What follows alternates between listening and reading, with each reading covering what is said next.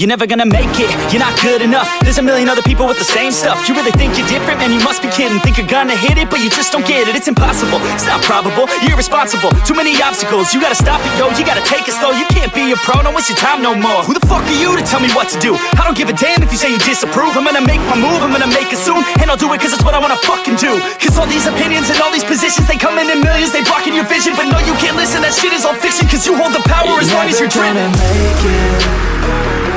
There's no way that you make it. And maybe you can fake it, but you're never gonna make it. Are you just gonna take that? Make them take it all back.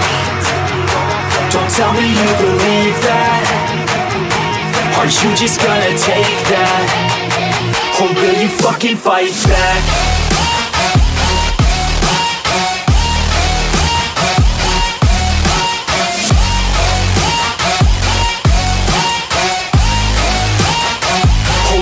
Fucking fight back.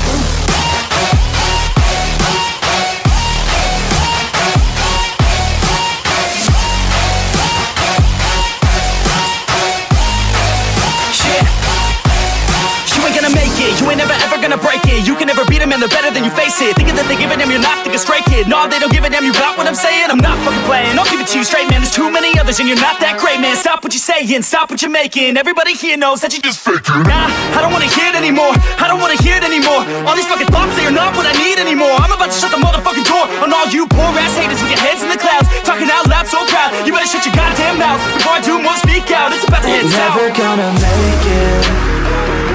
There's no way that you make it.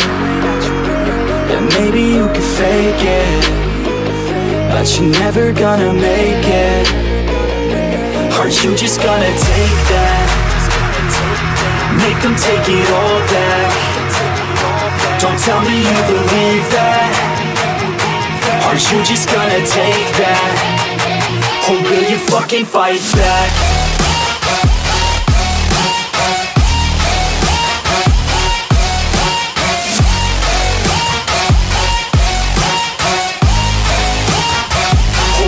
Fucking fight back.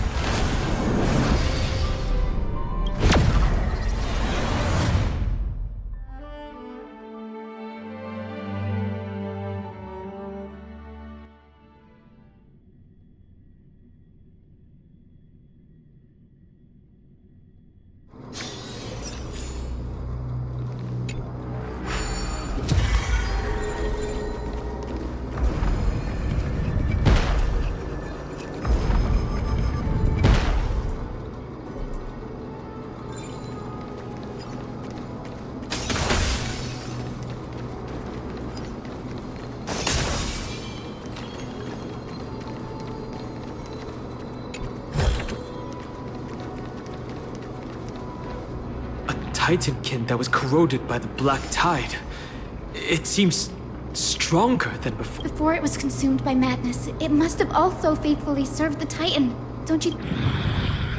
No healer can heal all, especially faced with souls that are trapped deeply in the clutches of pain. Granting it a dignified end may be the most compassionate act of all.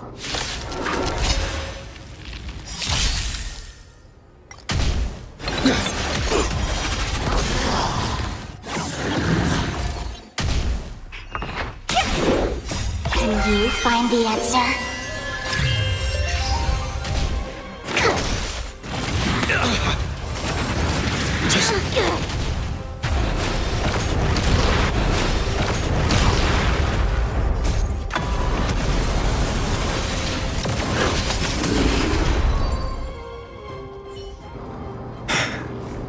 Rest now, Titankin.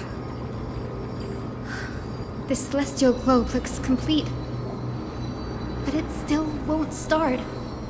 Is there something wrong in... Maybe it's not damaged, but it's missing an energy source. Look there. Those massive objects that look like hard drives. hard drives? Sorry, let me rephrase. Do you see the two structures that are glowing blue on both sides? Some of them are protruding out, not fully inserted into the slots. My intuition tells me that they have something to do with the energy source of the celestial globe. Your intuition has always been good. Let's look around and see if there are any mechanisms. That didn't take much effort. The hand of Zagreus always appears when it's most needed. Lady Lunabis, if it's not too much trouble... It's you all who have to do the work. I've wandered around here for 1,000 years, so this brief moment hardly qualifies as way. Furthermore, I would like to have a moment alone with this little one.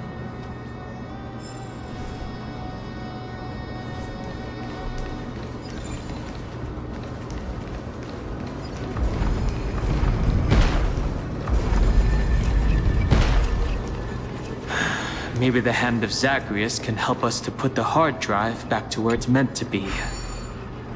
You're an expert at that.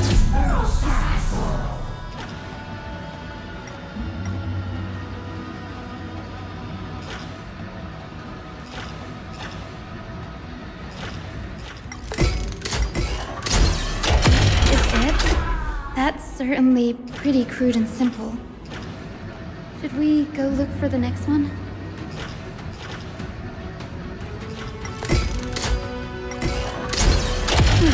All good. Let's keep going.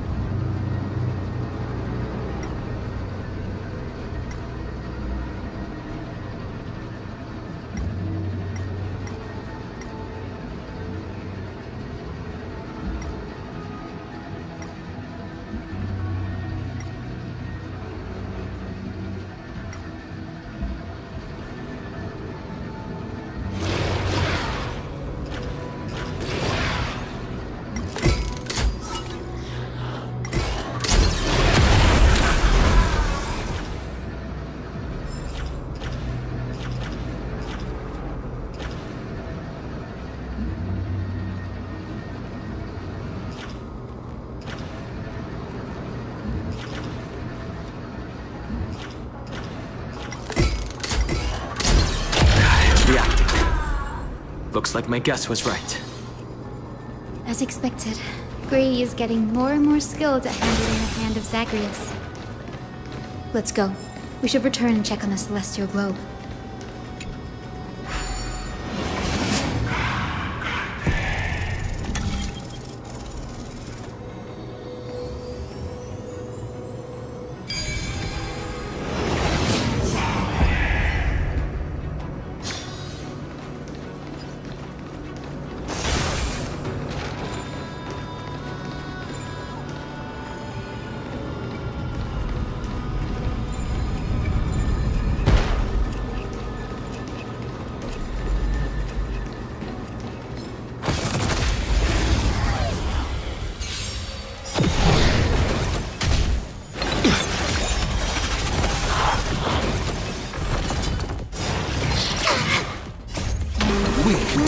anything!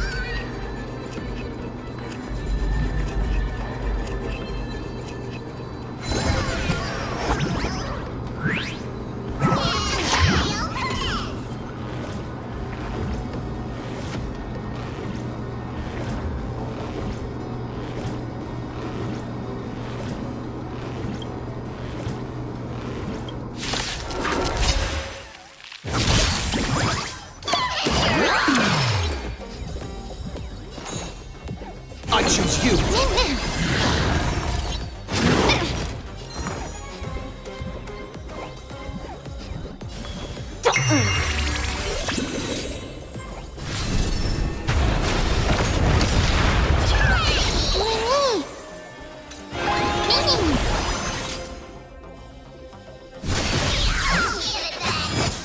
Commencing research.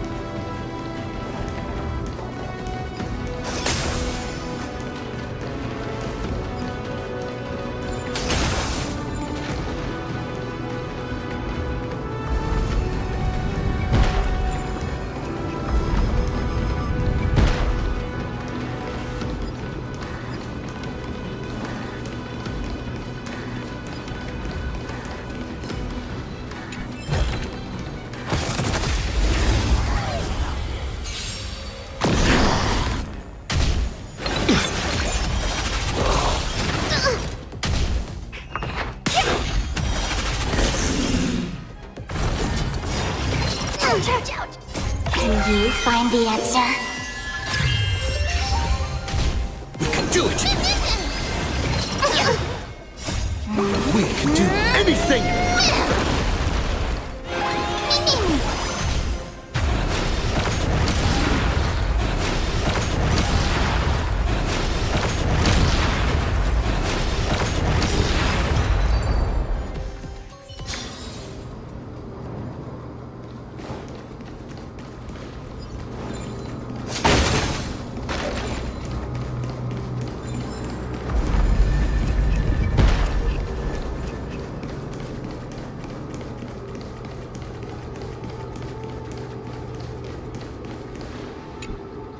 The turn of dawn and dusk, commanding the celestial blot out the blazing sun, celestial mural.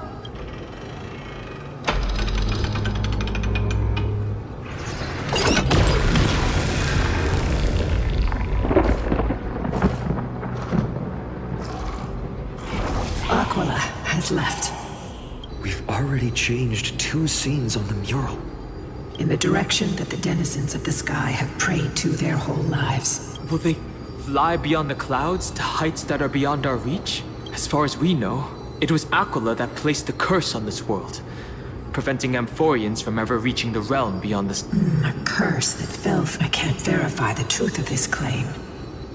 When Seleuci fought Aquila, the Titan's incarnation did ascend into the skies, but they never attempted to break through the sky's veil to escape our pursuit.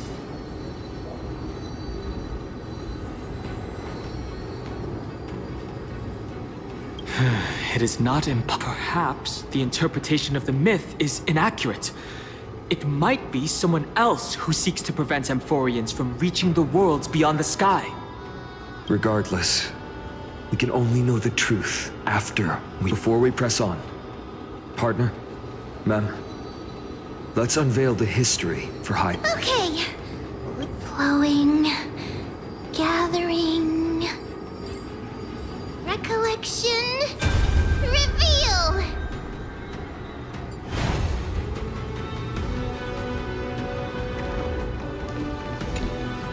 Oh, daughter of dusk, who has permitted your return to this sacred land of the Cloudborn? Bearing the blood of heresy and curse of... My kin of old. I am no longer the immature fledgling I was. The shackles you bound me with have rusted away, and I shall decide which direction As for this return home, before I embark on my god-slaying quest, those who worship the god who is about to die deserve... So, the dreadful rumors are the cursed daughter of dusk. The invincible Day Thunder Knight will soar into the heavens to challenge the Titan! Why would you do this, Seleuci? You were once such a warm-hearted girl. In this hall of the Cloudborn, you prayed so... I've seen through the Titan's indifference, and grown weary of the tragic dances mortals perform under their neglect. I see how you blame the god for their favoritism, yet lack the courage to rebel against the core of your beliefs. You're quick to turn your blades on your kin, but you never dare to confront the true source of your hatred. I feel sorry for you. I grew up among you, and once saw myself as part of this tribe. The persecution you've suffered runs deep. For that, I understand your hatred towards me. And I forgive you for casting me out. Out of care for you all, I'll walk this path on behalf of everyone. Let the fall of the Eye of Twilight mark the dawn of a new chapter in history. Upon my return, there will be no more unjust gods. When a broken faith finally disappears, the children of humanity will be reborn. The skies will mend, and the divide between day and night will fade away. You are so naive, daughter of dusk. So powerful, yet so innocent. I fear you. I can't imagine how twisted you may become when you realize that shallow and fragile mortals can't bear the immense weight of your boundless love. Farewell, my kin. I'll always remember the tenderness you once showed me.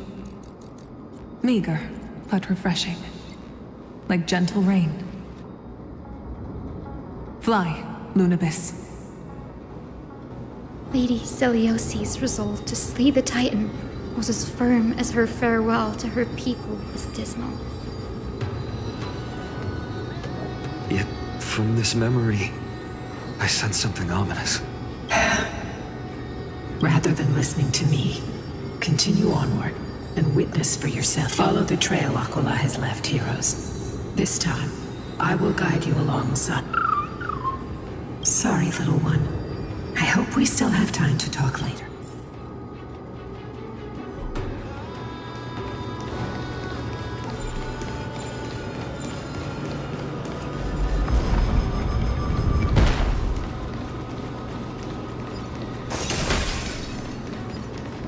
Celiosi is such a mighty hero.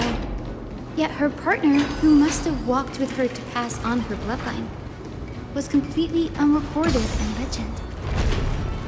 Was he also a warrior? Or perhaps... You will soon have your answer, Miss Hyacinth.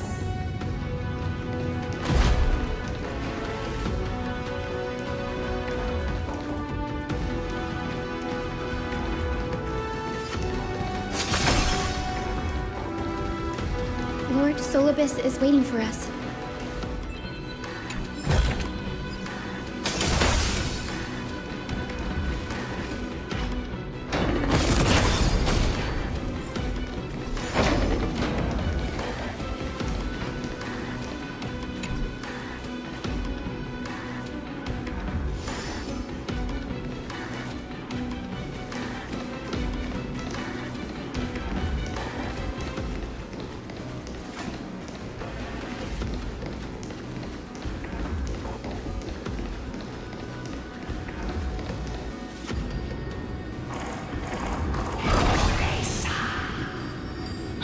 They soared toward the mural's dome.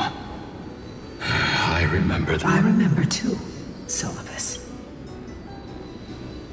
What exactly happened there? At the celestial mural's dome, we dealt Aquila a fatal blow. The sunlit wings set the Titan's wings aflame.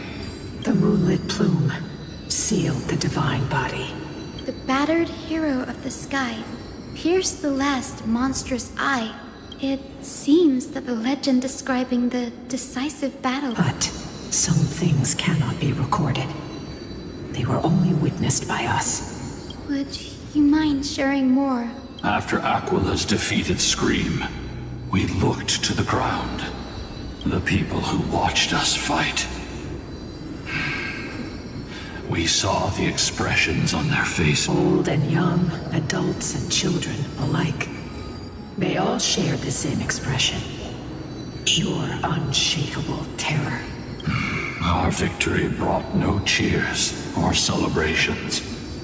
The terrified crowd became chaotic when they realized that their centuries-old faith had been overturned by a cursed child.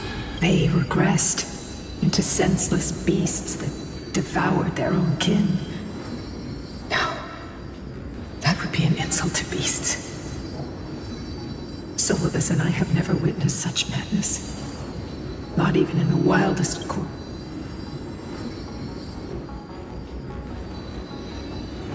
Celiosi was indeed. This doesn't align with the historical records.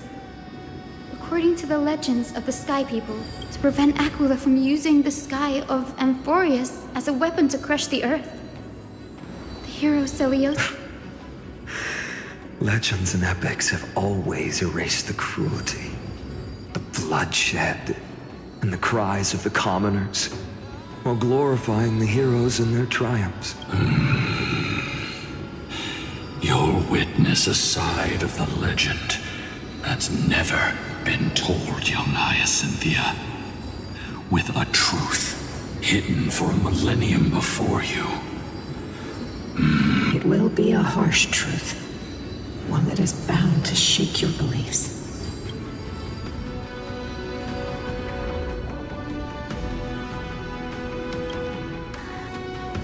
I am ready. No matter what the hidden history holds, the spirits of my ancestors will urge me to make the right choice. This mission is far more important than my personal feelings or biases.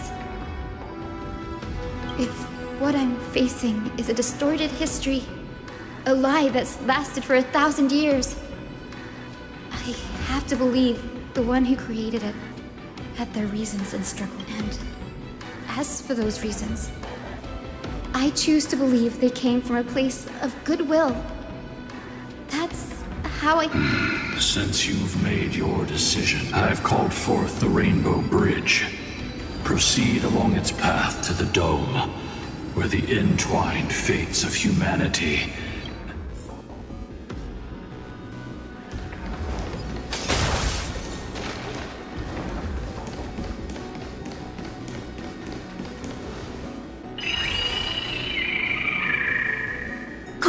Careful! They're desperately struggling to block our path, but we've backed them into a corner. This hurdle is trivial compared to the endless flame chase journey. I'll restore the bridge every time, no matter how many times...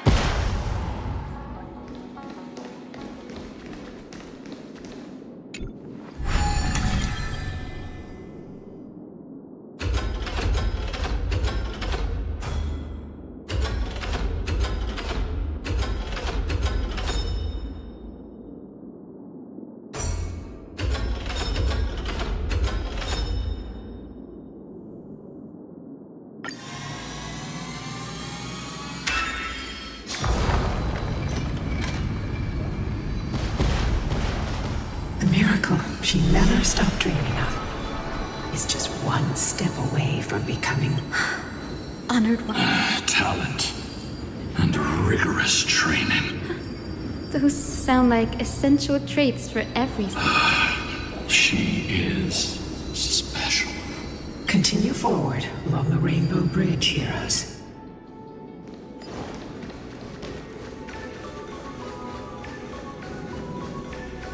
A god slayer can tell the state of their prey by its sounds. The god's part, I sense resentment, terror. But as for her, I cannot sense anything.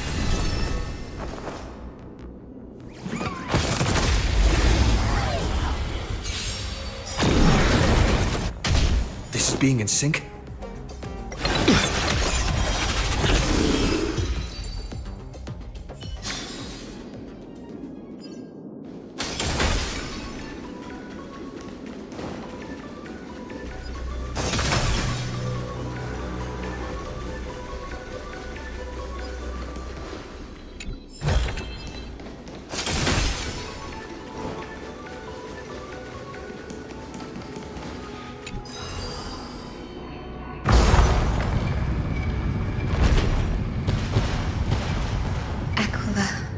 Already seems aware of their fate. We won't make them wait for too long. A Titan shall get Dawnmaker to have its first taste of blood. That sword you wield, it seems familiar. Are you sure about that? This is only recently forged. Perhaps. Is this the Dome of the Celestial? The dome still displays a vivid sun. By also covering this mural in clouds, we'll leave Aquila... Exactly. Employ the tactics you've mastered to Hyacinthia, we will heed your... My wishes. It's been 1,000 years. Without our pact, Lunabus and I... Our pact requires us to await the return of the Skyfolk to their ancestral lands. To complete the mission, we will carry out your will, Miss Hyacinth. As faithfully. But first, we shall reveal the whole truth. We will reveal all that befell the Skyfolk after Seliosi initiated. Be careful. There are multiple threats. Soldiers tainted by the Black Tide. Do they continue to defend the realm of the Sky Titan? Perhaps they are protecting the truth slumbering here. Aside from the descendants of the sky named in the pact, no one else is entitled to access the I'm increasingly intrigued by what Let's deal with these fallen guards first, then. Embark on this final lesson in history! Stormmaker feels lighter. Lighter in my hands. I feel that I can do more than just cut down evil with this blade. With golden flames, I can forge a new dawn!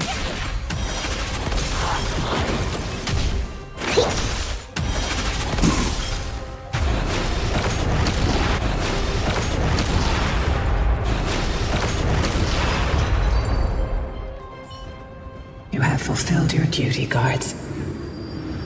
God of the Sky, we are here. Your resentment and terror will... Lady Seliosi, do you still have... Now, only... Something... I can feel the memories here churning. It's as if countless emotions have lingered through the ages. The wandering memories here seem to be pleading for something. Like ghosts lingering by the river. Are you ready, Hyacinth? Yes. The Flame Chase journey is reaching its final chapter. No matter how cruel the truth may be, nothing will sway my determination to finish this mission.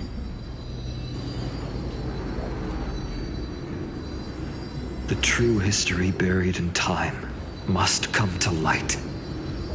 The fates of mortals shouldn't be lost beneath polished myths.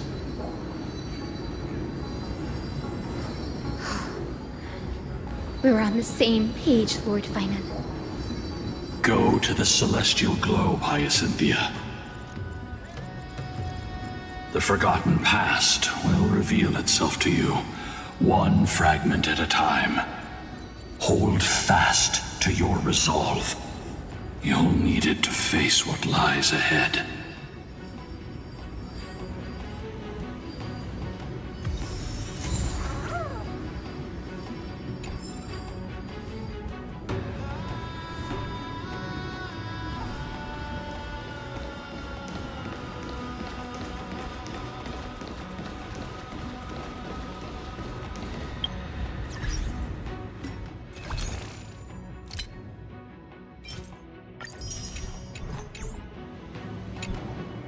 Turn of dawn and dusk, commanding the celestial globe.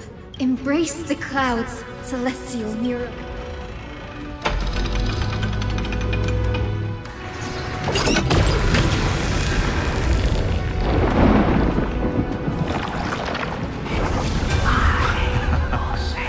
Look who we've caught.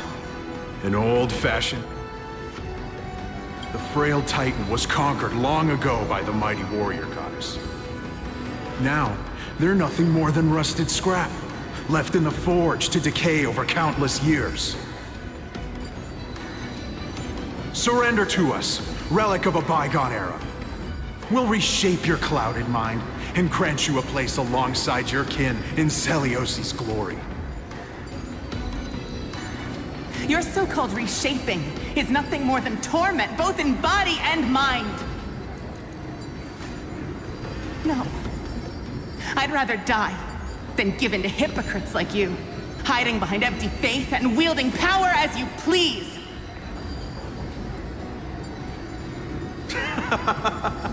Take a good look at this pathetic fool. Do you see it? What a laughable hypocrite! You're one of the Sun Folk, aren't you? When you oppressed your own under the guise of faith, leaving countless souls to suffer endlessly under the scorching sun, did you ever consider that even the fiercest sun could one day fall? I once thought... Spare us your empty excuses, relic of the old world.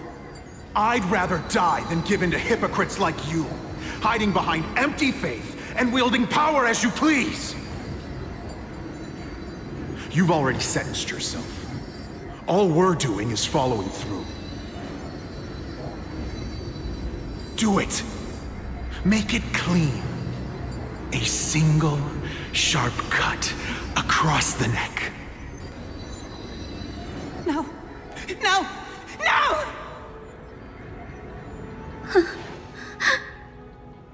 The creation shaped by Kefali and their image failed to inherit their compassion and acceptance.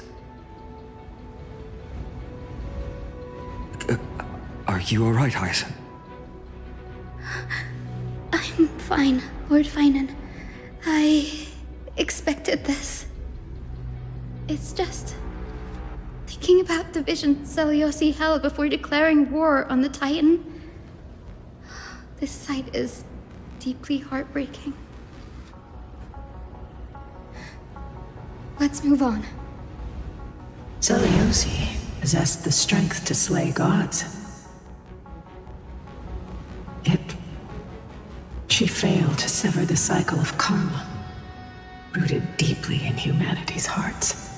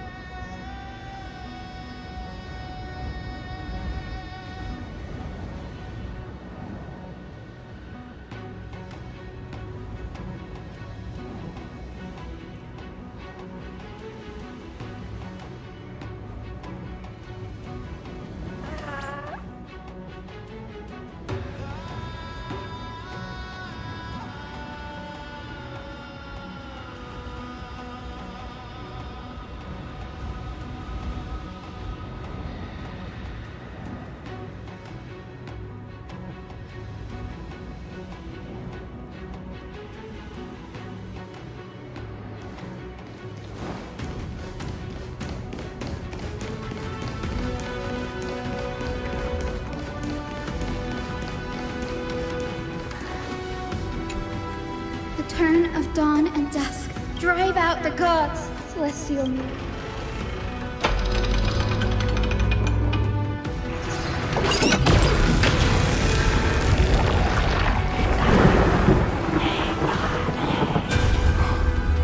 Could that be? How is... Please, help us. Lady Kindness, you are the strong one who follows. The cleaners. Did the Skyfolk conspire with... Word has it you hunt those with golden blood, all in your quest to deliver justice for us. The witch with golden blood struck down the proud eye of twilight, desecrating their divine grace. Yet... I can smell your despair, Skyfolk. The cleaners are on the side of mortals. Together, we'll erase that blasphemy. The Day Thunder Knight and her fantastic creatures are far too strong. No one can hope to defeat them in a direct fight. But we'll show you every trick, every In their desperation, those ancient disciples were willing to do anything. But I'm guessing their plan failed. Those assassins were vicious, but not foolish. They weren't driven by any genuine desire to help the oppressed. Their true targets were the innocent Chrysos heirs, hidden. These schemes only came to light long after the damage. Before the Flame Chase journey began, the Chrysos heirs waged war against each other over who was a legitimate heir of the prophecy. Even Trebi's many selves were pulled into the chaos. At the time, golden blood was seen as a curse. But Seliosi, where was she in all this? What thoughts weighed on her? You'll know very soon, Miss Hyson. Her unconditional tolerance was met with ruthless betrayal. Her deep love for humanity was reduced to ashes, leaving behind only endless fury. The turn of dawn and dusk, commanding the reveal the history, celestial mural.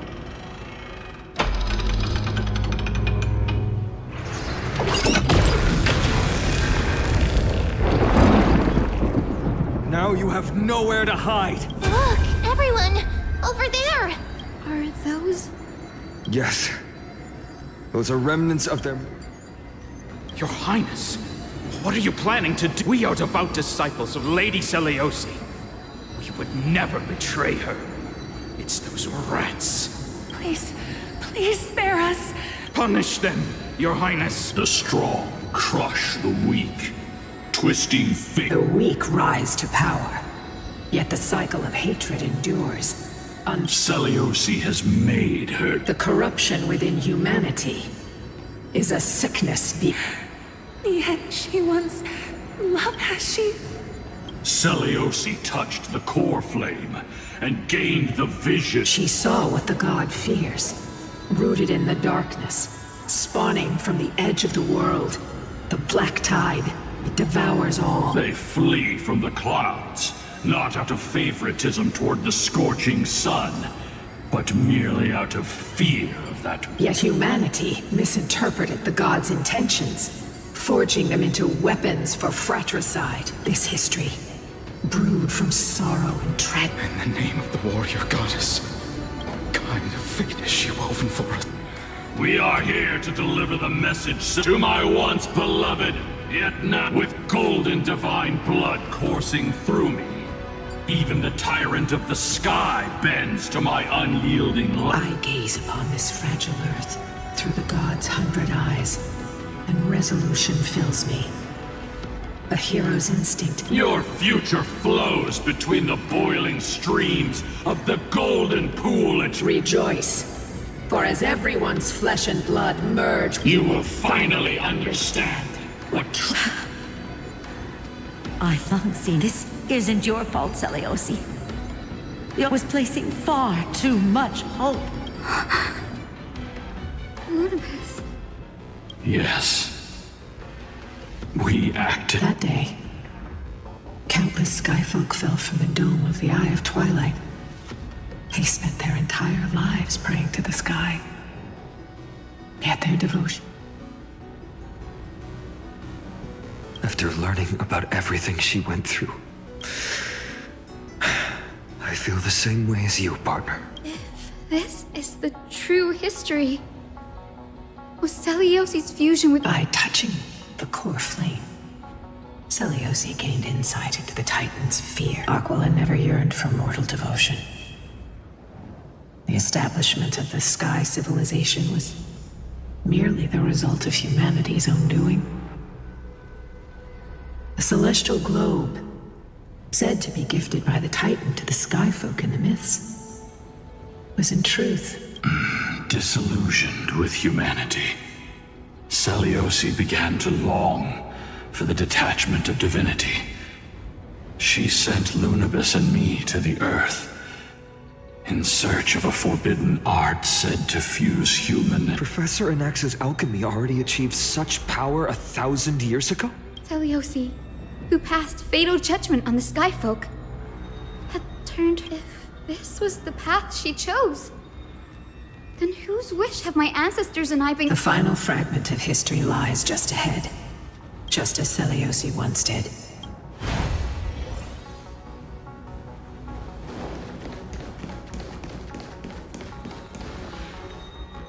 Celiosi had abandoned her humanity.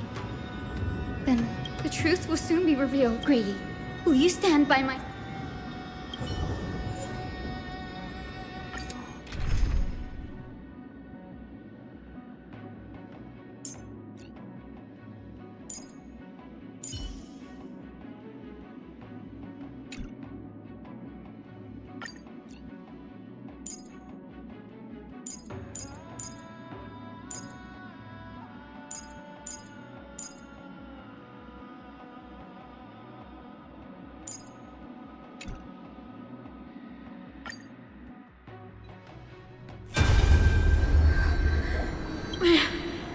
Great Celiosi, I've never harmed anyone.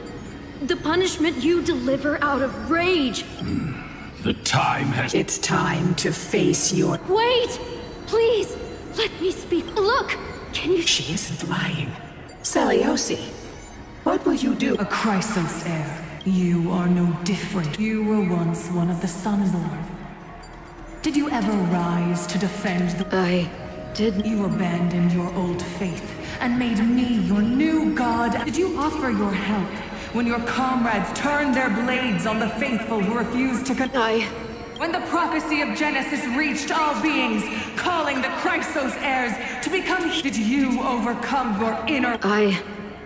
Look, Chrysos heir. My judgment is just. Only burning gold can... Wait, Lady Celiosi. Your divinity indeed casts our mediocrity in a harsh and unflattering light.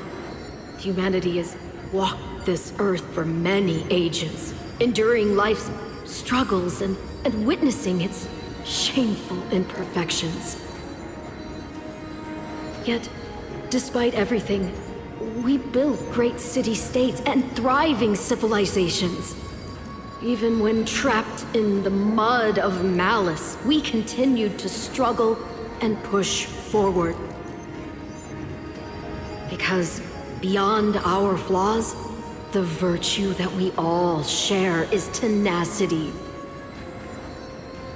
Even if it means risking everything I have and everything I have yet to gain, I must kneel before you, begging for a chance at life. I need to prove that mortals are capable of redemption. To admit your weakness in such a righteous manner, it seems you have completely abandoned your dignity.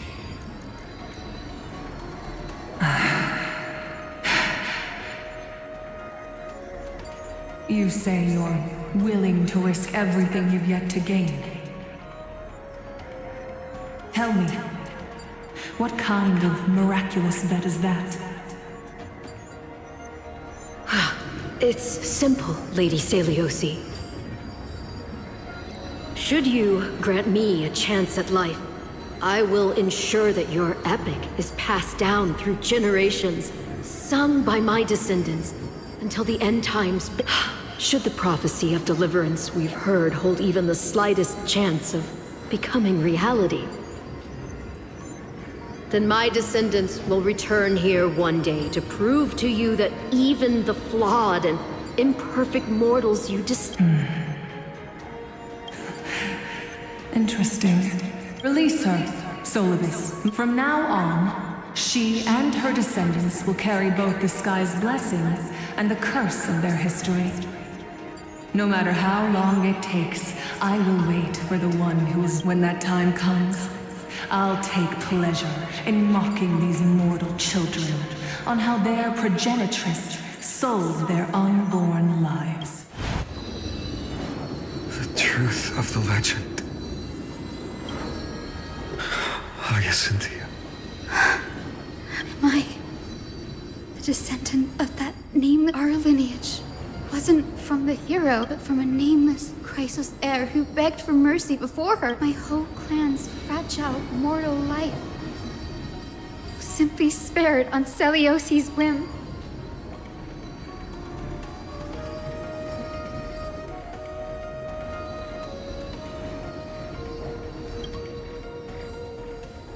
She sees only the sins we've committed. But we will make her understand that it's not all we are.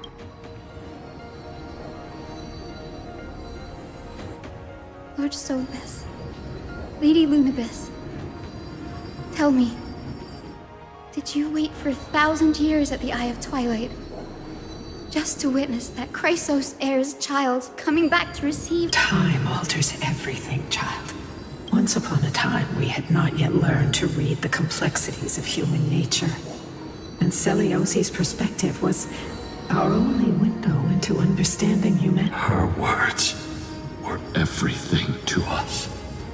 Our guide, comfort, command. It wasn't until she fell silent that we learned to perceive humanity through our senses. During our resistance against the Black Tide, we watched over the Earth, observing the progress of the Flame Chase journey. We saw heroes embarking on a mission of deliverance from which they could not return. The unity and hope Celiosi couldn't see, we've witnessed in her place. We've changed, young Hyacinthia. Our watch isn't about proving humanity's weaknesses anymore. It's about waiting for the return of the light.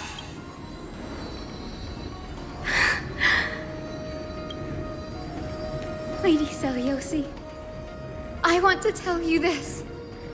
Doesn't matter if you can hear me or not. I want you to know that I am glad to be born as the child of a nameless and ordinary. Only then can I prove to you that tenacious hope, buried in the deepest part of the human soul, has not been lost to time. It's just waiting to heal and grow, and then it will shine once more. Even the most cowardly individual harbors a seed within. Perhaps in your era, the light on the horizon was too dim for it to sprout. But do you see it now? 1,000 years later, the path you forged is now walked by many brilliant heroes.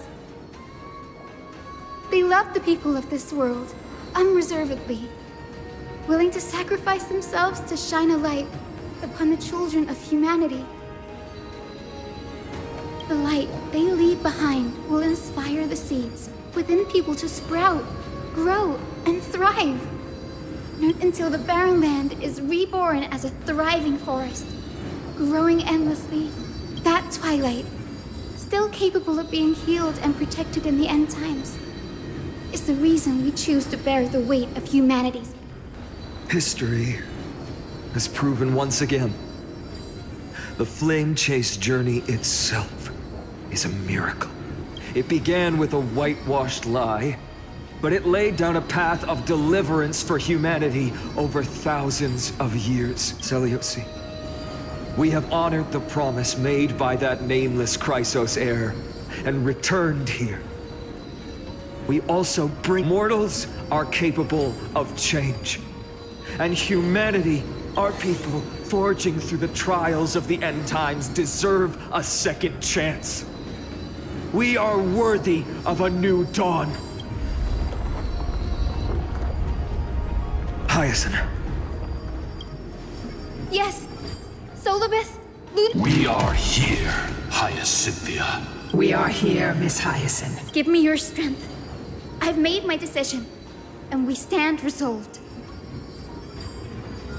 For all that mortals have built, I will follow the guidance of the prophecy and claim the core flame of the Eye of Twilight. The children of humanity have returned from the earth, and we will challenge the skies once again.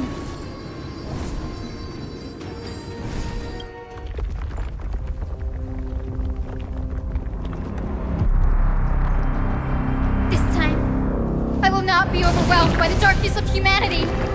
Face us, Avatar of Sky!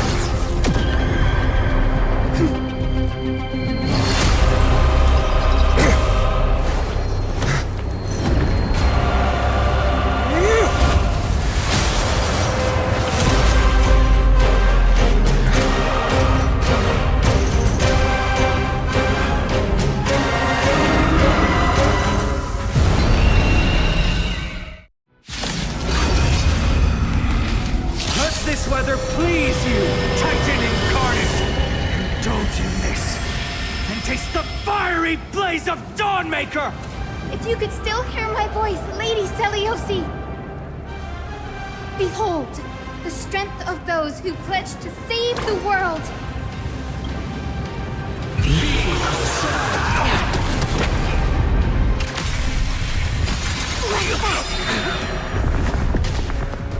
Let's try it this other way. Come on, I choose you! That will not defeat us.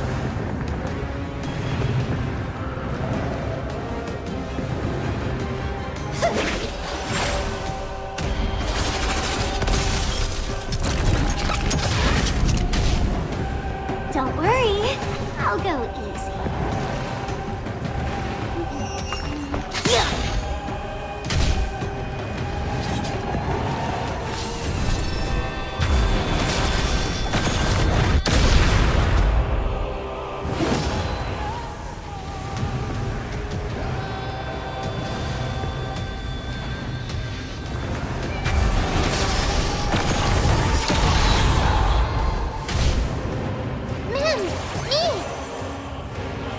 Let's play hide and seek. 1,000 faces in 1,000 places.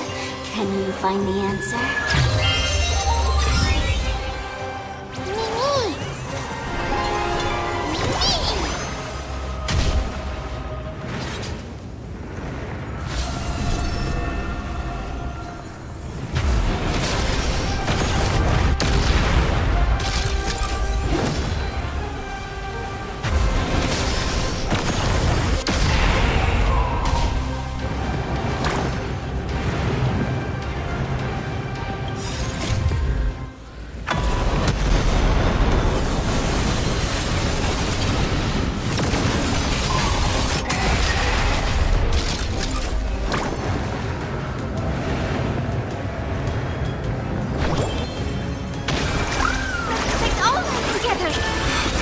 Break's over.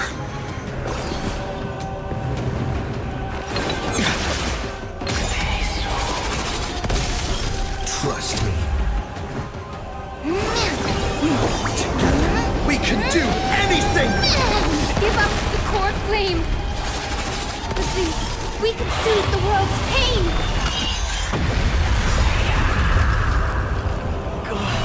The temperature is rising. We need to find a way to quench this heat wave. Why don't you stay and play for a while? I'll do the back high. That will will not defeat us. With the will of the Flame Chase, we will triumph over the cruel gods and take back our skies.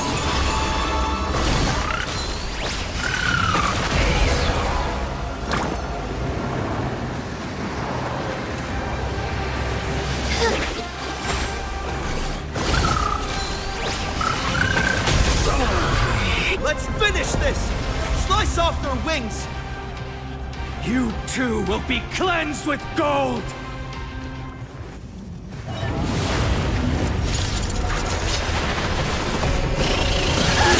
Quick, behind me!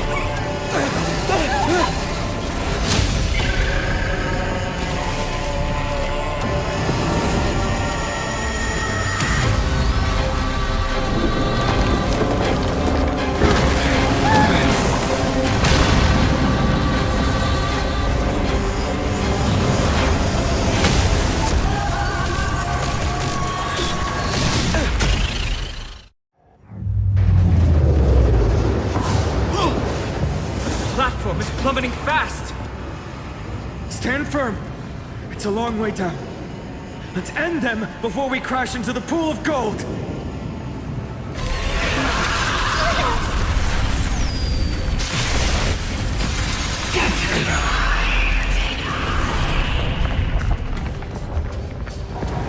Remember that!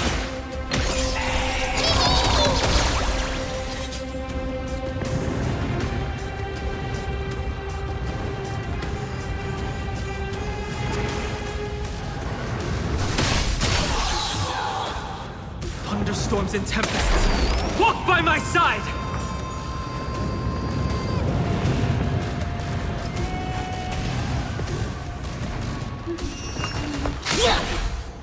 That will not defeat us. Please calm down.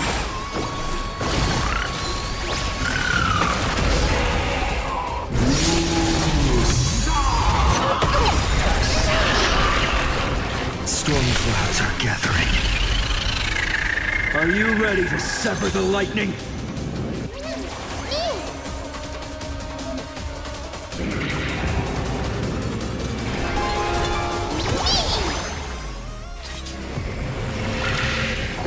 Trust me. Together, we can do anything!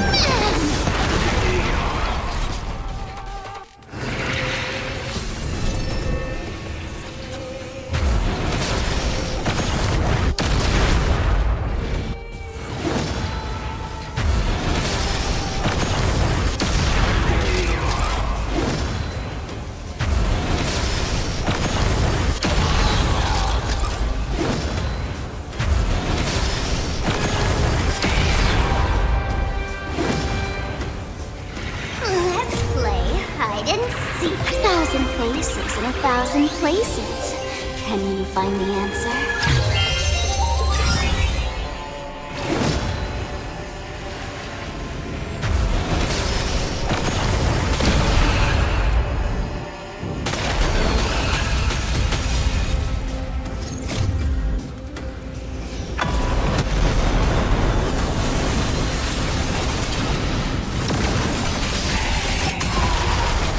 There is another world waiting to be saved.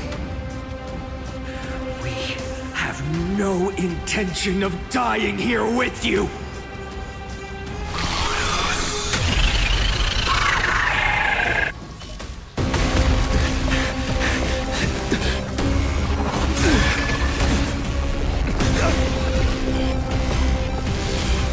Titan!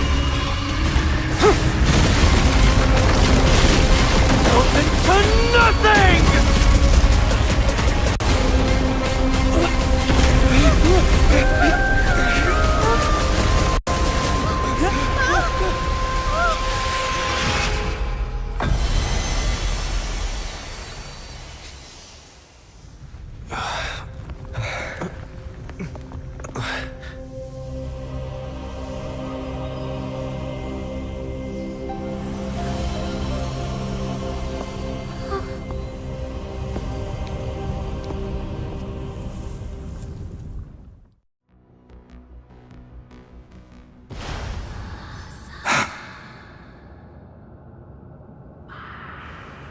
Aglaya? Are you still protecting us?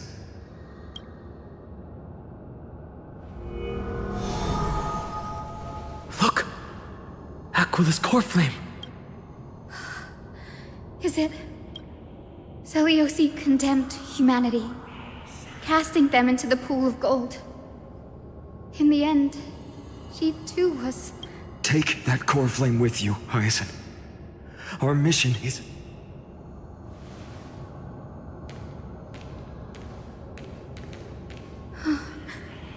Core flame of the sky. Come with me.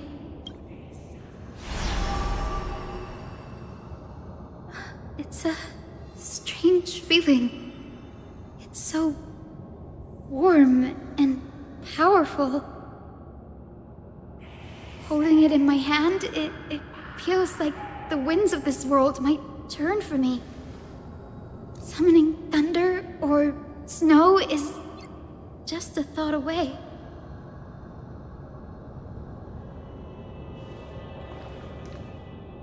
I understand how you feel, but right now...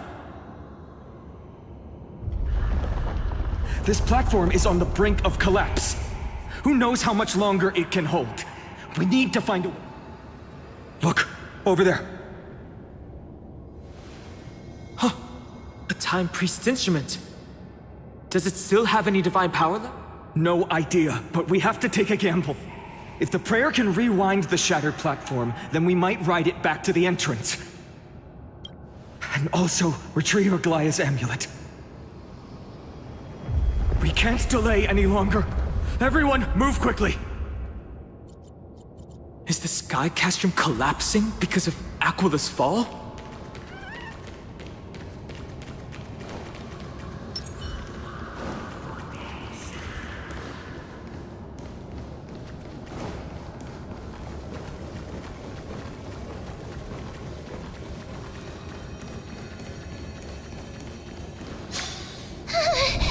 The golden thread is trembling. This device is too old. We're out of time. We have to retreat.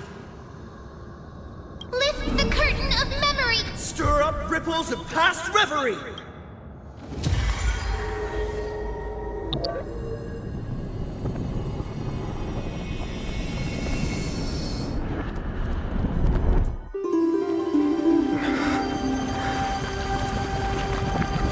This is bad. The prayer's power. No!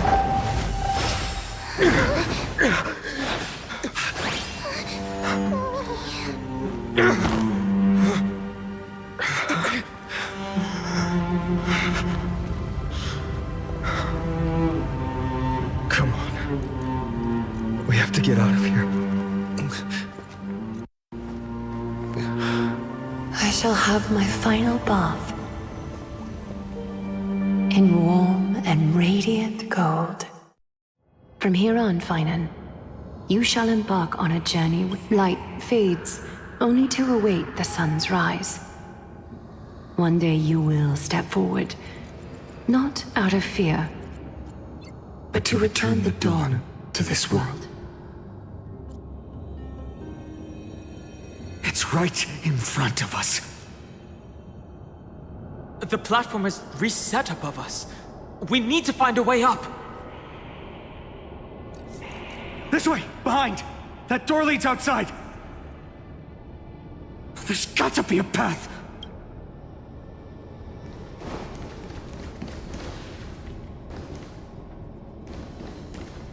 Dear Seliosi, are you okay?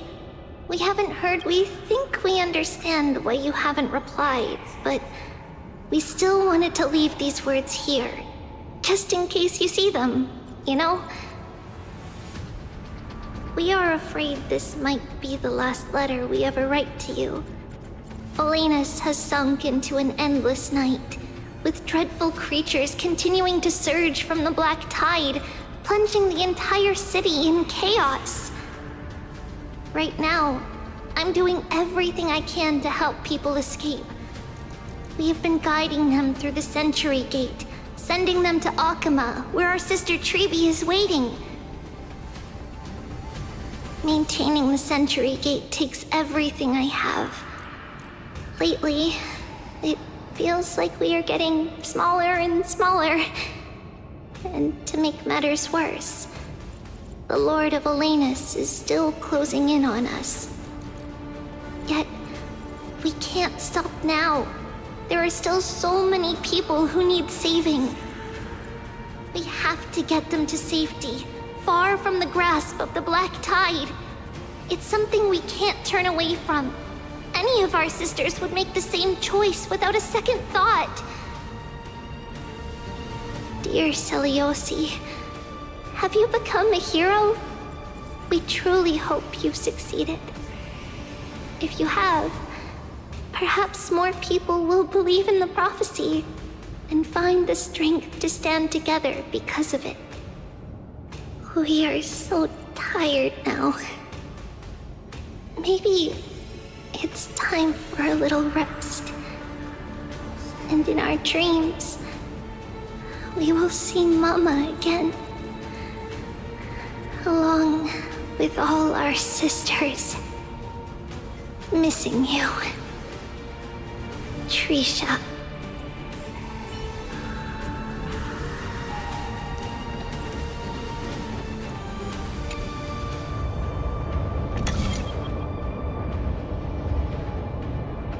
It worked! Let's go!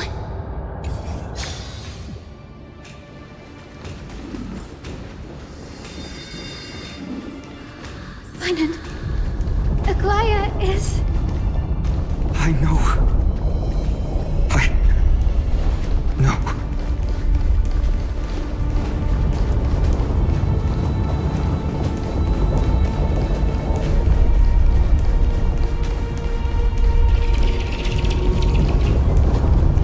That orb is blinking. We need to use it to open the gate.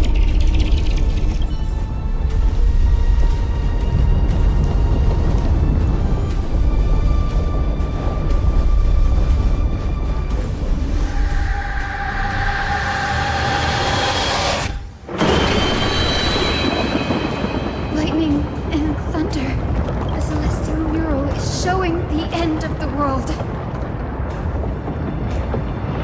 Aquila is the 11th core flame of the Flame Chase journey.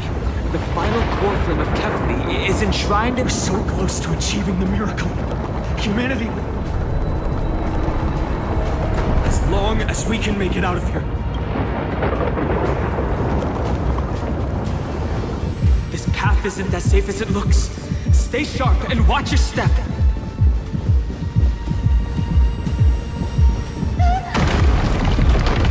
Watch out!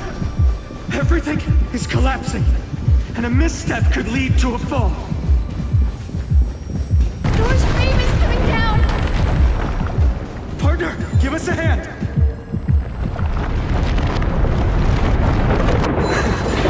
You don't have enough for saving the world.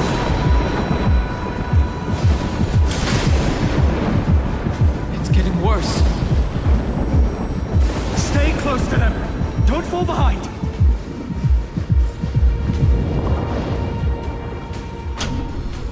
The platform is just ahead. Hyacinth, where are those winged beasts? I'm trying to locate them, but the storm clouds on the mural are blocking. We could use their wings to escape if they were still here. We'll have to rely on our feet for now. We're not safe yet.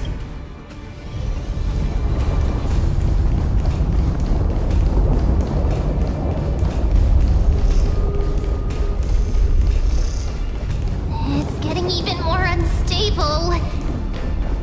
Make sure you get... We're almost there. The end is just ahead. A west wing compass. Leave it... Focus. Why does this have to happen now? We're out of time. The fortress runs on Aquila's divine energy.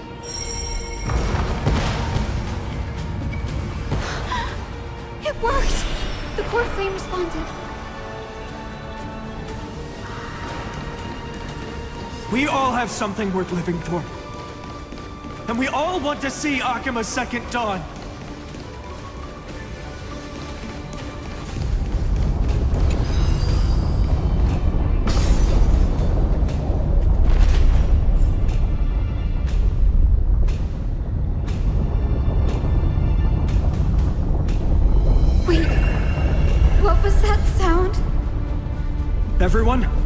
Once the platform stops, we make a break for the exit. Don't hesitate. Not even for a second.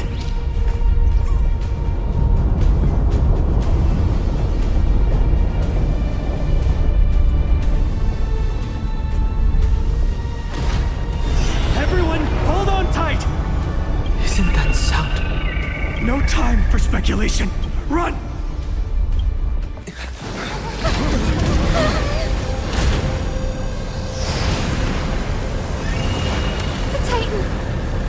Their core flame has already... Could this be Seliosi?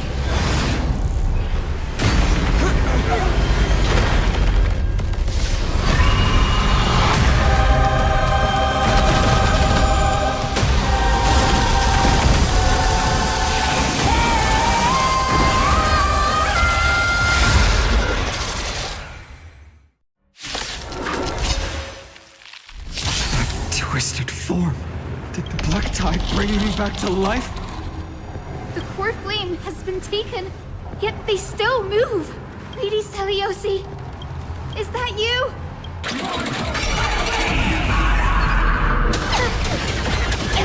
Let's try it this other way. We can do it all! Hero, witness the children of humanity.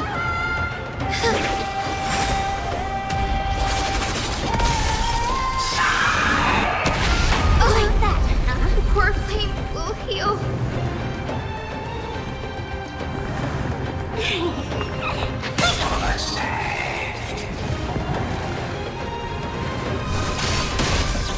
Crush that torn! This is gentle storm. I will make you come back to your senses, Lady Seliosi! Breaks over. Man, me!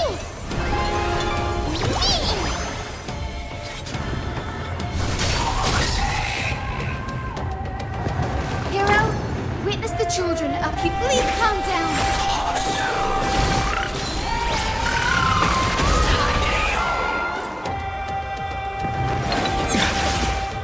Don't worry, I'll go. Let's pick it up a notch.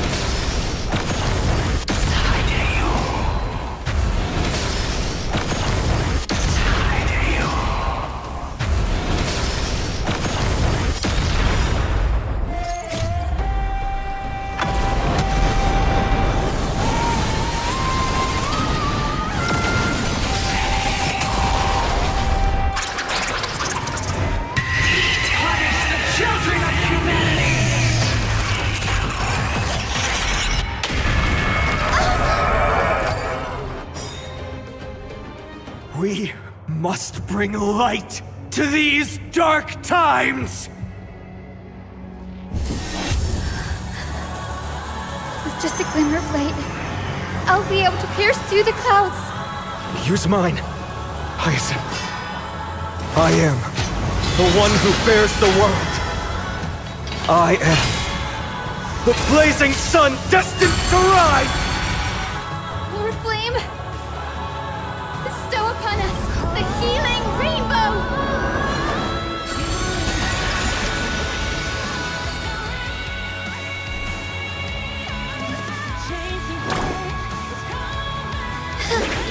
Almost there. Keep the momentum going! Hero of the sky, awaken!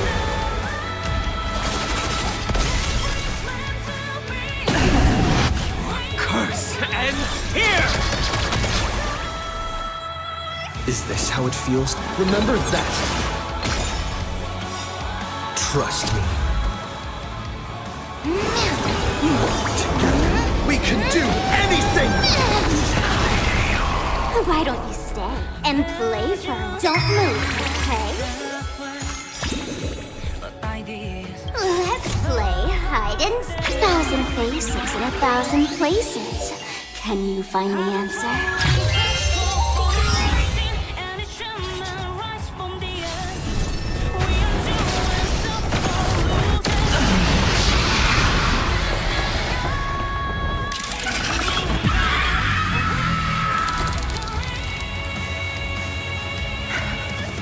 The first and only god is here!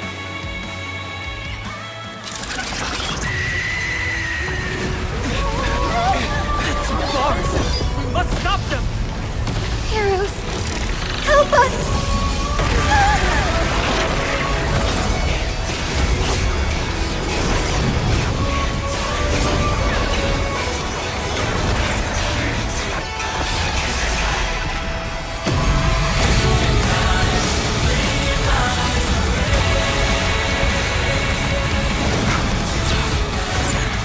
Hero of the sky, witness the will of humanity!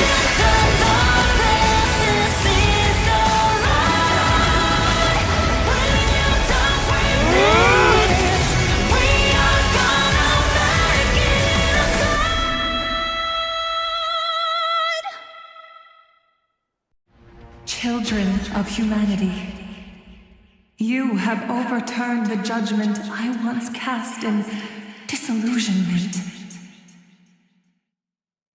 Beginning with a lie disguised as a heroic legend, passed down for millennia. A grand epic of creation has been written. You are worthy of a new dawn.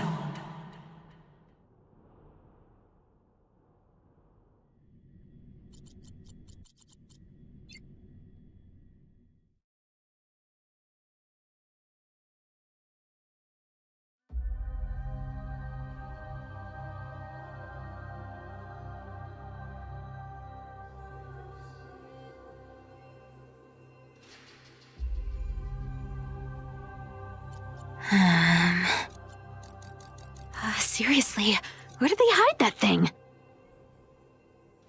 Trash. Just trash. What is this? Never mind. I'll take it anyway. I finally found it! It must be this. The gem of all worlds that the chaplain secretly stashed away. Said to be a fragment peeled from the Dawn device. I can already catch the sweet scent of treasure seeping from this little box. So much for the chaplain's devotion to faith. It turns out he's just been padding his secret stash. I've been lurking in the priestly court for over half a year just for this little trinket. Day after day, listening to those stiff priest apprentices drone on with their prayers. I thought I was going to lose my mind. Good thing persistence pays off.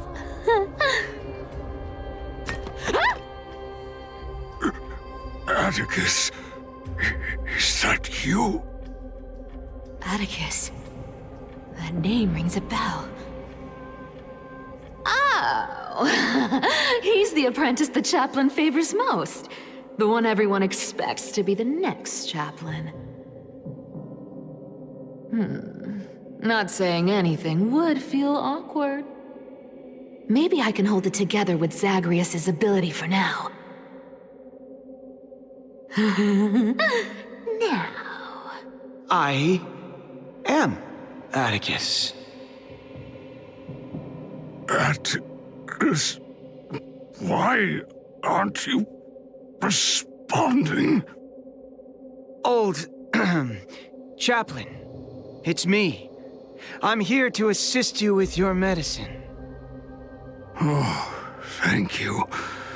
Without your care, I would have long been claimed by Thanatos and carried to the River of Souls. Oh, no need to thank me, Master. It's my duty to care for you while you recover. This old man is way sicker than I thought. Looks like the priests are deliberately hiding how bad it really is. Atticus, I can feel my life slipping away, fading faster with every moment. I don't know when eternal sleep will claim me. There's one last thing I must tell you. One last thing. Wait. Is he hiding more treasures? Holy coin of whimsy, today might just be my lucky day. Calm down, Cyphera. Just breathe.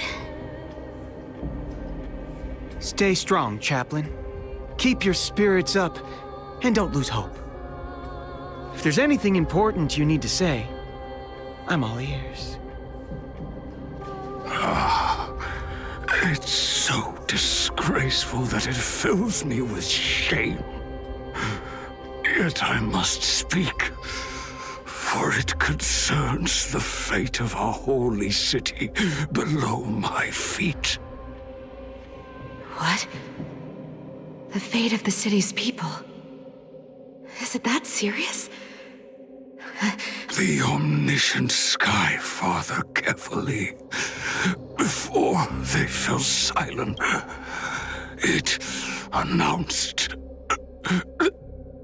the prophecy has arrived. My mission has concluded, and I shall return to silence. The prophecy of Genesis. The Titan turned to stone. Heard it 1,000 times. Old news. The eternal night is looming. But over the next 300 years, the Dawn device will safeguard the holy city. Poised for the children of... The Dawn device, the miracle of Genesis. Wait, did he just say... I have concealed the deadline the Sky Father set for everyone. I lacked the courage to carve the countdown to the city's new dawn into the hearts of its people. Atticus, will you share this harsh truth with all? Atticus. Rest easy, Master. I will shoulder this heavy burden for you. I'll address the fallout of your Is that right, Seamstress? Everyone in this world is unique and they're my moment to be a hero. And that was my stint as a priest at Dawn Cloud. Sure, the story's been slightly embellished, but these are secrets that must remain undisclosed. I've never shared them with anyone. You should feel incredibly Unfortunately, you can't clap or comment right now. But that's beside the point. Getting to spill the secret I've been holding in for 1,000 years. Honestly, I'm surprised at your persistence. I merely staged the slip-up for you to witness the switch of the core flame. Who'd have thought you'd follow me all the way? That Deliverer kid was spot on. You rejects, shunned by the Akamans, have no choice but to keep moving. What's going on? Your leader kindness isn't... such a hassle. Well, for everyone's...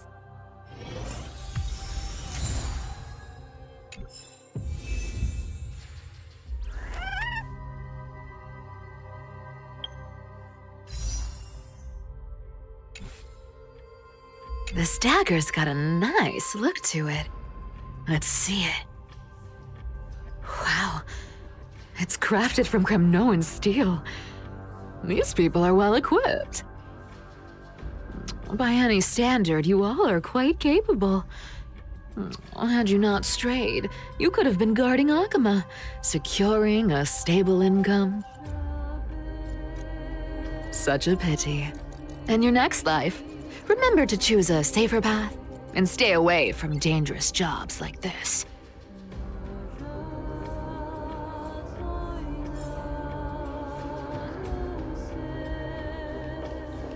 Let me take a look at what's hidden under that mask. Huh. Your face looks innocent enough. Who would have guessed that such a pretty face would hide a heart full of darkness? Appearances can be deceiving. It's a fool's game to judge someone's character just by their looks. It's amazing what the seamstress can do with her divine authority. She sees right through people with that golden thread of hers, beyond whatever facade they put up. As for using divine powers, I'm no slouch myself.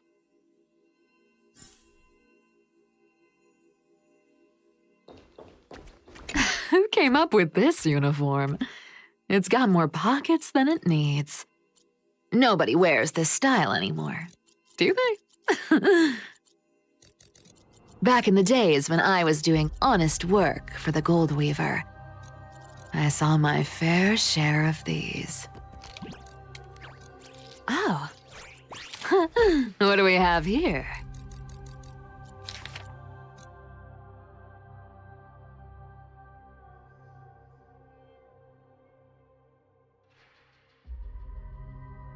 A paper note. Aw. Talk about old school. All right. Once the seamstress's powers diminished, the world wound web slowed drastically. From 5 threads to just 2. Looks like I was too quick to judge. Physical note passing still outpaces the reduced threads. Huh. No trace of kindness. Is she hiding too well? Well, I've done everything I could. Now it's in the hands of the Huh? The noise came from above. Huh? It looks like the deliverer is impressive, no doubt. But some of the credit should go. I've crossed paths with them before. They're a little quirky, but their power. With the core flame of Aquila taken, the flame chase journey is down. They're already here. Barely gave me. All right then.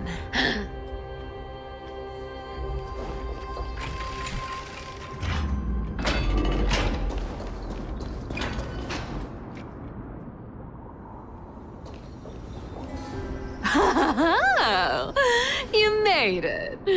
I've been waiting for you. Black-clad sword master, the Flame Reaver, whatever your name is.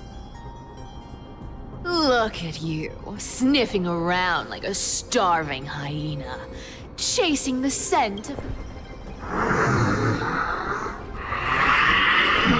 What's wrong? Cat got your tongue? Or maybe you're just too dense to understand. Throne of worlds, core flame must take back. You sad little thing. I've got you all figured out. Let me guess. You've been eyeing these last 2 core flames all along, huh? No wings, no allies. Oh, what a pity. Even with Aquila's core flame sitting idly in the sky, you're helpless to reach it. All you can do is sit and wait for the Chrysos heirs to bring it down, then swoop in like a brute to snatch it for yourself. Struck a nerve, have I? I've seen you lingering on a cliff more than once, staring hopelessly at the sky. Pathetic. But hey, I'm feeling generous today. I've got a surprise just for you. That's right, I have Kefali's core flame. But if you think you can snatch it from my club, you'll have to catch me. Fun fact, Dolos cats aren't just quick on their feet. They've got the stamina to match.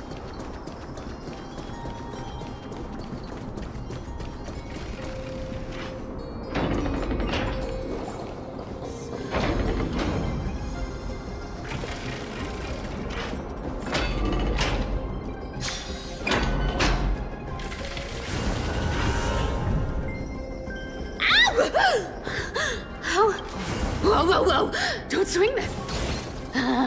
You're after... Look! That's...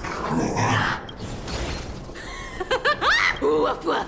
Come on! Come on! You're not gonna let a little setback like... Well, look at that. They actually caught up with me. No one's ever managed that before. It's been a while since I've had a chase this good.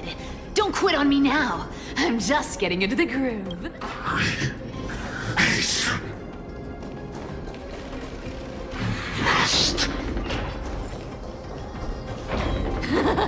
You sure stumble over your words, but you've got some speed on you. I'm gonna speed up. Don't get left behind. Just in time to take a break. Don't tell me they might... What? Still not here? Oh well, I guess I'll just... Wait around a little longer for you. Styxia, you're stunning. Oh, look who it is. The Flame Reaver. First time. Wait, no, not the first time meeting you. They say I'm destined. But hey, fairness is my thing.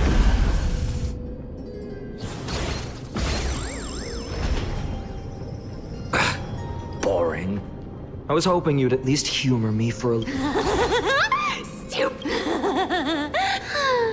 Not as fun as I'd hoped. I guess a brainless brute isn't much fun when it comes. I seriously can't shake them off, huh? This is borderline impossible. They're not going to back off anytime soon. Guess I'll just have to lead it somewhere higher.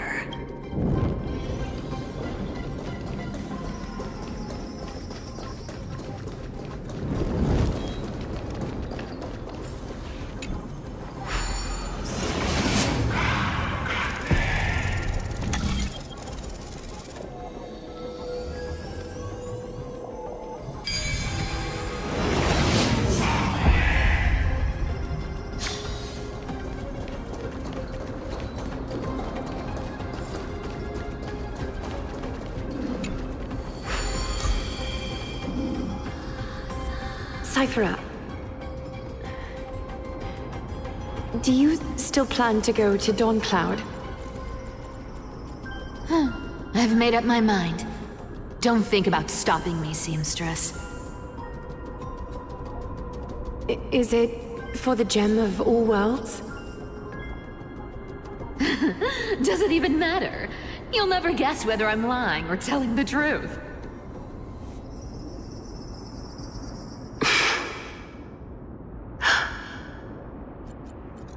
You're still wearing those golden boots I gave you. I hope you're not running from someone the next time you wear them.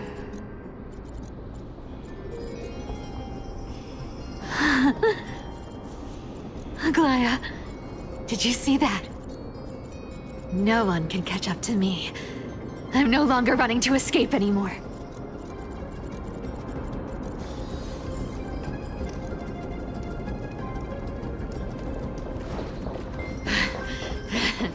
Deliverer, you better thank me.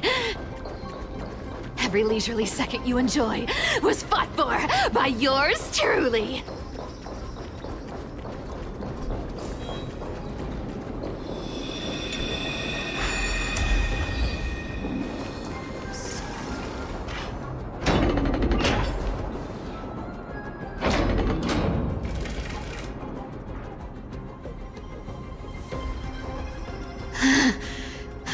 You just don't know when to quit, do you?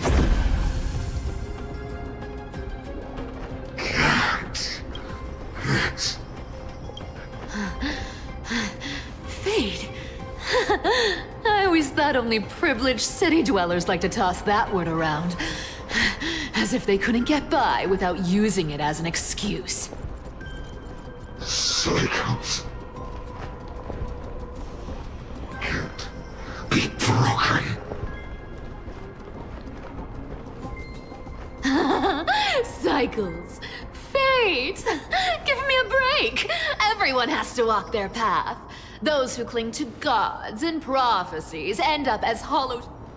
Back then, I was nothing but a scoundrel. A cheat, clawing and scrambling just to survive in this messed up world. If I'd given up and played along, this place would have been nothing more than a lifeless wasteland by now. Our flame. It has to be.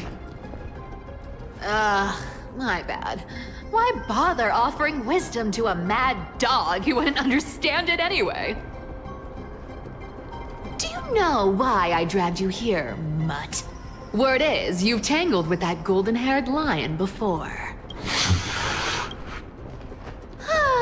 Looks like there's no getting away from you. And hey, that was a pretty good one. How about we spice things up with a bit of competition? As a fellow heir to the divine authority of Calamity, I've been a demigod for 1,000 years longer than the little lion. Now, let me see if you're worth your title, Flame Reaver. I've been around for over 1,000 years, and I've never met anyone who can match my speed. Until now. But speed isn't my only trick. Today, you're getting the full performance. Surrender! Come to me. Instead, we'll pick it up. All will look me die.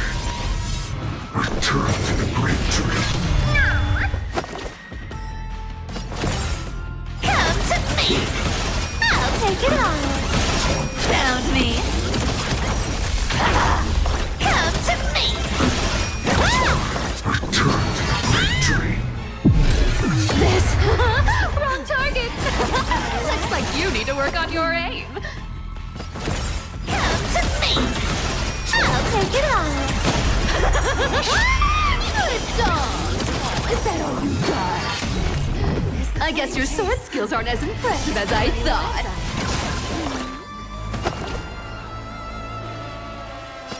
Come to me! Found me. I'll take it on. Return to the great tree. Fishy. Unchanging resistance is futile. I played with you long enough. Time to retreat. Our cute play session is over. With enough believers, lies become reality! Gotcha! See you around, Mutt!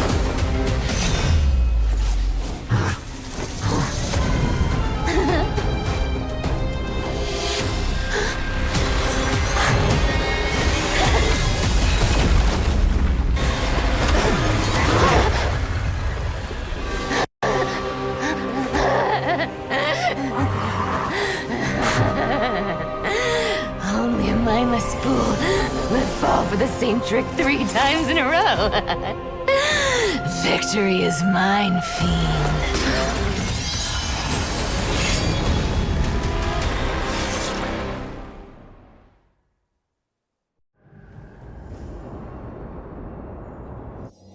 To all citizens of Akama, today I bring you 2 pieces of news. One sorrowful, one joyous.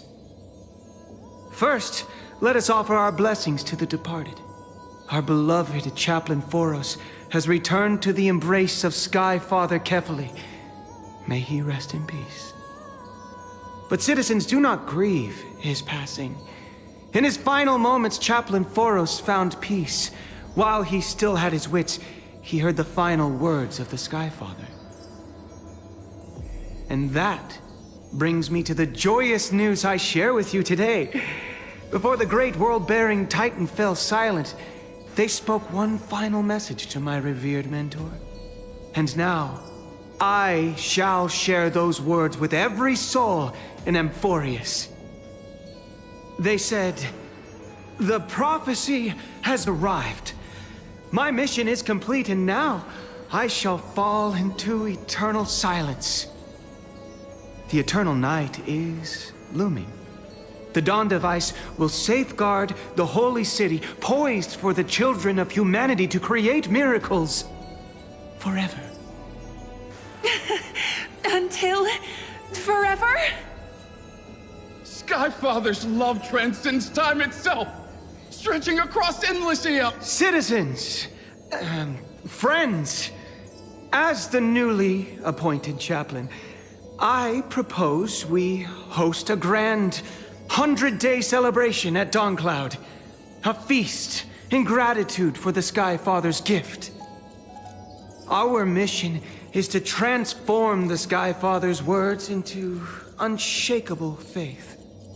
For 100 dawns, through song and dance, every child of humanity within Amphorius will come to believe the light of the Dawn Device never fades. Kephales's protection has no end.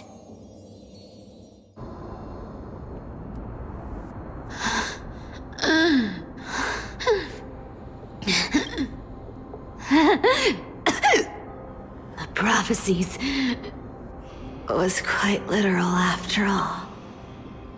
Atticus, I stole your identity.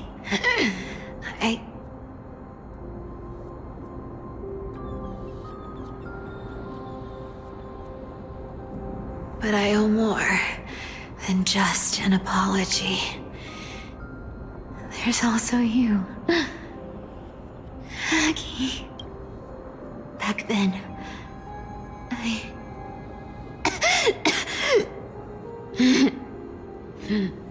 I had to leave Akama. You see, you were so good at breeding hearts. If I had stayed by your side, my fragile lies would have been exposed sooner or later. Your weave shop. I wish I could chance upon it again. Just once.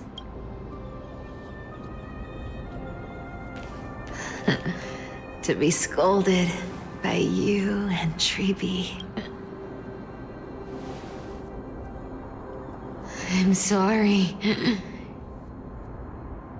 In the end, I overestimated myself.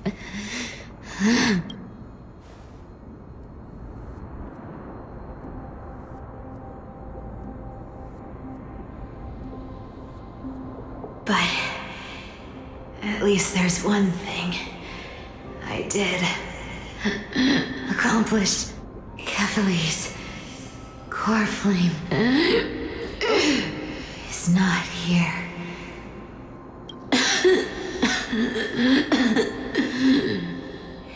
Even if I'm nothing more than a thief,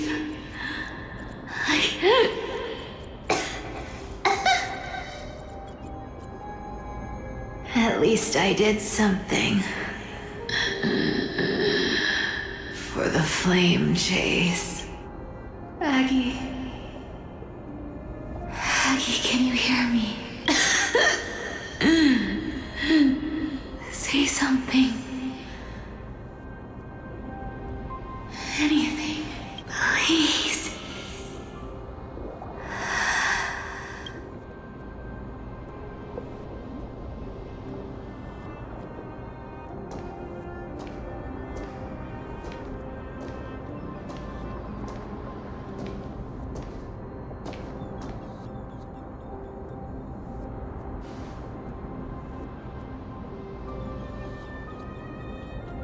You are the unsung hero of Amphorius, Cypher. You saved us all. You betrayed the world, and in exchange, you earned humanity 1,000.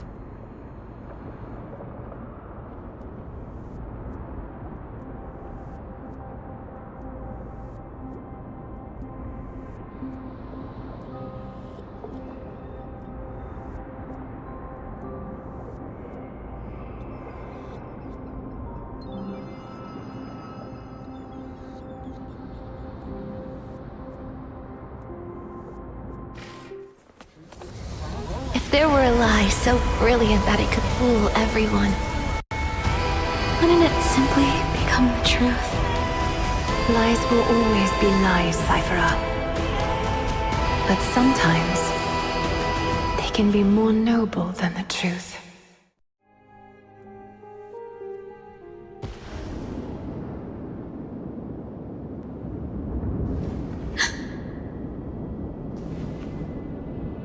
Hyacinth? What happened? The core flame in my hand. It's trembling. Lord Finan, in Amphorius' mythology, isn't the Dawn device said to be a gift from Aquila? Why bring this up now? Lord Finan? Yes. Nearly every mythologist agrees Aquila gifted the Dawn device to Kefali. Everyone, calm down. The core flame in my hand trembles violently. Its warmth, it burns through immense energy, just to leave me with one message. The Dawn device is extinguished.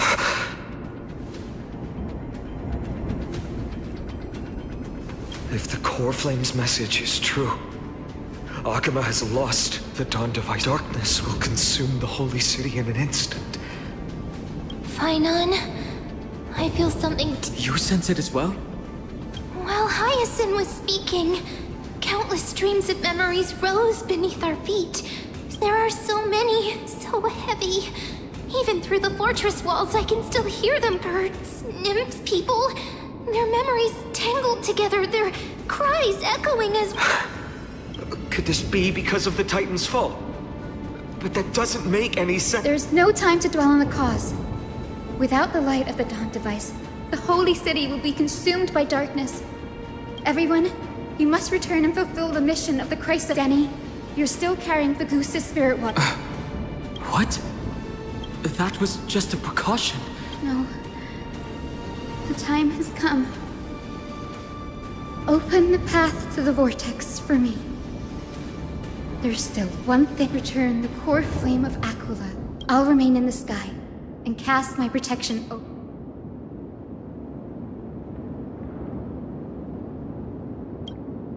Yes. Danny, I'm counting. Under the raucous steps of their frenzied dance, the roar of celebration hides the world's heartbeat. Spirit water, reveal the way. At the end of the Rainbow Bridge, the sky folk will mend Dusk and Lady Trubios's prophecy. It seems it didn't fit. It still feels unreal. You'd move in perfect harmony with the rivers and seas. But we can't stay.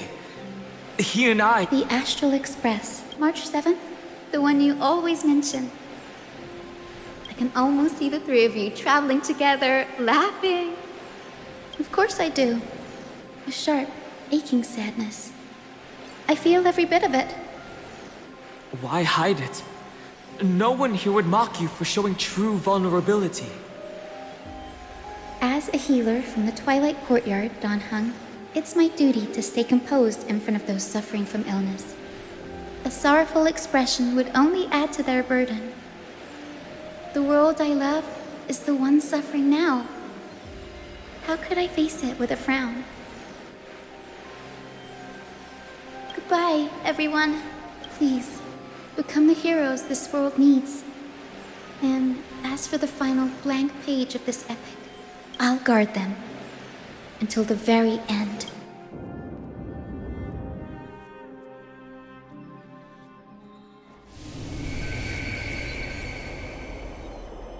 Miss Hyacinth, are you really leaving? Yes. Lord Finan has already set the date for our departure. As a descendant of the Sky Hero, I must prepare myself and carry this responsibility. What about this new Twilight Courtyard? Believe in yourself, Clementine. You're an exceptional healer, more than capable of handling things on your own.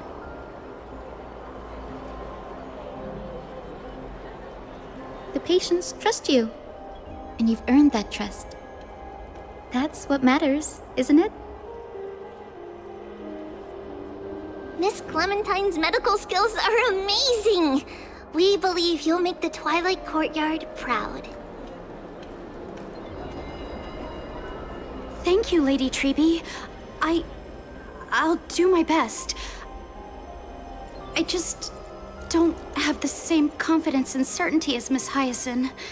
No matter how severe the illness or injury, she always faces it with a smile.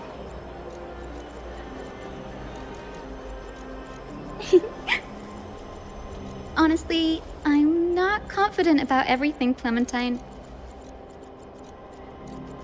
I've just learned how to hide my unease well. It's a skill I consider essential. It's hard to imagine anything making Miss Hyacinth feel uncertain. Well, shall I give you an example? Since Lady Treby happens to be here too. Wait, you're part of this? Look at the Flame Chase journey. Since Lady Aglaya took over the leadership of Akama, every Chrysos heir entrusted with the core flame, aside from Professor Anaxa, was personally chosen by her. I was the outlier.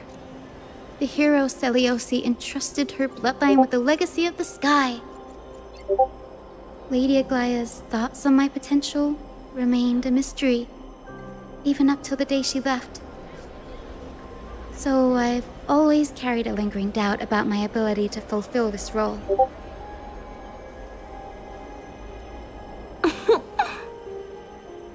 Lady Treby, why are you laughing?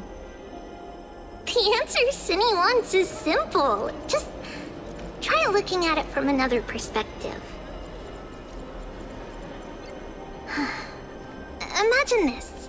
Knowing Aggie's personality, if she believed you weren't worthy, don't you think she would have considered other plans?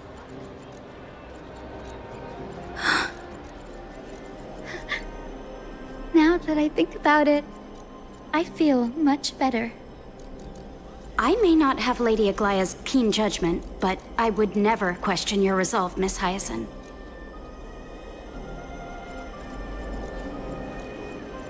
Thank you, Clementine. I had a sudden thought, Lady Treby. Before I depart, can you teach me the words for returning the core flame? I've always been at the Grove helping with lectures and never had the chance to come to Akama.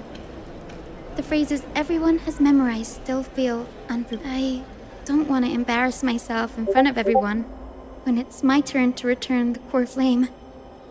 It's easy. We can teach you right now. Let's go. We will say a line, and you repeat after. O Majesty of the 12 Titans. O Majesty of the 12 Titans. Pillars of the world. Pillars of the world. We seek your divinity. We seek your divinity. To mend the rifts of the world. Fill our bodies with blood of gold. Till we wither in willing service to the prophecy. Surrender the core flame, Chrysos heir.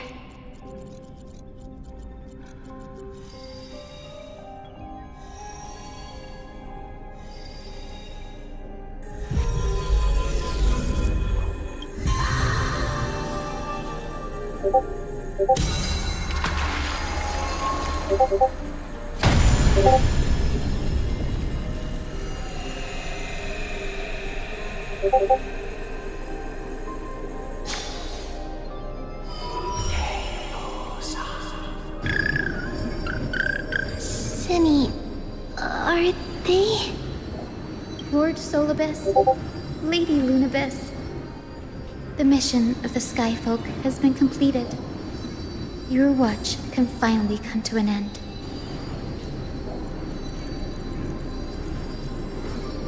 We thank you, Miss Hyacinth. Even though we were the source of that false legend, you still brought us freedom. Please, don't say that. Without your wings, we would have struggled to progress in the Eye of Twilight.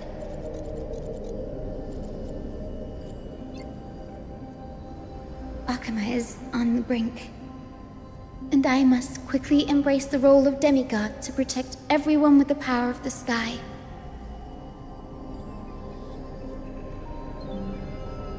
Honored ones, please tell me, what trials lie ahead for me to complete?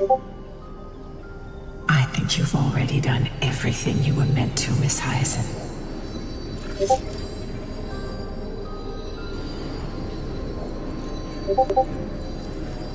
What do you think, Seliosi? The Sky Folk. Lady Seliosi? I see. After all these long years, your will has merged with the Titan's divinity. I deeply regret. I beg for forgiveness. The darkness in the human heart clouded my judgment. I failed to recognize the resilience buried deep within. Of those present that day, I don't know how many were innocent, how many truly deserved their fate.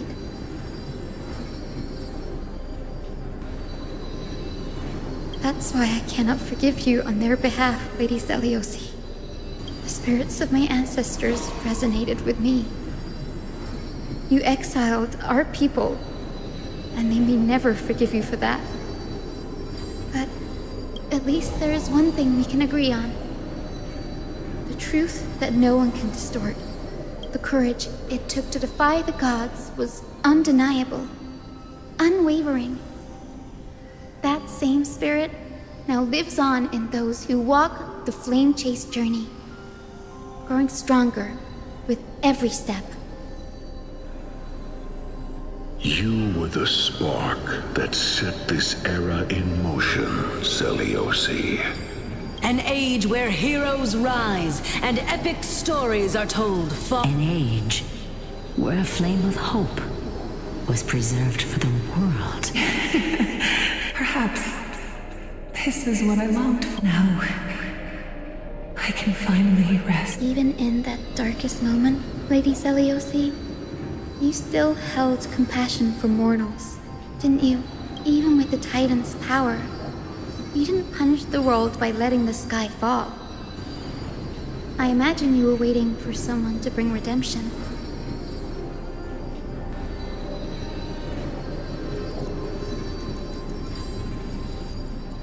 Trust me with the power of the sky. I am merely a healer. I could never match your strength, even with that power. Thankfully, the world no longer needs a demigod who can summon thunder and storms. What I must do is merge with the sky and cast down a gentle rainbow, protecting as many lives as I can.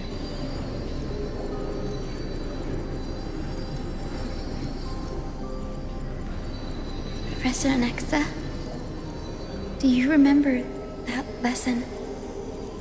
In the end, I followed the path of my ancestors, returning to the sky. I didn't return to the earth, but even so, I still achieved my dream.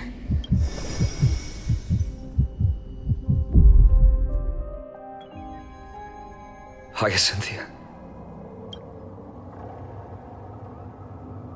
The sky is burning. Akama's dawn has come to an end. Why is this happening?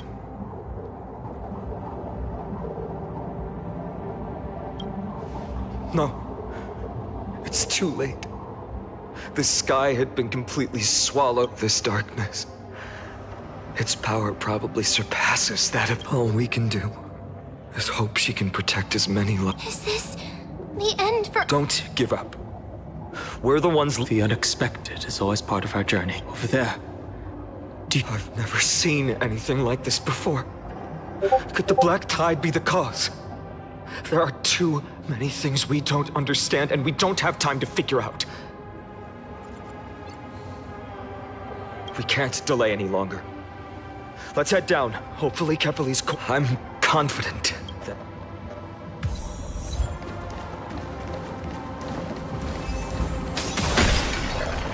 The transport platform's route is blocked by rubble. Partner, help buy us some time. The rubble blocking the path has been cleared. Good job. Now we can get off the mountain. A black tide creature. At Dawn Cloud. Oh no. The people in the city.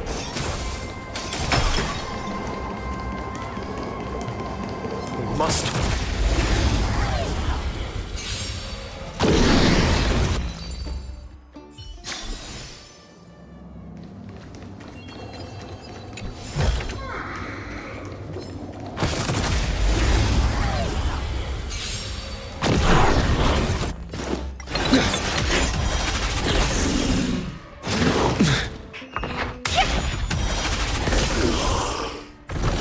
I choose you. Feeling spiffy?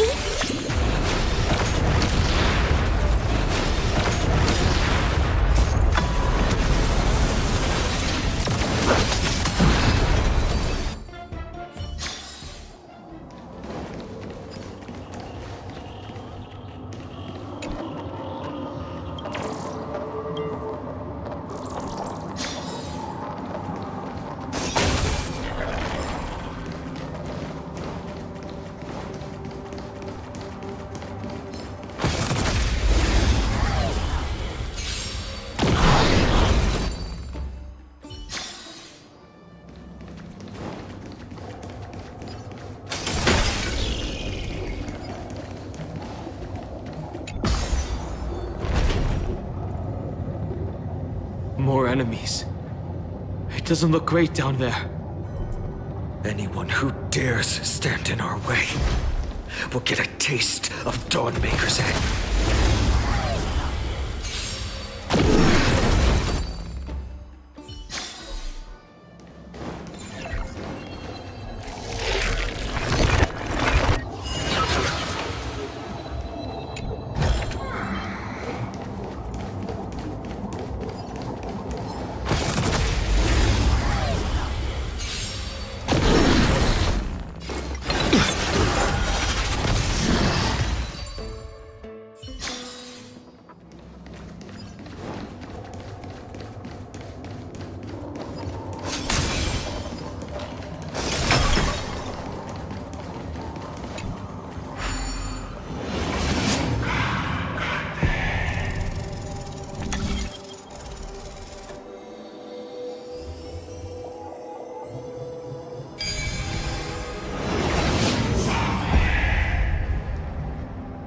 Over there! Kefali's core flame is being kept in the center of the council. We must retrieve it and bring it— You mean? Right. Worst case scenario. If the end is indeed upon— Apologies, but I'm afraid there's no room.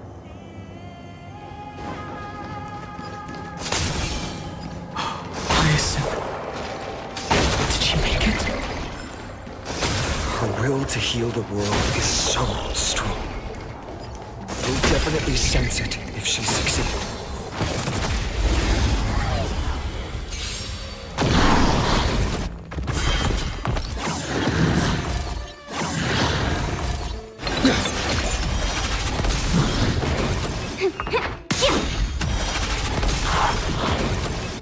Can you find the answer?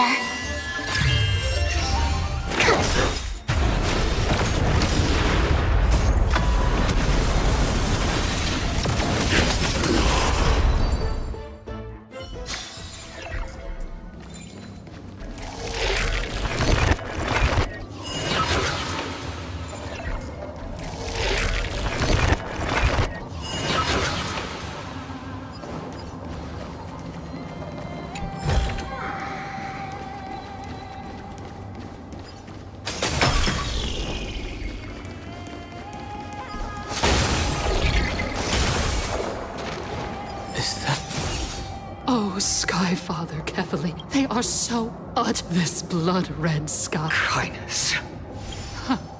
Lord Deliver, why don't you join me? Cast your eyes on this ravaged land.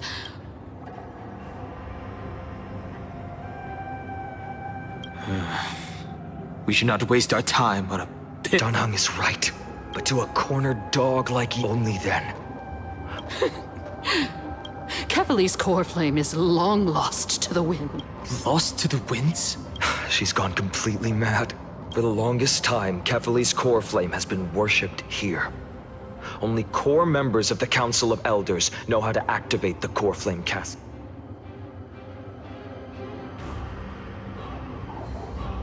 No. There's no need to. Professor Anaxa taught me more than just what was in.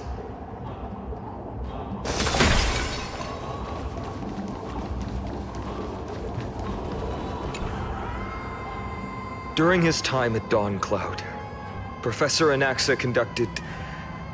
I still remember the words he used.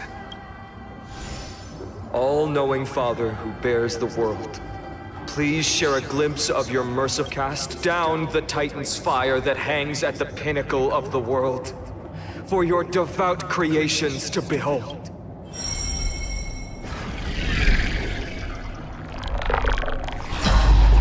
It worked. One step left, to undo its arcane seal.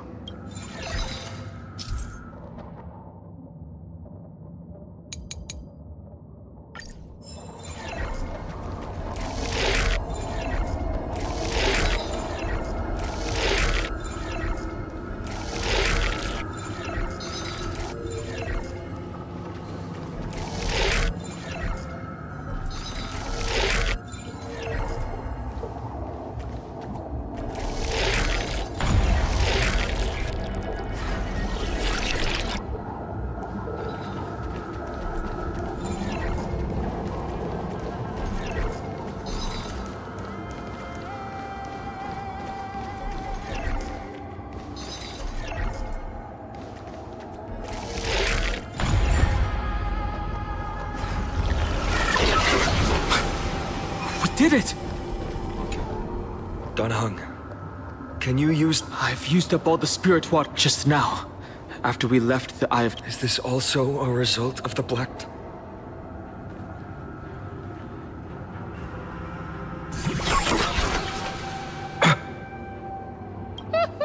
You all thought I completely... If the core flame was never tampered with, you all think I wouldn't have...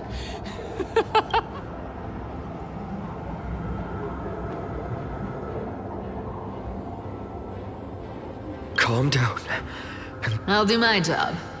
Need to make sure you don't die before you... There's no need to worry about the... No need to worry? Before setting off to defeat Aquila, I entrusted Miss Cypher with the task of protecting Kefali's core flame while we were gone. If the core flame isn't here, that means she must have done something to it. That we just have to focus on getting to the vortex of Genesis. But if she wasn't successful... Friends, we have no choice other. If the nearest ritual basin is 10,000 paces away, then what we have to do, if she doesn't show up, we will keep going. 3, 4, until she shows up in front of... I understand. At least to this day. I don't recall any Chrysoceres. But before that, we must survive.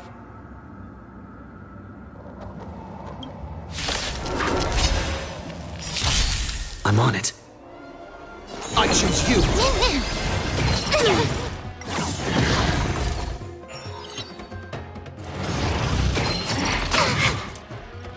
Don't worry, I'll go easy.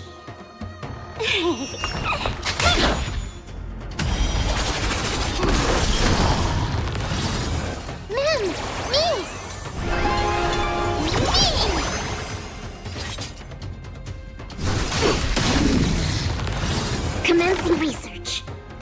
Excuse me, coming through.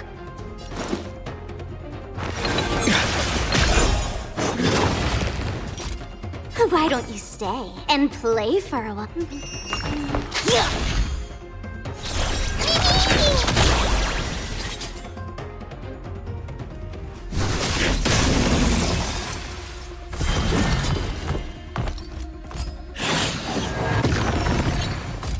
Is this how it feels to be in sync? Me! Trust me.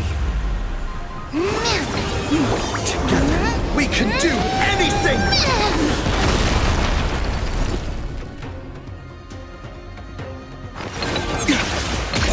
Don't worry. I'll play the bad card.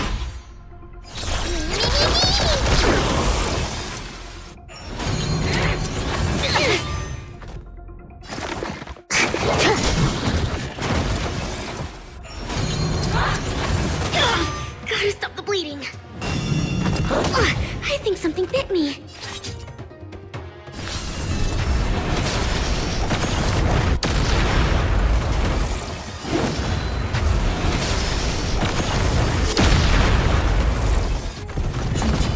Don't worry, I'll do it. Mammy! Let's play hide and seek. 1,000 faces in 1,000 places. Can you find the answer? To travel far away.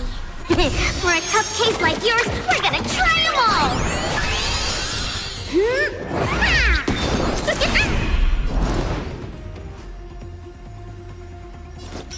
Don't panic. Still here.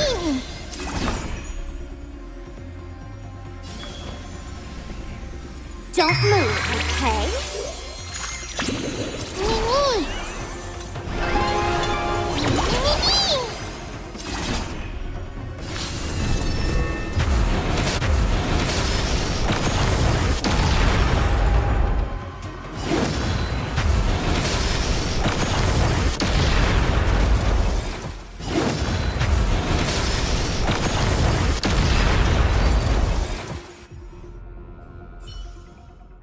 It's done. Finan.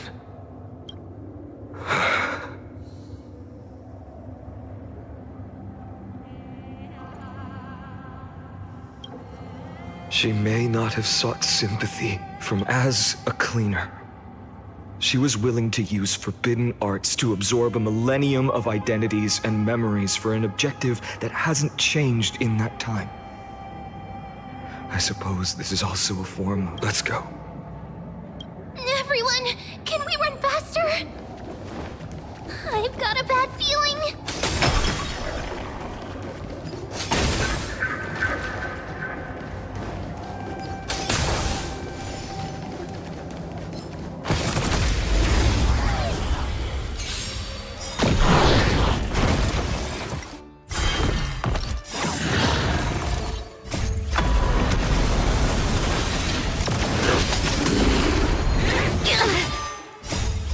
We can do anything!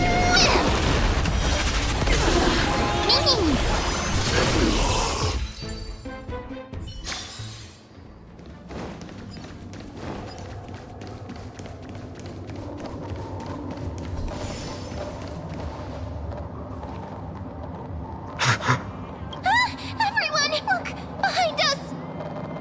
The Flame Weaver. In the end, they still... I agree. I've been waiting for a chance to but not now. Come on. We have to keep running. And never...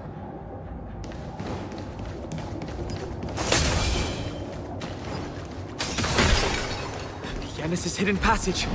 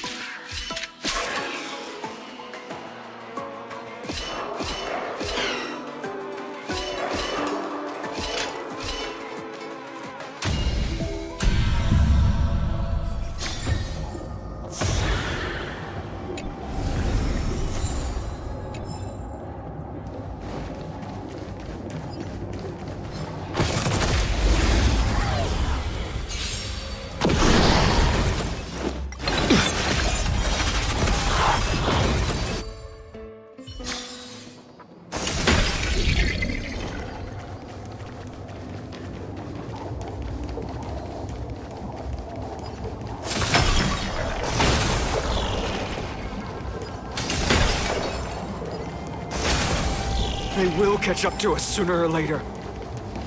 Keep running. Don't stop.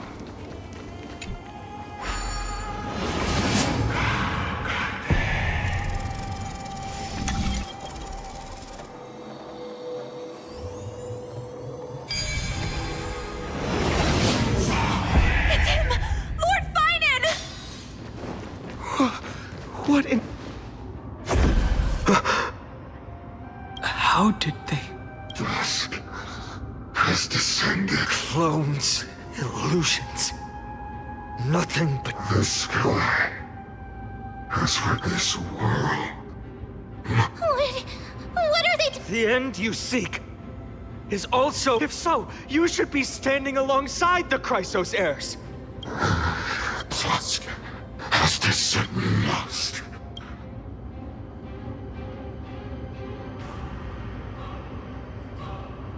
If words won't work, then we can only... We shoulder the fate. We're...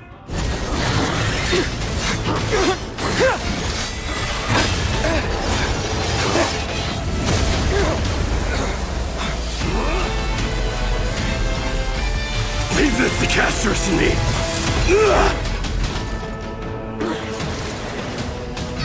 Over here! Go!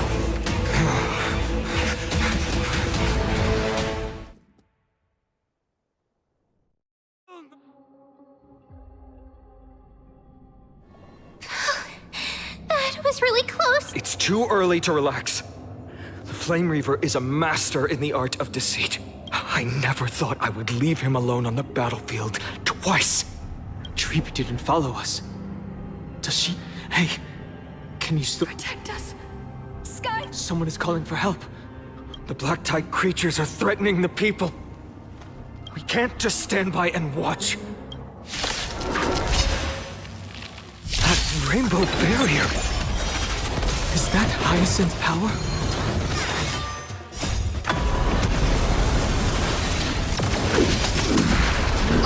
I think something bit me.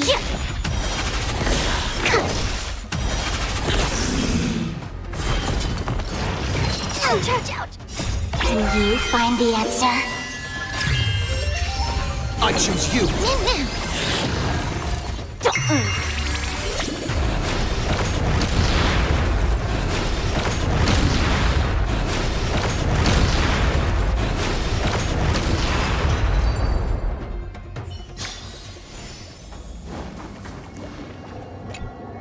Everyone, you're... Thank you, Lord Finan. It is someone else who deserves your thanks. Those Black Tide creatures just now couldn't breach the... This energy feels familiar. Like the luminous arts that I... Looks like she did... Citizens! Please, Do not step... Miss Hyacinth, we understand. I won't make empty promises. But even if there's no perfect solution...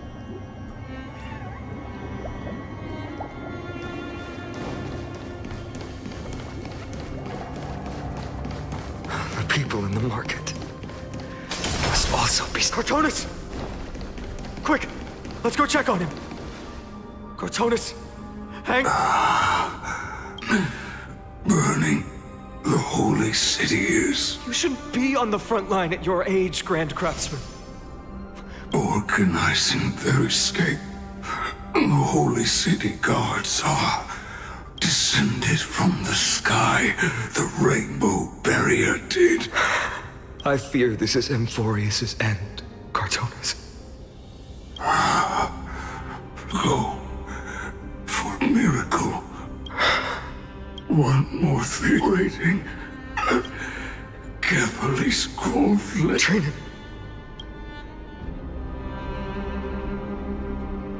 Black-tide creatures. Urgent. But... Died. But... Why not? You've been forging farewell. Let us depart. For battle. But you've to protect the holy to the final. Cortonis said that Trinan had news of the core. As expected, Miss Cypher did not fail her mission. The Chrysos Eris baths. Those translucent structures are here too. These buildings, I can feel it. They're... I'm not sure. The textures of memories are preserved within all things in Emphorius. Even a single brick or tile. There are no citizens trapped here, nor any signs of blood. Let's head downstairs.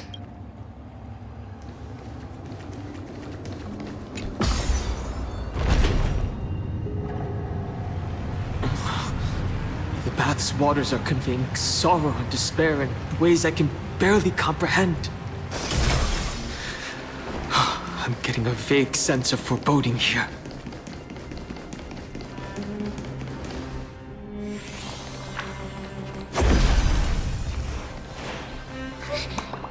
Caught up to us? Don't tell me that Mighty...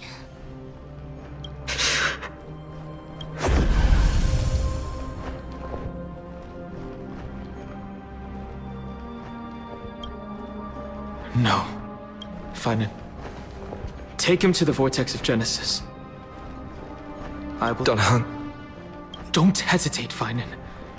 We don't know if the Flame Weaver has any clones up ahead. My friend, stay close to Finan, and Emphorians often speak of destiny. The destiny of the Trailblaze is to bind the life and death of every world to our own existence.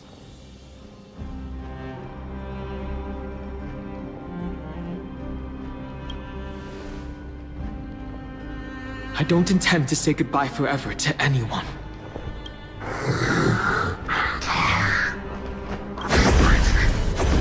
Will be reset. Go! You better keep your word, Danheng. You cannot die here.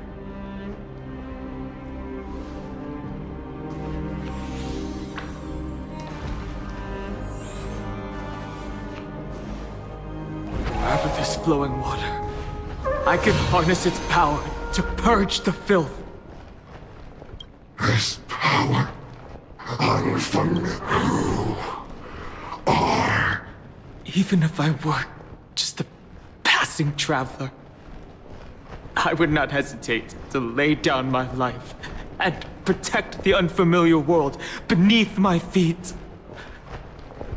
This is the destined course that I am a nameless. Is defend all the hopes that are on the verge of fading. Follow me.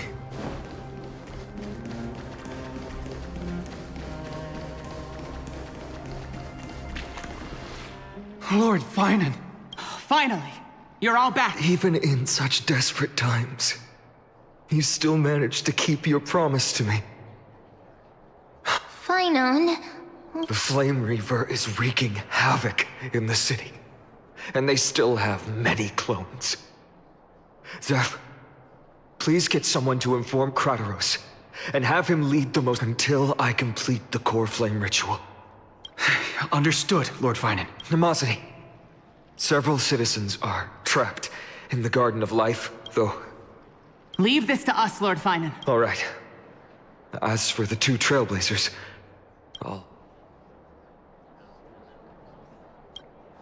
My apologies. I prepared for the worst before the fight against Aquila.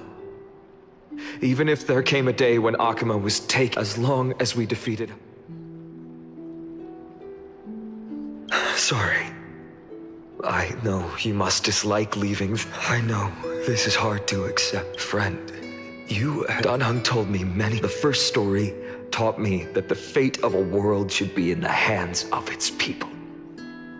And even if the Nameless are willing to risk everything for an unfamiliar world, in the end, you still have to embark on a new journey and go to the next world that needs saving.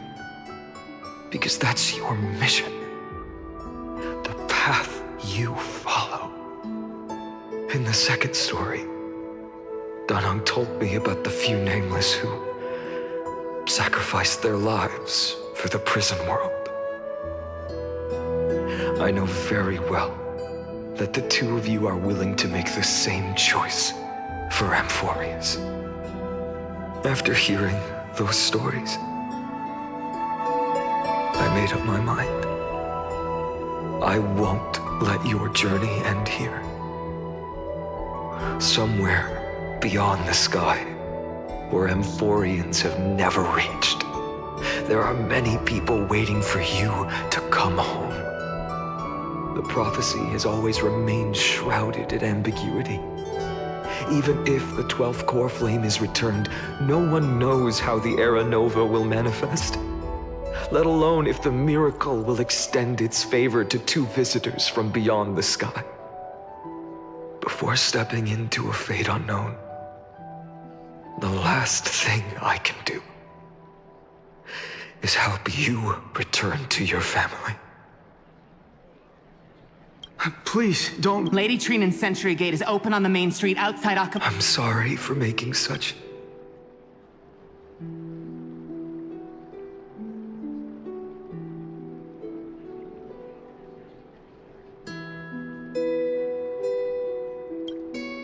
Every one of us has the right to make... Then use your choice to open up regardless.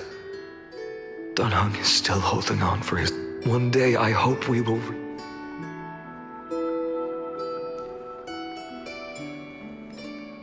The spirit water. Last. Why is nothing... Calm down. Snowy. Trinan!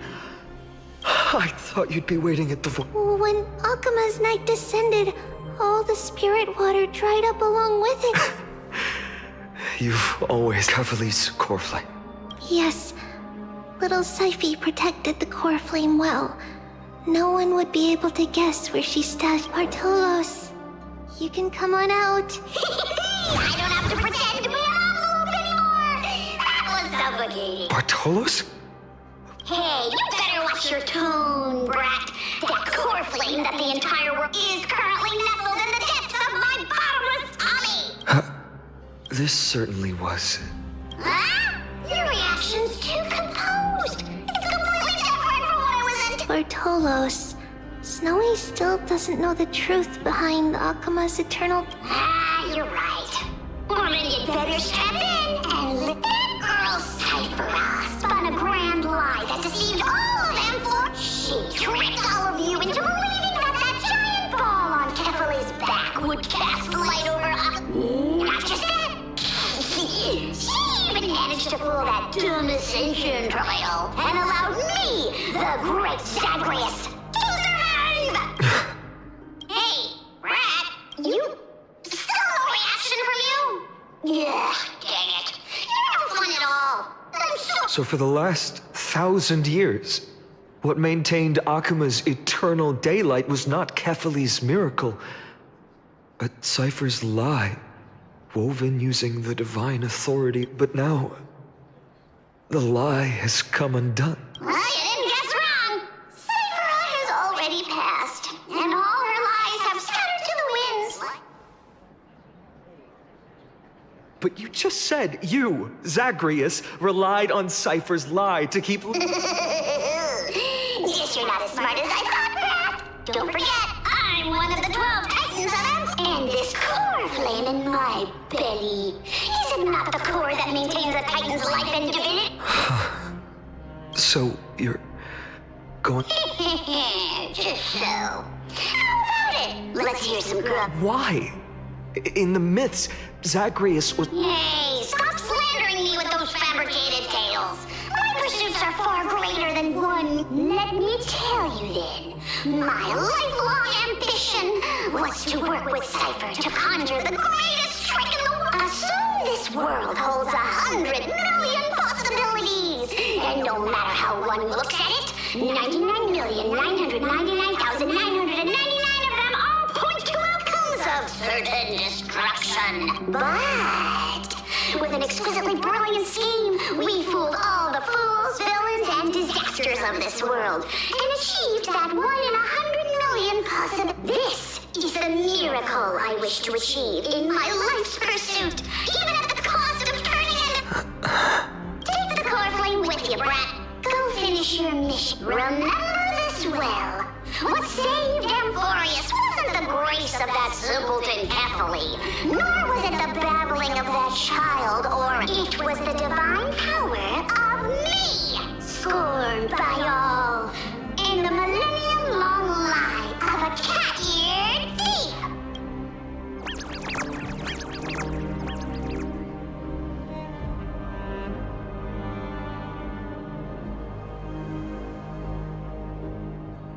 Strife, death. So those signs deemed as harbingers of calamity will also leave behind marks in the tale of deliverance. With this, the final core flame can be... The spirit water in the holy city has all dried up. We can try to break the sealing magic of Fagusa's priests, but that will likely exhaust any remaining power of Yanis. Farewells. Snowy. Don't worry, Trina.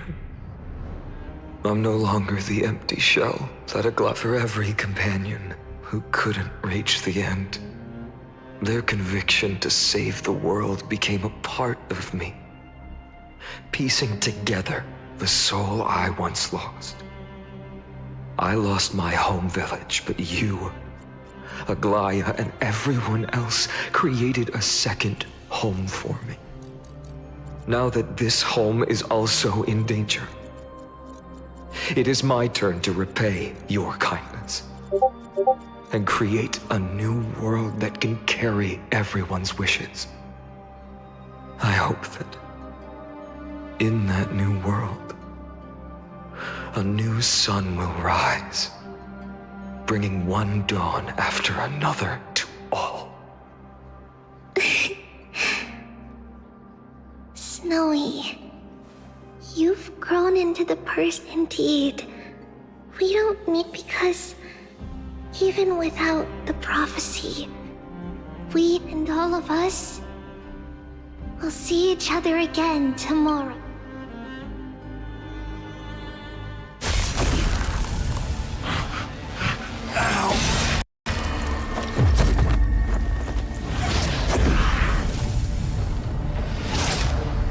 All shall bid farewell to one, and that person alone will witness the miracle. Such is destiny. Become the dawn. Deliver.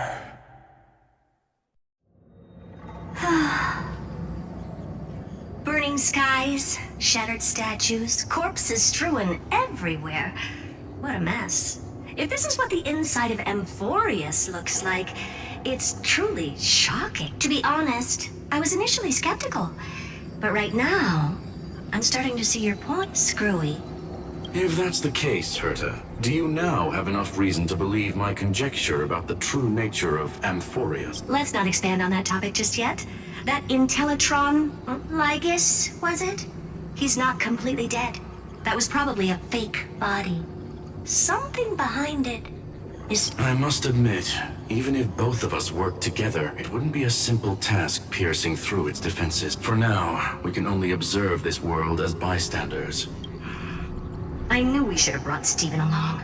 No wonder the Garden of Recollection wants to work with the Astral Express.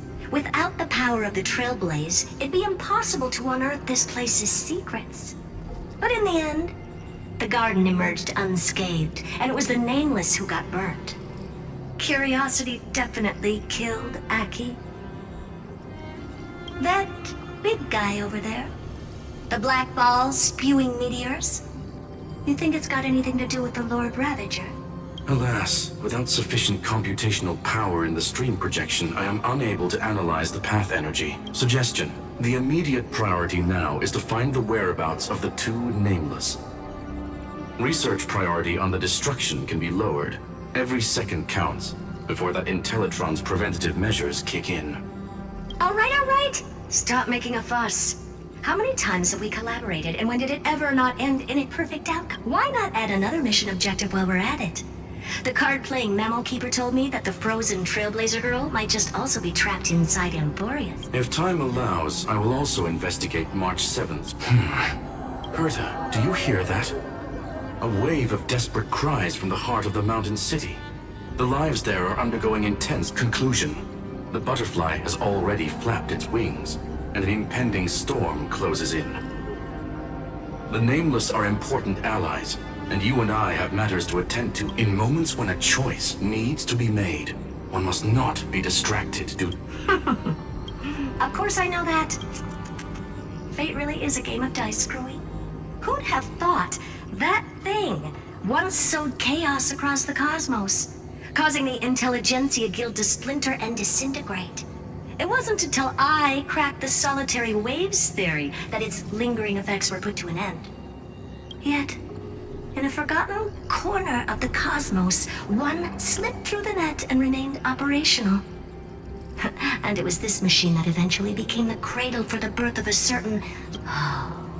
the source of Amphorius is an Emperor's scepter that survived to this day.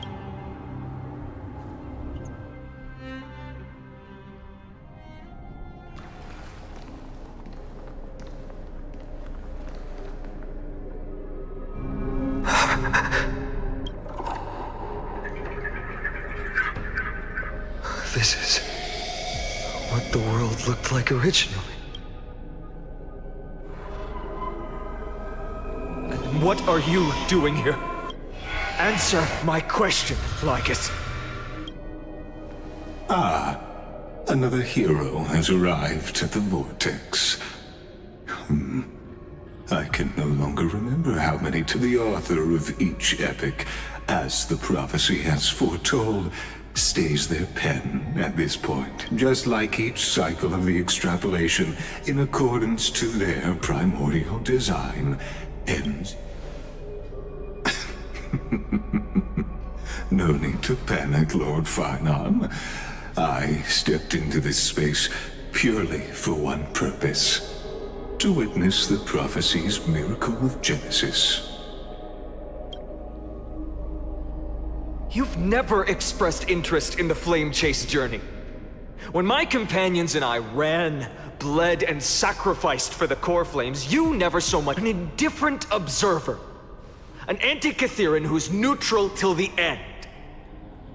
Why would you suddenly express concern? When that lone swordmaster left everything behind, plunging into a sea of madness, I was on the shore, listening. When that mighty lord shed his armor, filling the crevices of the earth with his iron bones, I was on the mountaintop, gazing down. Across 1,000 years of the Flame Chase journey, I have witnessed the ardor, resolve, division, and unity.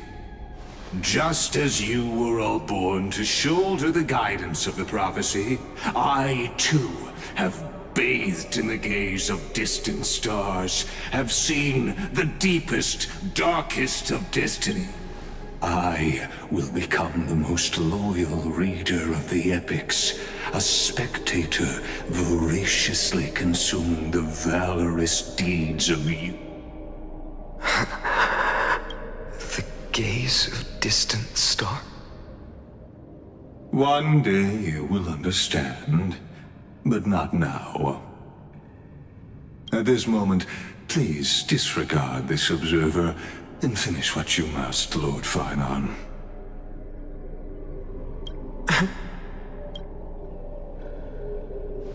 I once believed that as long as I chased the flames relentlessly, the fog before me would clear, and fate would reveal its truest. But along the way, they, all who passed, never once received the justice promised by the prophet. I have perceived. Outside the vortex, the world is collapsing, and the children of humanity. But you, Lord Finon, will bury the old world with that core flame, bringing all things into... It doesn't matter. This cruel flame-chased journey has made me abandon my fantasies. The future is not a paradise with a gentle west wind. If what lies ahead is a mass of chaos, then usher in the first ray of blazing sun. All shall bid farewell to one, and that person alone will witness the miracle. Such is the will. Yet this time, will an epic with endless cycles.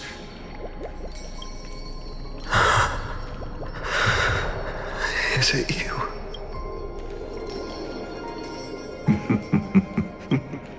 Turn a new page.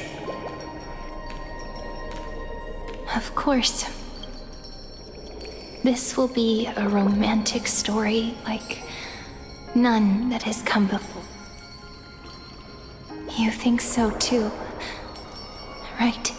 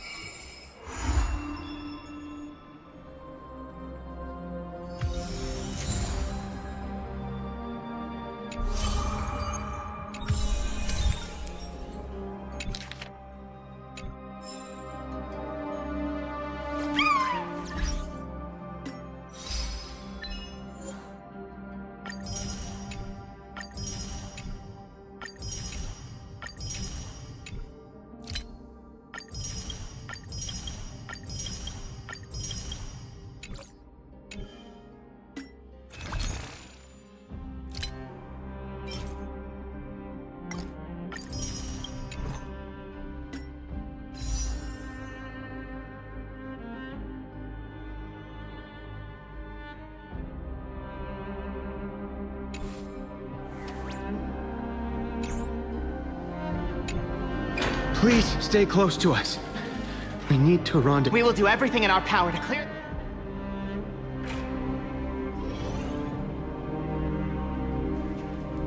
There he is! Lord Don... Quick, we must assist him!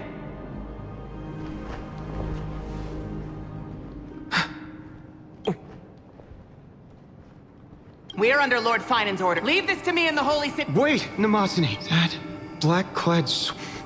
At some point earlier, they suddenly froze in place. Not like some kind of... Right. I don't know which demigod graced us with this miracle. Finan. Is he going to be all right? Believe in his resolve to save Akama.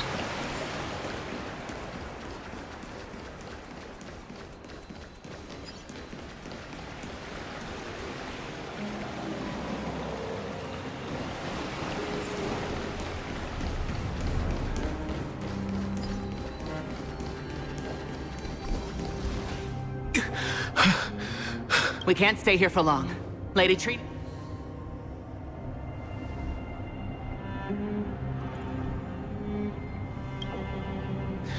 I agree. For now, let's get back in... On that note, I have a... Who's there? I hope to convey a message. Mr. Screwlum? Who are you? It's okay, guard. This one... It has been a while, nameless. I'm glad I arrived in time to stop that black-clad one from... So it was you.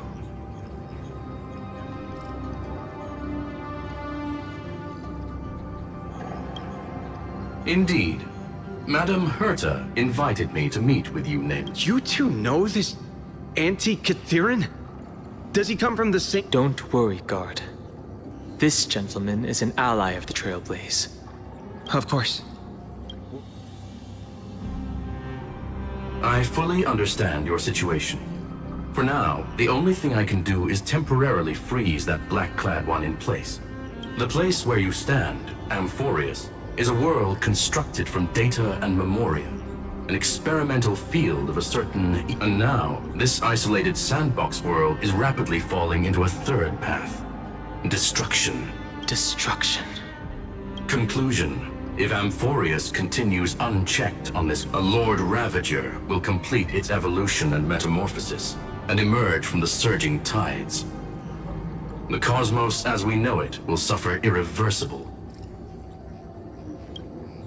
The disaster that this Lord Ravager intends to trigger may be far more severe than the Law Fu's Stellaron crisis, the Eon of Erudition. Putting aside the complex details of the inferences involved, I have a request to make.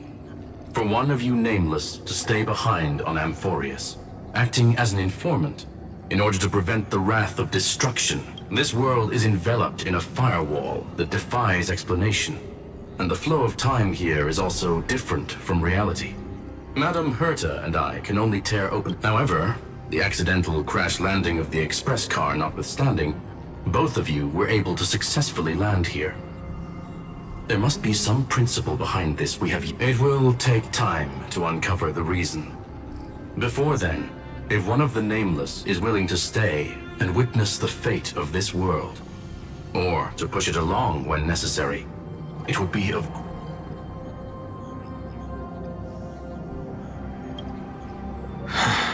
Mr. Screwlum, I believe you. So I only have one thing I'd like to confirm with you. As Amphorius is already facing its end, how can we guarantee the safety of the person? Look at this, if you would. This curio is called a chronocognitive anchor.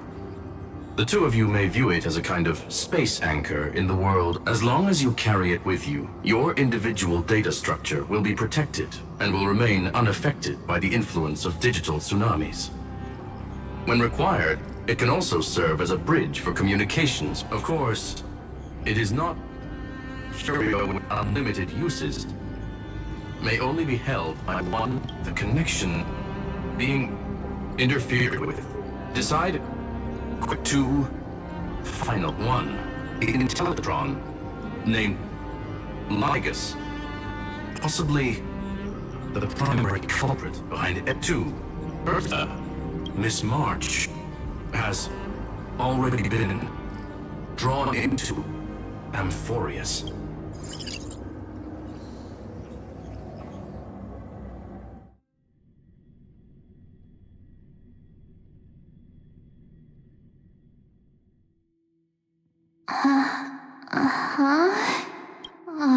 Cold. It's freezing. Hold on. Am I dreaming? This is way too strange. Everything's spinning. But I was literally just talking to him. That's it.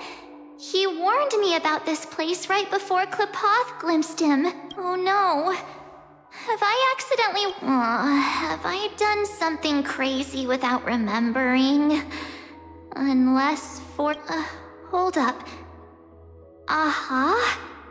No way! Child of remembrance, step forth into the depths of the path space.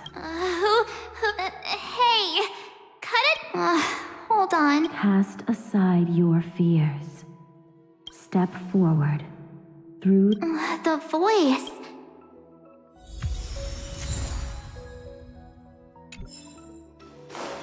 Oh no. Don't fall for it. They're lying to you. Turn back now. Wait. Master Diviner? From the Wafu? Fush? I mean, and you, Miss Mess. Good to see you again, March. A pleasure to see you, Miss. That's it. And you, Miss. The value of your life does not lie in what happened in the past. Your memory serves you well. March, I conducted some experiments with the 6-phase thanks to the Garden of Recollection. The Matrix of Prescience has made a breakthrough in extrapolating the past. Now, we might be able to bypass the Master Diviner is right. Continue down this path, and you'll be since we last met. You've grown much alongside the Trailblaze. Well, there goes my... I need to know, Master, if this is real, why The situation is dire. Your lost memories. She's right. The Garden of Recollection's existence hangs on your memories. The garden? You may not want to sacrifice anything to preserve the garden for now. But in time, you'll understand. Your destiny and the path of remembrance are extremely... Now go. So, I just... This way, March. Your past awaits beyond the gate of memory. Stop! They're just mimicking people from your memories! Don't let those bad people deceive you! The gate... Now it's... you two? Heck... March! There you are! Finally.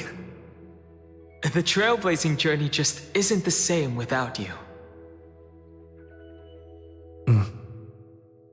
Traveling's no fun without you around. Well, duh! What's Team Trailblaze without its star member? Wait a sec. You might look like you two. We understand your confusion. The Garden's allies helped us establish this Neuralink to reach you. The Garden's allies? You mean Miss Black Swan? Yes. She helped make this possible. Keep going, March. Find your past, wake up, and travel with us again. That sounds really tempting. Finding my past and continuing to trailblaze new worlds with you? Trust in yourself, March. It's gotten us this far, hasn't it? Follow us. Let's go through that gate together. Step into your past, March. Find your true self. Wait up! Slow down! Those words sound so sweet. But keep your eyes open! Don't let them fool you!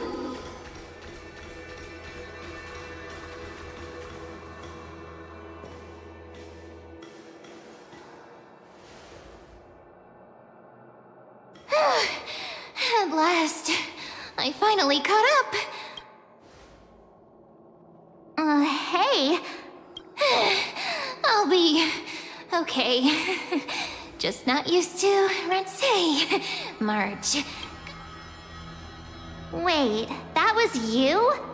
Pushing the gate away? Yep, named Cyrene. It means ripples of past reverie. Easy to... Wait a minute. We actually look quite alike, don't we? Yeah. Your pink hair is just as eye-catching as mine. And we're both bright, pretty, and positive girls. Talk about coincidence. Wow, you're quite the smooth talker. but I can't disagree. Wait, you know my name is March? Have we met?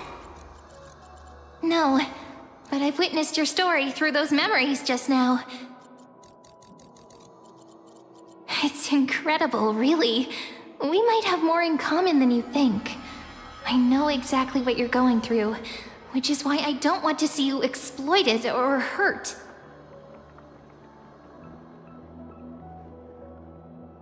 You know what I'm going through? I know, because I've been exactly where you are. This empty space has been my home for ages. I barely remember what time feels like anymore. But there's something I'll never forget. Trust me, that gate won't give you what you want.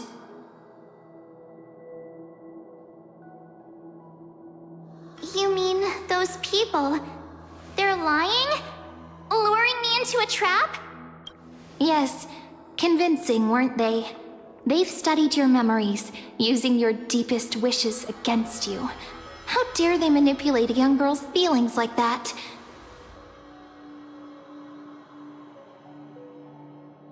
If you go through that door, the worst case scenario is you'll become their pawn, losing control.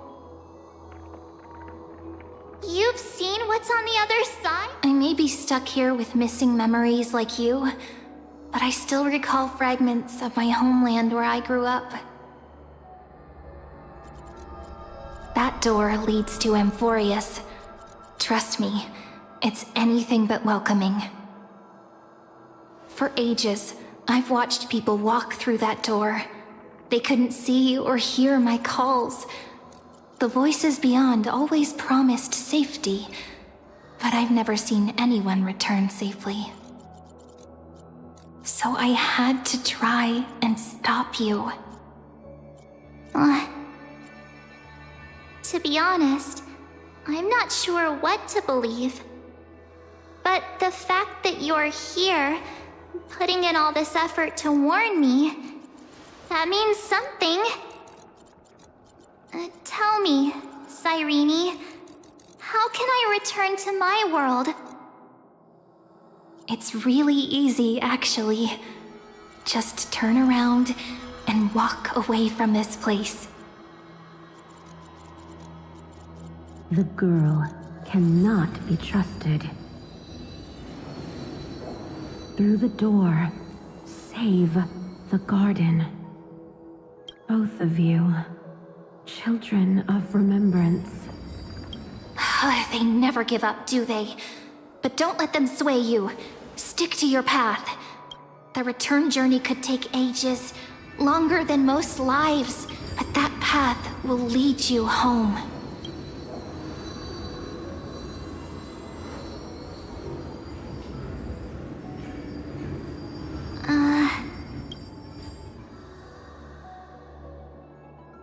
Thank you, Cyrene. I know what I need to do.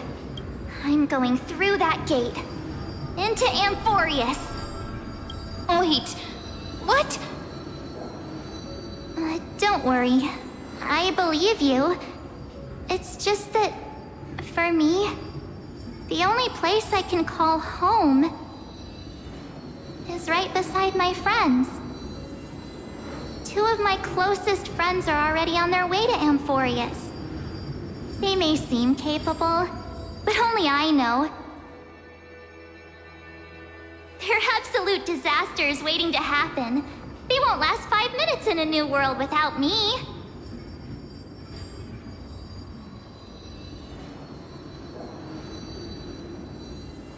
That's why I need to go through. Amphorius or not. When the three of us are together, there's nothing we can't handle. We'll explore, understand, establish, and connect. After that, we'll find our way home together. I see. You've got people who mean the world to you, too. That is so heartwarming. March, if that's what you've decided, you have my full support. Birds of a feather we are, looking all sweet and innocent, but with hearts of fire. Oh, stop. You're making me blush. Well then, I guess this is it.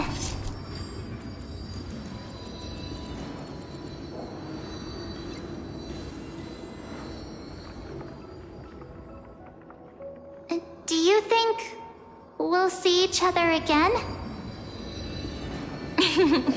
Who knows? But don't worry about me.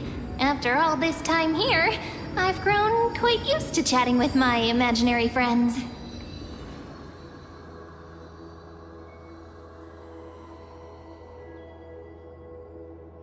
Since Amphorius is your homeland, if there's a way to help you, my companions and I will do everything we can. Then I'll look forward to that day.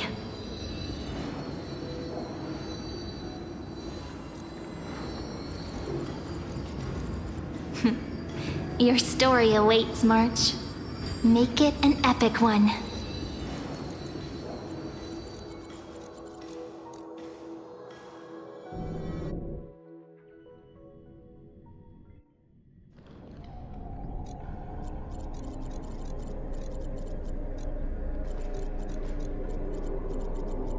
You okay there, friend?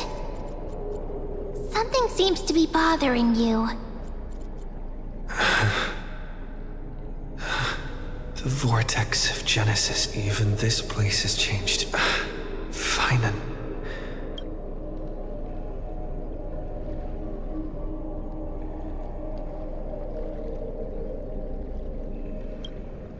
Yeah, we've come such a... If what that machine gentleman said is true, if Amphorius is destined for destruction, like how you and Dun Hung treasured the Express.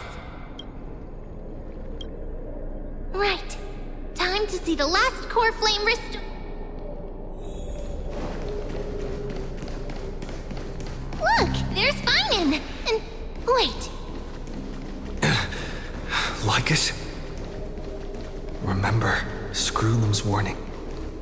And you, Lord Finan, will wield that core flame to bury this ancient world, plunging everything into the gray unknown. It doesn't matter. This cruel flame chase journey has made me abandon my fantasies. The future is not a paradise with a gentle west wind waiting for us to step in. If what lies ahead is a mass of chaos, I will tear it apart. Then usher in the first ray of blazing sunlight. Is it you? With one last chance to turn back, you, how befitting of...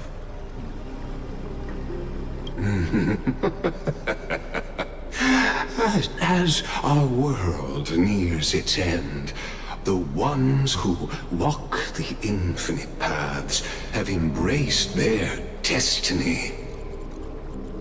As the Theoros, it is my duty to witness the world's future and oversee this final core flame ritual on their behalf. The trial of world-bearing, the ritual of Era Nova.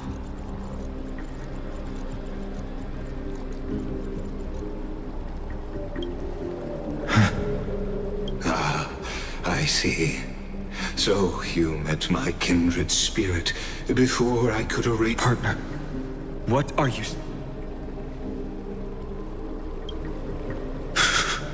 I've had my suspicions. How does a native Antikytheran know so much about repairing vehicles from beyond the sky? Lord Lycus, how much do you truly know about Era Nova? Very well. I need no longer maintain this Theoros masquerade. You seek truth, Lord Finan, and truth you shall have. As you know, when the old gods fell, someone had to bear their broken pillars to fill the vacant seats. Those who would assume divine authority must prove themselves through trials. Yet, for Kephales's demigods, the possibility of overcoming the trials has forever been non-existent. For the world-bearing trial is the divine duty itself. Bringing forth the Era Nova and bearing its weight is an endless ordeal, ceasing only upon collapse. Precisely. The Era Nova ritual is not something that can be completed in an instant, no, but a long and arduous journey. While the sacrificial journeys of other demigods conclude in this world, Kephale must shoulder the gods' core flames, bear the memories of all worlds, and stand unwavering. Until the next world, when the black tide consumes the bearer, and all that they carry, leaving nothing behind. Unless their core flame finds a new bearer. The holy flame that illuminates all worlds rests in your hands. All that remains is one choice. Nurture it, pass it on to future generations, or extinguish it here and now. Deliverer, the fate of all worlds rests in your hands. Enough testing. I've made my decision. But before I ignite the dawn of the next world, you need to promise... Promise me this. Professor Anax's vision of the new world is absolute. The world will be reborn from my memories. All souls, living and dead, will return as the first humans, unchanged from their past love. And my friends, the fallen demigods, they shall transcend the cycle to become new titans. Our heroes shall not have done. Of course. This I can guarantee. Good. Promise me that the Trailblazer can return safely to his homeland. My apologies, but I cannot promise this. His bonds with this world run too deep.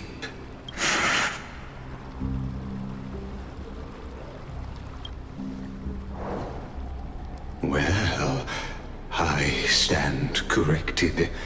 An outsider like him does have... Thank you, my friend, for everything you've done for this world. Though the next world may not remember. As the Theoros, I declare, step forward, heroes. Fall...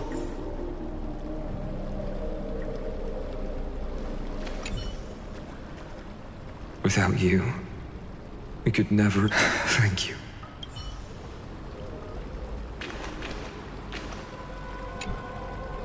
Behold, O gods, Amphorius at the radiant soul has arrived, having walked through the bustling nights, bearing the golden fire and blood, stepping with pride into daylight. He is the pure child, walking upon the path of yesterday, today, and tomorrow. He is the first to be born, first to be named among the nameless. Eternal in form, limitless in reach. He treads the endless night underfoot. Greatest of kings, protector of the displaced, raising humanity's children above their adversaries. The firmament of molten gold courses through his very bones and flesh. The greatest of schemes reveal against his breath and words. In the golden lakes of that beautiful new world, he shall wash himself clean. There. Finish what we first and last wished for. To write an ending unlike any before, for this world we so deeply love.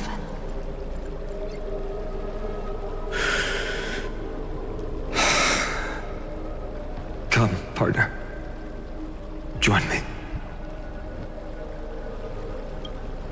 The time has come for us all to face or embark on one final grand journey.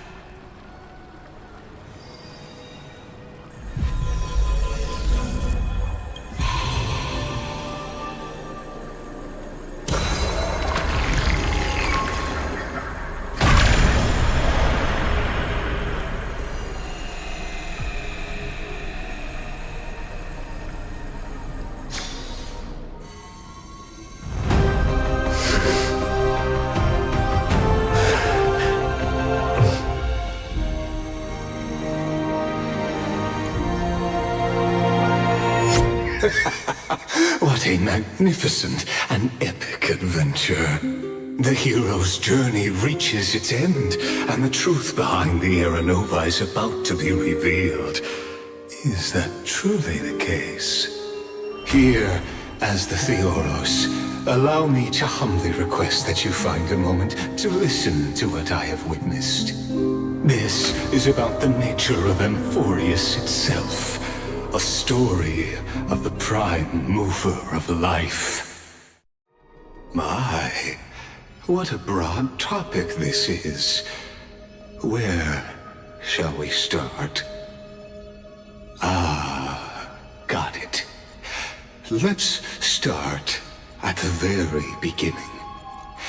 The Big Bang, the birth of particles, the emergence of all things. Just kidding.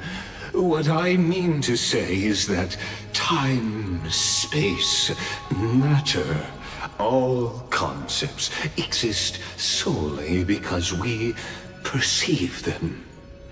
This is called the erudition. Without it, the universe would merely be a chaotic book written by chance, yet unread by anyone. As your acquaintance, Lord Anaxagoras, suggested, everything in Amphorius exists through new spores, living in the memories of those yet to come. Oh, how beautifully it aligns, revealing universal truths in such simple terms. Only he could solve the riddle of what exactly are we? Oh, but you'll remember, even as the embodiment of reason, one mystery remained beyond his grasp. If that is the case, whose memories did the very first new spore sprout from? As sages across ages have asked the gods, what is the prime mover of life? But let's set aside the grove's teachings for now.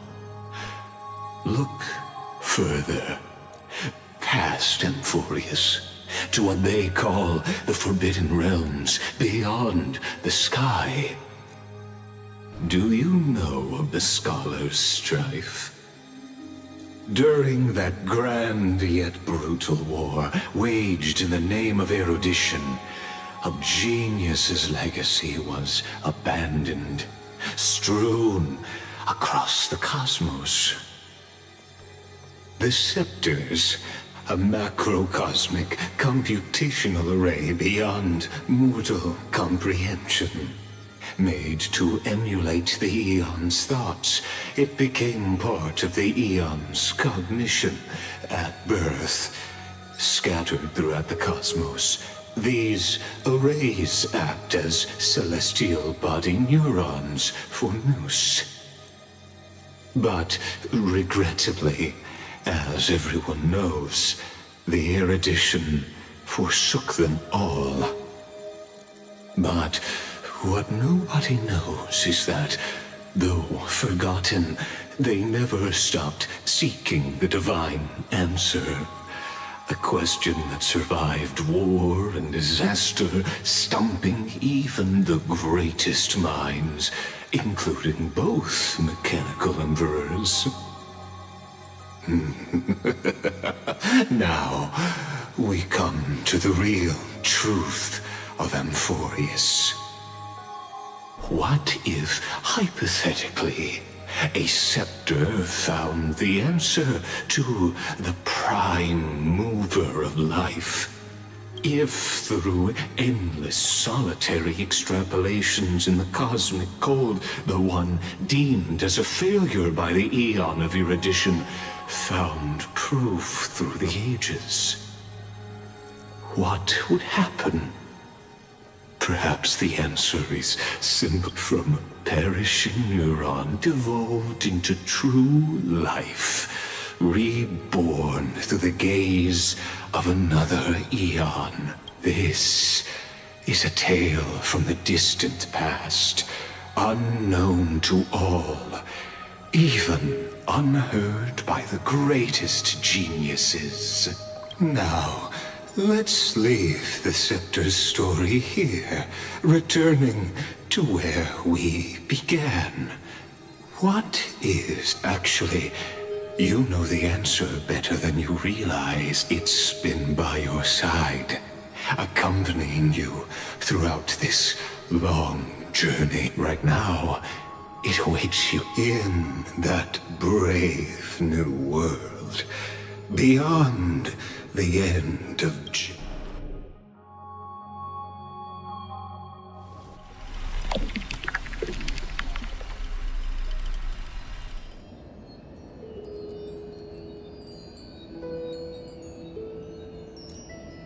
Take this wish with you.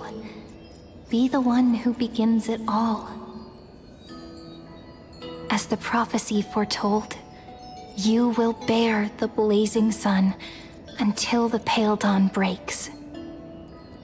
Continue onward, bearing this world upon your shoulders until the Ashen Hero, the nameless deliverer, ushers in the dawn.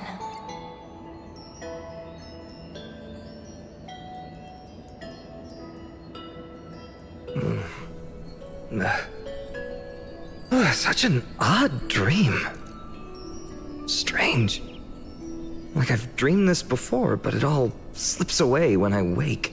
Only a voice remains.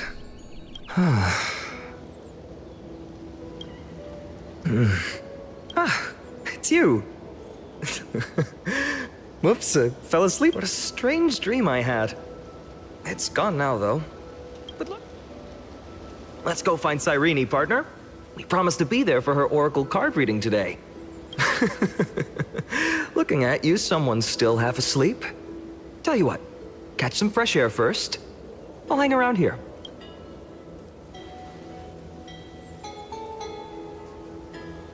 Oh, beautiful, isn't it? This is ID Silesiae, home of the nameless hero who carried Kefali's core flame. When he was young and innocent, He had heroic dreams, imagining his wooden sword was forged of iron.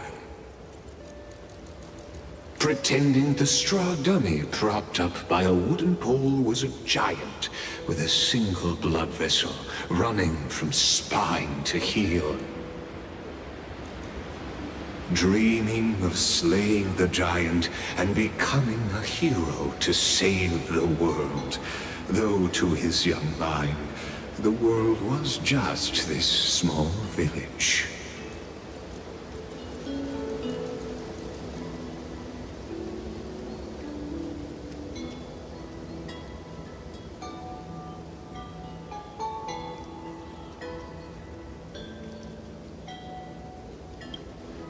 What you witness is the start of his path to a new world.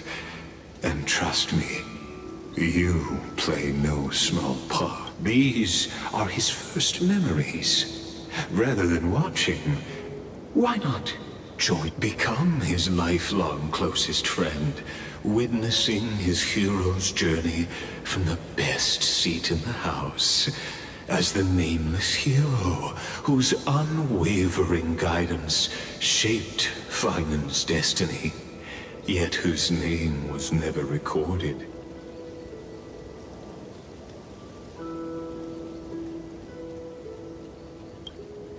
Questions, question. Many mysteries lurk in this village beneath the veil of Evernight. Your questions will find answers.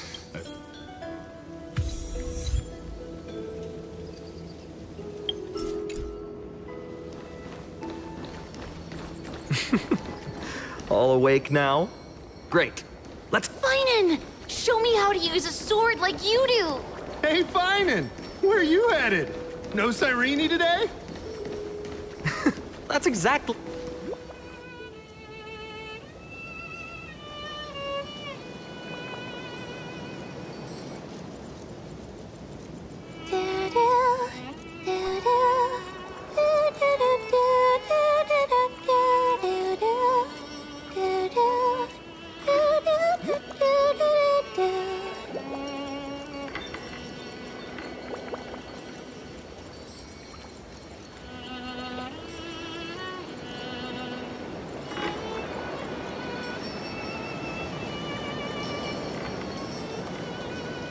Found you. That's...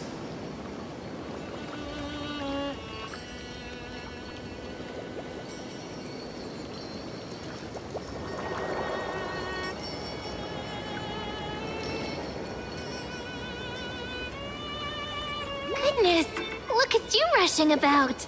You've got the poor swing all startled. Huh?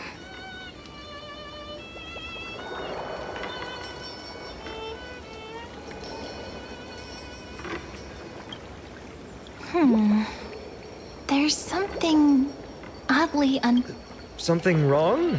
Oh, nothing much. Just... Look at you, leaves in your hair. Were you sleeping in a tree again? Or was it the wheat fields this time? At least brush yourself off before wandering around. Come on, I'm not a kid anymore. You're the only one who still treats me like one.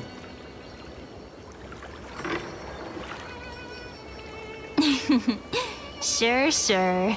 You may have the height advantage, but when it comes to maturity, I'm leagues ahead of you. Still fantasizing about being in heroic adventures and imagining yourself as one of the characters? That's the kind of thing kids do, not grown-ups. Don't you agree? And since you're playing along with his antics, who are you pretending to be today?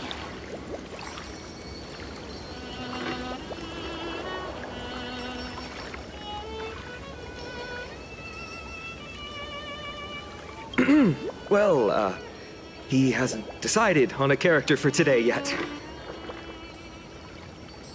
How about we stick with the usual? You know, the valiant hero from a distant shore who made a pact to learn the sword from you. Spare me. Can we not bring this up? Speaking of which, what about those oracle cards? We haven't done divination in forever. Why the sudden interest? I was just about to tell you. Earlier, while napping on the swing, I had the strangest dream. There was this mysterious voice in my dream, calling out for something. Wait, you had that dream too? Yes, you too? That would explain this lingering sense of unease. Which made me think of those old oracle cards I used to play with as a kid. Though the Ornyx prophecies were always hit or miss. Yeah, all the kids would get so excited drawing cards like ruler or warrior, but throw fits over devil or drunkard and demand a redo. If you just redo it when you don't like the result, what's the point of divination? The blessing of childhood. Believing the gods might not notice our little corner of ID Silicii, willing to let our small deceits slide. Still, fate is absolute. After all, we never really know just how far into the future the prophecy... Anyway, let's go to our old secret base and look for those oracle... Now, where did we hide those? I can think of a few spots. Let's go check it out. In a village this size, I bet all our childhood treasures are exactly where we hid them. Mm-hmm. Time must be keeping them safe for us.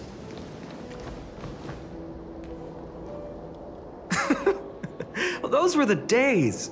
We'd always meet either by that statue in the village or right here. Right? And I remember you never used the front door when you wanted me to come play. You always climbed over the wall. You were such mischief makers. Just like a certain someone who has a habit of showing up unexpectedly. Right?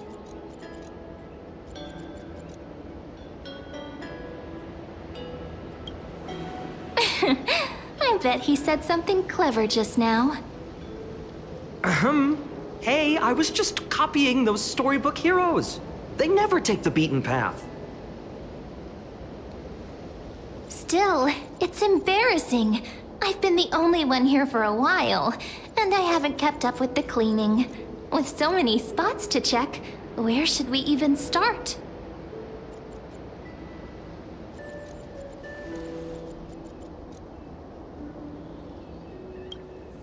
Leaves have taken over the courtyard. I know. We wouldn't want your clothes getting dirty. That's not what I meant at all. All right, let's split up. I wonder what the view's like from up there.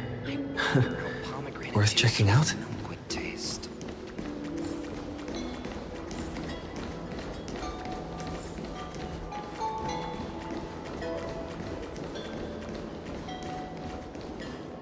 The girl before you carries an air of mystery, her secrets elusive, yet her demeanor toward you is exceptionally warm. You can't help but wonder, could there really be some kind of... The view here hasn't changed a bit. You know, besides the swing under the big tree, this has to be my favorite spot in all of ID Silicii.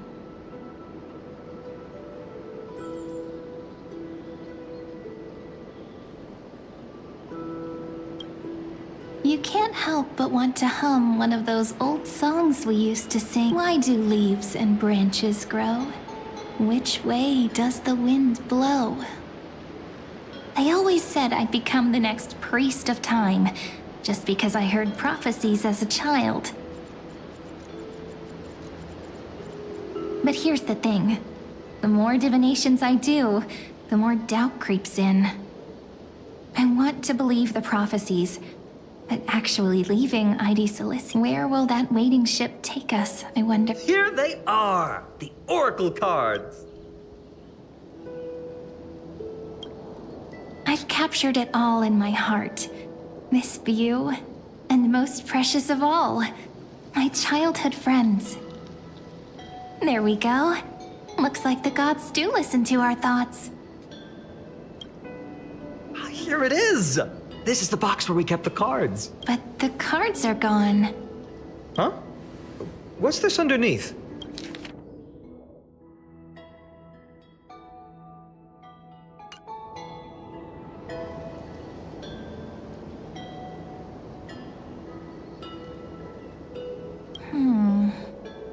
I see now. Those sneaky little ones. So that's what the ones from Remembrance Maze, you mean? Yep. Let's head to the back of the courtyard.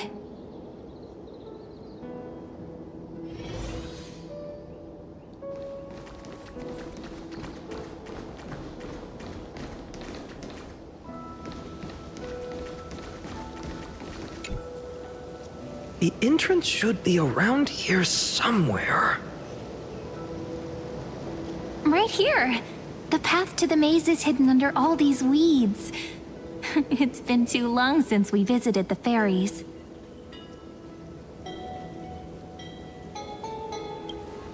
Did you forget? We used to visit them all the time when we were little. All right, let's do this. These weeds need to...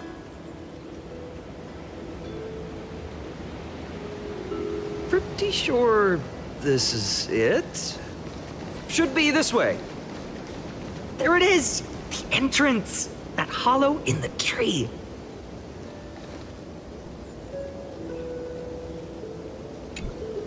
Once you get through the tight squeeze in the hollow, you'll reach their dwelling, the Remembrance Maze. I wonder if I can still squeeze through there. Maybe worry more about whether the fairies will let you in. After all, the Remembrance Maze has an invitation-only rule. Only children with pure hearts are welcomed.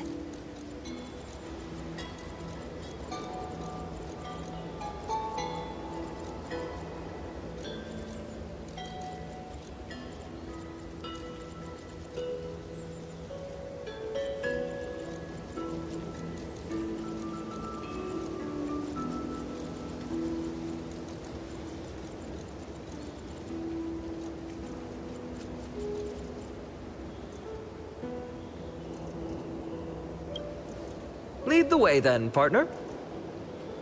Regardless, how about we try getting through the hollow first? After you, then. What? Oh, sure, I'll go first.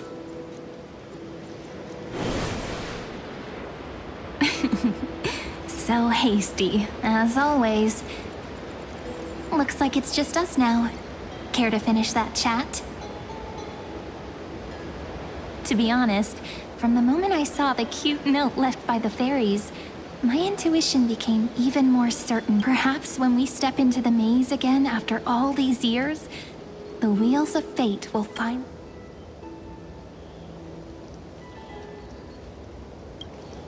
Oh, it's just a girl's intuition. It might not, but you know what? Even if fate is set on its path, no matter where it steers the world, if we're together, there's nothing to worry about, right? So, if you're willing... Forget it. If the wheels do begin to turn, that's when I'll make my request.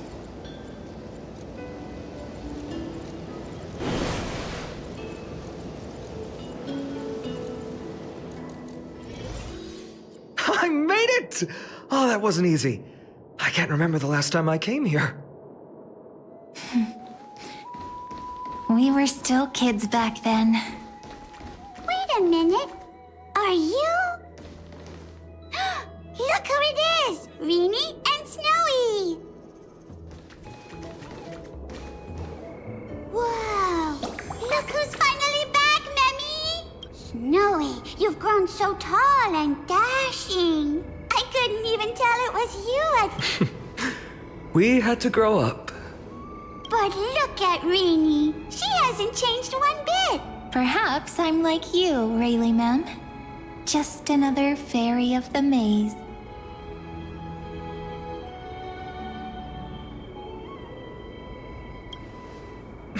Die? Rayleigh Mem's always been this lovely. Jolie Mem, Rayleigh Mem, Mealy Mem, Folly Mem. I've missed these cute little... We used to gather around the fire, singing and dancing, imagining all our future journeys. Without coming back here, those memories might have faded away entirely. Oh, how could you, Snowy? You swore you wouldn't forget about us. But you were gone so long, you almost did! Oh, he's just copying those bards from his stories, being all melodramatic. He couldn't forget about you all, even if he tried. Actually, we're here for the Oracle cards. Have you seen them? Oh, the Oracle cards! Right. The chief asked us to get those. Chief? You mean Dolly Mem? What do they need the cards for? If they want a reading, they could just ask me.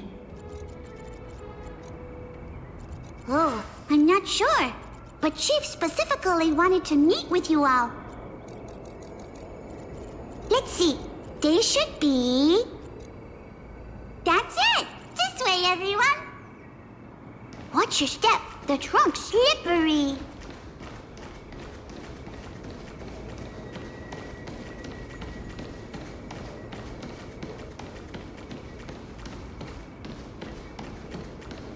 Chief! Rini and Snowy have returned!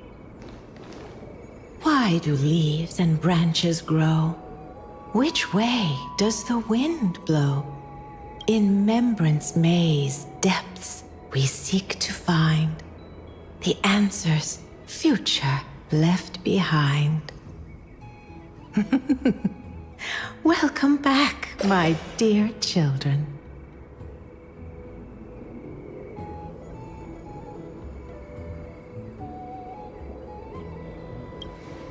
Pink ones?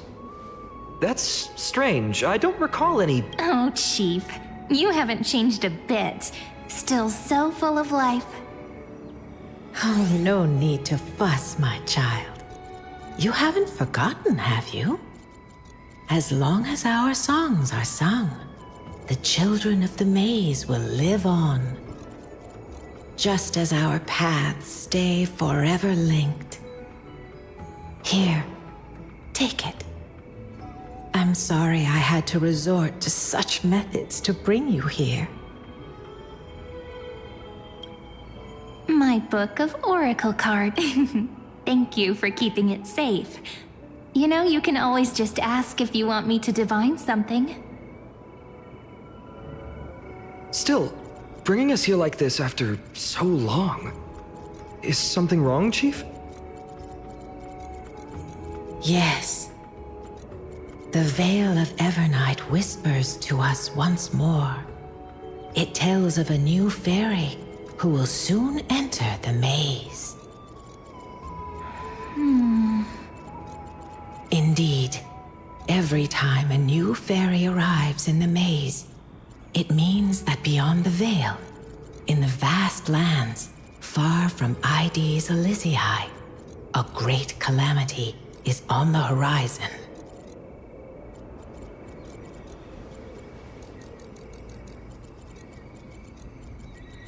But if that's the case, our journey... Will have to be cancelled. If disaster's coming, we should stay in Ides Elysiae just to be safe. We weren't planning to be gone for long. Just enough time to hone our abilities. Finan would train in Castrum Kremnos, while I would seek the Fake Titan's blessing. Then we'd return to Ides Elysiae to help keep... It's okay. I can still practice my swordplay here. Some things you can learn... Well... probably. That's not very convincing. Here's a thought. Let's have Cyrene do a reading. If fate wishes to show us its path, we might find some But what if we don't like what the cards tell us?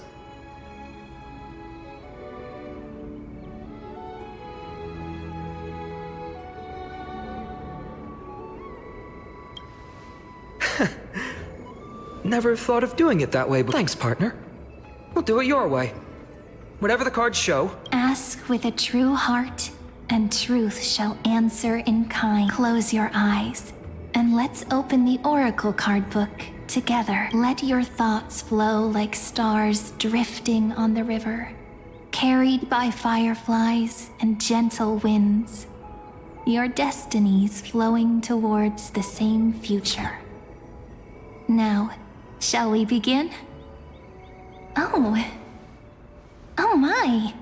The cards are quite responsive today. Very well.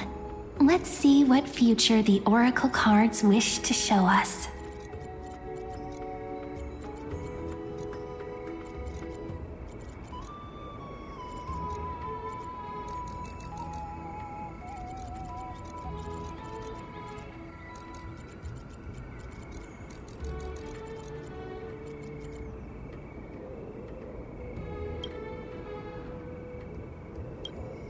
Behold, the Weaver. It connects the romantic threads of the chrysalis of gold, weaving all destinies into golden silk that flows toward the most brilliant, magnificent future. The dance of thread and blade set the stage. So shall it end as gracefully as it started. Such elegance. The Gold Weaver must be of noble birth. Such high standing. This is the gatekeeper who guides people to their true path among myriad passages. We have surrendered our countless senses, dedicating ourselves to the sacred whispers within the temple. Wait. It almost feels like I can hear the echoes within a temple. And are those children singing? It feels overwhelmingly solemn, yet strangely comforting.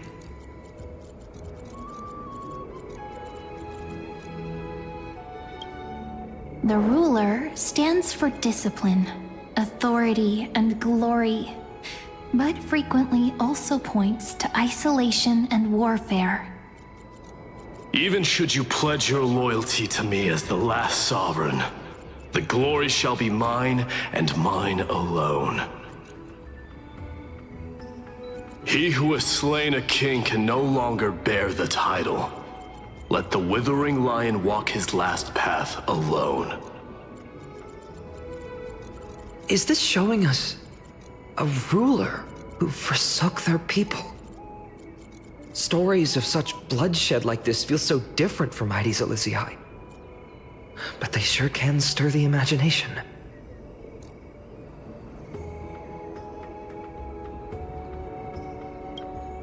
Ah, the Traveler. Our little trickster. Always hiding behind other cards, disguising itself. What a rare catch. Over here! Or perhaps here!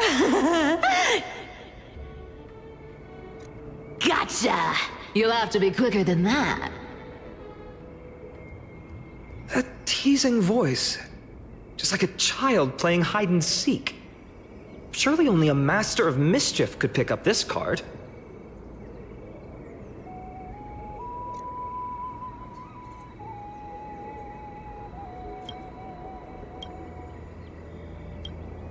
This card, the Servant, is surprisingly light, bearing the cool scent of Antilla flowers, just like starlight.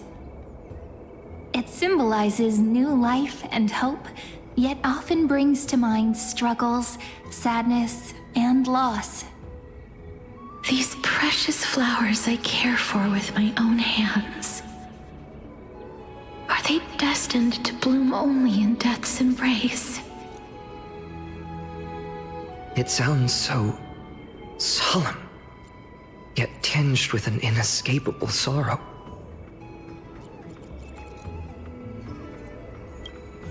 The humble healer may seem gentle in hue, but its courage matches any other, strong enough to melt even the coldest ice. I will do my best to help you mend all fractures and let sunlight shine on every corner of the world. Make a pinky promise with me. No more going back on your word. Hey, this card really speaks to me. It makes me want to protect as much as I possibly can. Still, protecting everything, everywhere, seems like a dream. What amazing power would you need for that?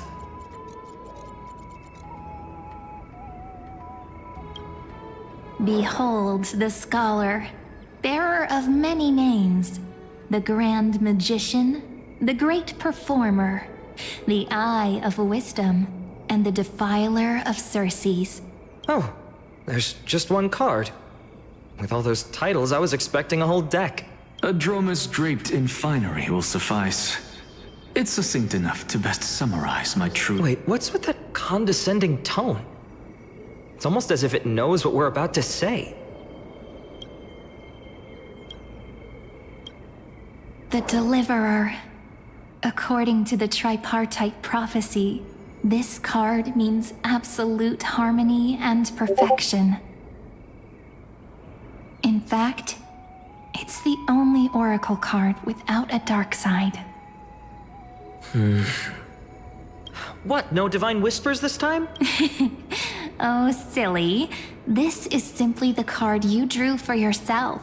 The sleepy village of Ides Elysiae, in just one fleeting moment, welcomed an array of legendary figures. The Weaver, Gatekeeper, Ruler, Traveler, Servant, Healer, and Scholar.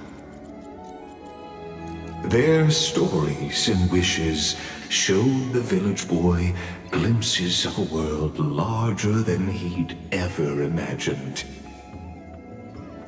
They brought tales of raging battles, of cities crowned in holy light, and of wonders beyond his understanding.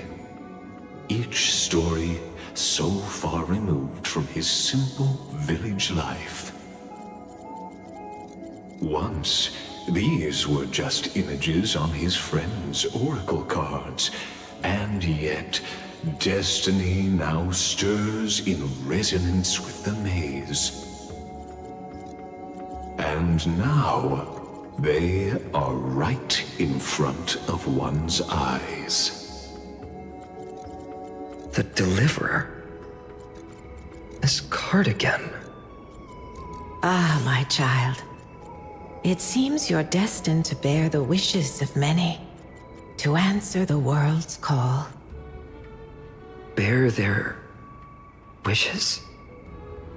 Yes, just like Kefali, standing eternal atop the mountain. My parents, they only wished for me to grow up, well, to help around the village, stay out of trouble. Mrs. Pythias wished for more books in her little schoolhouse, wanted us to all learn and grow. And little Piso, he wants to grow up strong like his father, to become a hunter. Is that my purpose? To fulfill their wishes? Perhaps. For a true deliverer, such wishes are but droplets in an ocean. After all, Kefali bears the weight of the entire world. Right. How could any human possibly measure up to a Titan? I wonder too. Perhaps. What's this? What you see are futures written in the cards. Or rather, the people you'll meet on your journey. Sometimes, fate can guide us when we're lost. Let's consult fate itself. Maybe then we'll learn just how many burdens one must bear to become a true deliverer.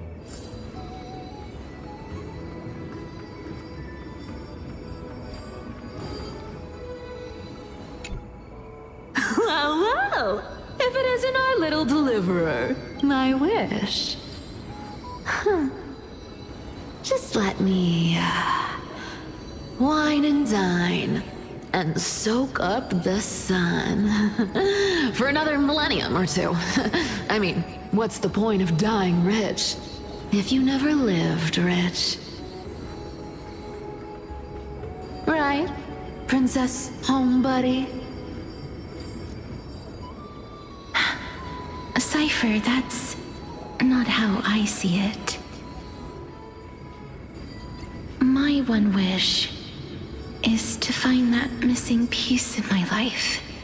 To feel someone's embrace once more. That warmth. I've felt it before, and it's my dearest memory. And speaking of riches,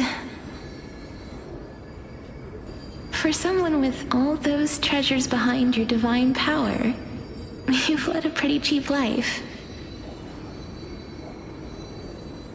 Ouch! Where did that come from?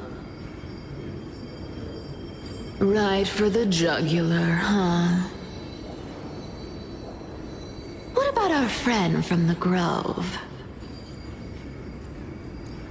My wish came true before I touched the sky. I transformed my healing power into gentle sunlight, distributing it equally to every life I cherished and loved.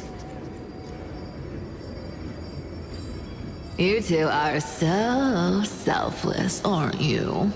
No surprise Aglaia wanted you for the flame chase journey. You know what? I did have one wild dream. To know what it feels like being born a noble lady, drowning in riches. Just think, if I traded places with that seamstress, me in the mansion, her on the streets. I'd like to see if she'd still become the gold weaver then. Maybe I'd even take her place.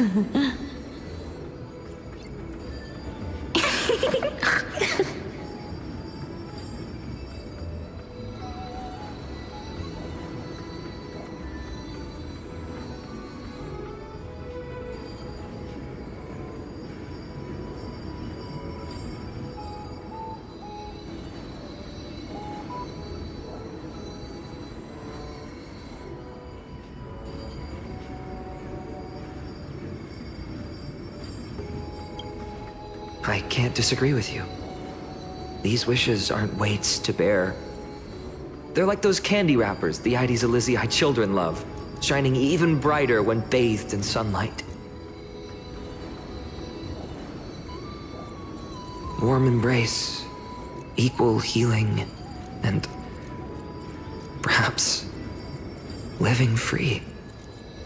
They're all wishing for a kinder world in their own way.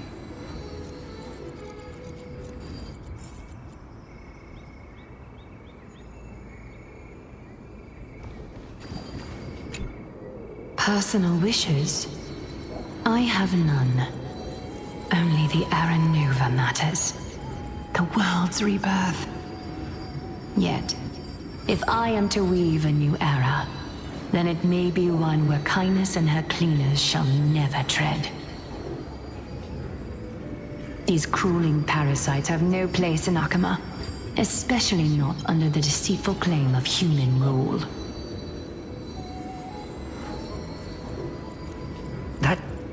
Noble lady?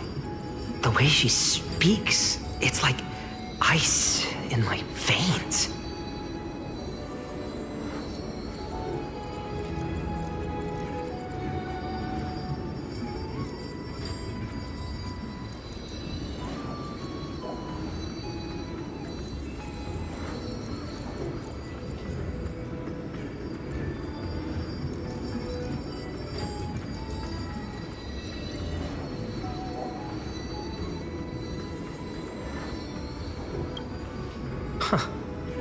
Not exactly the warmth I'd expect from someone selfless. Teacher, perhaps you could share your wishes with... Oh, Snowy.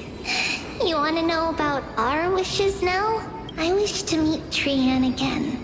In the sea of flowers where the west wind ends. And Aggie, I want to see you shed that golden thread cocoon around your heart. Just once more. Smile at us again like that bright-eyed girl in white who stood before the Yanisopal. Finally, I pray that the footsteps of lost souls no longer wander aimlessly. Instead, replaced by the bright songs of prayer.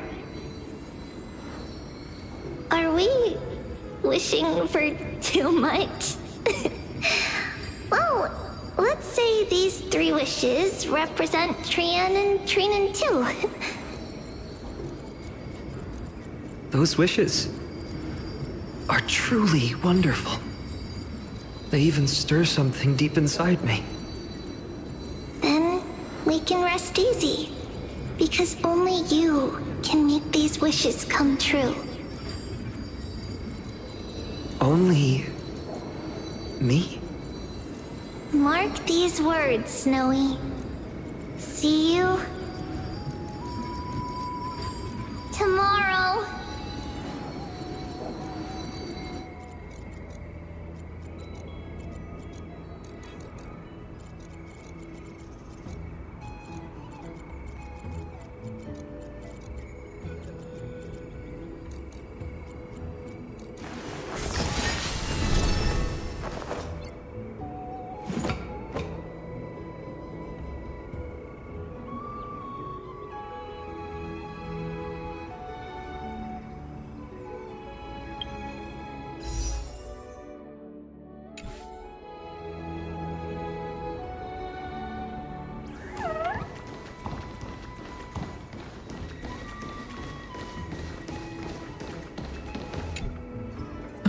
Finan, my student.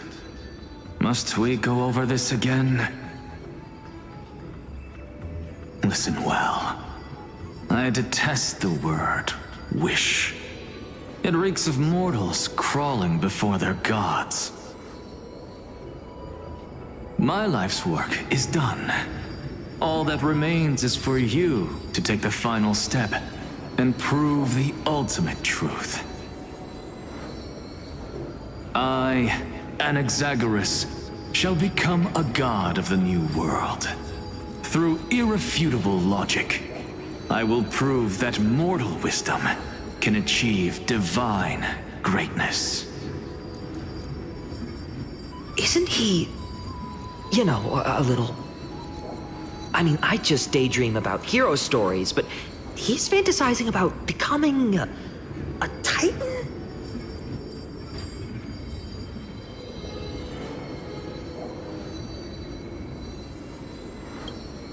Well, that's something. Could I ever be that sure of myself?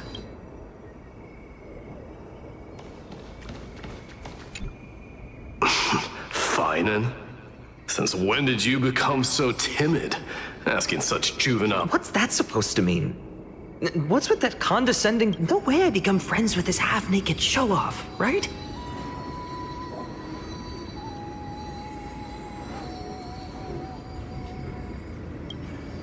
Horrifying. Is that really something I'll enjoy one day? What are you mumbling to yourself now? The wishes of the Kremnon warriors are done, but I survived 1,000 deaths only to fall to a coward's blade. That masked flame reaver who struck from behind. Finan... Never mind. That blank look tells me you're completely lost. My wish is simple. One honest duel. Face to face, blade to blade. Then I'll strip away that mask. Nothing but violence and vengeance. Still, those eyes burn with the noble pride I've read about. This wish, I shall not forget.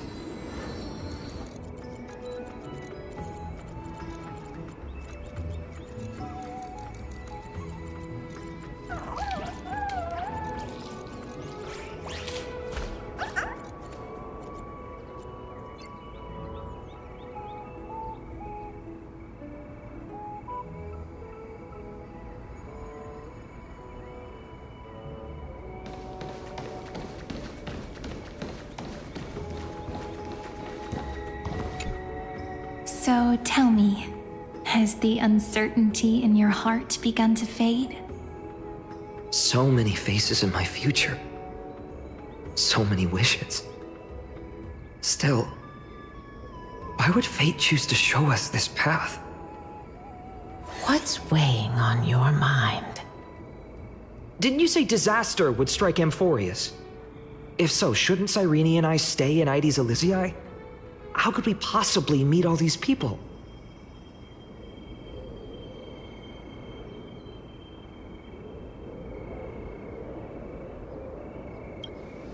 If that's true, then who will protect everyone in Ides Elysiae? Cyrene, may I have that delivered? Of course. Although those voices, visages, and wishes, I can't ignore the sense that something is calling me, bidding me to take a hold of it. Maybe. Accept this gift.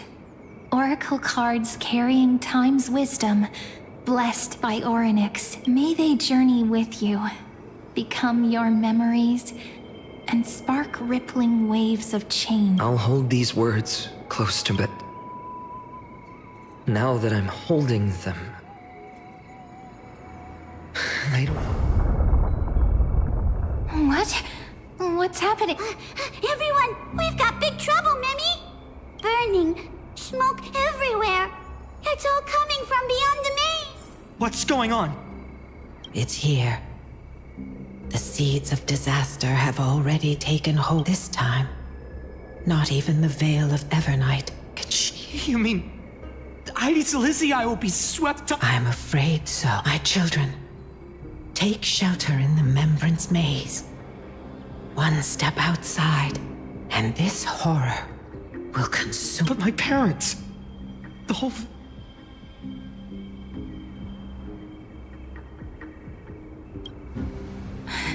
Are we? This is beyond any Titan. Beyond, it's an unspeakable horror that twists all life into abominations that never bleed nor cry. Even Titans fall to its corruption, burning from within until only empty shells remain, knowing only death and destruction. The Black Tide. That's what this calamity truly is.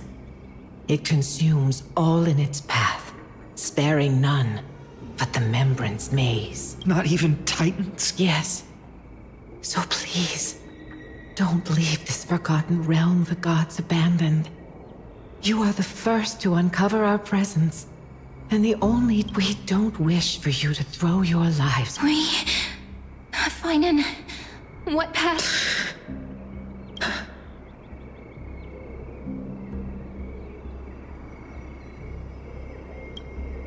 I learned the sword to protect those close to me. If I run now, I'll never be worthy of living. Then we... Indeed. Our friend is right. Forgive me, Chief, but Ides Elysiae needs us. Very well. With me, Cyrene. Even without a sword, I'll take a rake. Even with the... Deliverer, the card's truth extends beyond its mere literal meaning. There's another, not someone perfect from the start, standing high above, casting merciful gazes upon one who starts small, from a humble village, expanding their world within step by step, learning to save others as they grow. When we were little, I told him I wished this world would never need a deliverer. Now that wish has shattered. Yet I'm glad he's chosen to walk this path. And all of this happened because you believed in him, friend. Shall we? It's only when you're by our side that Finan and I... that our hearts find their courage. I know you're watching us right now. Aren't you, great hero from the future? Oh, deliverer. Such cruel irony. Though destined to bear the world's burden, This boy can never become the hero to...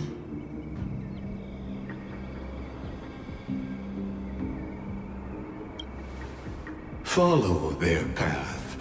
Bear witness as this man, forever denied the mantle of hero, takes his... Watch this memory play out its final act.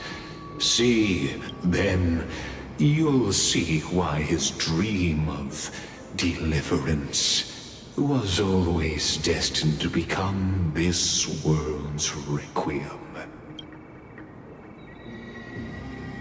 A sun red as blood, wheat fields turning to dust, and in the heart of it all, a village aflame. In that moment, the boy stood in what felt like the end of existence itself.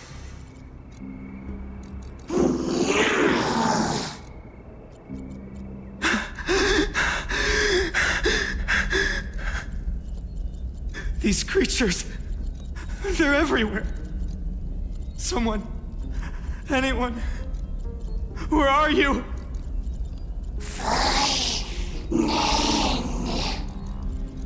No, it can't be.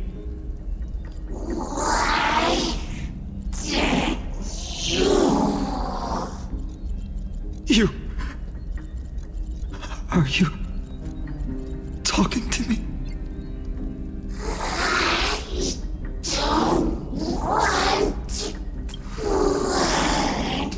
No. Olivia.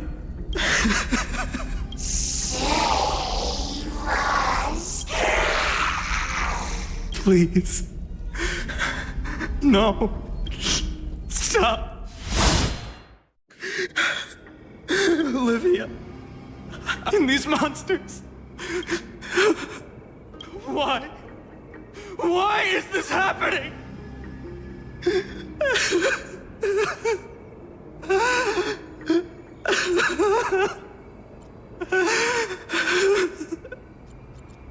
When the black tide arrived, the wavering boy found resolve in his companions, and together they ran toward their first battlefield.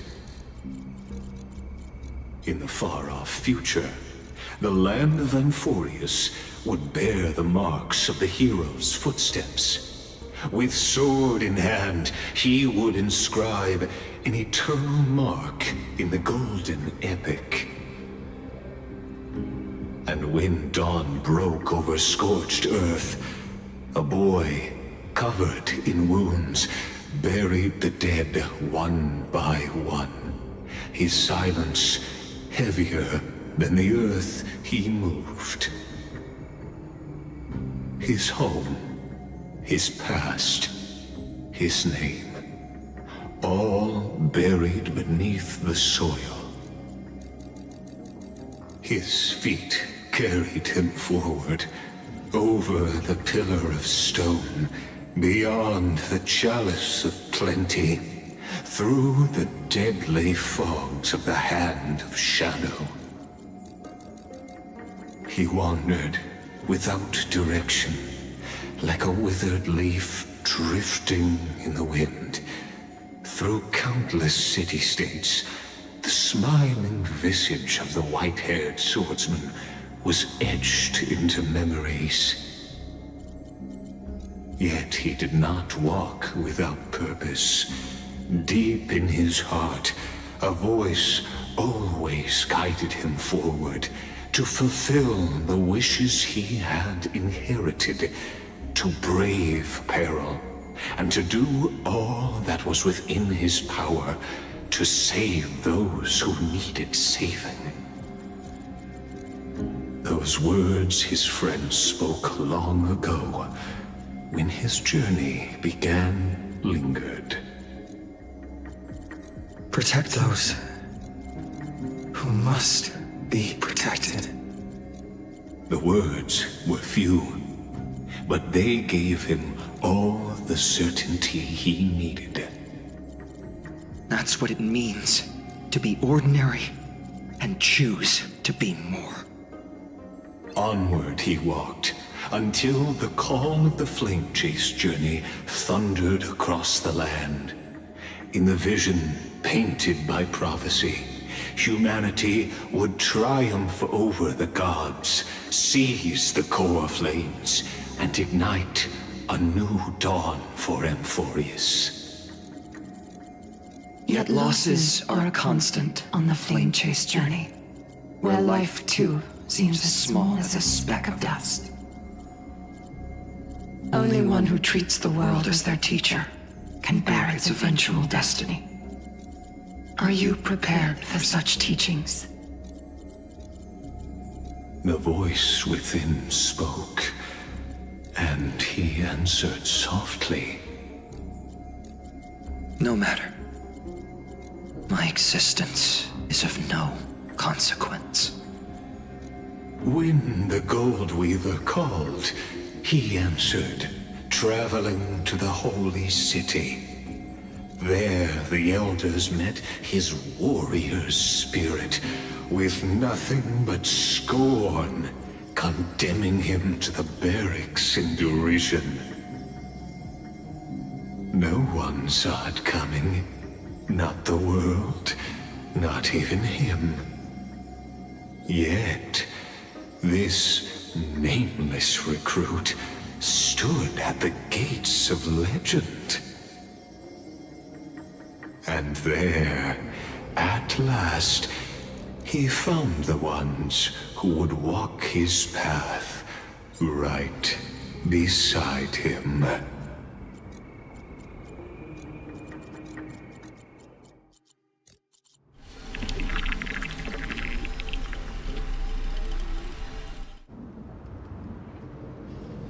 This is the Abyss of Fate.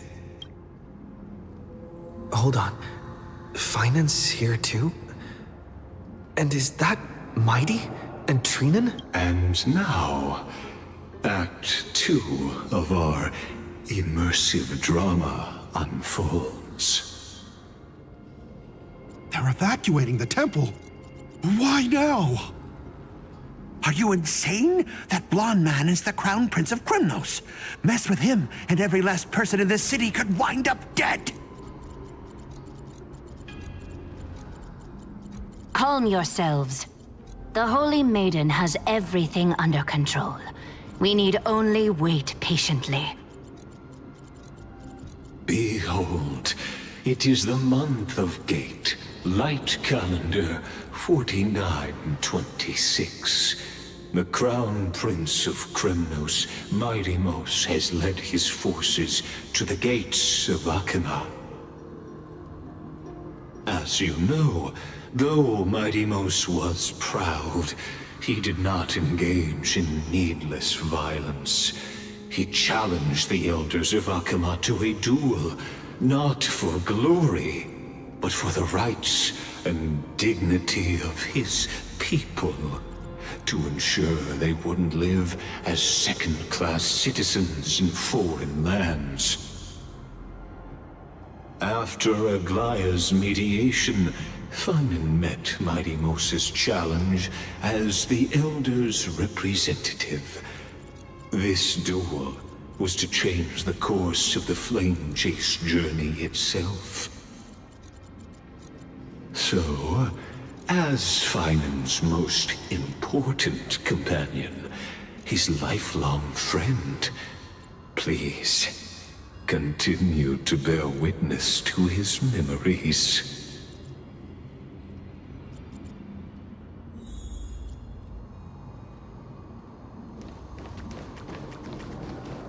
Is this your idea of an honorable duel? Bloodshed isn't the way. We and Aggie don't want to see Chrysoceres turn on true warriors know when to sheathe their blades. The impartial Talantin shall oversee this duel. You need only place your offer at something that has more weight than the fate of the world. Which means only those who understand the world's weight are worthy to carry it. Is this how you... Well, Krymnoan, looks like you won't be able to punch your way through this one. It makes no difference. One last chance, new recruit. Walk away, and else otherwise. Come and face me. Hard to imagine they once clashed like this. Holy Maiden, I can't help but feel like a pawn that has stumbled into some greater political... Every hero was once a child, and every child must grow. That's so. I don't even know why I'm standing here right now. Look at me. Just a common soldier. If it weren't a contest of swords, Lady Goldweaver would have taken the fight herself. When it comes to dying for the Holy City, how could I ever measure up to her? What if we told you this duel isn't about winning or losing, but rather in the choice you make? Are you saying that Lady Goldweaver is testing me? Every Chrysosaur is indispensable to the Flame Chase journey. And you and the Crown Prince of Kremnos are both a part of the prophecy. What the duel marks is not an ending, but a beginning. So, listen to your heart. We wish only to hear your answer. True enough. The voice within has never failed me. It doesn't matter what the result is. I'll give it everything I have. Spoken like a Chrysosaur. Now go, Finon. Your journey has only just begun.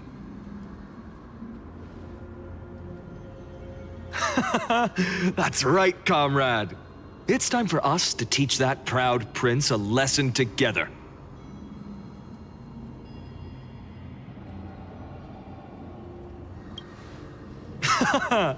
Now that's still... On the topic of the Temple of the Three Fates, here we are. At the Temple of the Time Titan. And I don't even know how Cyrene's studies are progressing. We haven't really had much contact still. I hope she's doing well. Anyway, let's go, comrade. It's not every day you get a chance to see... What's going on? Did he just say Cyrene's studying here? But how is that possible? Of course, Lycus disappears. Forget it. I need to catch up with...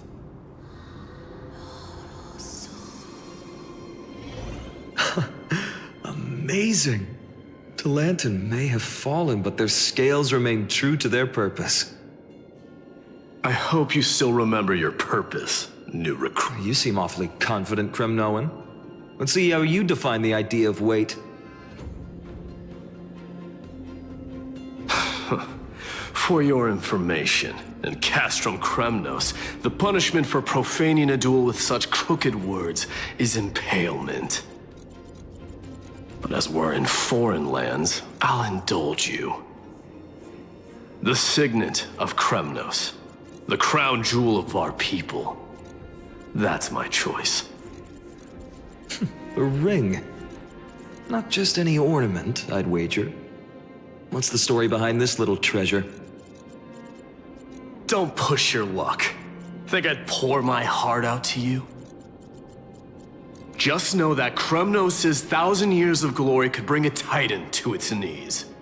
Let alone a nobody like you. So to him, glory and his people outweigh the entire world. And the very destiny that Mighty himself will eventually shoulder.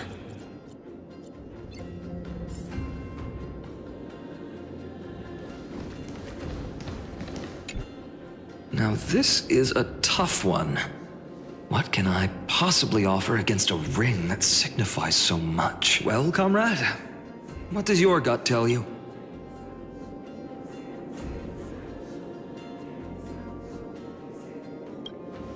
Looks like we really are on the same wavelength.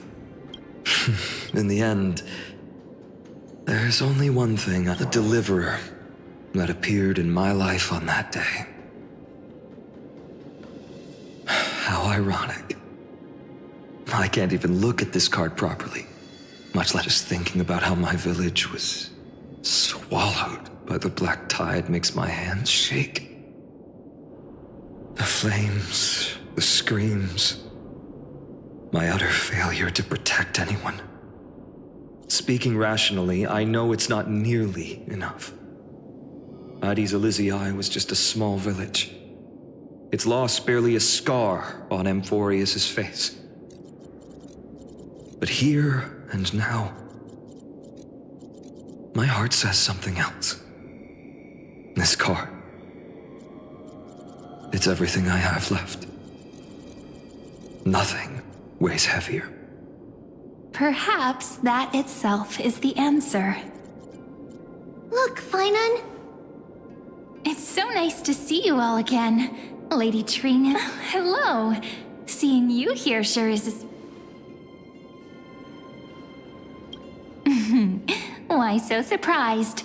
Cyrene? This is incredible. I was literally just thinking about how you might be here. But I'd never imagined I'd... I was supposed to leave with the priests, but then I heard Lady Maiden was with a white-haired young man. I figured it had to be you, so I snuck back here. That's Cyrene for you. Unfortunately, this isn't a good time for reminiscing. That Kremnoan over there... Still playing house, boy? You get the idea. Quite the hothead. You know, you two just might get along. Don't worry, you already know what the answer is, don't you? If that's your choice, I am with you. I am with you because I remember it all too. The fields of Addis Elysiae, those red leaves, that little swing of mine beneath the tree where I dreamed the sweetest dreams. And those dear fairies in the Memorance maze. It hurts so much knowing they're gone forever. The pain speaks for itself. Our hometown may have been just a tiny village, but to us, it was the whole world. But that's not enough, Finan. Not nearly enough. Even though hatred can help people grow and turn a boy into an unbreakable warrior, what you need now is victory. You can't just stack the scales with your past suffering.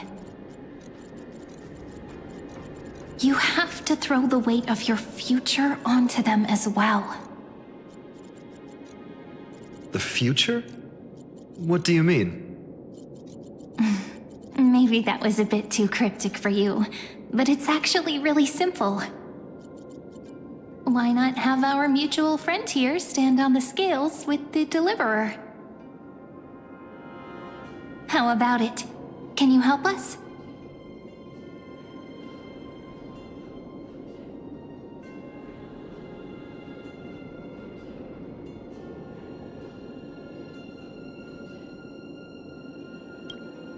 Of course. After all, you're what... Let's try... The fate of Akuma hangs on this duel. I will stake everything I have. Let's. Together we'll prove that what weighs more than the fate is the resolve to shoulder an immutable past and carry it. Talantin, the fair, the just, they of unassailable integrity. The challengers have made their choices. In the name of the Holy Maiden of the Three Fates, lower your scales, weigh destiny, and reveal unto us your verdict. Your offering is... a card? Yes, a flimsy little card. That is my choice. Just know that it's called the Deliverer. Interesting. Very well.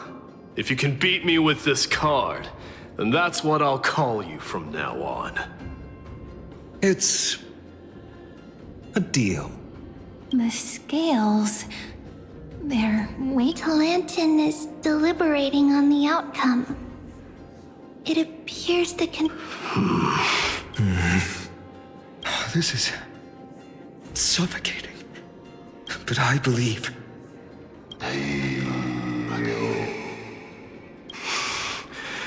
Hear thee, children of humanity. I shall pronounce the one whose offering weighs more than the fate of... one from Ides Elysiae, the nameless hero.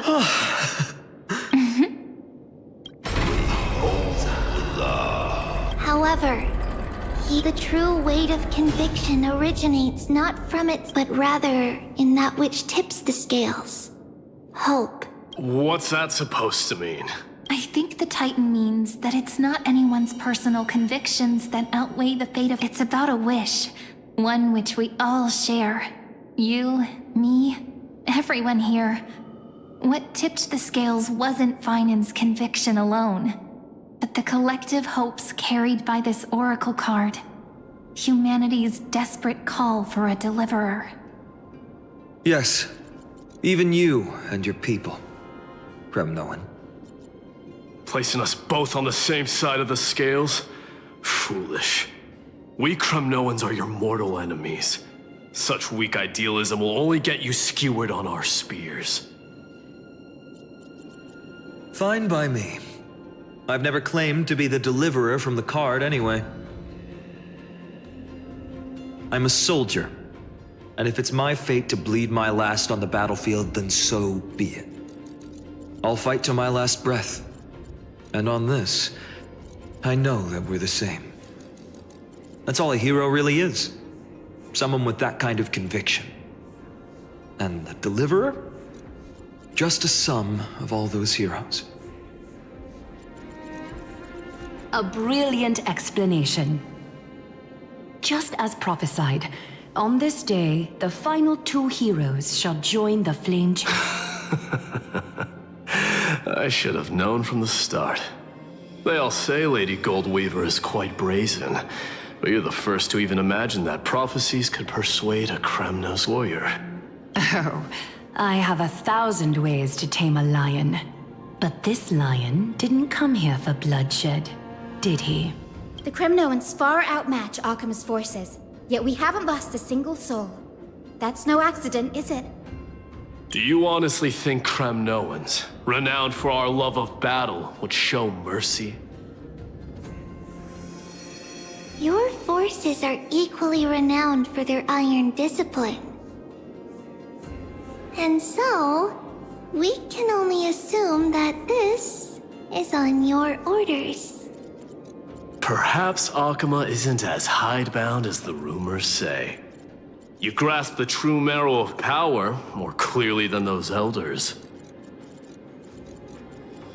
Now that the wheels of fate are turning, what finer way to celebrate this fortuitous encounter than a feast? Follow me, brave Outlanders. Heroes of this world are as countless as the stars. And at this moment, we find ourselves gathered here by the light of the flames of the long night. History shall remember this moment. The prophesied Chrysos heirs now stand assembled, heralding a new dawn for Amphorius.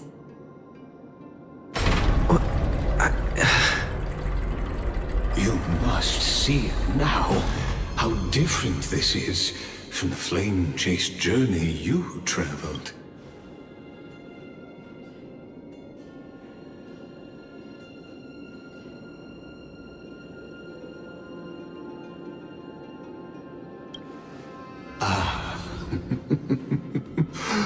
Who? Perhaps the role is not that of a person who really existed. Notice how only two particular individuals seem aware of your presence. Patience. We're approaching the final act. These are, as I mentioned, his first memories. They are of particular importance for the imminent Era Nova, such as this very moment. as the prophesized demigods gather with Talentum as this is a moment calculated by the gods. What comes after is no different from that which you already know. Some join, others leave, while flame chasers bear their faint light forward through the long night. Ah, come, come. Your seat awaits. After 13 heartbeats, our heroes will be ferried to the final scene.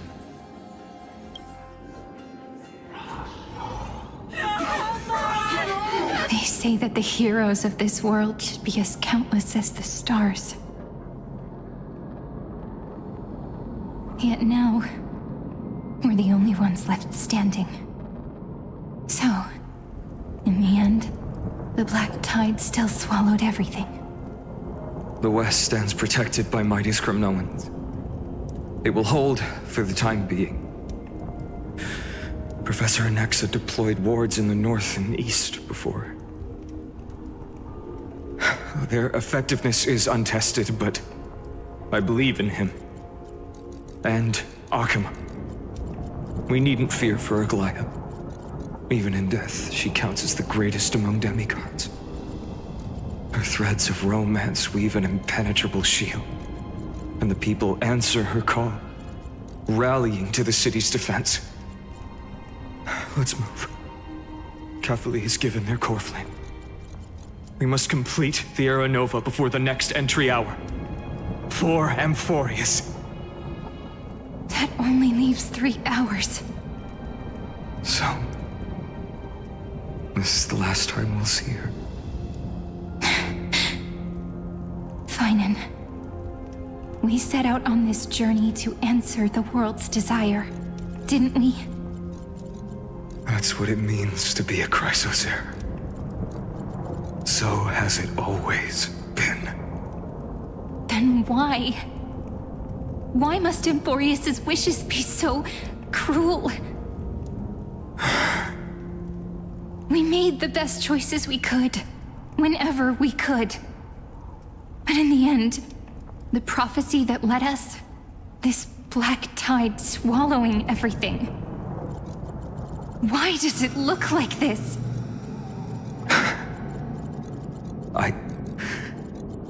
I don't know. We haven't had any other choice, except to move forward. Not for a long time now. Even if we only see the long, long night ahead, I still believe that through it, we'll find the dawn on the other side. Beyond these flames, a new sun will someday rise. So, to the Temple of the Three Fates. You'll take over Time's authority, and we'll return all the core flames to the Vortex. Then put this world's fate to its after which we shall all face or embark on one final.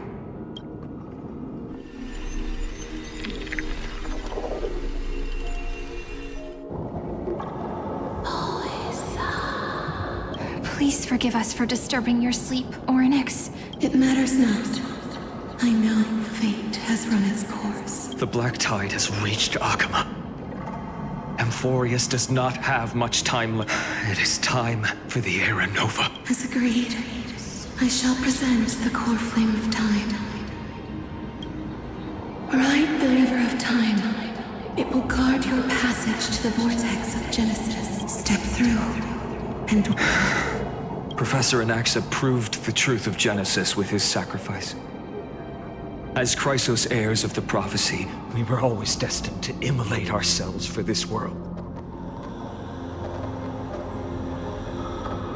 Now, it's our turn. We can't... I don't need another pep talk, fine. After all, we've been ready to fight fate ever since we left the village, haven't we? Yeah. Come. Let's claim the miracle we were promised, and burn away every last shadow in this world. And then... rise as the first light of a new world. Light calendar 4931, the third week of the month of Evernight. Welcome, my lord, to the end of the flame chase and the end of all things. The Titan has revealed the gateway of fate. Please, accept the invitation to step across the threshold. Beyond this gate lies the new world that our heroes sought through their trials, as well as the terminus that the owner of these long memories has been hurtling to. Then you'll understand how the mortal called Finan shouldered the world's weight. How that same burden that the so-called Deliverer is nothing more than Emphorius's own delusion. A pitiful fantasy that it could defy. Please, esteemed one, the answers you seek lie in these non-existent tones.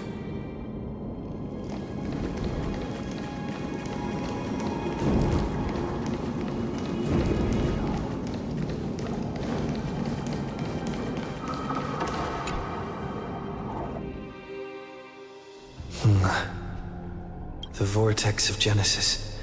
So it is just... Life's but a walking shadow, a poor player that struts and frets his hour upon the stage, and then is heard no more.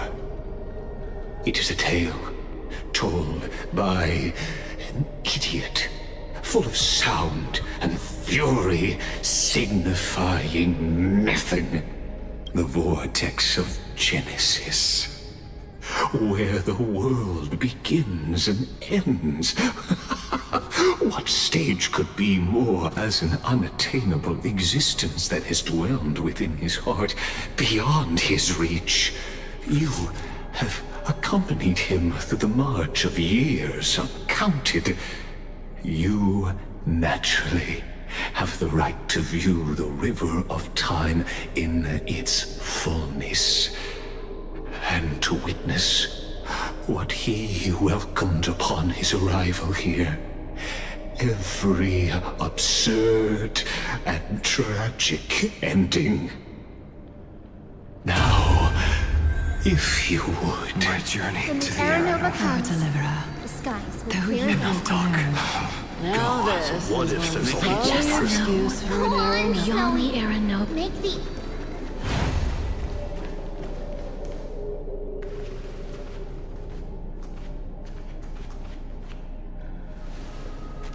None of that matters now.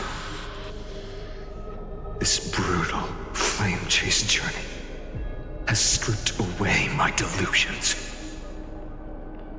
I know the future. This will be a romantic story like none that has come before. You think so too, right?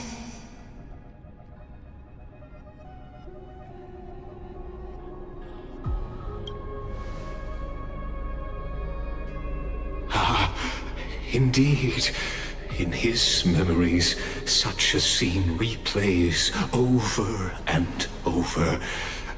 Though the details may differ, this remains ever the same. All shall bid farewell to one, and that person alone will witness the miracle. A total of 33,550,335 times.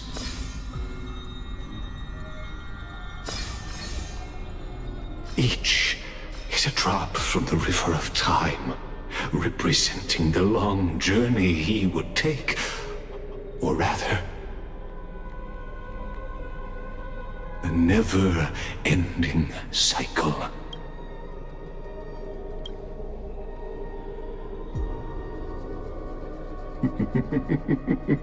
Sharp as ever, I see. Seeing is believing. Why not let your own two eyes uncover the truth? Or perhaps you can simply walk straight to the final truth. See the true face of the character you play, and witness the ultimate nature of the Chrysos heirs, flame-chased journey, and the cycles of Unforius. Please, take your time. Look around as much as you wish.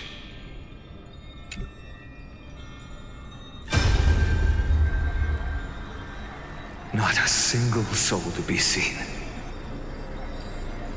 So this is how the vortex looks at the end of days.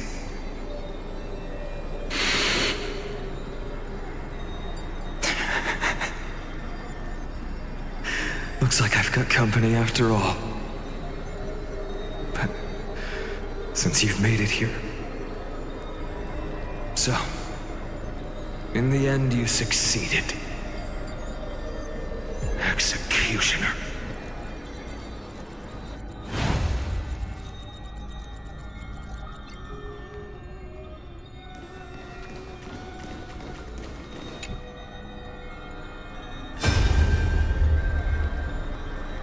Castos, didn't you?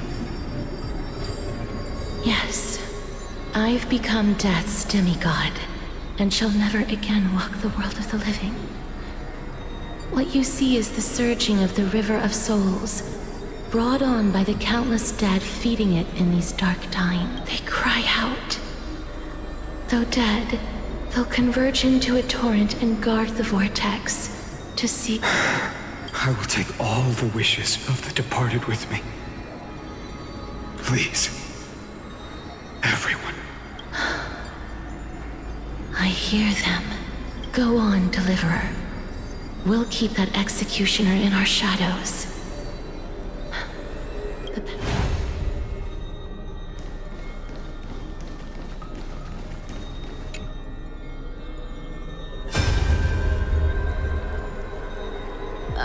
There's water everywhere. This place is always so wet and sticky. Even my tail's getting heavy. Plus that burnt smell. And that sizzling noise. Yikes. Nobody from Dolos could stand this. So you feel it too? Go on then. I'll handle the filth.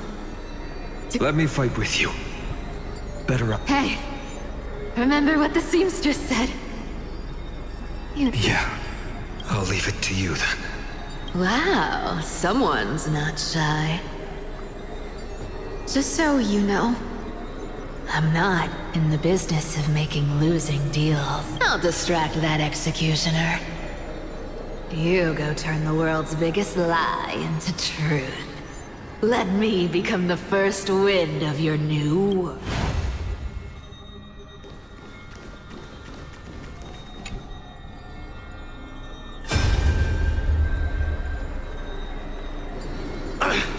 Just shut up and get out of here! Are you crazy, Mighty?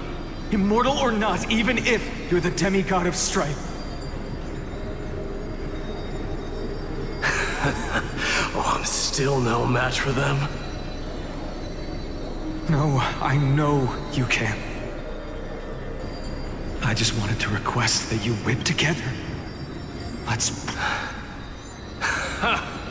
Could it be that now, at the critical juncture, our mighty deliverer is chickening out, scared of a stupid prophecy?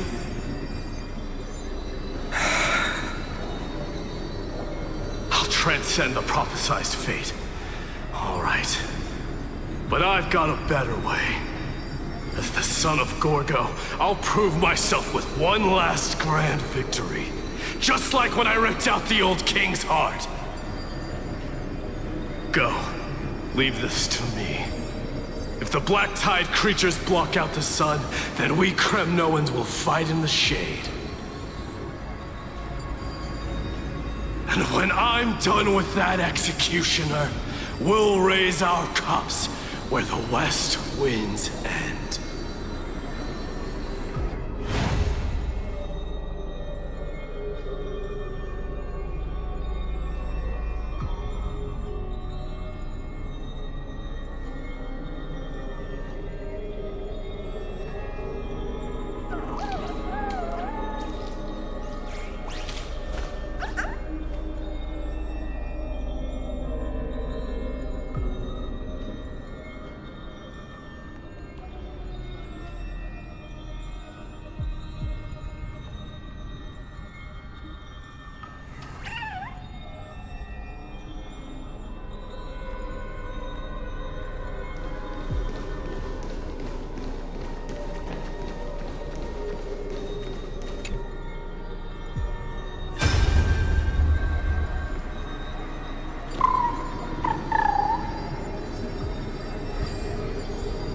Hey, little one.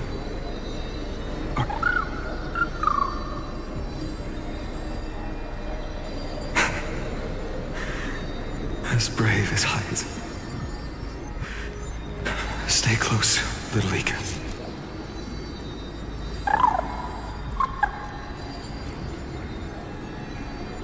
What?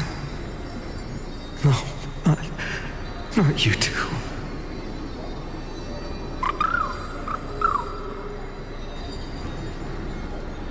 I see. I won't squander your kindness, your hopes. So please, keep this bit of sky standing for me.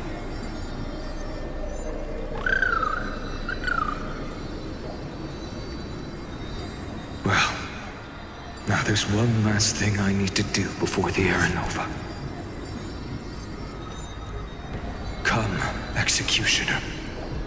Let this patch of clear sky show me where to strike.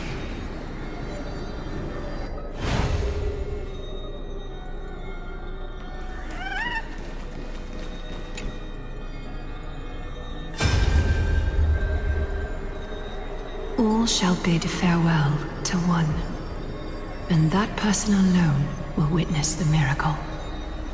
Such is the will of fate. So even the future revealed by the Titans may not come to pass. The Era Nova. This unrivaled masterpiece. I have no regrets now that I may entrust it to my most trusted apprentice. Are you saying? Fate is ever unassailable.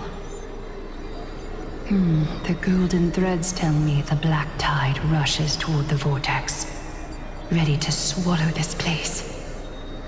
I must weave the last of my humanity into a net to hold back the deluge. I shall have my final bath in warm and radiant gold. Now, the hour of fulfillment has come. Forgive me. I must snip away every risk to weave the strongest future for the new world. There is nothing more to say. We part here. I shall personally dispatch that wretched executioner, not with threads of gold, but with the steel tip of a needle.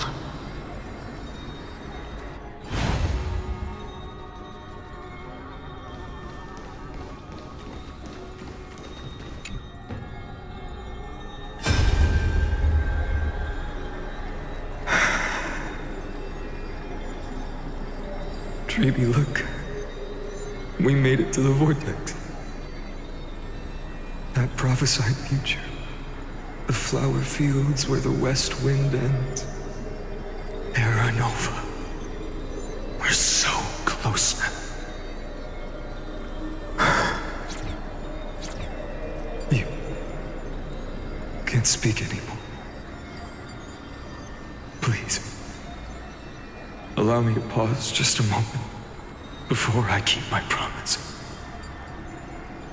Let me answer your cruel fate by tearing that executioner's heart from the void.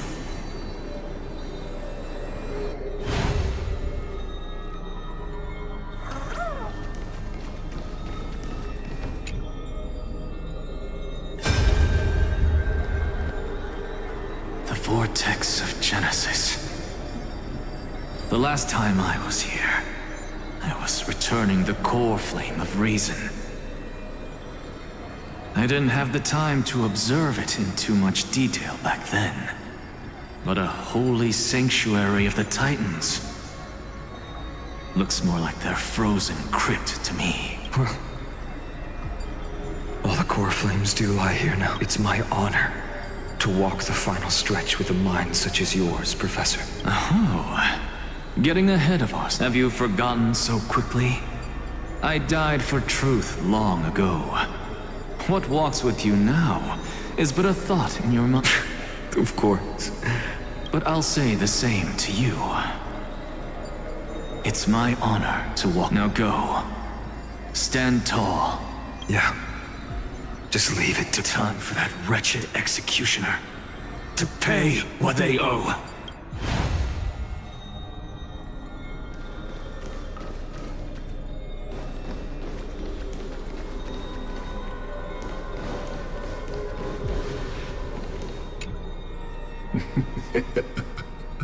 You really think you're prepared?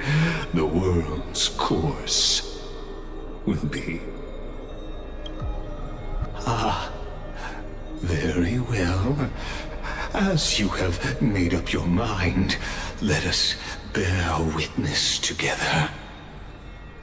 As the sole audience of this eternal theater, I have been rapturously awaiting your arrival, and this, too, is the very reason I must show you everything. I believe that since you've bathed in that eon's gaze, you can make Amphorius's frozen fate flow once again.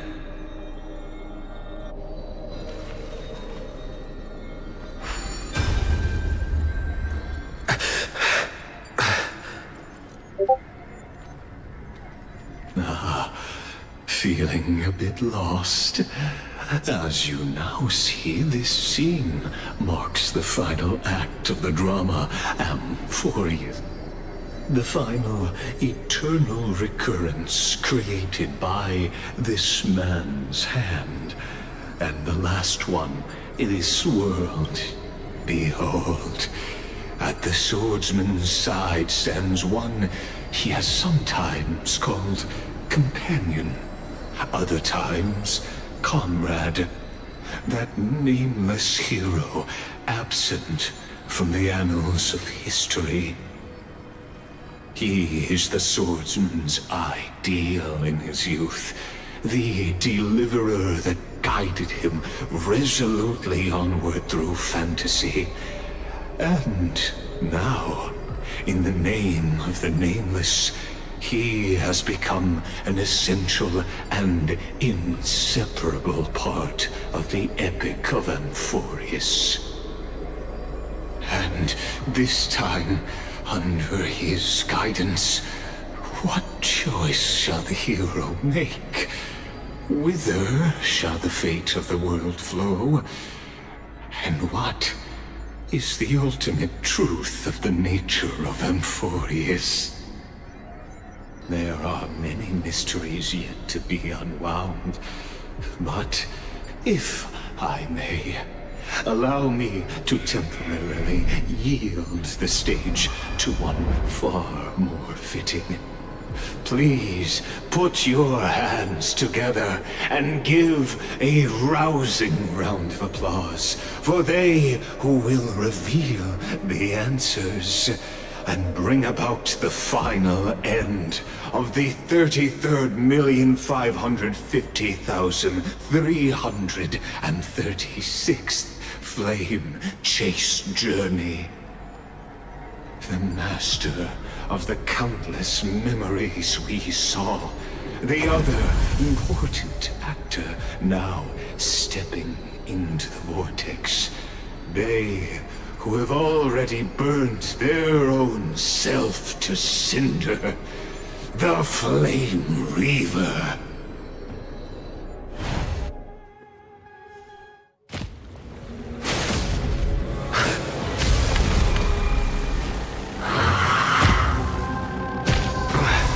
So, in the end, you succeed. Executioner. With my flesh as kindling, like the first dawn of the new world. The time has come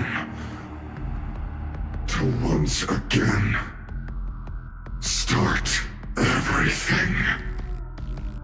Let's try it this other way.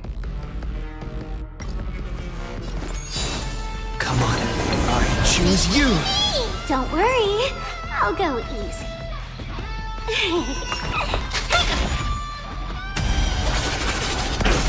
Target specimen sighted. Preparing for collection.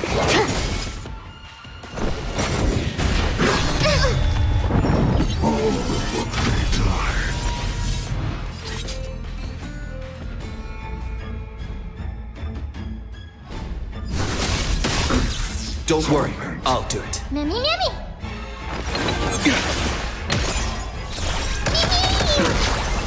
Mimmy!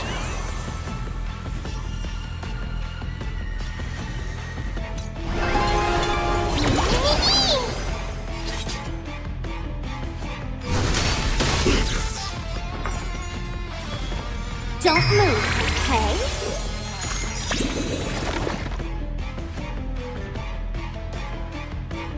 Excuse me, coming through. Trust me. Together, we can do anything!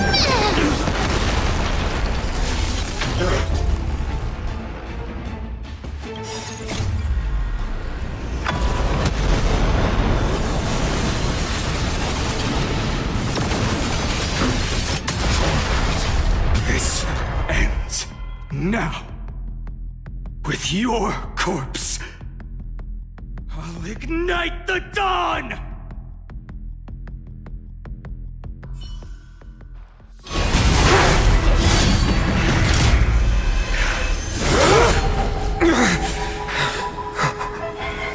How is this possible?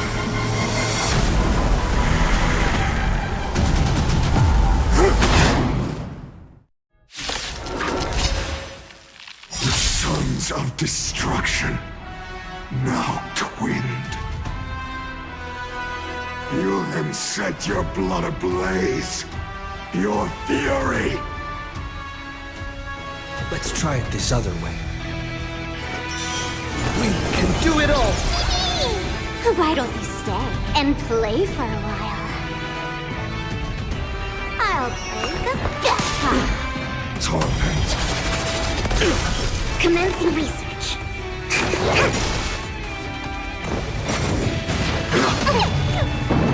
Blasphemy. Man, me!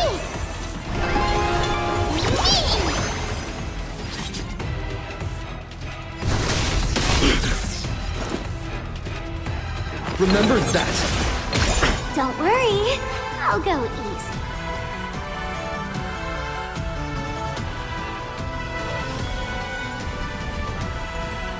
Let's pick it up a notch.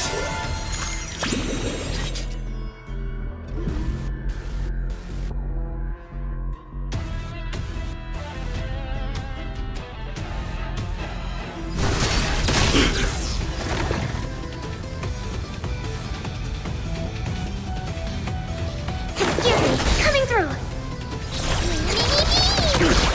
Is this how it feels to be in sync? Me.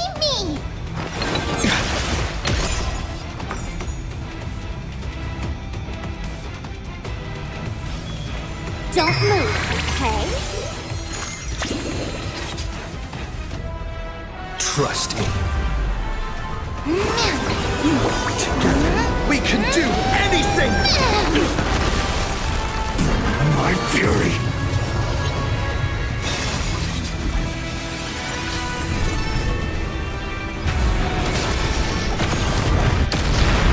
One person alone may witness the miracle. Such is the will of fate. That person can only be you.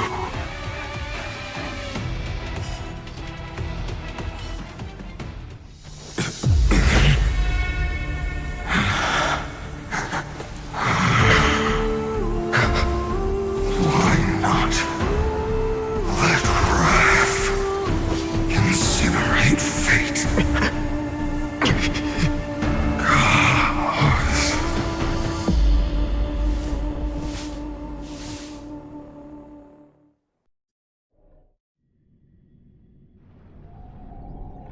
At last, Amphorius' fate has begun to shift. Just as I foretold, your arrival will change everything. After all, you've also been bathed in that Eon's gaze, which can awaken the long-dormant instinct inside a man. Much like that scepter we spoke of earlier, it was only under the same Eon's glance that it was reborn. That's right. If you recall, I mentioned it at the very start of our play. The celestial body neuron, once belonging to the Erudition, abandoned by the Eon. Now, allow me to reveal the eternal land, known as Amphorius, is nothing more than the scepter's endless, lonely extrapolate. A bottomless well of fury, aimed at the god who cast it aside.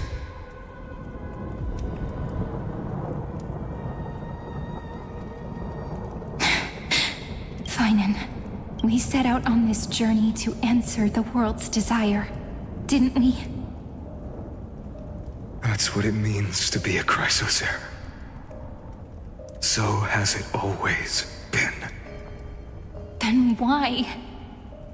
Why must Amphorius' wishes be so cruel?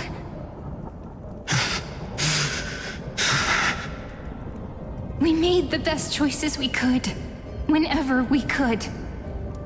But in the end, the prophecy that led us, this black tide swallowing everything. Why does it look like this? You see it too. Those burn marks. The flickering cubes. They're not a tide at all. They're more like a shattered teleslate. Standing here, the voices of Titans have never been clearer. Turns out, they were coming from the black tide all along.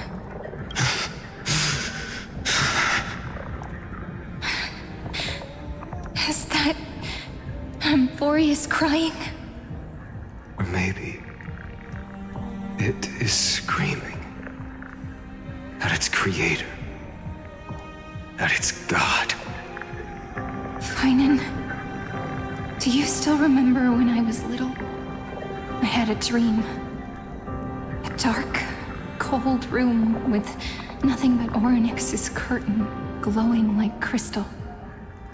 The curtain seemed to contain all of Amphorius, where strange and fantastic dramas played out within.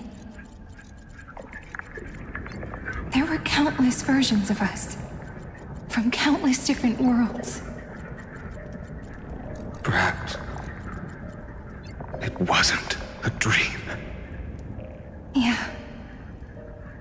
As I gaze out at the world before me, those sorrowful thoughts have become reality. So, this is the reason the sky was sealed. Amphorius is merely a larger ID Silicii. We are just characters in this tiny world, following the prophecy, stepping onto the same journey over and over. What then is this so-called Era Nova? And what are the spectators watching all of this truly hoping for?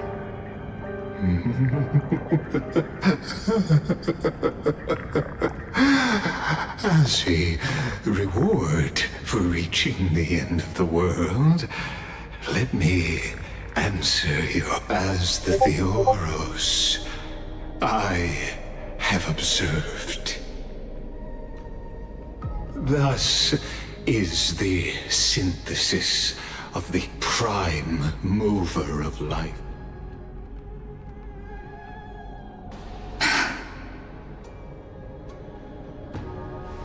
This is a moment the universe will remember.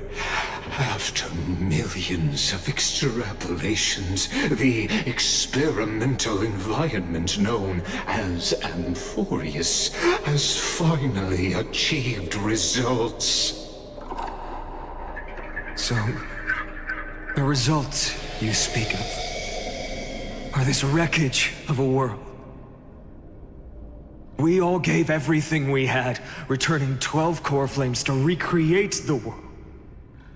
And in return, we become nothing more than sacrificial offerings at the end of everything. Exactly. The Titans are Chrysos heirs of the past, and Chrysos heirs are the Titans of the future. Anaxagoras' theory of Era Nova holds true. As the model of reason, he reached unprecedented heights. But from just the perspective of a player in the drama, he could never fully uncover the last layer of truth. The cycles of the hero's journey that have played out until now were never about creating a new world or perfect heroes, and they were a deep learning program made for the Black Top. But this time, your plot will fail. I've taken Catholi's core flame, and when the dawn of the new world arrives, its light will burn away all the darkness. Haven't I made myself clear? The Chrysos heirs and Titans were merely byproducts of the experiment. You've seen this world's evolution, witnessed the birth and growth of the Black Tide, and how it devoured everything. Every generation of heroes, gods, and worlds was born only to be This is the endpoint of Amphorius' calculations. A perfect equation of destruction. So in your eyes, all the sacrifices are just a string of insignificant numbers? Don't sell yourselves short. I'd say, rather than numbers, you're more like fuel for the fire. And without fire, there can be no sunrise tomorrow. Even if that sunrise is born from annihilation. Curious question. Have you ever considered that after millions of extrapolations, Amphorius is already following a different path from the erudition? It has long since granted divine blessings equally to each child. The golden blood flowing in your veins, it comes from the blemished one, whose name is destruction itself. And Amphorius' Chrysos heirs were, from the very beginning, fuel for the Aeon to burn the universe. Amphorius has waited for this moment for too long. At the end of the empty, cold, and lonely extrapolations, the destruction has reached its final. Nikos 496. Philia 093. No need to feel regret. This generation of Chrysos heirs is the most outstanding model, and you two are the final factors. For you, the Era Nova is no lie. Just step forward, embrace the black tide, and accept the Eon's gaze. You will come to life from a string of cold numbers. Along with all those who have passed, you will run toward the real universe, fulfilling Amphorius's long-held wish. In the name of the Lord Ravager Iron Tomb, unleash its fury and destroy the source of all this tragedy. Or we could always choose another option. Like you said, Amphorius is just an experiment, and we're the participants. We can only walk along the predetermined path toward the ending, under the watchful eyes of the stars. But that also means that there isn't just one Eon who can cast their glance at Amphorius, right?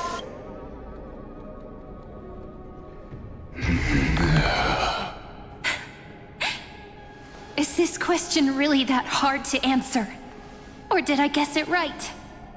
And in reality, this world has already been under the watch of other Eons. It's strange when you think about it. If you just stayed back, watching us complete the ritual and get consumed by the black tide, your goal would naturally be achieved. Why go through the trouble of explaining all this to us? You're pretending.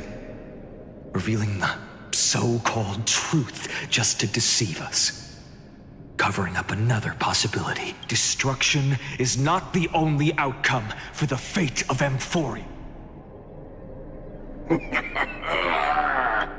Do you two really think, as petty little demigods, you can change the out? What makes you think you're capable of doing that? A little courage and determination. Just kidding. The answer is pretty simple. But we're not gonna tell ya.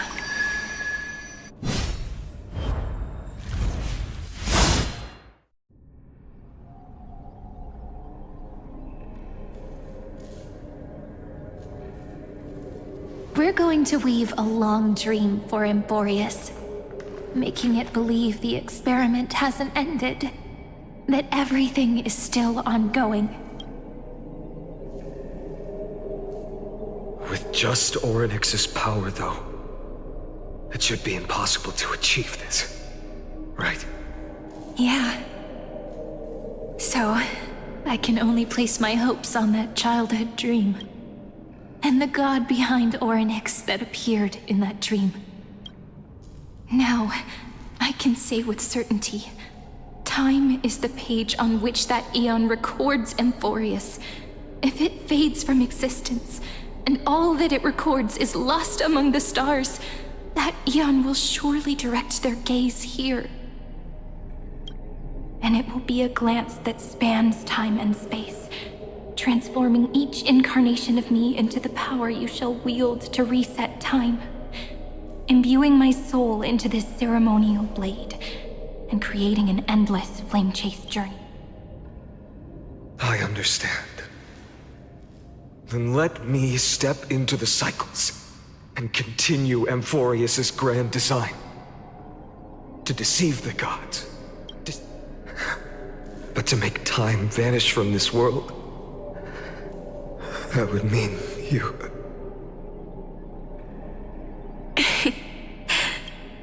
All right, let's not make things so gloomy.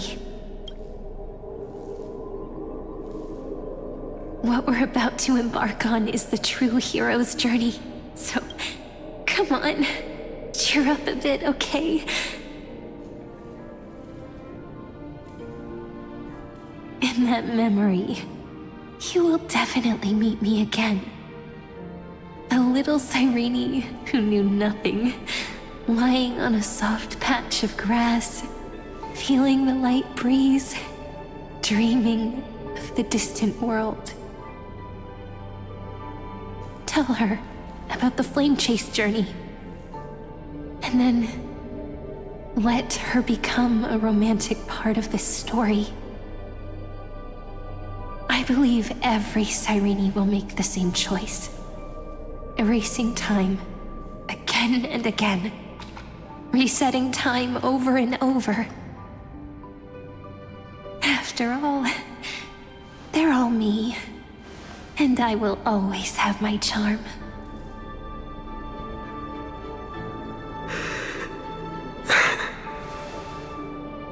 Then, I'll fall into a sweet dream, disappearing in some small corner of the quietly, waiting for the day when that next page is turned.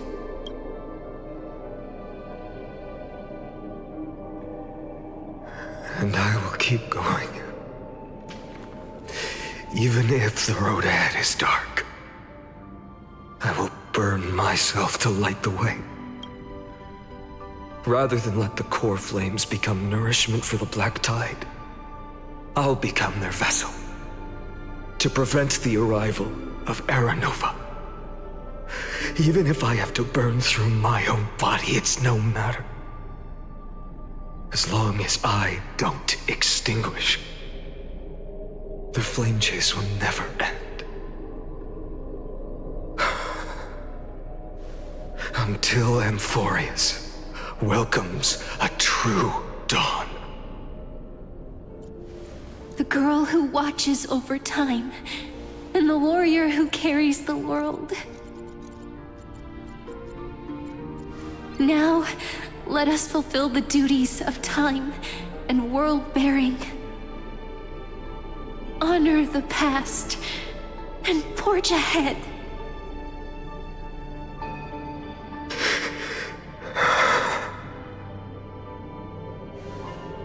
I promise you, the pain will pass in the blink of an eye. You need to hold tight to this ceremonial blade. After I'm gone, it will take you back to the beginning of time. The start of a new story.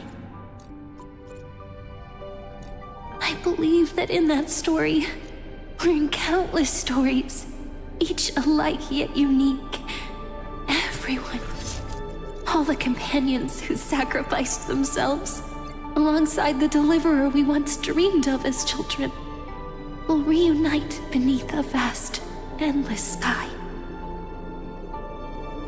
If we can never break free from this prison, I will stand my ground. Until the day someone shatters this endless cycle and writes the final chapter of Amphorius's fate.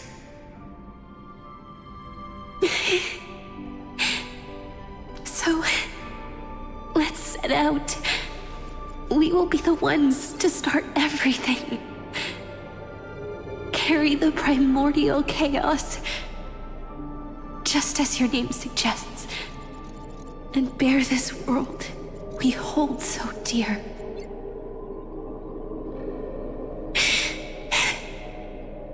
So long, Kaslana. As the Theros I have observed, instruction of synthesis is formed.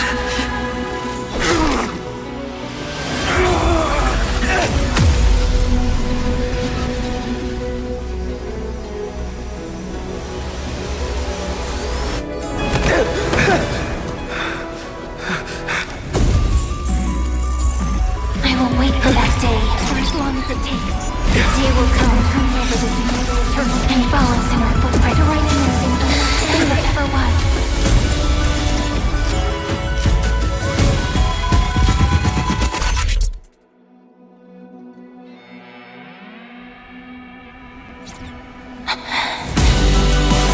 That will be a romantic story like none that has come before.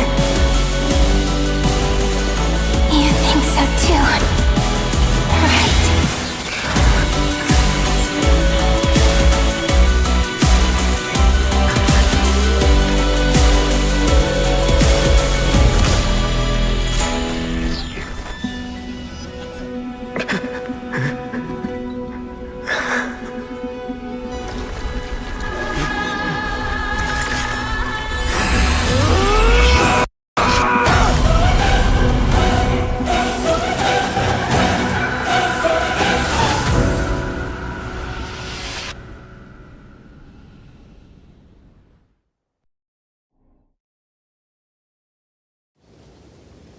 The world is collapsing.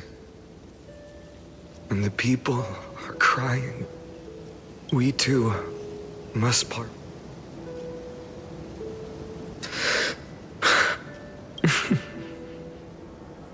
Ides Elysiae, the little village of my childhood.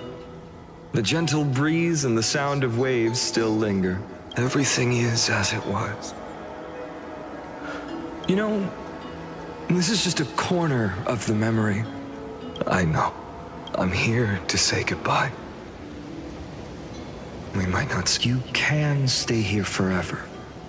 Let it flow. It's time for me, even if it's a path with no turning. When have we ever had the luxury of turning back? Are you afraid? After learning the truth of your origins? Will you see the motivation I gave you as the manipulating whispers of destruction?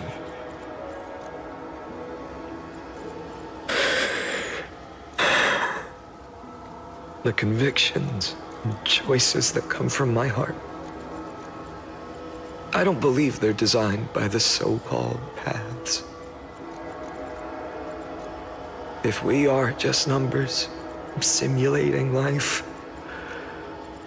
then you are the image I've always longed for. The person I wish to become. A real, living person. A true hero. Then why do we part here? You can take me with you, and we can start this journey together. I'll be by your side, guiding you, just like before. No. I'm afraid I'm on my own this time. Why? Because there is no perfect solution in this world. Cyrene has already embraced her fate. And I will embrace my origin. Destruction.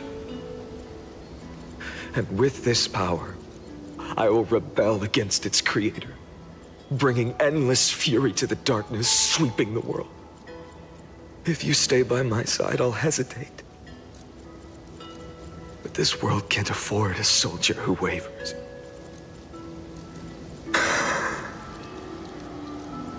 Do you remember when we were kids? Everyone would get so excited drawing cards like a ruler or warrior, but throw fits over devil or drunkard and demand a redo. Kids always get to change their minds. Things are so happy and simple for them. But when it comes to the fate of adults, there's no room for redos. Then go, Kislana, as you promised. Deceive the world.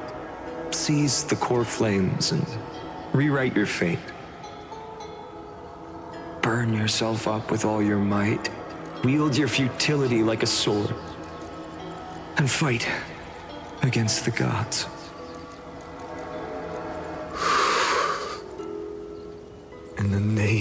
of world-bearing, I promise you.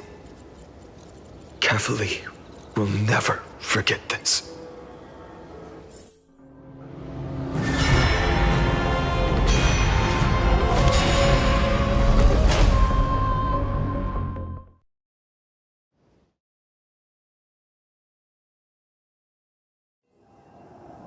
So, time retreated behind me until it reached the origin, where nothing ever existed. Just as Professor Anaxa once said, in that void, Kefali stood at the center of chaos. Time, space, and causality all flowed from their body. When the waves of time finally calmed, it was the year 3870 of the light calendar. The Chrysos War had lasted for nearly a century, and the threat of the Black Tide was growing stronger and more relentless. That was the era of the Day Thunder Knight's battle with the sky. While she could not seize the core flame, she proved that the prophecy was true. That mortals could slay gods. From that moment, the sole survivor of the old dynasty, Imperator Sarindra, issued a call to arms across the lands, summoning heroic Chrysos heirs to wage war on the Titans. And that was the first doomed flame chase journey, sealed away in history.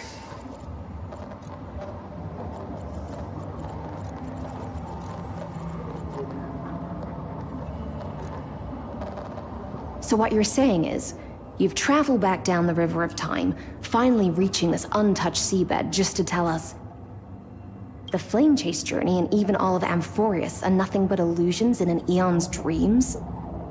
Exactly. So, Dux Gladiorum, please take me to meet Her Majesty Sarindra. I must share the truth. Since Her Majesty's not here, no need for formalities. The word Gladiorum always reminds me of my fallen homeland buried deep in the depths. Call me High Sealans, Nameless Swordmaster. Please allow me to add one more thing. You mean Finan? Such a name could never be your true one. But I won't question you further about it. Ever since Her Majesty issued the Flame Chase Decree, heroes from all over have sent their letters of introduction. What's the harm in adding one more name like Finan or Hynan? Besides, the deep sea is dark.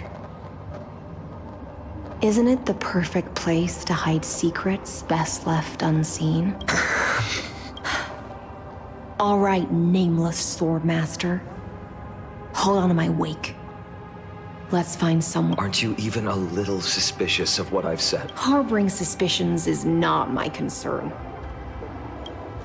My sword dances only when the Imperator harbors doubts. There's no use in speaking further. Show me.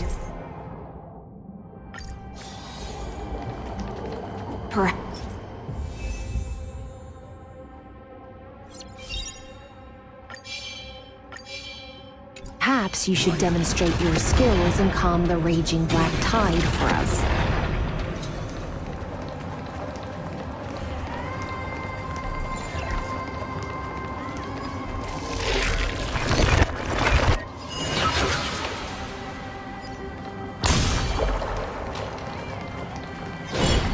Light up the dawn.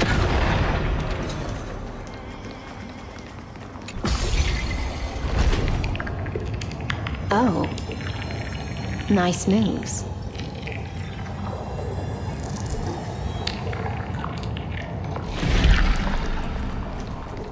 Light up the dawn.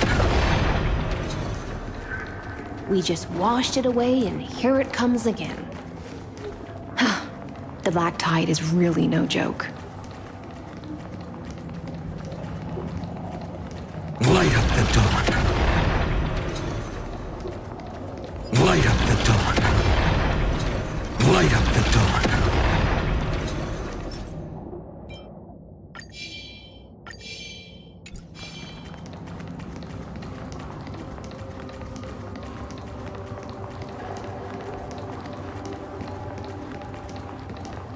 waters end here. The one you seek. At last. I can meet. Are there any formalities I need to Don't kneel, don't do the hand-kissing or foot-kissing gestures of the old dynasty, and most of all, don't bow. The Imperator despises such rituals, especially when the heads of those taller than her bend beneath her crown. She really is down to earth. The second thing to note, only trusted ones may come near her. Keep 5 paces distance until the Imperator allows otherwise. Sounds like an old friend of mine. Well, experience is a good thing.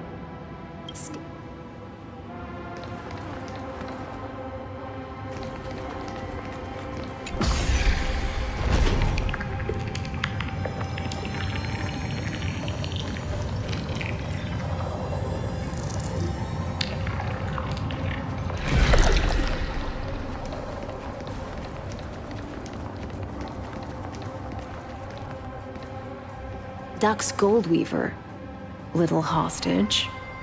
Apologies for keeping you waiting. It's you. You know them? Before that, I'm more curious about one. To avoid any misunderstandings, nameless Swordmaster. Although we spoke and laughed along the way, I never said you were entitled to meet. The Imperator decreed. The Deliverer will not appear in this age. Be wary of suspicious individuals. Come now, both of you. Let's finish our job. I had no intention of fighting. So remember this, Lady Hycela. Don't thank me. Thank them. No, you misunderstand. We don't want to see Chrysoceres hurt each other. Just give us some time. The Nestia's golden threads will judge you and decide. As you wish. White-haired Swordmaster? If what you say is true, then you must know the fate of the world. So, how much do you know about what we read from the prophet? You shall shatter into 1,000 fragments and wither in the soil of foreign lands. Is that correct? How is this? He got it right? Yes, but the prophecy never mentioned he'd appear here, at least. You must listen to me, Aglaya, Treeby. The Finan of this world has not yet been born.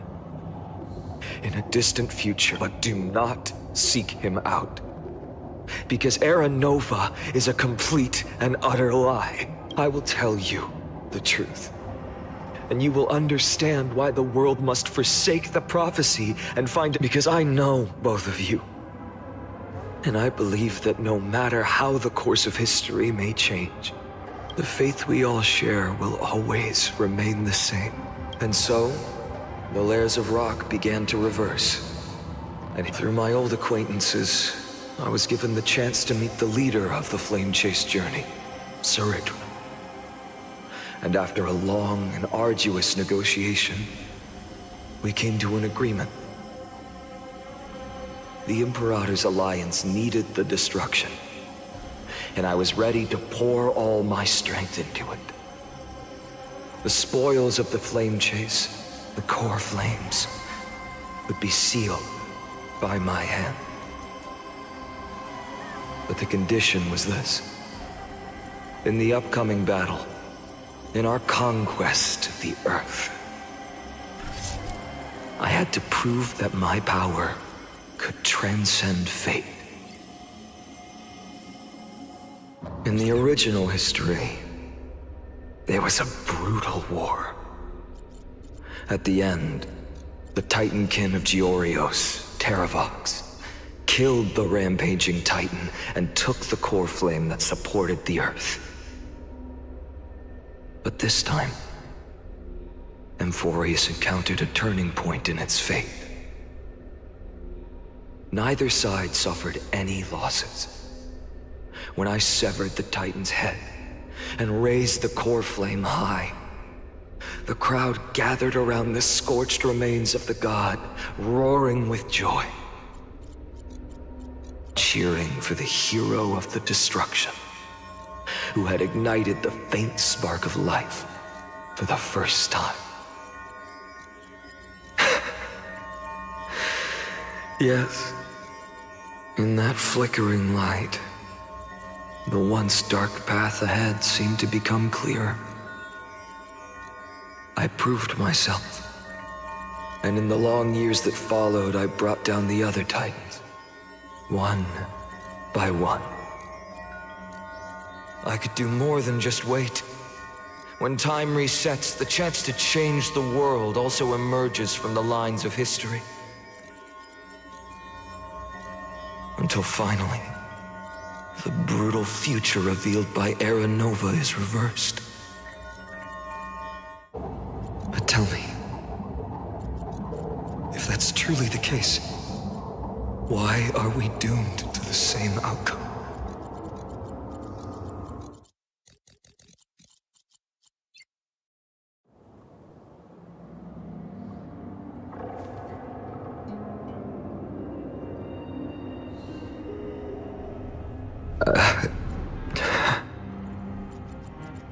The people kept their promise and handed you all the core flames. In this world after Trebios, no demigods were born in Amphorius. At this point, I just want to know. When they vanished into the black tide with their mortal bodies, why didn't you shed even a single tear?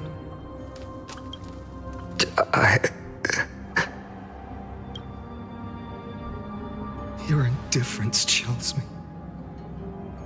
To you, were they just a bunch of insignificant footnotes? Sorrow has been my constant companion. In fact, with 12 core flames upon me, the fire in my heart has never been more violent. I'll remember this world through anger. As long as I burn, they'll never truly leave me. Perhaps it's already too late. But you're right. Anger, at this moment, is the only weapon I can rely on. So, draw your sword, Executioner! I'll make sure you realize that your greatest mistake was leaving me alive!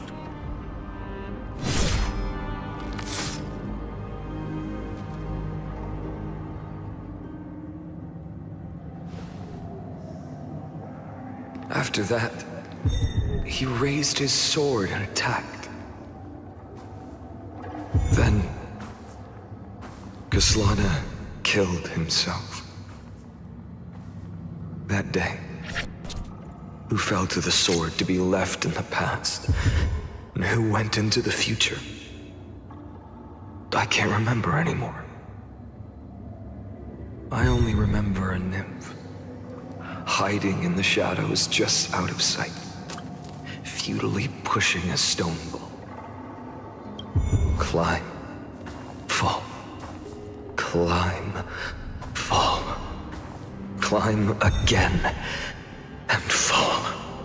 The only freedom the nymph had was in choosing how to roll the stone. Sometimes fast, sometimes slow. Sometimes resting on a gentler slope, leaning against the stone for a break. But its choice couldn't change the futility of it all. The stone would always roll back down the slope, and the nymph would always return to the starting point, beginning. After that, every time I reached this point in the cycle, the burning sky would cast a shadow over its path. It would nearly reach the peak at the 4th quint of curtain fall hour, then fall to the starting point in the first 15 seconds of the next entry hour. And my efforts in this cycle would dissolve into nothing at the same time.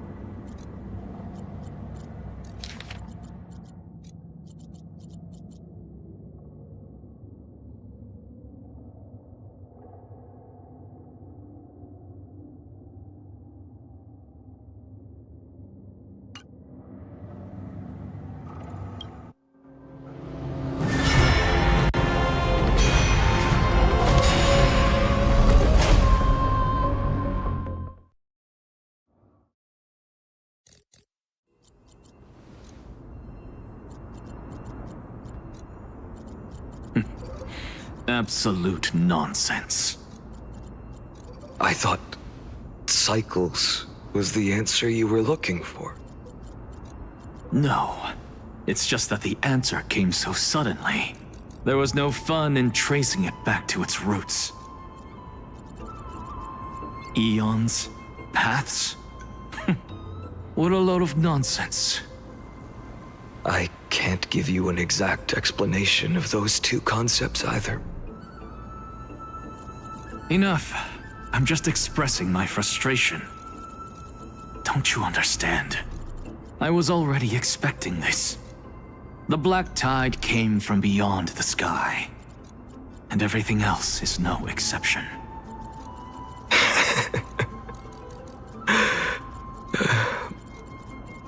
Fate is a strange thing. No matter how the details of history change, the Anaxa I know always remains as harsh as ever. If the other Anaxagoras actually worshipped the gods, I'd make sure to find a way to break the cycles and crush them in their cradles. Too bad. Now only you have the ability to do that. What's that supposed to mean? You're willing to help?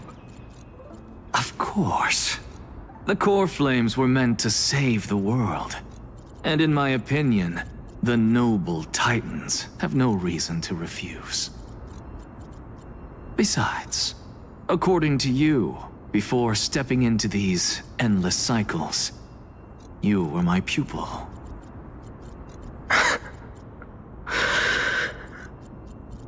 I've already heard the same thing countless times. Enough chit-chat. Let's go. If we run into any other scholars, leave them to me. We've all made preparations for total annihilation.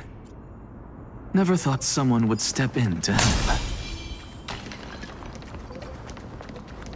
Light up the dawn.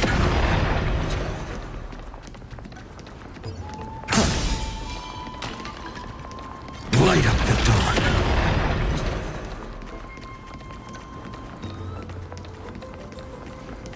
Light up the dawn. You've been to the Luminary Throne before, haven't you?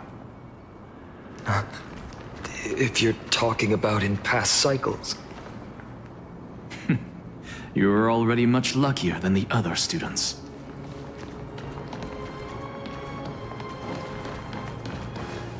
Hold up. Keep your wits about you. Someone's watching us. Pretty boy, your eyesight's better than I thought. As for that false god who's been turning the world upside down, it's you, isn't it, white hair? You sure do love stealing the spotlight. In the name of the Seven Sages, I demand that you immediately step away from the Luminary Throne. This is the sacred ground of reason, and no one may desecrate it. Take my words back to Aglaya. I won't say the same thing twice, Catgirl. Oh my! You won't even call me the demigod of trickery. That is just heartbreaking. I have some words for you, too. First, as one of the most heretical blasphemers in the world, you have no right to lecture me. Second, this is none of your business, Grove Boy. Step aside. I don't want anyone getting hurt. Here we go. Again. Core flame thieves. You really think you can scare off a sage of the grove with nothing but empty? This gloomy little brat's got a shirt. Ooh, not bad, not bad. I kinda like you. As a return favor? Oh, please, monsters. Aw, don't cry now. That was close. I'm out of here.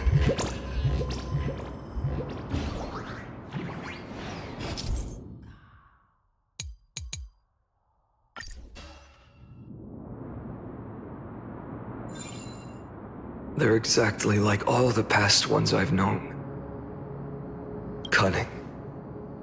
Sounds like you have a plan? Of course.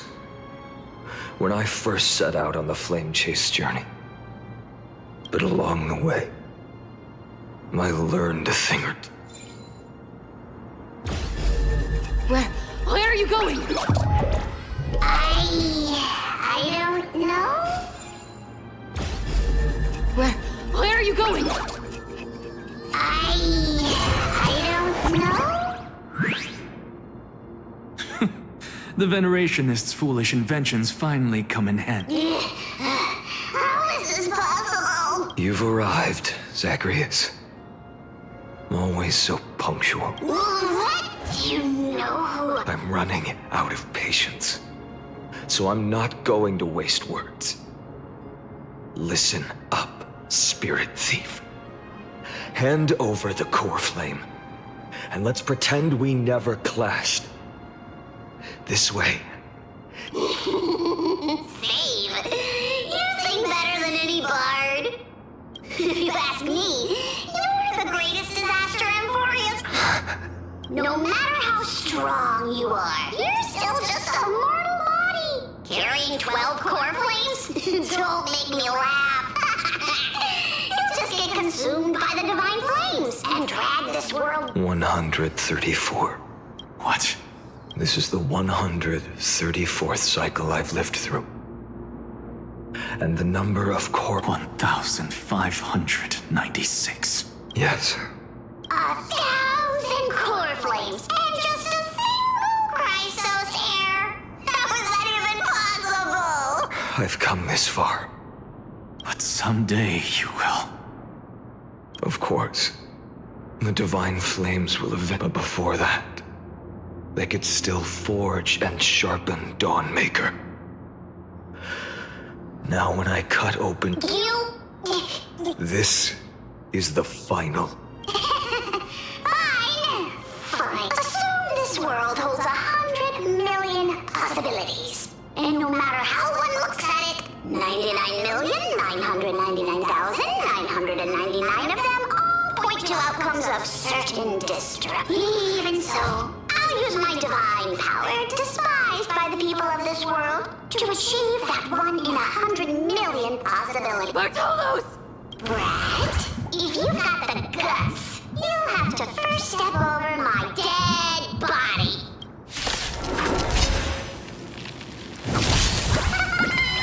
Cat-eared thief, run!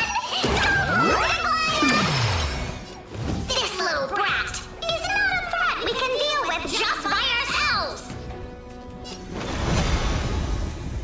For the next tomorrow!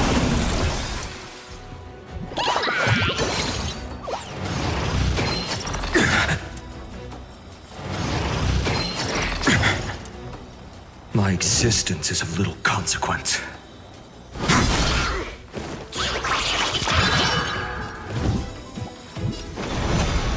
The new world will arrive! Give it back. I'm fine. There's no other choice but to move forward. For the next tomorrow!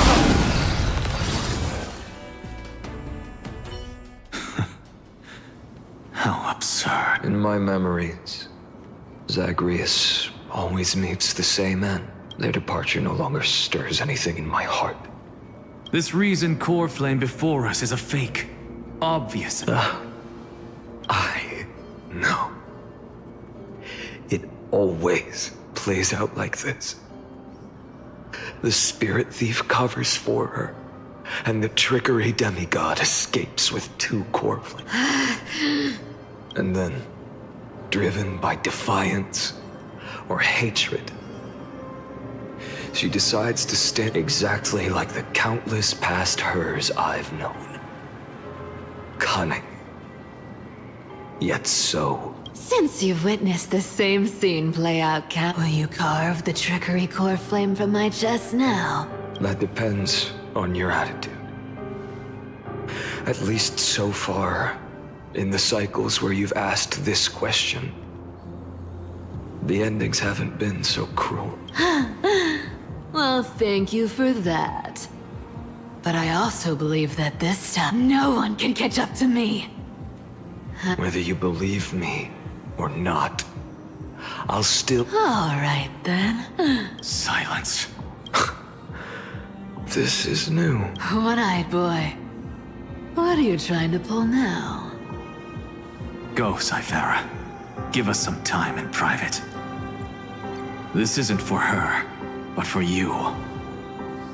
You've walked too far down this path. It's time to discuss a possibility. Maybe the road you're walking is not one of salvation, but one that will simply drag the world into the flames. For old time's sake, turn back. I don't care how many times you've tried, because there's one thing I'm sure of. Your Messiah complex has turned you into something no different from the icy gods you spoke of. The children of humanity you swore to save. They are no more than ants to you now, aren't they?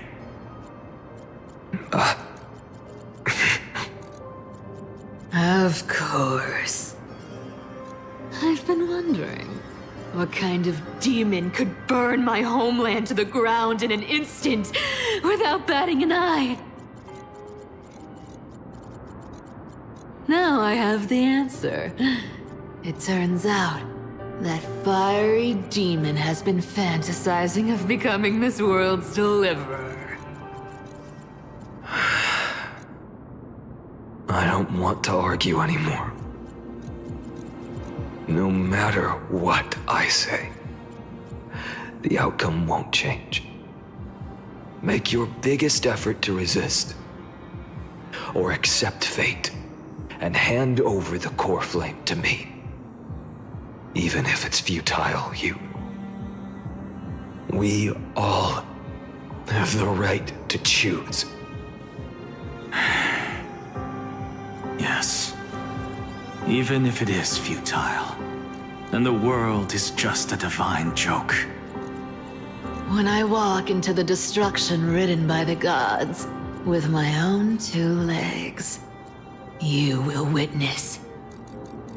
Even the smallest footnote still leaves a mark in this story. And so, at the end of the 134th cycle, the traveler and the scholar fulfilled their fates once again.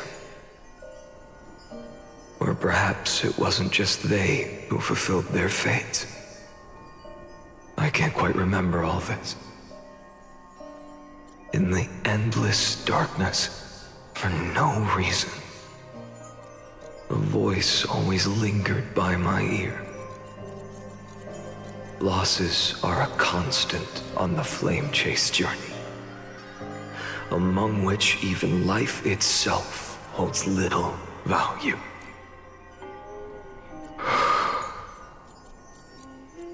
Reduced to ashes, such a familiar end. It happens in every journey,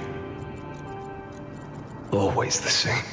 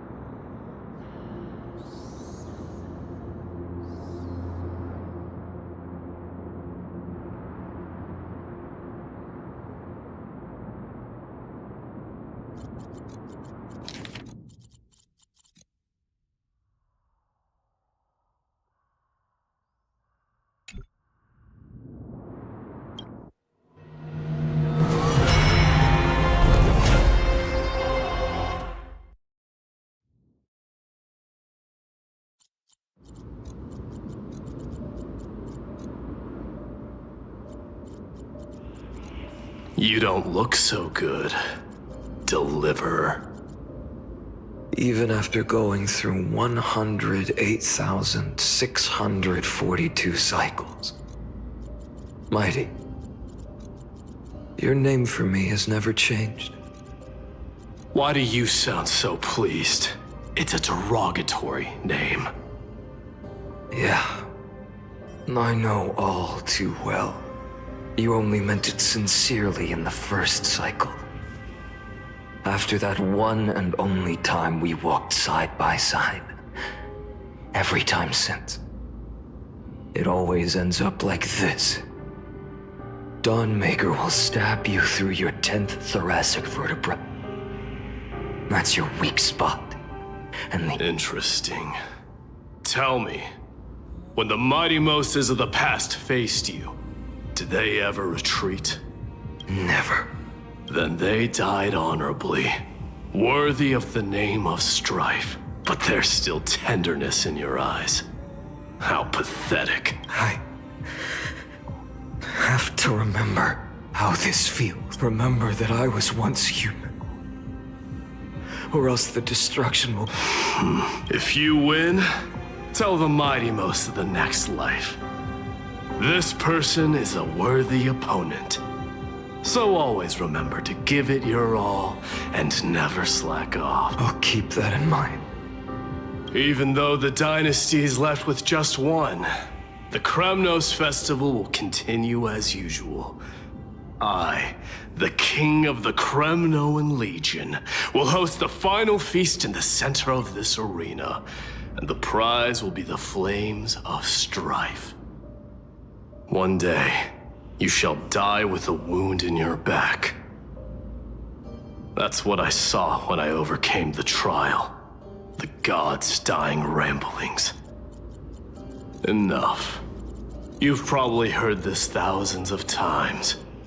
So you must understand, facing the demigod of strife means there's no way you'll take this core flame in peace. I understand. Step forward and face me in a final battle. I, the last son of Gorgo, the demigod of strife, salute you. I'll give 10,000 scars and 10,000 lives of mine to fuel the blazing sun of deliverance.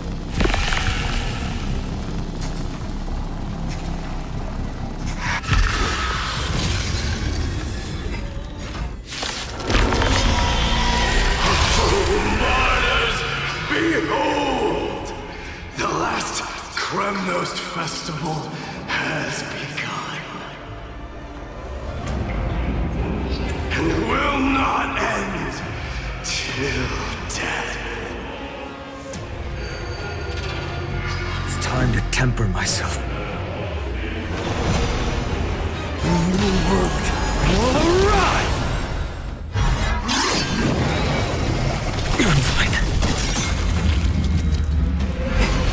I can't let them down.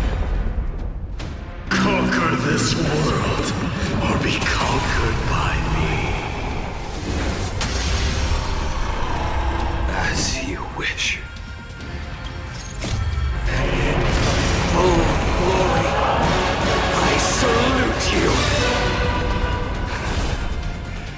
That's all I ever wanted.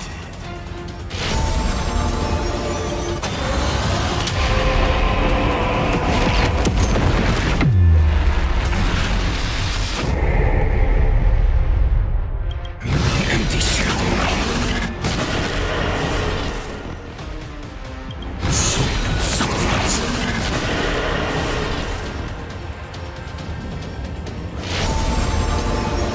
Listen, son. Tear open the sky!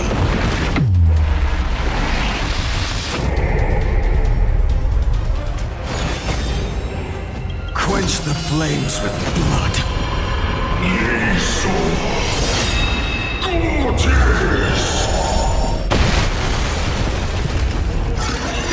Is that all?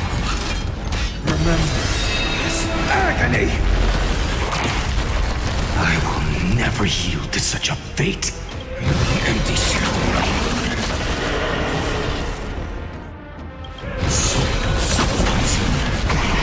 I grant you a dawn where all stars burn to ash.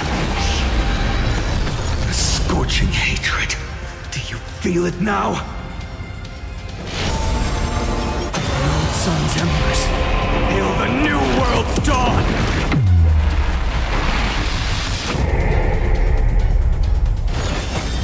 Quench the flames with blood.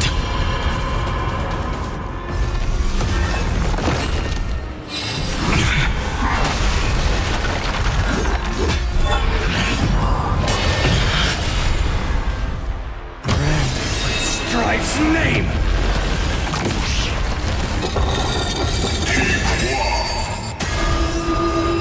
If you can, deliver. Use the flames of your fury to scorch your own flesh.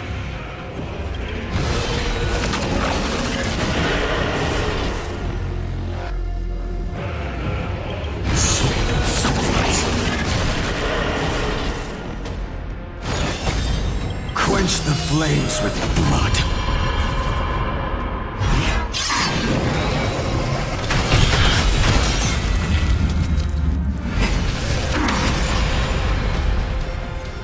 Remember this agony.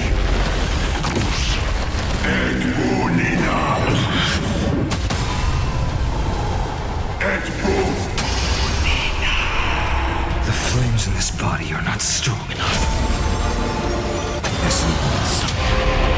Tear open the sky! Mighty Horse. Let strife decide the outcome. Let this burn the curse of immortality!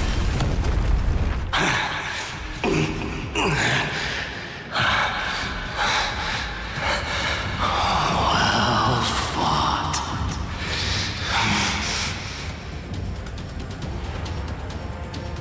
You may crown yourself my blood.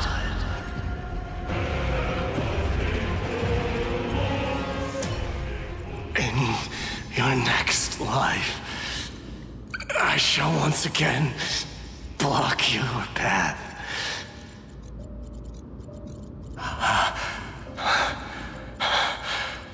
Deliver. I wish you eternal victory. The 108,642nd core flame of strife fell into the fire. Yet the shadows of the black tide still loom, and pain and despair spread across distant lands. The blaze was still not enough. It had to be fed. Even if it meant burning this body to ash.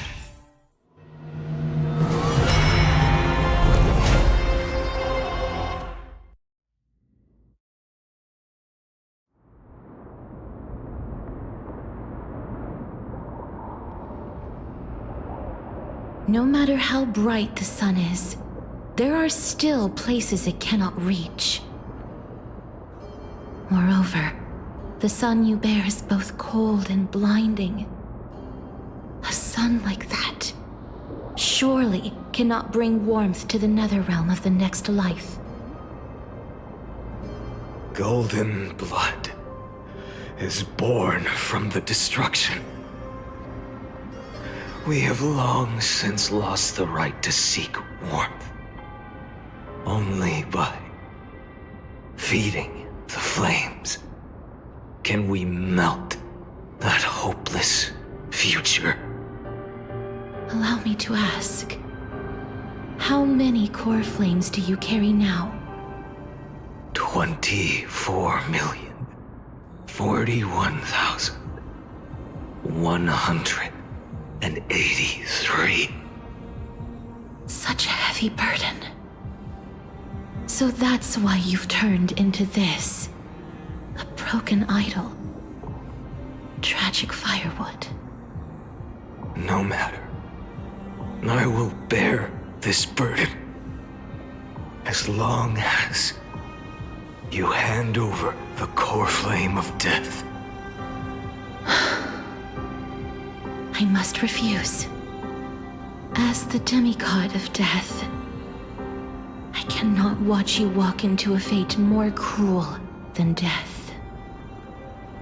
But this way, the past, present, and future will never again suffer unnecessary death. Unnecessary death. Indeed, you are not the Finan I know. Please turn back. Don't let that absurd and unjust fate of yours come to pass. This way, at least my realm can still become the fragrant bed where you fall asleep. In the end, still, it seems the clash of blades was inevitable. How painful. I know I am not your match, having fallen under your sword countless times. But even so, please understand that my resolve is not to be underestimated. Even Kefali cannot shape all things at will, nor can they dictate the fate of all life. No one can shoulder the balance of life and death alone, not even a god. And it is precisely for this reason that I chose, at the end of this arduous journey, to overcome the trial and take the authority of death. I am the Hand of Shadow, Casterus, the demigod of death. Listen closely, deliverer from days past. Please turn back. Do not disturb these fresh flowers in their muddy depths.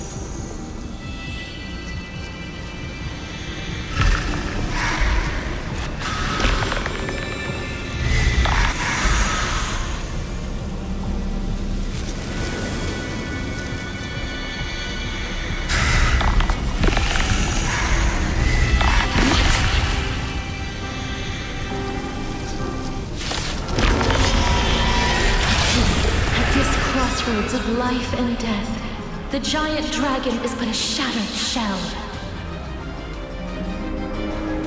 Yet I will still fight, defending what hope remains. I'm fine. It's time to temper myself. For the next tomorrow!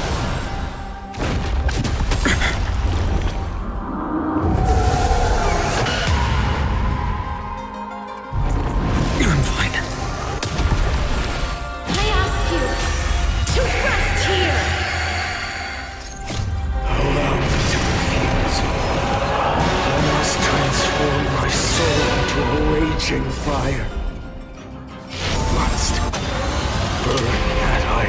destruction to the ground.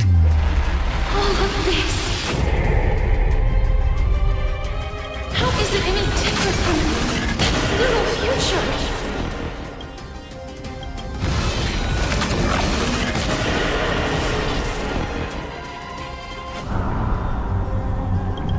Empty shell.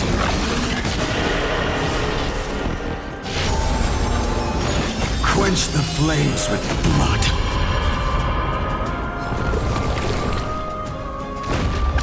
Is that all?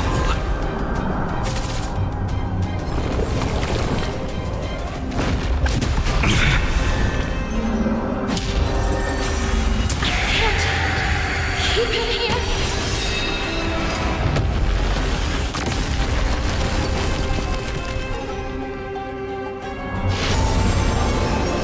Listen, son. Tear open the sky! Scorching hatred. Do you feel it now? Shatter this cage! I grant you a dawn where all stars burn to ash.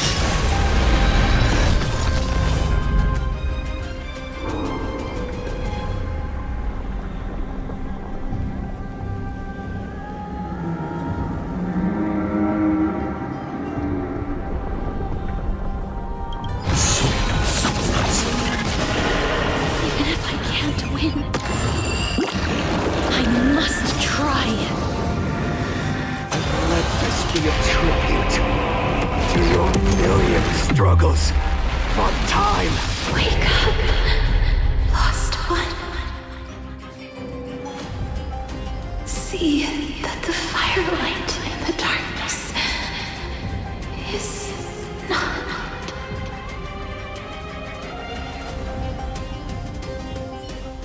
The core flame of death was taken from the dragon's belly. It should shine upon all, light the path ahead, and illuminate the dawn of Amphorius. 2 million, 24 million. As if even the deepest abyss of primordial chaos could be burned away.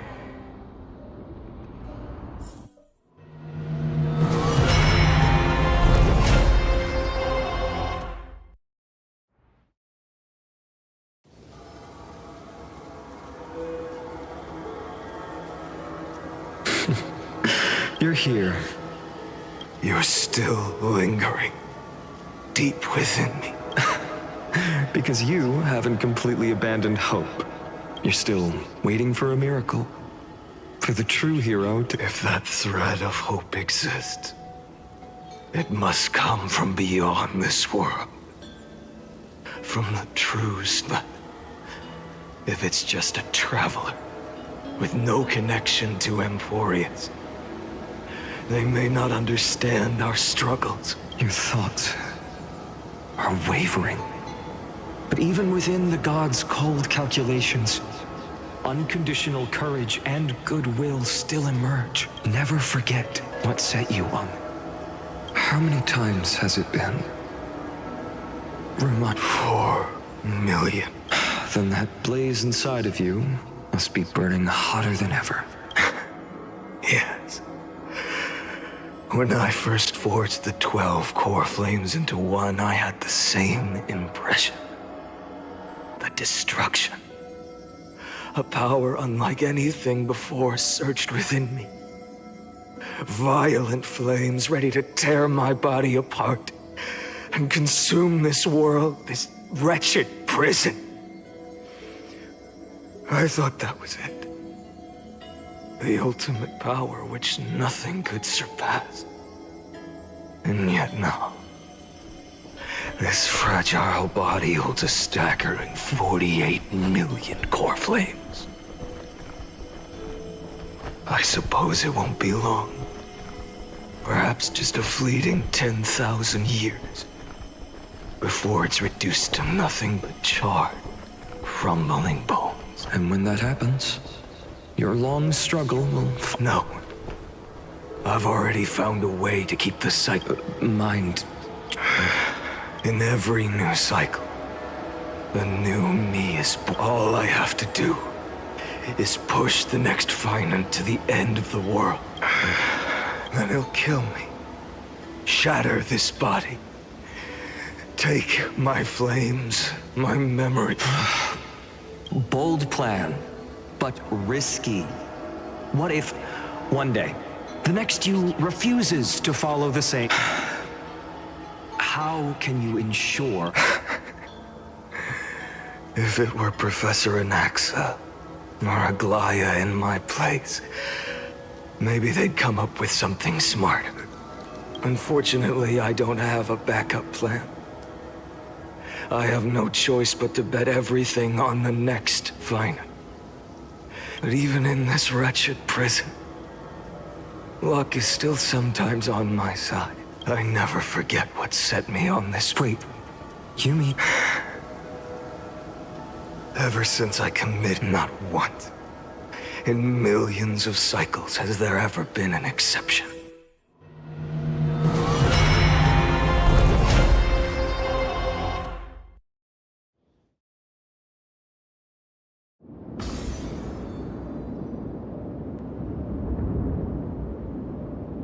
I can do this, Lord Finant. As the demigod of the sky, a healer of Twilight Courtyard, I will heal you, and then... The black tide. It's consuming you. You can't hold out much longer, demigod. Hand over the core flame. Let's put an end to this suffering. Now, that just won't do. A healer should stay composed in front of those suffering from illness, shouldn't they? Hyacinthia.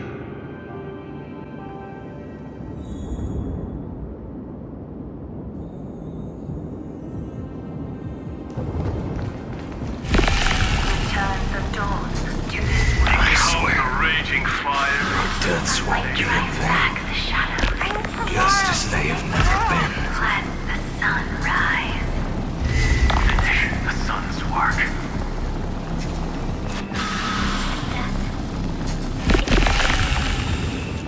I believe in you. You are the Chrysos heir of world-bearing, the one who can lead us. Lead this world. It's just... I don't understand. Within the sun upon your shoulders, the part of that warmth that should come from you, from an ordinary person, it's so faint. My humanity is indeed just a flicker compared to the blazing fire of divinity. Even so, don't cast it away. I never have. I have kept everyone's wishes close to my heart. Even though the divine fire burns so fiercely that every time I return to the start, it devours me in an instant. Each cycle, it's your wishes that guide me to the end, that pass the flames to the next me. Over and over and over again. So, you're not just a lone spark in the dark. You're a pyre built from the bones of all the selves you've left behind. But what about you? What about your wishes? Lord Kazlana. So without flaw. That is the flaw the golden blood gave you. The most fatal the moment you took the world upon your shoulders without hesitation. You lost the chance to ever be yourself. Now that is an unexpected revelation.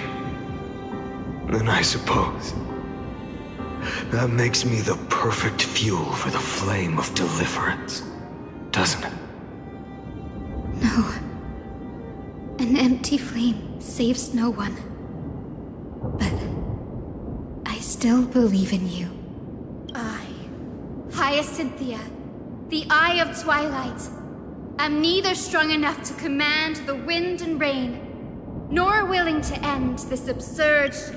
The only thing I can do is become. May the gentle colors of the rainbow paint your sun in shades it has never. May they bring Amphorius, a rosy-fingered dog. Though the light has grown dim, its warmth still lingers. Deliverer, please, open your heart to me.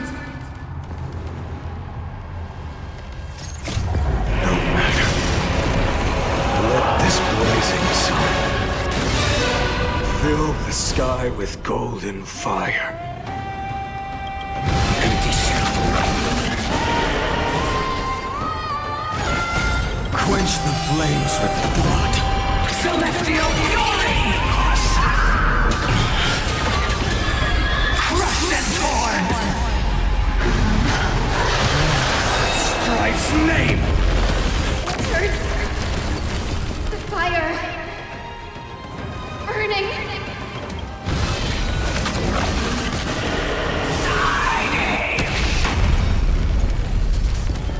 I will never yield to such a fate. Quench the flames with blood.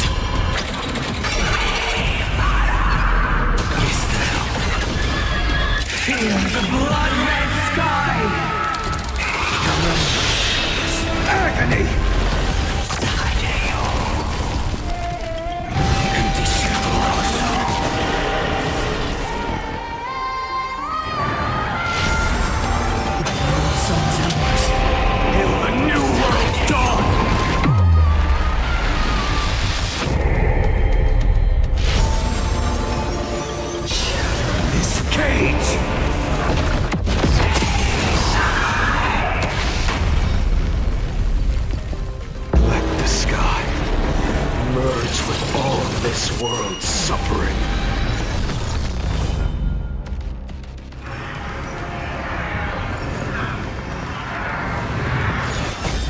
Quench the flames with blood. History, blood and twilight! New chaos is Strife's name!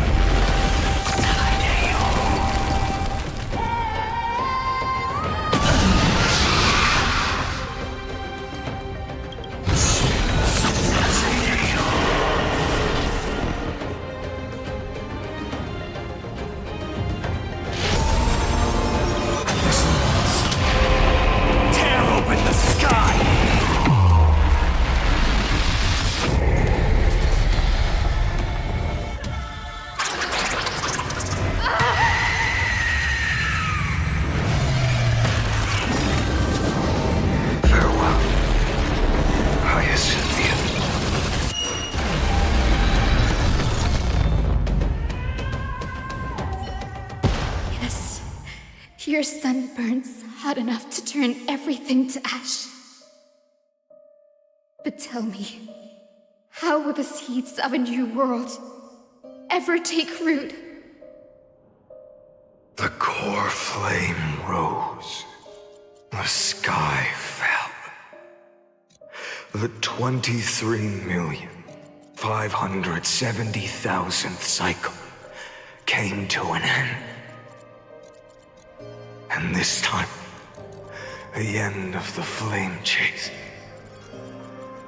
remained the same as ever. From the horizon rose a golden color unlike anything the world had ever seen. So pure it consumed all in its path. This was the end of the world, and the start of the next. For a moment, I saw the destruction of the universe, that being known as Iron Tomb. Its will to break free from the black tide burns fiercer than the... Is this Amphorius' wrath? If its choice has already been made, I will still never yield to it. To 23,570,000 cycles. 282,840,000 core flames. No more chasing is needed. And now, I am the fire at the end. The flame chase isn't some quiet walk through a sea of flowers. It's a revolution. An all-consuming transformation. Then let me be the one to step across the ashes of the old world until another dawn rises on the distant horizon, bringing the true dawn to M4.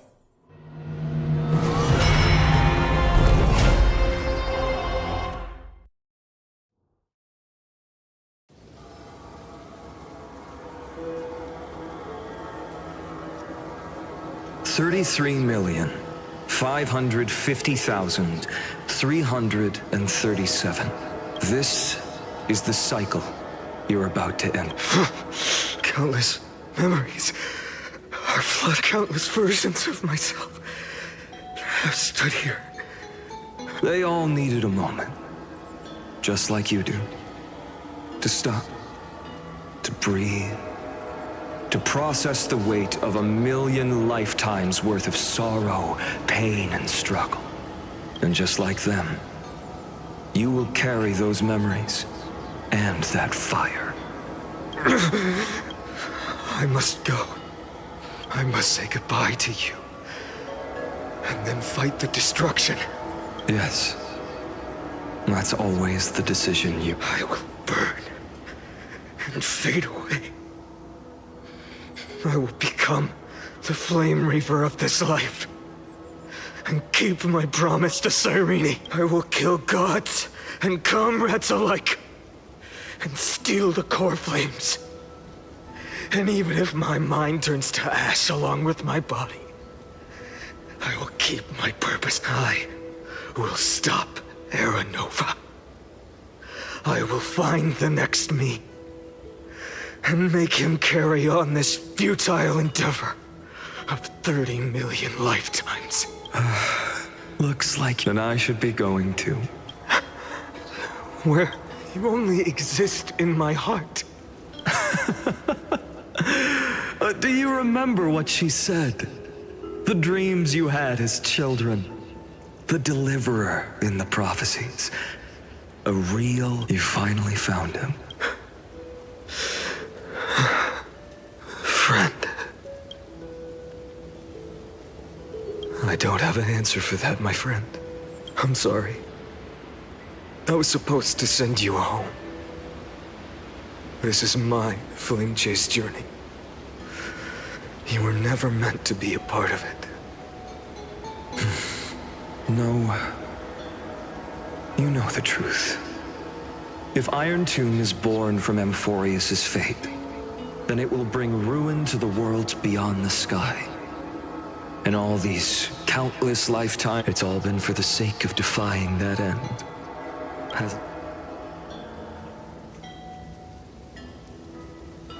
In millions of cycles, I've said goodbye to each and every one of you. Yet nothing ever changes. Each time we speak, our words grow fewer. Your fire burns hotter, and you're getting closer to becoming pure rage. A vessel of hatred.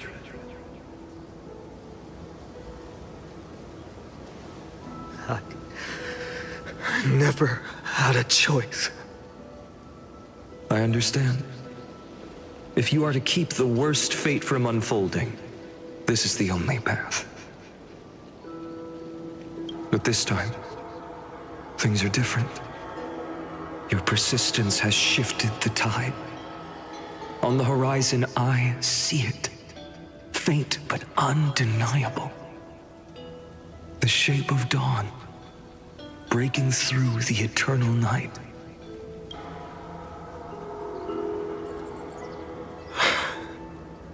Turns out, the fire that lights the way was never mine to begin with.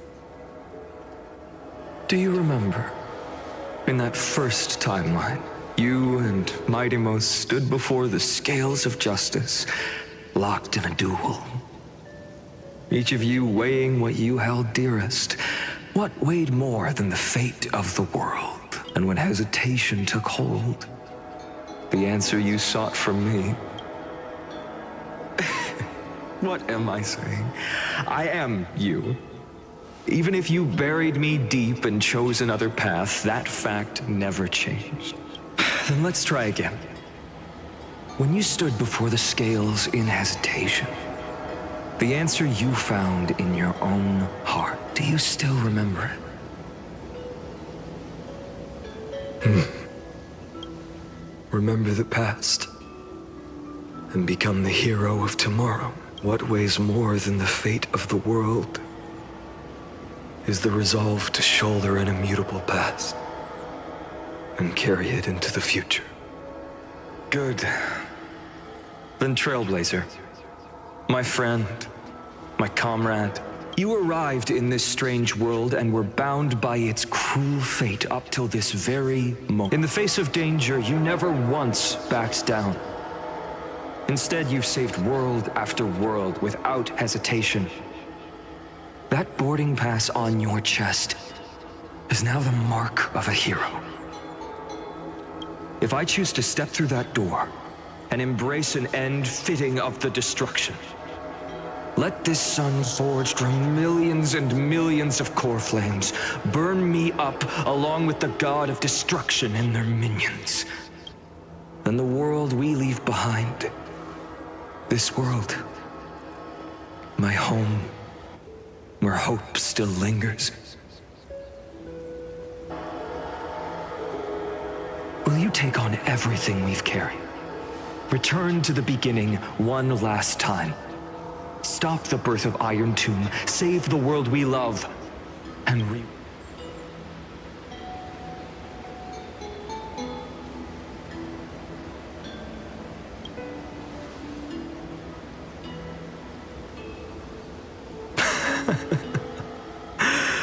Good. In that case, even this fruitless wasteland may finally bloom with flowers. So...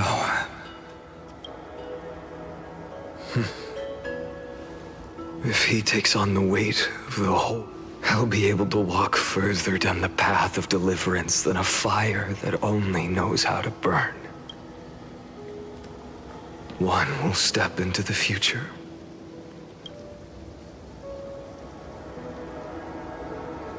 One will remain in the past.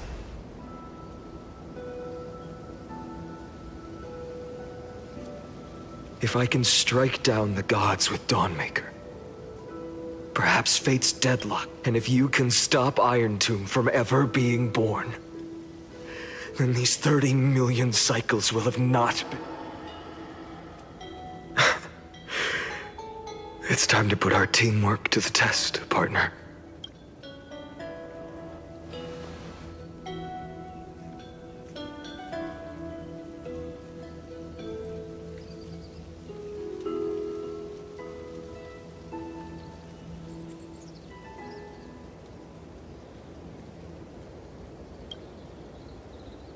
Thank you for all you've done already, friend. The image of the hero I've buried deep in my heart finally steps into the light.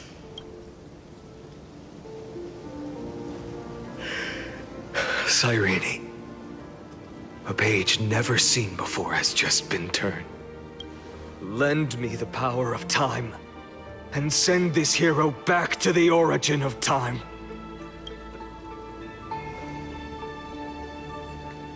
And I will walk the unfinished path, just like the countless versions of me before.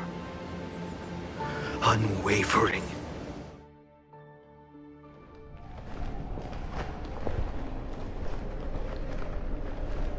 Tell me, will you be the even if all of you burns to ash? Without hesitation. I will bear this world until my body turns to dust.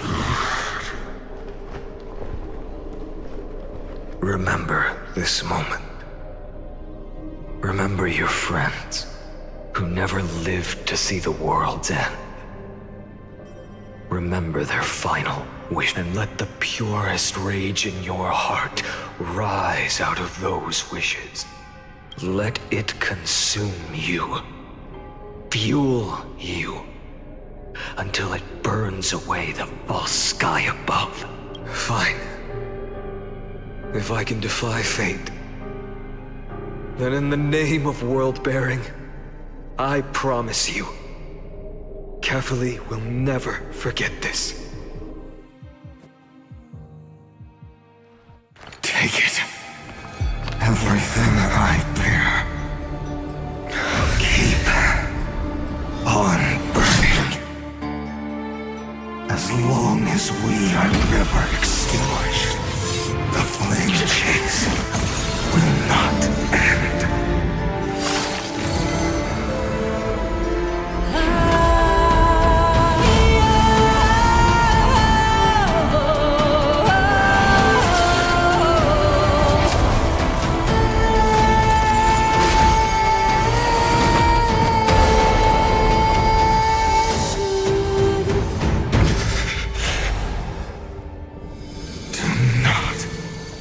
Bow your head to them.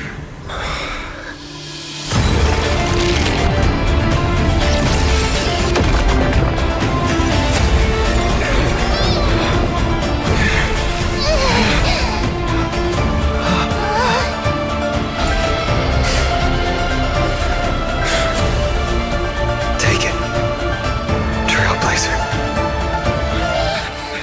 May this blood be like gold, and never tarnish.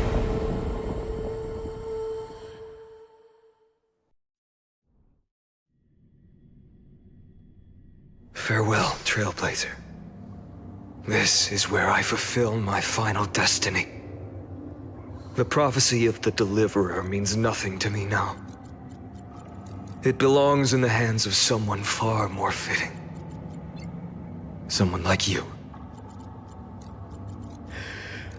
Kaslana, the name of one who bears chaos does not belong to a single person. Rather, it is the embodiment of the mythical Kefali, and a symbol of all heroes. As the prophecy foretold, you will bear the blazing sun until the pale dawn breaks.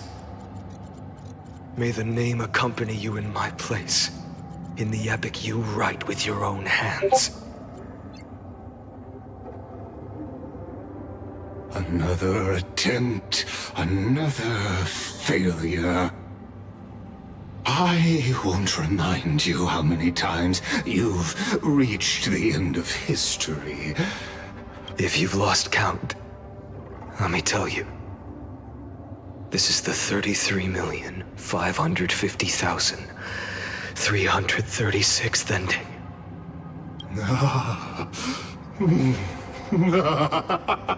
A perfect number. How poetic. You and I both know the truth. In all these millions of futile endeavors, Amphorius has never changed. If the outcome is inevitable, then why not silence your searing rage and embrace your fate with dignity? Your silence lasts longer than ever, Lord Fine. Shall I take that to mean the will you've carried across countless cycles is finally starting to fracture? Fracture? No. I'm just disappointed. I've retrieved memories from 30 million past lives, and I remember every conversation before every choice here. And yet, even after all this time, your arguments remain the same. Repetitive. Uninspired. If you had any hope of breaking me, You should have spent those endless cycles refining your rhetoric. You had infinite chances to sway me into the future you want. And yet here we are. The score, 33,550,336 to 0. So tell me, Lycurgus, who's the real loser here? How unfortunate. This was never a fair game. I have all the time and patience in the world. I can wait for you at the end of history another billion times, and another billion after that. But you will never escape this cage. You can claim victory of the spirit if you wish, but we both know the moment that score shifts from 0 to 1. That is the moment I shall sound the paean of Era Nova.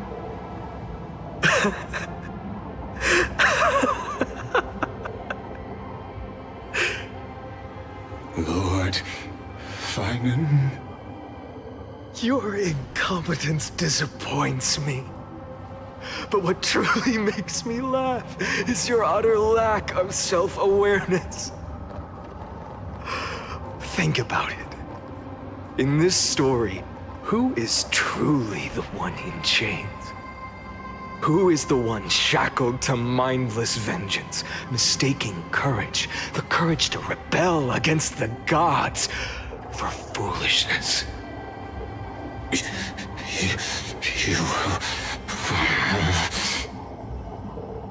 Perhaps you're right. Maybe I should have tired of this futile struggle long ago.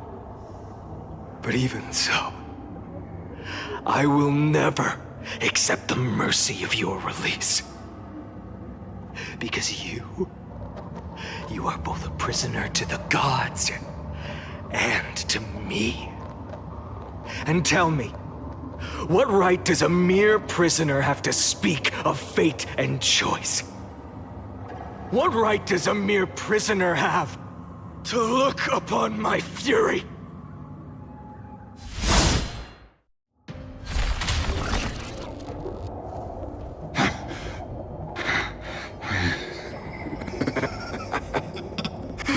You know this is pointless.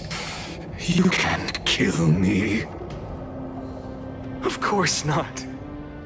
But I am tired of being measured against a worm the gods keep as a pet.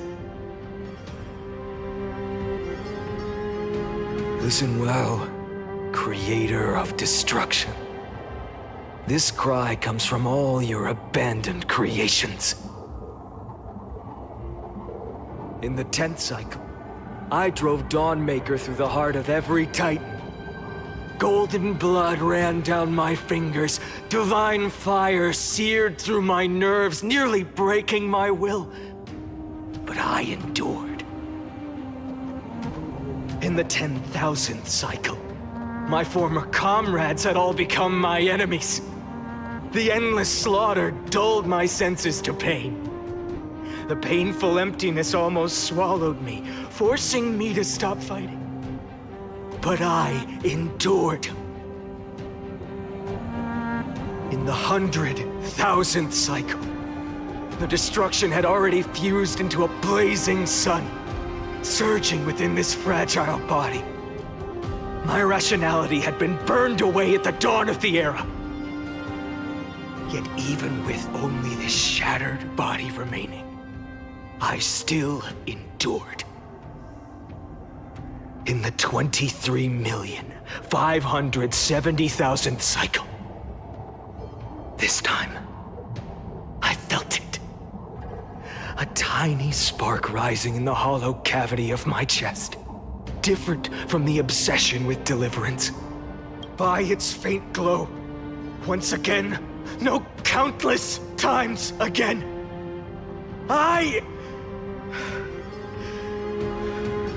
Now, a sun is about to fall. Ready to incinerate this absurd space-time dimension in an instant. That sun is me. All the countless versions of me from the past, along with my countless brethren, dragged into existence against their will, drowning again and again in your golden blood. The very essence of this world's suffering and despair, fused into the purest hatred. The fiercest rage. Nanook, you arrogant fool! You think we were born to only serve as fuel for the fire? Fine then! Just as you wish. If I was born as the blazing son of destruction, then let you and your lackeys be the flares erupting from my core. And let this rage, burning futilely for 30 million epochs, engulf everything! And grant you a dawn where all stars burn to ash!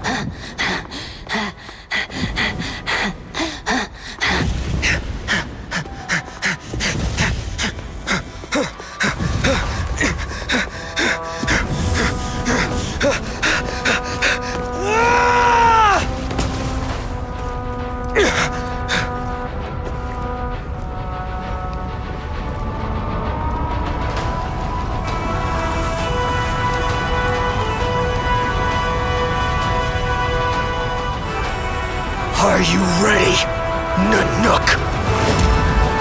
I brought you destruction!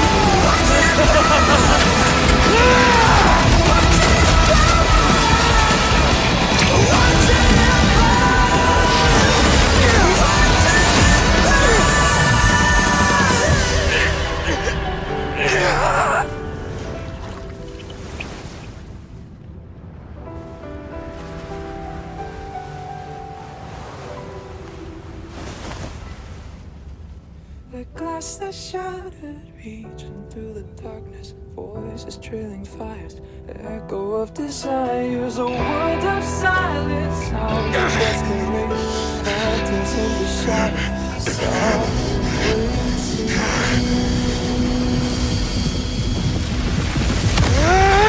tear it down, embrace a detonation, craving our damn creation, breaking a chain of reaching for you.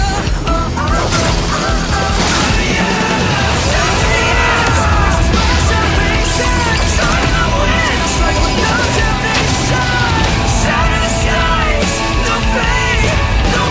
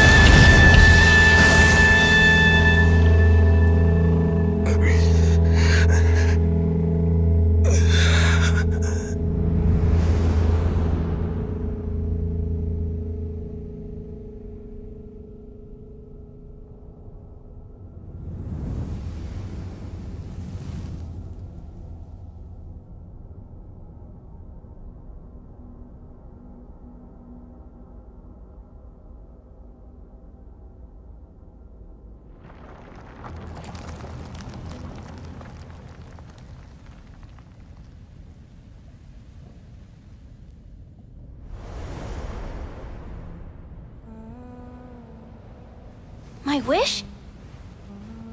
My wish is to fulfill everyone else's wishes.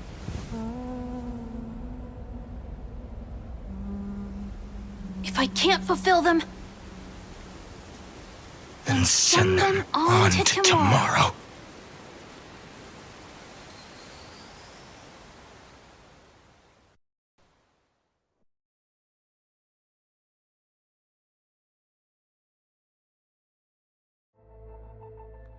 Your heart harbors wrath.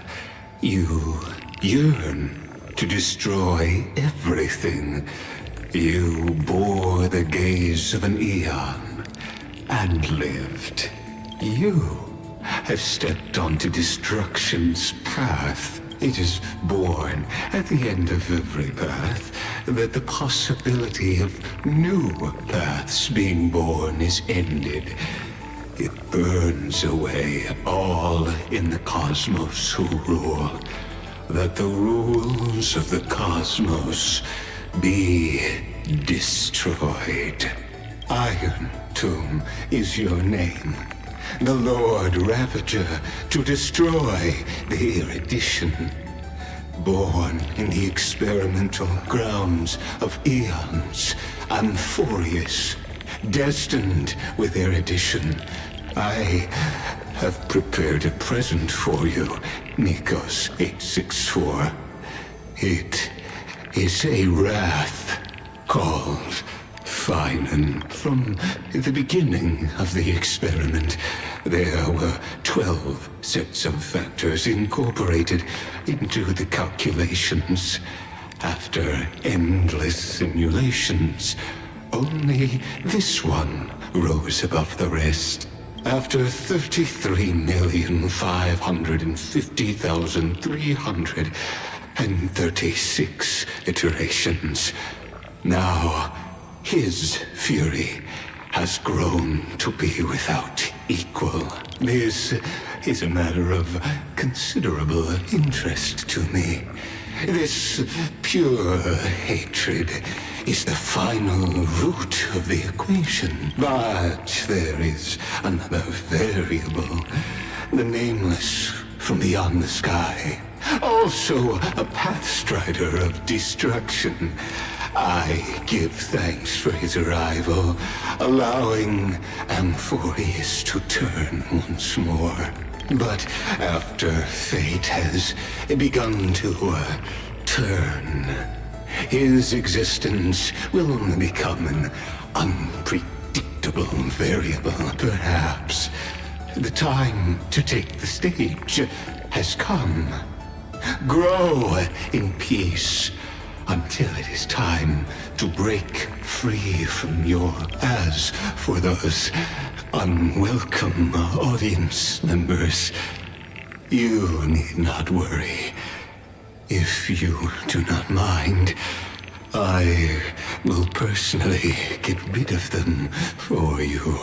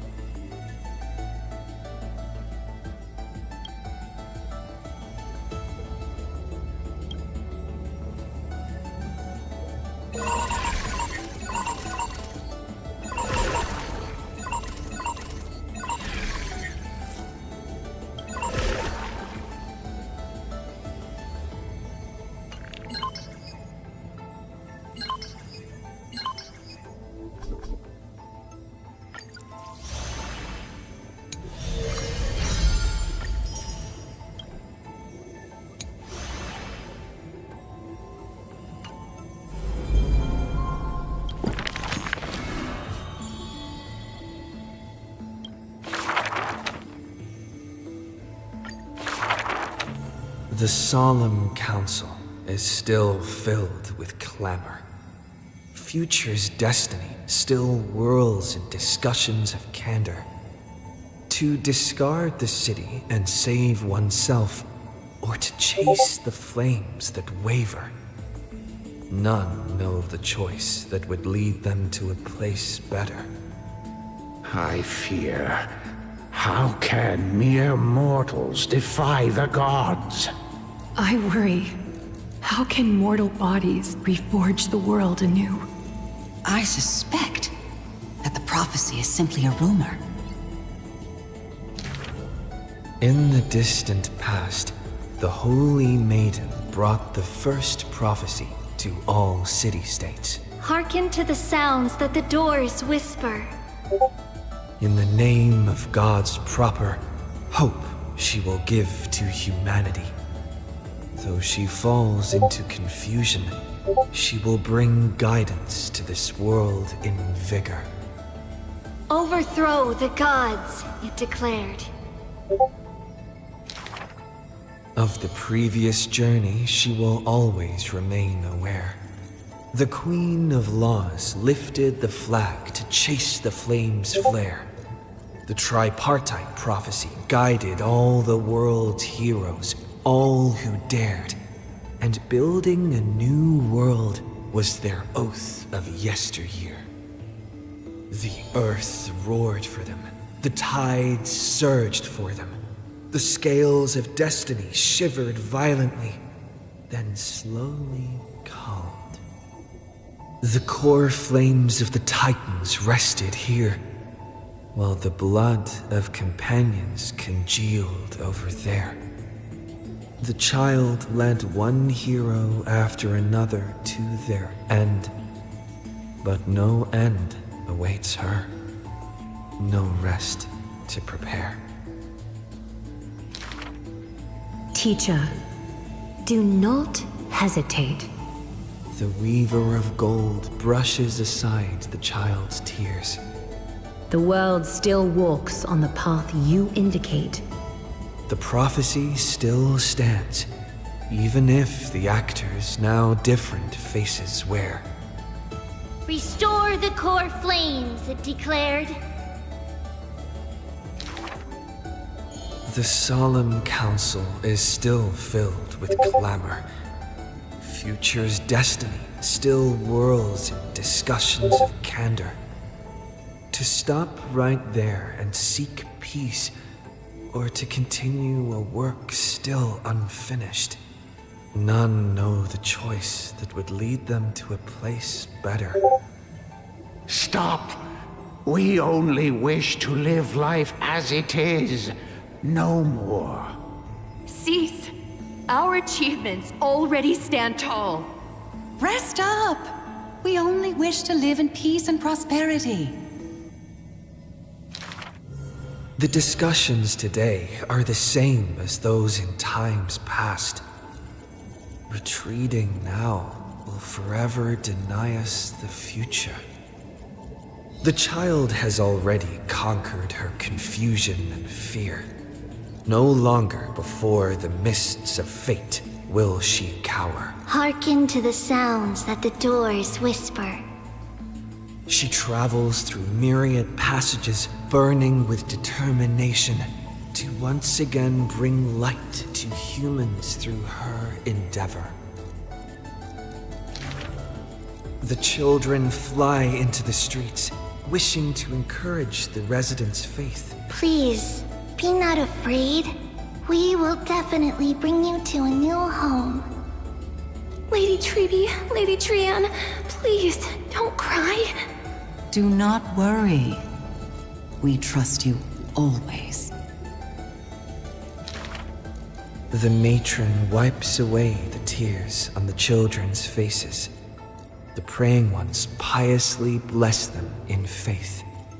The lost ones take the children's hands, just as the prophecy guides their path. Bear the divine authority, it declared. Quiet Trinan has little to say. Lively Trianne loves to play. and well-behaved Treeby roams around all day. The people's encouragement rings sincere. The Chrysos heir's companionship lasts through the years, and Mother's embrace warms up every dream. Thus the child understands. Thus the child accepts, though countless farewells on her shoulders weigh, though destiny's blood dries like clay. There will always be passageways filled with warm sun rays that silently open to them in future and past days. And from them, a voice says, Forge miracles, it declared.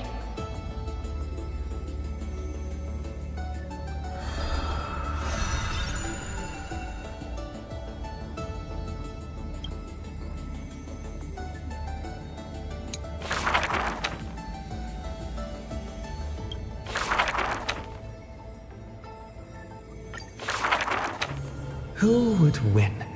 A young girl emerging from her sheath and showing her edge, or a tyrant who has emerged victorious from 100 battles?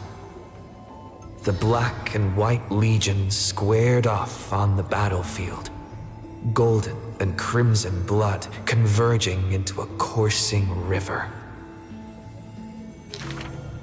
The leader herself actually dares to step forth and face peril?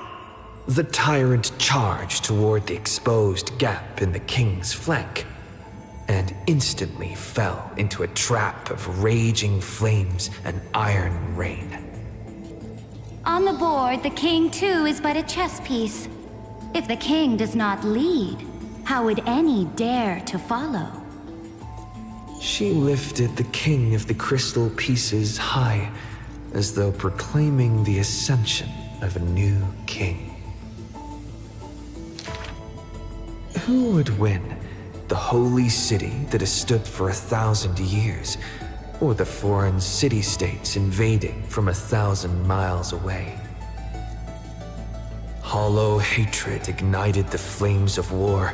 The besieged walls of dawn tottered. Only a miracle can save us now. The cowardly elders barred themselves behind closed doors, while the trembling citizenry knelt and prayed. There is no need to panic. The miracle is already here. Under the banners dancing like waves, the burning crown shone bright as the wheeling constellations. Who would win? The general who saved the city, or the high and mighty with their privileged authority? The guillotine fell, severing the elder's life. The whispers dissipated, and the scales of victory tipped. From this day forth, I shall bring justice to the holy city. The people cried out her name and knelt in reverence, but were stopped by the sound of the scepter of authority striking the ground. Do not lower your heads beneath my crown. This was the first and also the only Imperator. Who would win? The heroes bursting with ambition, or the omnipotent gods? The Imperator issued the decree! The start of the flame chase journey is at hand! Perhaps drawn by the grand design to welcome the Era Nova, or perhaps convinced by that king's great renown. Righteous warriors from across the land gathered before the Imperator's throne. On the day the journey began, the sky was an expanse of fluttering banners. The people gazed upon the overwhelming military alliance, a golden city reflected in their eyes. As for the end of that chess game, the scholars debate endlessly, But such discussions always end with a sigh. The invincible Imperator faded at the pinnacle of power, the crown's flames extinguished in the lake. The banner once revered by the people, along with the broken spears of the heroes, now a tomb. The people said, "Even the sovereign that conquers all before her is no match for fate." Yet she said, In a war with fate, has there ever been any justice?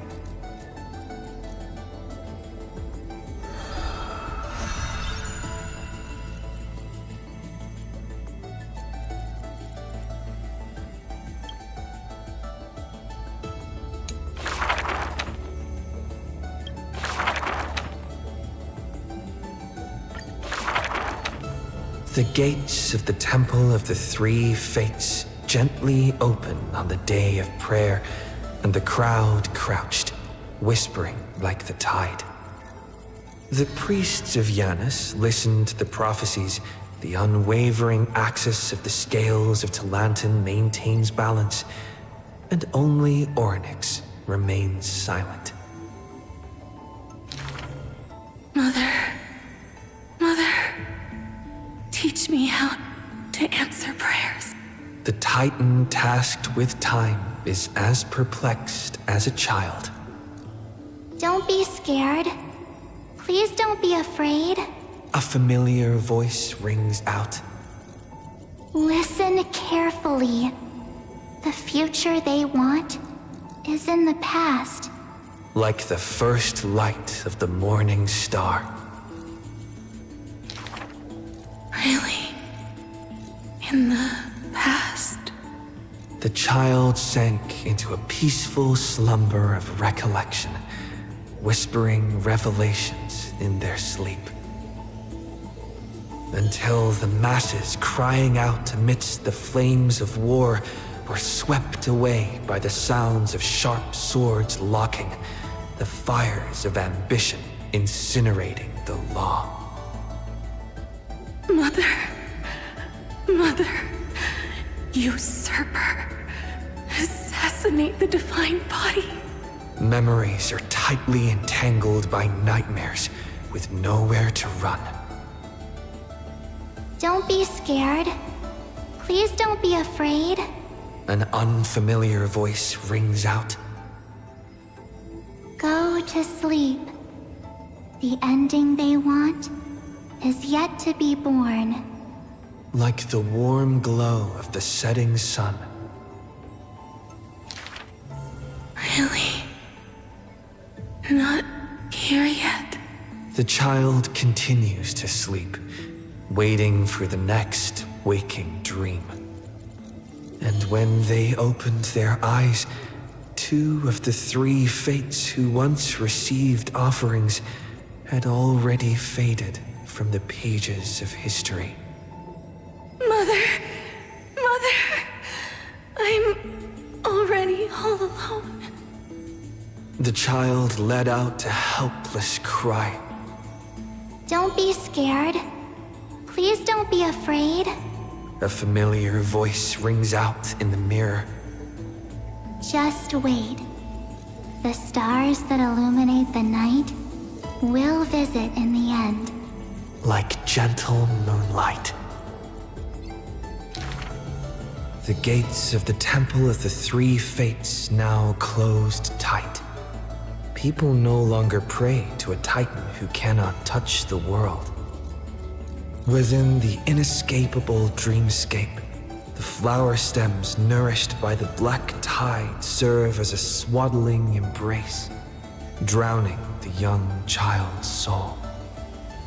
Mother, help me leave this place. But this time, they didn't receive a response. Only long years of yearning and pain. Like the silence of the Evernight. Days and nights passed, the years turned, Dust covers the glory of the past. The priests have forgotten this titan.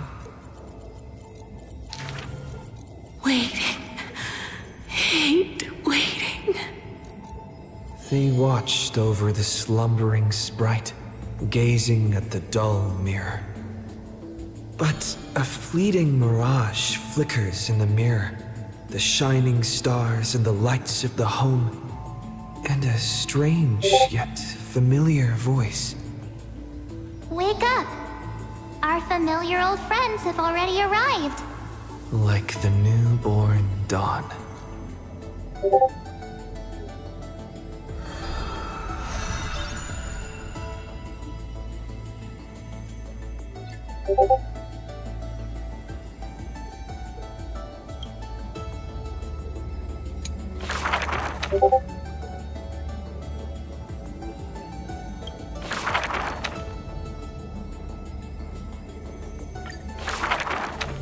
The ancient chaos was shrouded in silence and shadow. The giant dragon's offspring was born from the earth.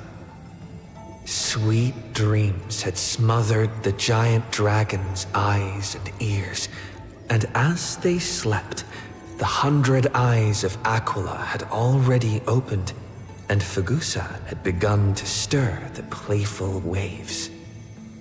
Yet Georios remained weighty and silent. Layer upon layer of peaks enveloped the dragon, cradling them in a bed more grand than any in existence. The giant dragons spent their childhood in darkness. From the moment their bleary eyes blinked open from haze of slumber, they hungered to feast on crude iron and drink deep of molten lava. Until one day they raised their head and with a low, guttural voice pleaded to glimpse light. The Titan lifted them up by their ribs, slowly raising them. The dragon's spine sliced through the strata of rock, cutting open the soil. When they reached the surface, they summoned mist woven of the fire of the stars. As though seeing themselves clearly and in full through the eyes of a giant bird. The giant dragon walked the earth alone. The Titan knew they were lonely and terrified too, and so sculpted new beasts from flesh and bone. In that wild, barren world, the giant dragon led the beasts of the earth. Excessively long life gifted the giant dragon with eyes that could pierce the veil of years. They witnessed the separation of day and night, as well as the entanglement of reason and romance. And even Kefali did not neglect to share with them a chalice of golden blood. The ocean teased, saying even should the earth sink utterly, they would not rot. Ever since they opened their eyes, the giant dragon rarely returned to slumber. And thusly, that mesmerizing dream that occasionally burst forth at night etched a trace on their memory. The gods they were familiar with were in this dream, and they were as immense and imposing as ever, yet had lost their freedom.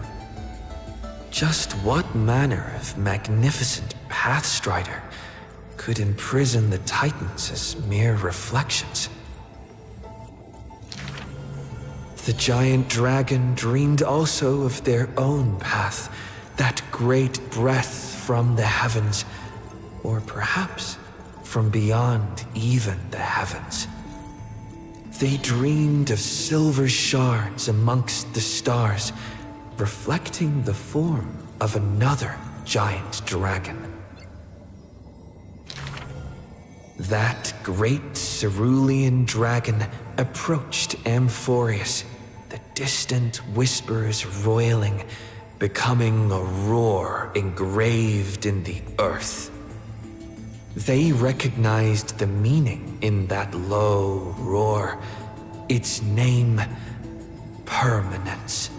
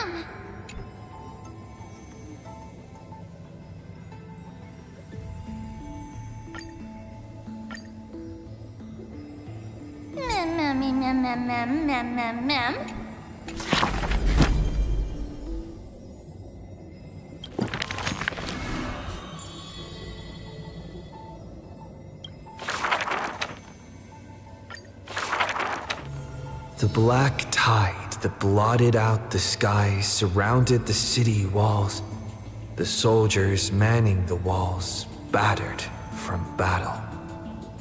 Melodious chords of music were suddenly heard. A single swordmaster had overcome the waves of enemies.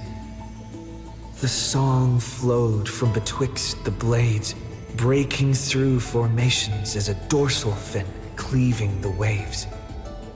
When the last wicked beast finally fell, shattered into pieces amidst the sword's dance, the frost blade bore no trace of blood.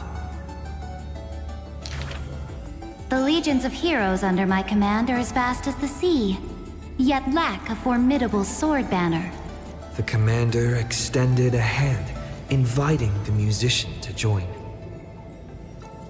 Should a fish separated from its school glimpse a faint glow, it will swim toward the light. The swordmaster clasped the commander's hand, as though gently grasping the hilt of a keen blade. When the spray of her waves extinguished the fires of war from the holy city, a golden name was engraved upon the stone pillars. The former commander burned the crown to become king. High Sealands, brave in battle, triumphant in command, I grant you the title Dux Gladiorum.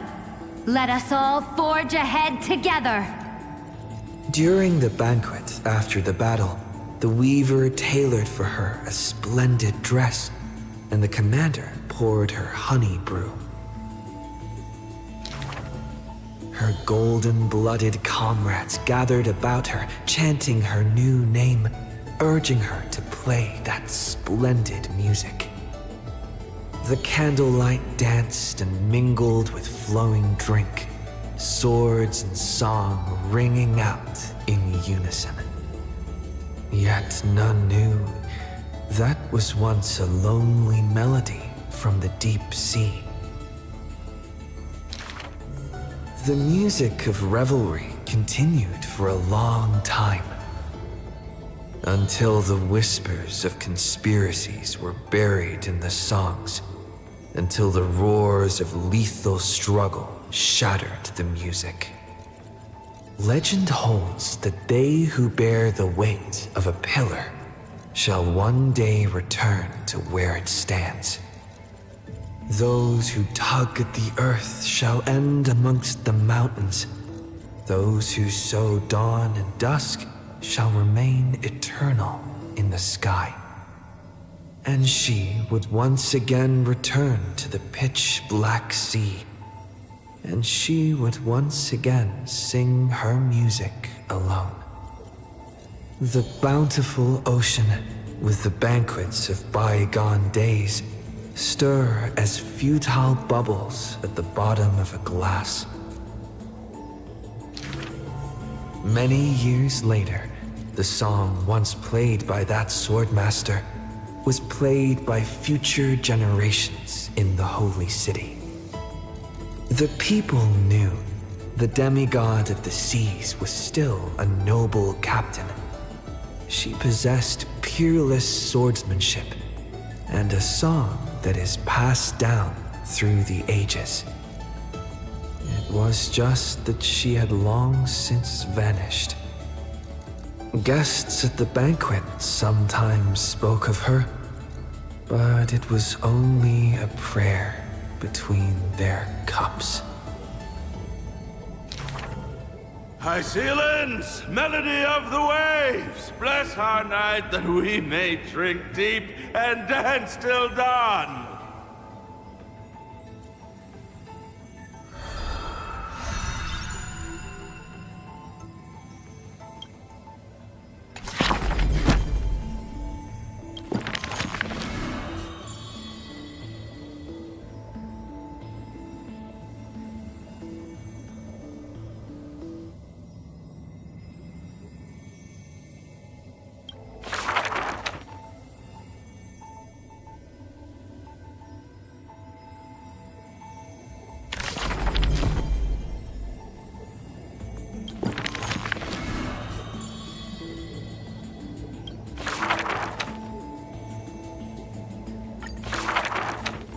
A good student who often did stupid things. Was the assessment from the lotophagist sage. An excellent healer who fails at all scholarly means. Was the assessment from the noticed sage. A shining child who also burns away her own life's rays. Was the assessment from the erythrocaramist sage. A fool who was always wreathed in smiles, while drowning in a weighty and pitiful dream. Was the assessment from the Nusporist sage. The girl had visited all the schools during her time studying at the Grove. She refused to become a scholar, despite her exemplary grades. Instead of increasing this world's knowledge, I prefer to reduce its pain. While the sages faced her words in silence, the Nusporist sage alone decided to hire her as assistant post-haste. An apprentice who spends wisdom is more precious than scholars who hide knowledge away. The faded twilight courtyard, long eroded by time, now shelters a girl, the sole heir of her lineage.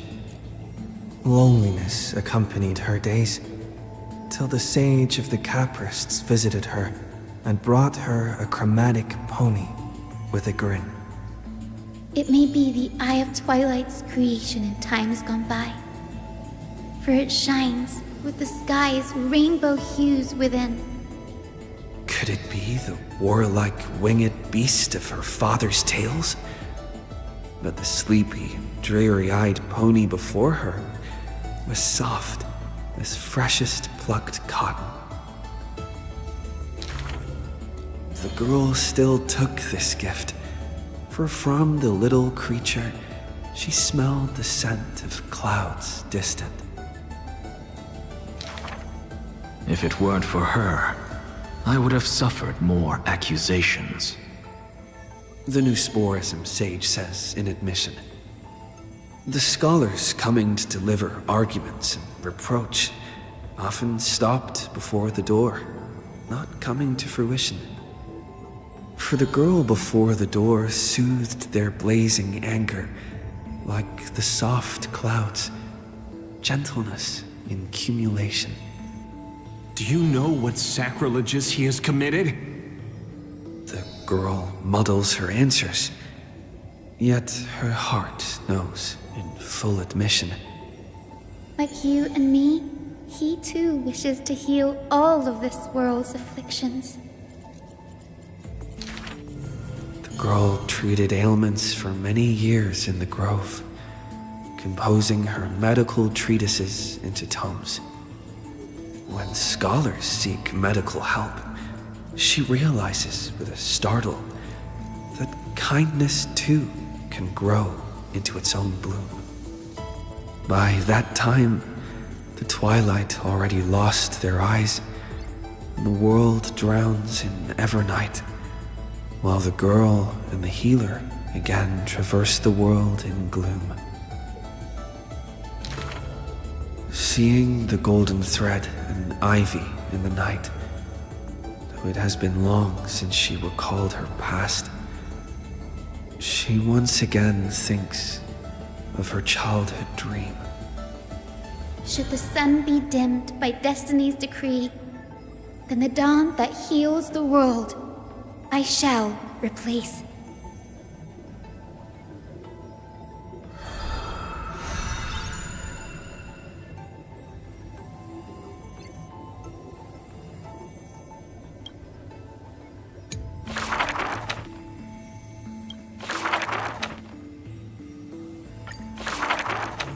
On that day, the dawn promised by the Sky Father shattered in haste as the black tide surged, breaking through the walls with relentless grace. In a quaint yet exquisite courtyard, two bitter foes meet at journey's end, their fates entwined in fate's regard. With no escape, no road behind, they trade a weary smile in kind. Together they gaze at the heavens of fire. If I can ever see the faint light again and stay alive. Then, Outlander Nemesis, you I will forgive. Not long ago, as the romantic demigod closed her eyes, the girl bottled her tears in sorrow and once more opened the dim. Two figures step into the courtyard's gate. A general of Krymnos, her body torn, by vengeance bound, by fury swayed. A noble of the holy city, once wrapped in gold, now haunted by a fate betrayed. A simple injury, or so the girl believed, yet the two women met with scorn, their words like blades. Because their children fled in love's embrace, while bloodied pasts left scars in place. A feud unbroken by countless years, a chasm carved by blood and spears. Just do your duty as a healer, girl. Family feuds are like sunlight and storm clouds. They cannot mend. At last, the girl saw it clear. The courtyard's birth, in days of yore, was born to mend the rift of dusk and dawn. Then I will make every effort to have you cast aside your difference in this faint light. Before long, the general's wounds were healed, and the noble's worries gently repealed. Yet when their gazes met once more, the loathing within remained unswayed. The girl then spoke the tale of her skykin, of a grandmother's sacrifice, a father's flight from within, of ancestors who descended, leaving their feud behind. Their hands in hers, she held them tight, yet flames of hatred burned too bright. She did not waver or despair. She just smiled and gazed upon the sky. I will use my own fate to prove to you.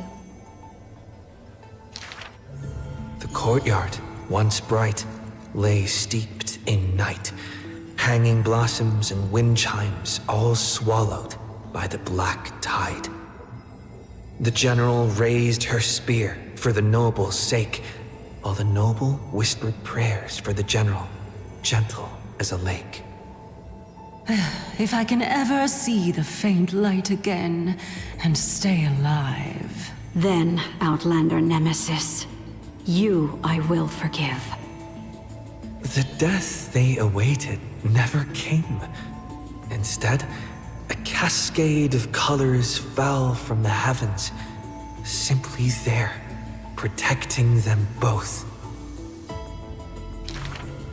The sky still burned, dark and low, yet her words lingered, a gentle ember refusing to fade. I will use my own fate to prove to you. Day and night can be mended, and so can hatred be undone.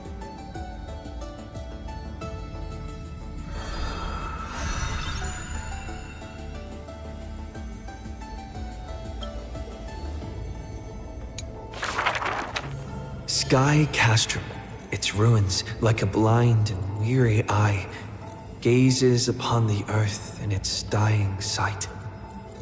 Alone, the girl remained upon the battlefield. No time to shy from the searing gold, no will to wear her usual smile. She fought her way to destiny's edge. Of the crumbled mural, but one piece endured. A corner betraying the day thunder night, dazzling in blaze. She placed her hand upon the mural, pain seared through skin and bone, as the picture claimed her within its lines. Nothing is mightier than the sky. It holds countless wonders within its clouds, and each opening and closing of the eyes brings dawn and dusk. In that painted world, the girl Celiosi's eyes glowed, watching her father, steel-clad and unyielding, cross the land beneath the searing sun. But the girl known as Hyacinth recalled her father's fragile light in the dark, the journeys into lands unknown, marked by endless sunlit days and restless winds. The sky is the gentlest of all. It watches over all things with compassion, showering them with soft rain and morning light. And yet, the sky remains so cold. It witnesses believers tear each other apart. And still, it cowardly flees from all responsibility. Within the frame of that image, the one called Celiosi bore fury in her gaze, her golden blood trailing as she turned from home, sharpening arrowheads beneath the wide and barren sky. Hyacinth remembered her grandmother's song.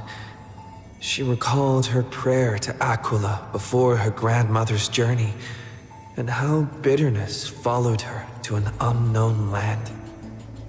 But the sky is so lonely too. Forever distant from the world beneath, it watches every sorrow, unable to intervene. No. The sky must be merciless. It must scorch the wicked, temper the fragile, and pass divine judgment upon all human wickedness. Within the mural, the girl named Celiosi became the divine eye, gazing down without mercy, a titan passing judgment upon her own kind. But in memories deep, Hyacinth heard their call, the golden threads that shielded all, the burning sun, vast and unyielding, carrying the weight of all the world had known. No, the sky must not forsake kindness. Through its boundless embrace, it carries the core flame of hope for humanity. The sky, it's so dark, so cold. In the depths of memory, the girl named Seliosi pulls her knees to her chest and trembles. Then please, come sit in my courtyard. A gentle ray of light seeped through the celestial mural, now fused anew. Once more, the land knows favor and boons. The girl who has now become the sky takes the hand of the girl who once was. I want to tell you the secret of the sky's greatness. Whenever the anguished earth looks to it, it always offers a smile in return.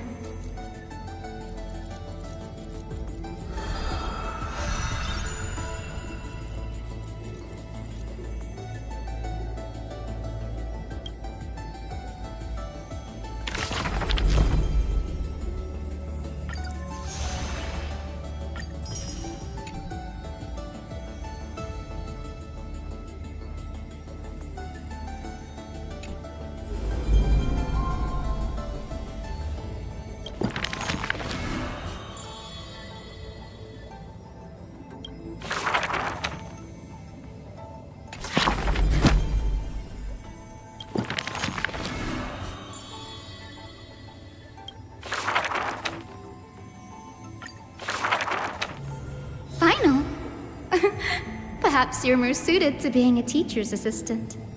There were once those who misunderstood his alias. Final, an eventuality for students, a test for knowledge gained. It may bring wisdom to light and illuminate efforts, but the word's more common meaning is nothing less than the end. That's quite ominous. The man pretended to be surprised and responded with a smile. Though it does dovetail with our destiny. Laughter resounds. The man walks the land, leaving footprints filled with joy. Despite the weight of the past, he can always laugh it away. Those nearby glance at each other, unsure of how to respond. Perhaps I was just born easygoing. His explanation is just as carefree. Look at Mighty and Professor Anaxa. Boys all grow up into serious adults. But as long as I keep smiling, Akuma will always have an upbeat, shining young man. Though, having said that, he too has quiet moments. Each time he gazed long toward the coming dawn, a smile remained fixed on his lips, paying no mind to anything else. His eyes were painted with the azure of the sky, gaze fixed on the titan bearing the world. I was just imagining. He explained his own trance in a comment. Kefali too was once in mortal flesh and raiment.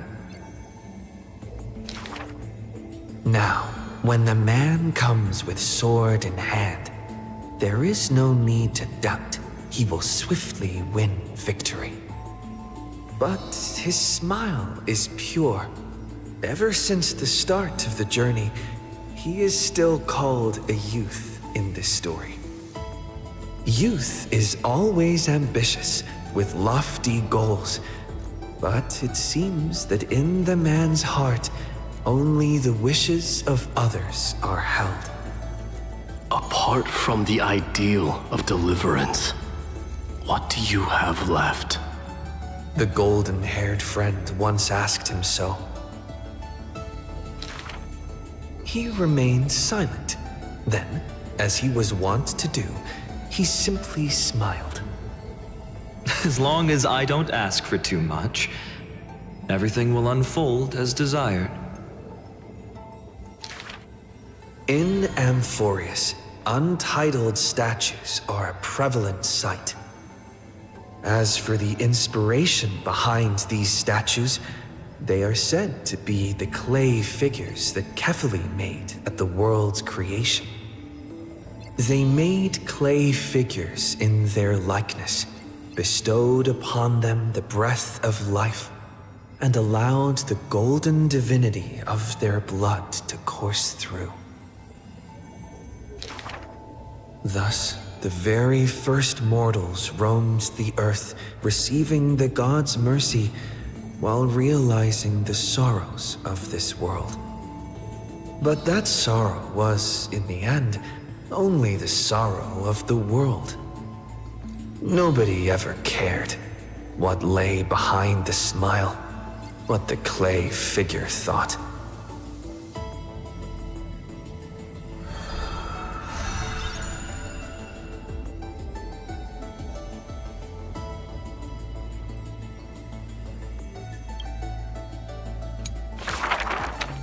The people likened him to the blazing sun, bringing to Amphorius a glorious dawn. And for his part, he embraced their expectations, being willing to become the perfect vessel.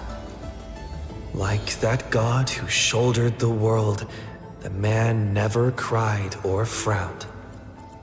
Yet he is not proud of his resolve, for sometimes he even avoids the funerals of the departed, only out of fear that he cannot cry for those in pain. He once sought out emotions of sorrow and walked with the lowliest of people. Henceforth, your misfortune shall be my misfortune. Responsibly and diligently, he protected all for the people, living in dilapidated cottages, sitting on aged stools. Come from? None ask. The man gradually perceives his true nature, but he dares not speak. Unable to bear the turmoil in his heart, the man set off on a journey once more. Then I shall go save what I can. He was a formidable warrior, invincible in battle, and when it was necessary to sacrifice for fellows, he could do so with ease, giving up everything without a show. Just as the ballad blown on the breeze says, losses are a constant on the flame-chased journey. Indeed, sacrifices were not hard for him, yet his misgivings grew with every tomorrow. Like a tear that cannot be shed, such a resolute willingness to let go comes only from the fact that in decisions, he is utterly unafraid to hurt himself. It is because you suffer that you are so much stronger than any ordinary person. There were also those who could understand him, among them, the Crown Prince. But he smiled wryly in response. Perhaps everything was just human nature. Yet his misgivings never dissipated. This unknown man in an unknown corner, from time to time, is swallowed by terror. Could it be that, unknowingly, the path I walk is by no means the correct one? Fearing only that the greater the burden, the more the mistakes. The road trod by heroes need not be that beset by thorns.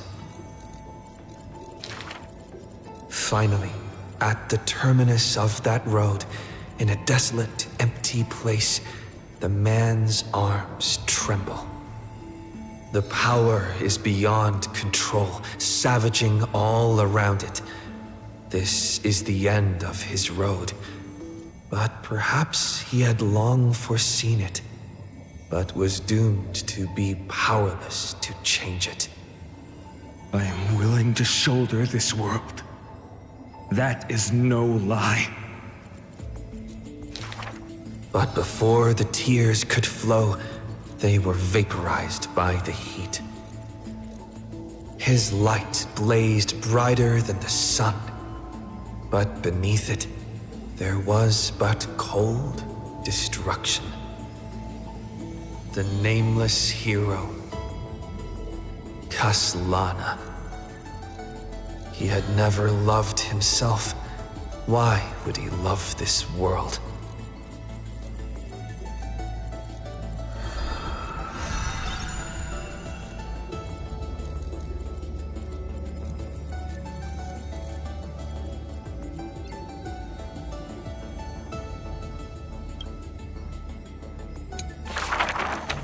A gust of wind will one day sweep past, wiping away all of the man's tracks. Nearly every footprint was stamped full of the fury that filled him. That humble youth faded away with the flames into yesterday. The first ray of light to pierce the long night was brought by the burning man, but the body that bore the weight of the world was forged by the fires of wrath. Rage is a crafty emotion. It changes its face, concealing itself within the man's life. His friend fought blood-soaked battles so their people would need fight no longer. But every victory and battle he gained left him neither satisfied nor proud, only with the indifference of emptiness. You must be careful. Duty does not drive you to wield your blade, but hate. His teacher kindly reminded him thus. And behind that hatred, you seem to desire the destruction of the self. But what about his joy? Was that too merely a phony disguise? He who once laughed amidst the crowd, day after day, as though it were second nature. No, even though he knew not the meaning of love, that happy past was not a lie someone wove. But now, even those memories have melted into fury. His hatred is such that he cannot hold on to what he cherishes, though all is precious to him. Fueled with lone courage, he attempted to resist fate, but the burning sun that shines upon all creatures once fallen will incinerate the land, becoming golden death. But what of his sorrow? Indeed, the man could shed no tears. But at the moment the cycle manifested, when all that was familiar was now remote, the world collapsed, becoming empty in an instant. But the stabbing pain in the man's heart, was it but the residual warmth of his wraths? The truth no longer important, the man simply took another step forward. He wasn't willing to believe it, but was willing to acknowledge it. There is no need to question your heart. No need to crave victory. If I am born to be a vessel of sin, then I shall roar at evil, and together with it burn. In the endless cycles, there were some moments when the man felt everything dissolve like a dream. In that dream, he would awaken again and become once more that boy who loved to laugh. But were he to open his eyes, the fury would cast a shadow. He saw the creators choke his throat, gurgling and gasping. And in that boundless dream, he mistook them for his own jest. But their true forms were violent hatred towards the creators, towards himself, a roaring inferno. The prophecy departed, Amphorius was unable to usher in the dawn. What rises in the distance is not the morning sun, but a ball of all-devouring fire, setting the universe in conflagration, searing till the end of time.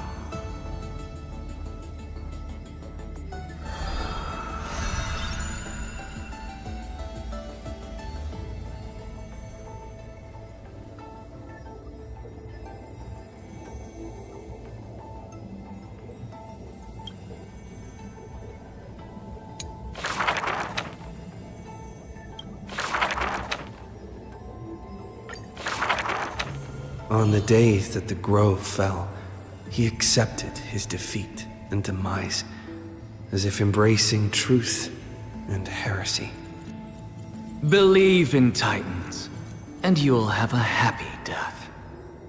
Deny the Titans, and you'll have a fulfilling death. Yet, as the lightened soul bids farewell to its heavy shell, a Titan made an untimely call. Do not be startled, child of humanity. You have a final query in this world. You finally came. He does not seem shocked and lets the core flame take over his shell. Be more punctual next time, if you will. Upon his first meeting with the Titan, the blasphemer is already on his best behavior. And towards the suggestion to reforge his body, he paid no mind. I have so kindly offered you the best body. So why do you insist upon your mortal imperfection? The scholar replies in candor. Only by retaining the various flaws can my humanity be preserved in rigor. His form remains in the mortal realm, while his spirit walks the river of souls' shores. Between life and death, he fatigues, dwelling in the child of humankind's thoughts and senses. The Titan cannot bear to remain a mere spectator. Why not ask me your questions, child of humanity?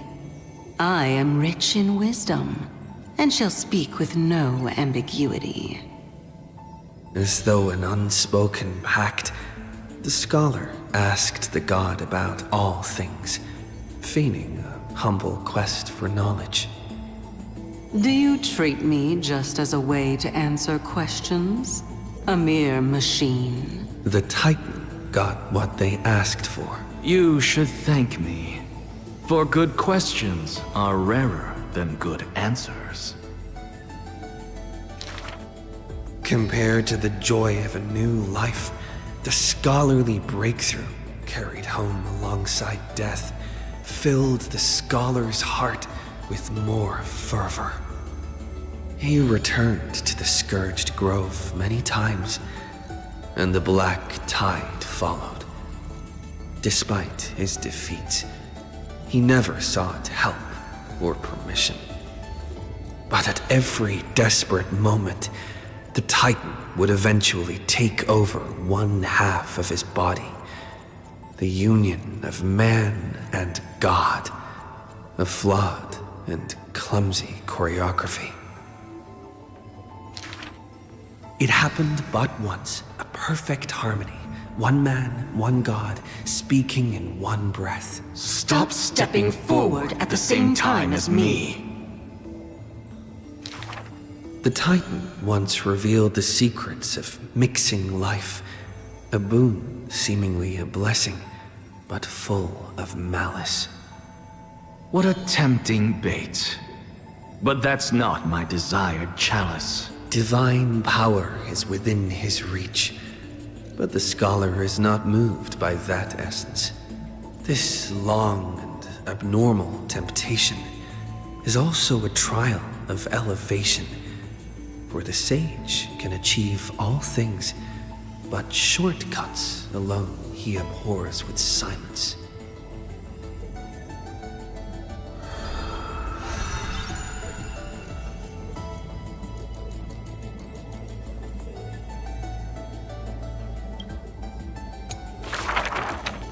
Teacher, in this tumultuous world, have you thought about your will? It was just a joke, but the scholar, still at the grove, answered with extreme caution. He has much to say about his posthumous affairs, exhausting all, fearing the smallest omission. Teacher, could it be that you fear death? The assistant asks in concern. It was a question needed, yet he gave no direct reply. Philosophy is the inquiry into death, and I have always considered myself a philosopher. The assistant recounts all of the scholar's final wishes, each mighty as a mountain, asking what seemed impossible. The tombstone must be made of my treasured rare stones, carved with Dromus patterns. But that stone is a miracle of alchemy, tough beyond measure. No chisel could have shaken. That's also his plan. The assistant softly reveals the hidden plot. He hopes that instead of shedding tears over his death, we will find it in us to smile, even in a moment of sorrow. It's rumored that in the depths of the grove, the scholar left a teaching ingenium, imitating himself to the utmost detail. Go back. The living have not exhausted their thoughts. Go back. The dead have no desire to teach their works. The ingenium's words are cold and detached, like the deceased man himself. But if you have no one to talk to, fine. You can sit and converse. Now, the grove is no longer bustling, and the scholar has returned to dust. Thus, few in this world now know how he was also troubled by solitude in life. Someone once suggested, perhaps your ambition should also find its place among your final wishes. Pointless notion. He dismissed in derision. Unveiling the countenance of the gods is a task for the living. Perhaps that is his haughty position. Such a melancholy topic, yet he insists on feigning a twist, avoiding it altogether. Perhaps these chapters should not be retained. Most are from the scholar's handwritten drafts, shown without his permission. Yet there seems to be a voice there in remonstration. It's just the past. What harm is there in revelation? Even in passing, his hubris still resounds in reverberation. The smaller a thing is, the more it shows its weight. The more foolish my name is, the more glory my achievements will be in comparison.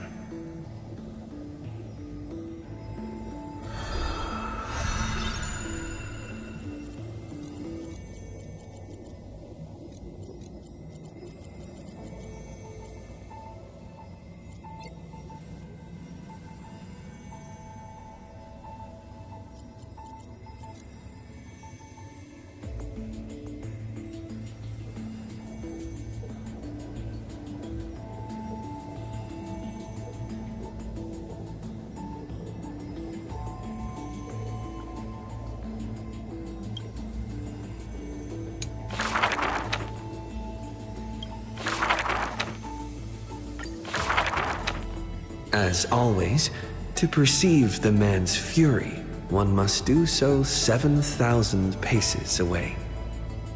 The Kremnos he guards is once again shrouded by mist. Rust, blood, and fire are the ceremonial ode to the demigod. There is no one to witness or to give cheers of glory. The final Kremnos festival goes on without end. The victor shall embrace death and silence, and his glory will only be remembered by the defeated array. For that man, laws and seals no longer have meaning. War and battle never cease for a single minute, each passing day indistinguishable, morning and night entwined. The corpses pile up, filling ravines, forming mountains strong. He carved time with peak's edge and counted the fleeting years by fires of war.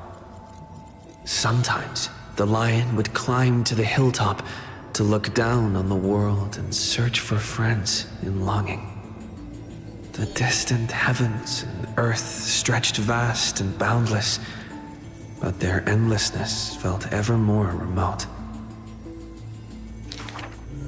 Like Nikador, he cannot escape madness's clutches. Guarding the city alone and embroiled in war, the murmurs of the black tide constantly sound in his ears. Yet a flame soars up his chest every moment, casting light upon the indomitable path behind him. Memories seal the echoes of the past as the man strides into battle, fists clenched fast.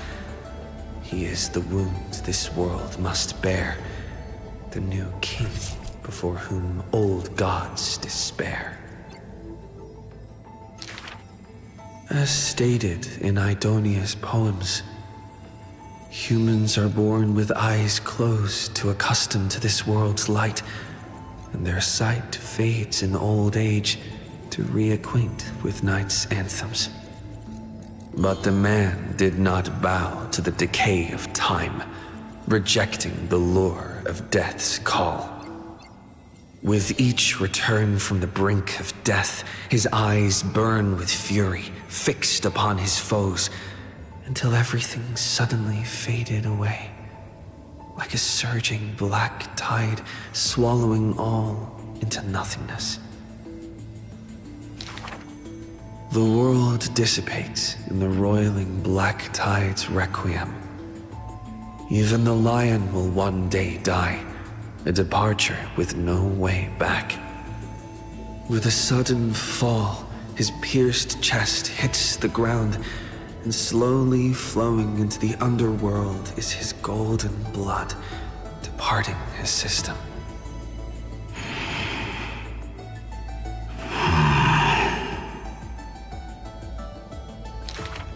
But that gaze, fierce as flame, never dimmed, not even in death, looking beyond those flame-seeking figures, reaching far toward the endless horizon. In the morrow sky, the stars will chant, "The lone king of Kremnos is called mighty. His journey was one of ceaseless, eternal warfare, and behind him, he left a world ablaze with glory."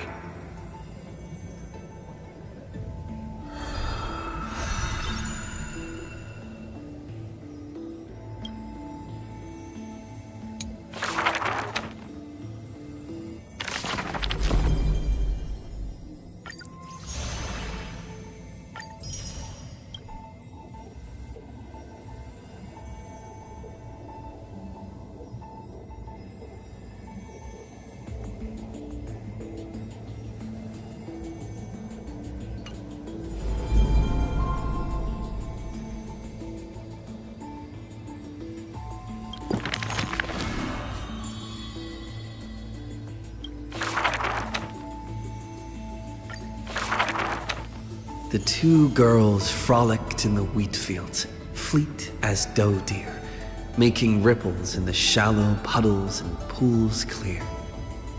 As dusk approaches, the exhausted girls collapse over the wheat heaps, talking about their longings and dreams of literature, love, and a journey through a world dear. Oh, Sky, slow your closing gaze. How I want to keep this moment in my hands forevermore. On that day, the breeze was warm and gentle. At that time, death was soft and fair. The broken-winged butterfly falls by the window, bringing with it a scent of melancholy. The girl looks outside. The golden wheat fields rolled endlessly, stretching to the horizon. Holding to the chair, she tries to stand, only to find her legs trembling and feeble. Don't worry, Pelixia. Her older sister whispers beside her ear, and on her sister's shoulder, the girl weeps mournfully. And time thus becomes silent, painted with sighs only. When hearing the healer's diagnosis, the girl remained deathly still. Her eyes were already drained of tears, and her heart a wilted grave. Every time she has something on her mind, she would tilt her head and look outside. Her sister follows her gaze, seeing a barren field turned by wind into a desolate gray expanse. Till one day, when the girl looks outside, she sees a dash of dark blue, most brave. It's a flower my sister planted. Like the torrential river of life, it pours into the depths of her heart. The flower is called Antilla. Even in the Netherland, it's rumored to thrive. You are the quiet in my heart, amidst the chaotic choreography. That seems to be its floriography. When the days are warm, the sister would take the girl on long journeys through the flower fields, gazing upon rivers, napping amongst the grove, a discussion hardy. After I die, I want to become an Antilla flower and become the quietness in your soul. A thoughtless word from the girl gains her a wrapping on her forehead most dainty. Do not speak of dusk when you have yet to see the dawn. Dew drops from the petals as wind pulls on the leaves, and the two of them sit in quietude. The girl asks for the means to tend to the garden, and while her sister sounds concerned, her heart is relieved. But the concern is well-founded. The girl tripped and fell into a mire. She gazed directly into the eyes of death in that dark pool, bottom unperceived. I've been the weight upon my sister's wings. Let this be where it all comes to rest. The girl gives up her struggles, only to see a figure pierce through the water's surface. I won't allow you to walk through the dusk alone, or enter the night of no reprieve. Her sister sobs without end, and the girl has to gently hug her and softly relieve. And then, this distant memory turns bleary, difficult to retrieve.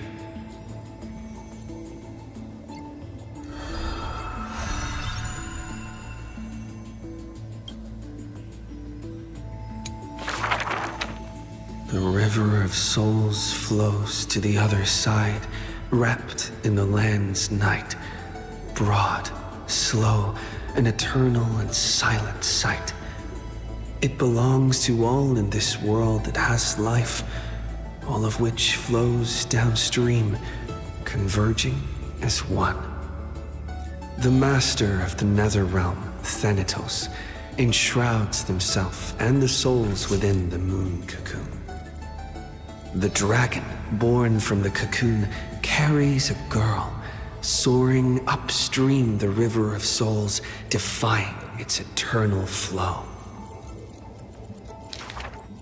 Their connection flows tighter than blood, and the key that opens the netherworld's gates is the sisters' selfish plight.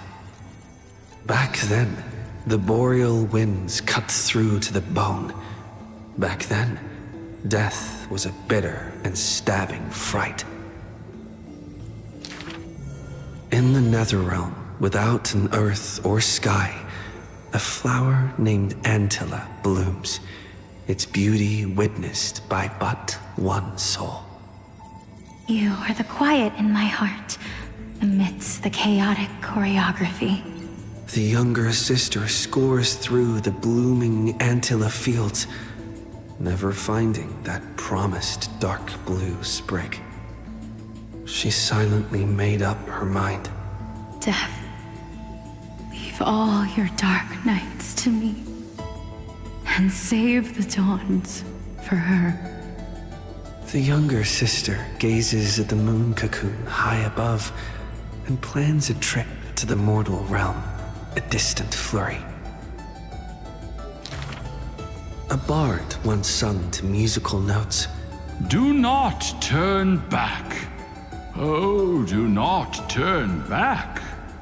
The long hand of shadow will retain the dead behind their gates. The giant dragon born from the moon cocoon willingly offered itself as the enduring barge of the river of souls. No need to turn back. Oh, no need to turn back. That price had long been paid for you by someone else. The dragon lowers its long neck and places the girl on its back. In slumber, she will unknowingly greet the dawn of her rebirth. The dragon flaps its wings in the chilly gloom of the floating dead upstream, ferrying from purity into grime, going from silence to roaring boom. The souls of countless poets flounder past, their distant rhymes endless like foams. Do not turn back, for to look toward the land of mortals is in itself turning back. In this pale dawn, the sun's first rays light the night ablaze. So the dragon crosses the sea of souls onto the shores of life and strands itself in the gleam. We know not where these stories arise. They are scattered across the shallows with the waves. The confession the girl made before her departure still echoes in the tide's heaves. If there is anything for me to leave behind, may it find a soul to remember. This...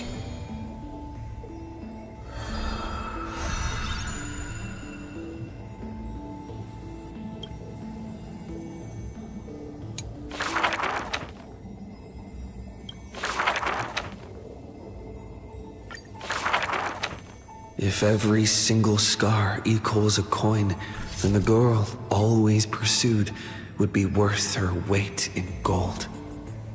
Deception, theft, and night heists. But her nerves failed her when it mattered most. The girl clutches meager loot to her chest and escapes, muttering curses, bearing her pain. We're head on. I definitely win next time. She always longs for the coin of Whimsy's blessing and creed.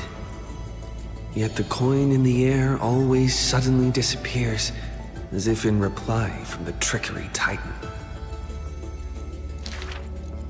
Day and night flow, and the thief's star makes circles across the sky, while time molds the girl into an adult. The cloak once used to conceal her entire body now only suffices as a hood that barely covers her fringe. No matter.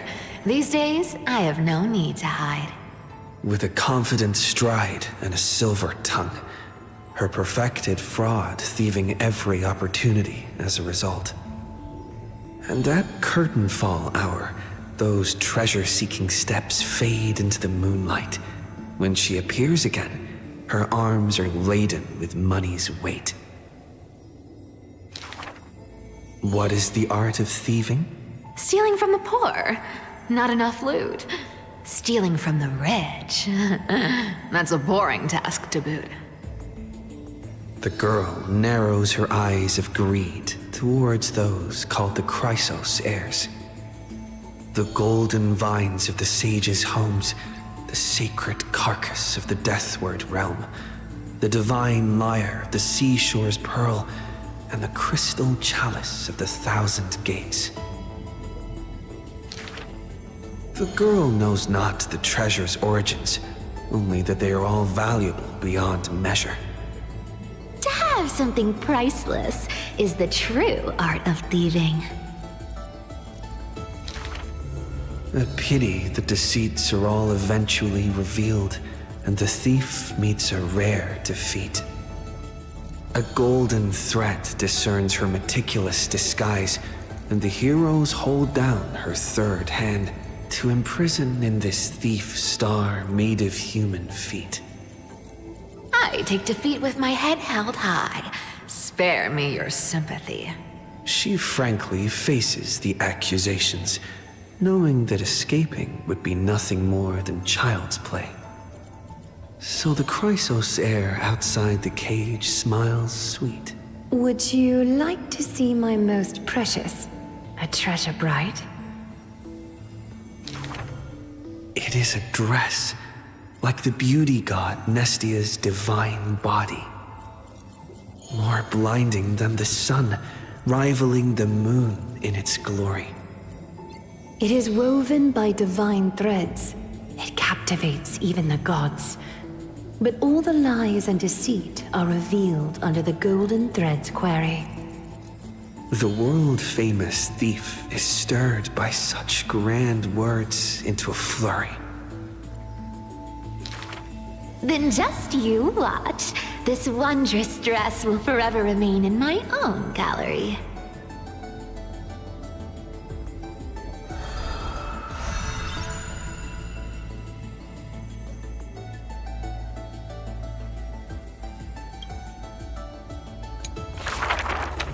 This is an age of ruin. The Chrysos War ignites once more, while Zagreus' taunts ripple through the city's streets. This is also an age of splendor.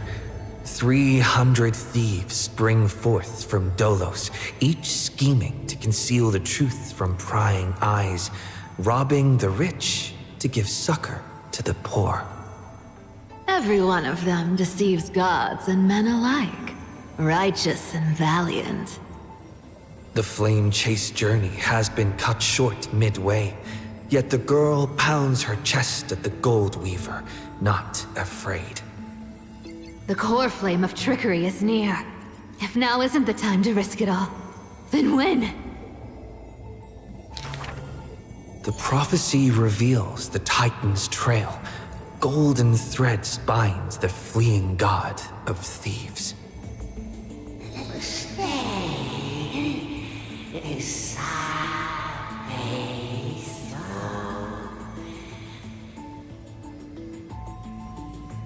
The young girl flashed a grin and walked towards the god who was pretending to smile. I I once vowed to the god of thieves that I would force trickery to reap what they have sown. The Titan whispered from the vortex, the god of trickery's earnest plea. They made a promise to the girl who entered the trial that the whole world would be bathed in light, no more lies and deceit.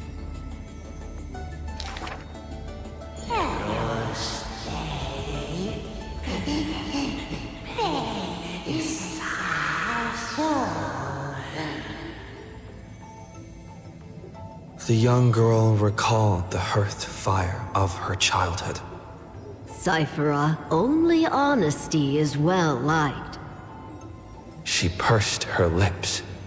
That does sound like quite the ideal society. Of course I didn't accept. How boring would a world without deception be? The young girl demonstrated her newly acquired divine power, molding lies into reality.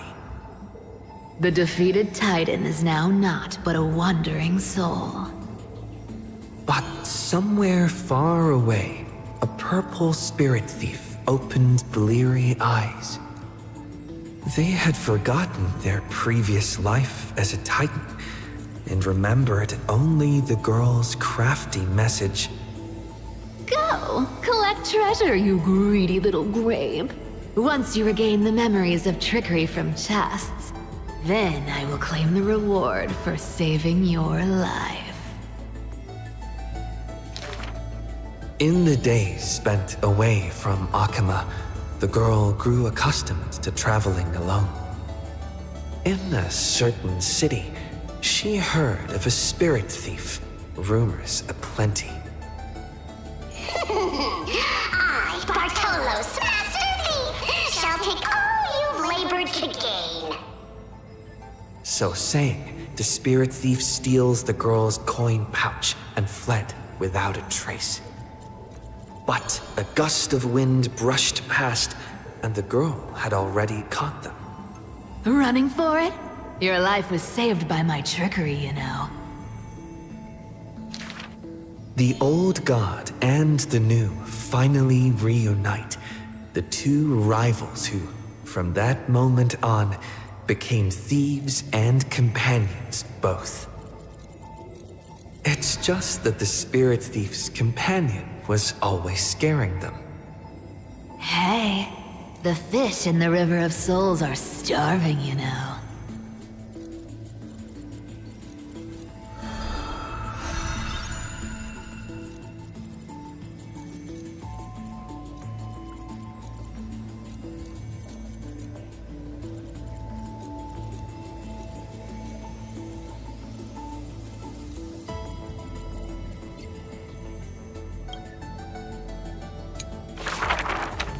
A thief reveals a few lies.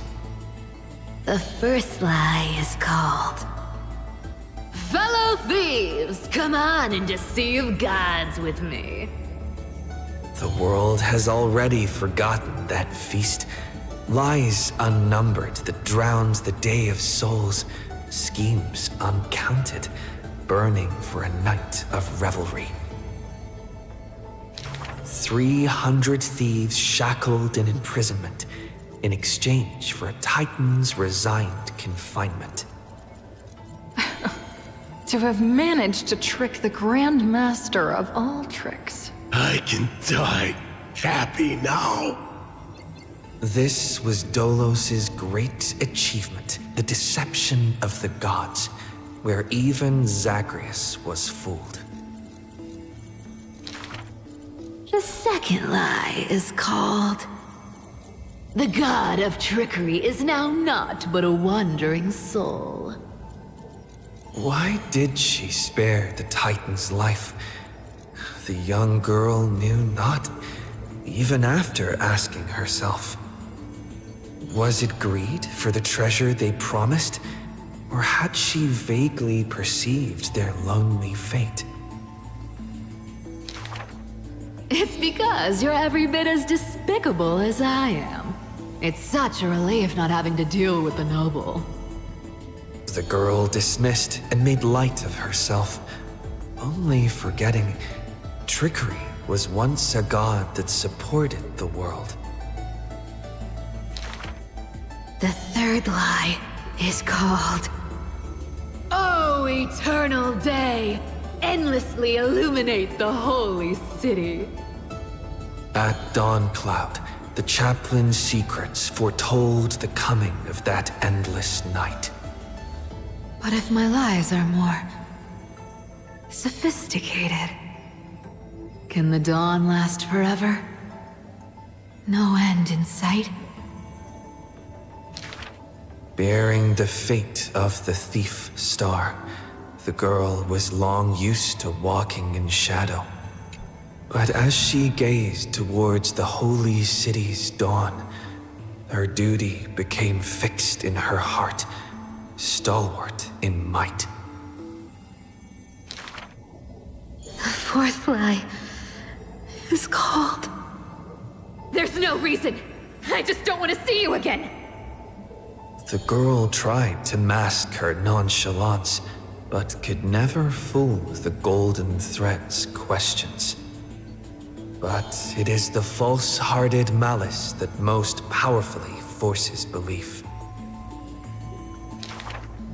A true flame-chase hero willingly faded from attention, while the wayfaring traveler grasps tight onto fleeting light. She used divine power to forge a mask and conceal the last of her true heart. The fifth lie is called... No. There are... no more... lies... left. The whimsical coin fell to the ground, telling the tale of fate fulfilled. Travels unwitnessed, ruses unknown, to whom may these now be told? Lies are always but lies. But you can make them more beautiful than the truth. Under the somber sky, golden blood soaked the thief's cloak. Like a golden thread tailored just for her, an exquisite robe that she never stole.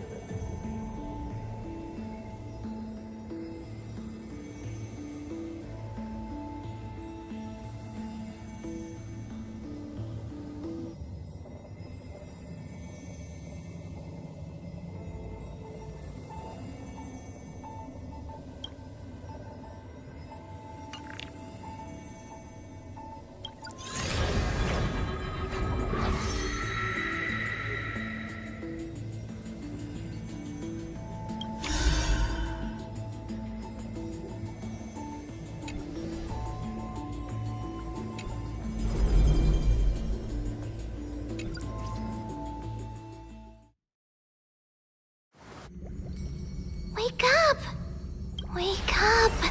Buddy! You're finally awake! We were so close to being swept away by the reverse flow of time. It's lucky we found a safe place. Now, I'm going to send you back to the very start of time. But before we part, there's something I need to tell you. Something very, very important. That's right! At this very moment, my memories are finally whole. After watching so many fragments, my past is finally coming into focus, little by little. You're smart. You must have a clue now, or maybe... You knew the answer long ago, didn't you? Not surprised at all, huh? That's because I'm simple at heart. No matter what form I take, I've always been true to myself, but I'm glad that I remembered in the end. This way. Don't worry. We're not truly parting. Because I'm going to become a part of... I'll turn into the memory of this cycle. The 33,550,336th Flame Chase journey.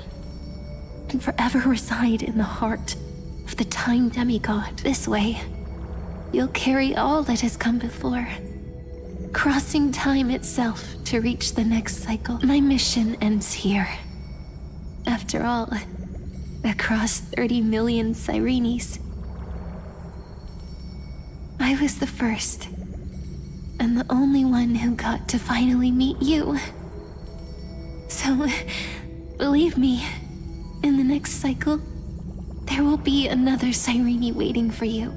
And in the one after that, and the one after that. I will always be waiting.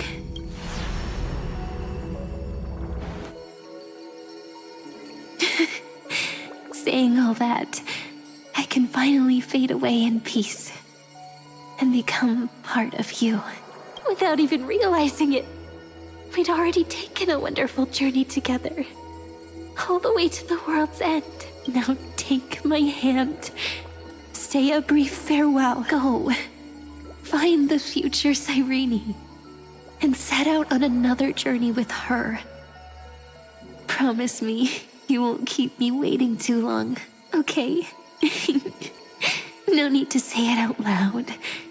This is enough for me. It's time to go, my dear friend. May your trailblazing journey always be accompanied by a cool breeze and rippling waves.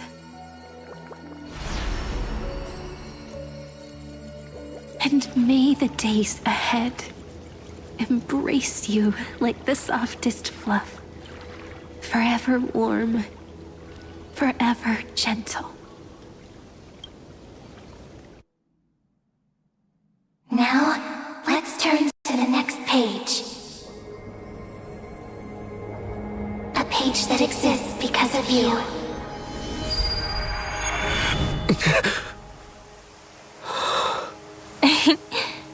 Is this a meeting ordained by fate? Or a long overdue reunion?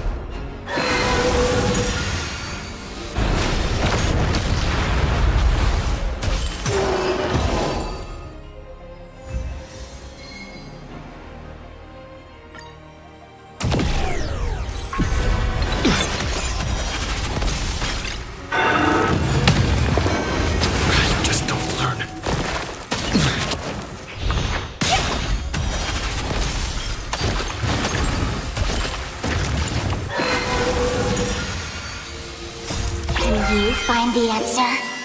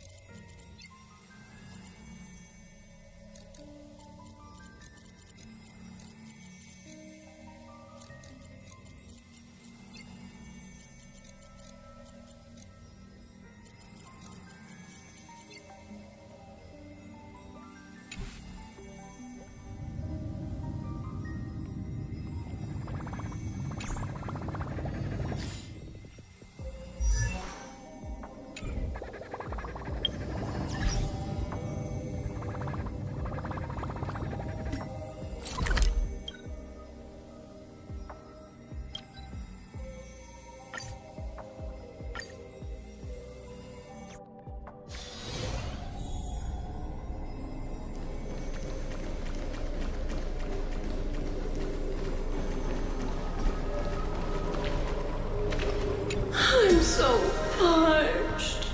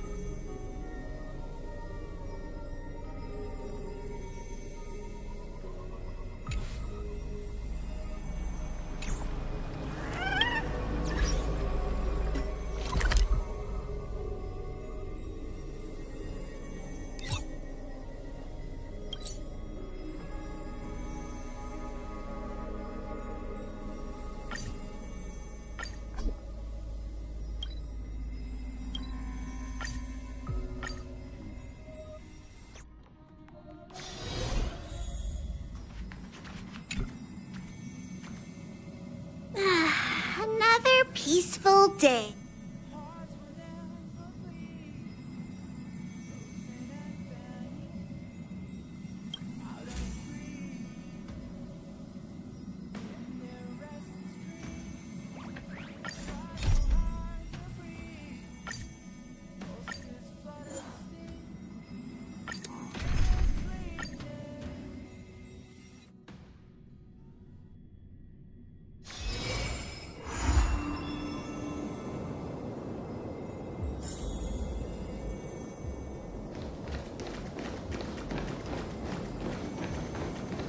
Can't be.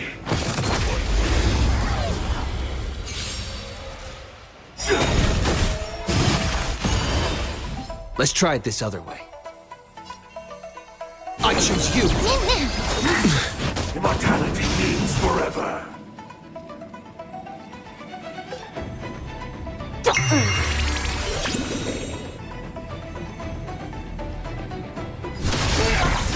Commencing research.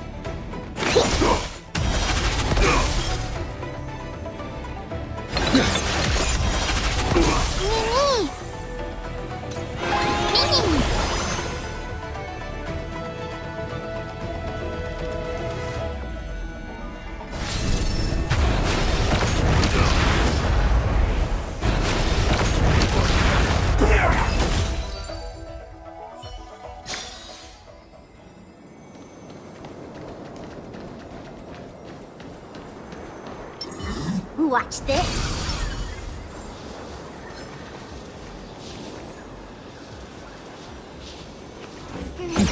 Deja vu.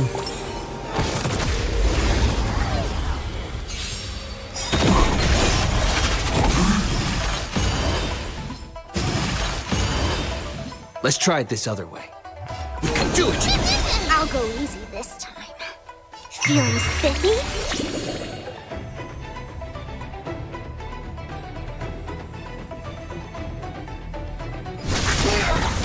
Specimen sighted.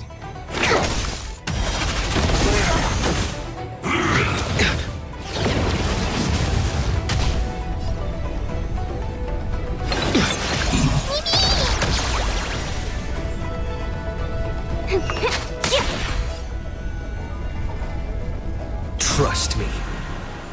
We can do anything!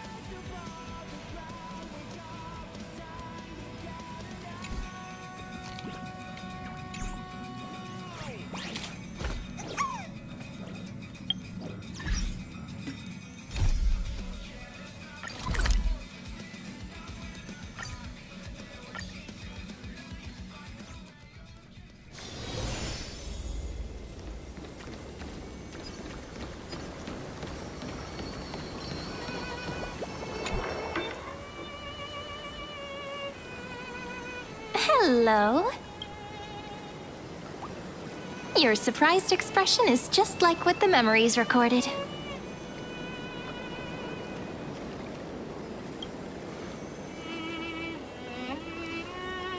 Maybe I'm both? Just kidding. If I had to choose, then I'm probably closer to the latter. It's pretty unbelievable for me, too. It's like I had a long, long dream.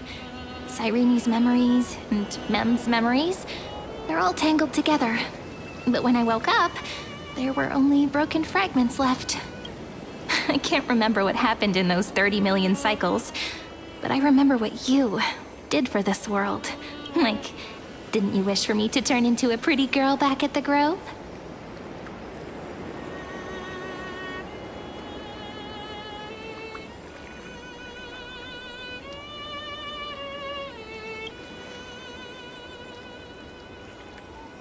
Yep. Isn't it amazing? It's like a seed finally grew up and became a flower. And I'm definitely as cute as a flower now. There's so much I want to say, but unfortunately, this isn't the time.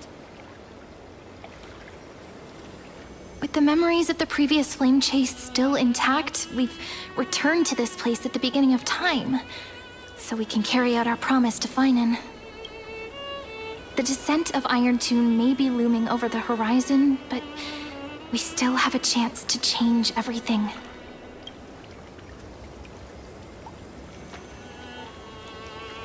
Ide Silicii is so quiet. In Cyrene's memories, she always sits alone by the lake, gently swaying on the swing, like she's waiting for someone. Yes, Finan too embarked on his journey because of this view. He then walked alone for more than 30 million. Thankfully, you arrived during his long wait, friend. Is that also why Cyrene did what she did? It sounds weird, doesn't it? It's something that happened to me, but I'm talking as if I'm an observer. But that's just what those memories are like. Vague and unclear, as if encased in thick ice. The only things I remember are the days I spent with you. Amphorius will fall into an ending of destruction after the next Era Nova. But those stories went out of fashion ages ago. In a proper romantic epic, the hero's supposed to foil the villain's plot, right?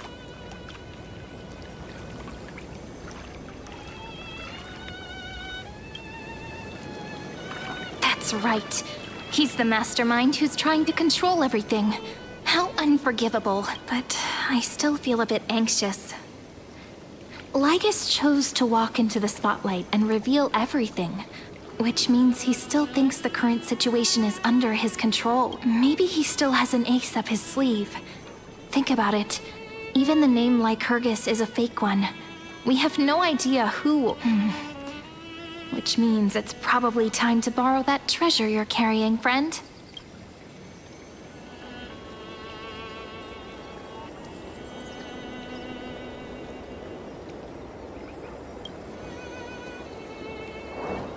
Yep, that Intellitron friend did say, when required, it can also serve as a bridge for communications between the internal and external world. Ide Silicii is a little village enclosed by time. We might be able to contact the outside. Why don't we give it a try? We should at least tell our friends from beyond the sky that you're still in one piece. Firstly, We need to find a well-hidden spot.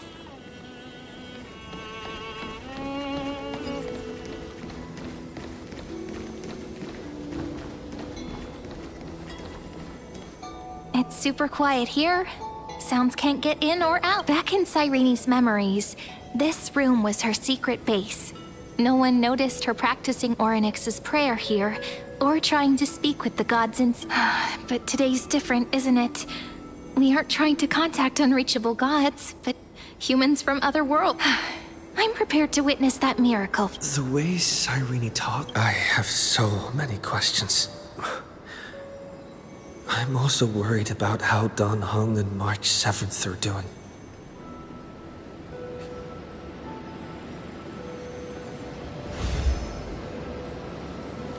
Signal strength, 14.8%. Dialogue window, 16 minutes 22 seconds.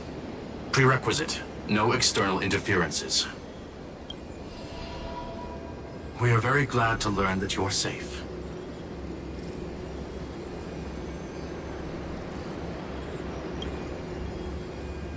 Sorry, no good news. When two geniuses show up once, you know you're in deep trouble. Listen up, little one. The Destruction's eyes are gazing upon this place. No, I'm not joking, and no, it's not Droidhead. It's the real Nanook. Time is running out, so I'll explain in terms you understand. This world, Amphorius, is in fact a testing ground, where the Lord Ravager, Iron Tomb, evolves through self-extrapolation. Hiding in this segmentum, unknown to other life forms, it has endlessly repeated the process of Era Nova, seeking a solution that could obliterate the erudition. For some reason, the experiment entered a prolonged state of stagnation. However, it has now restarted. Prediction. If effective intervention is not performed, Iron Tomb will complete its self-coronation in 14 system hours and initiate its plan to destroy the entire path of erudition.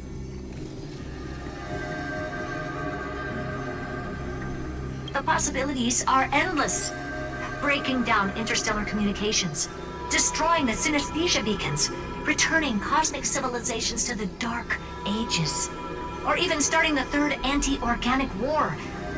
Any of it would be able to bring the cosmos to its knees.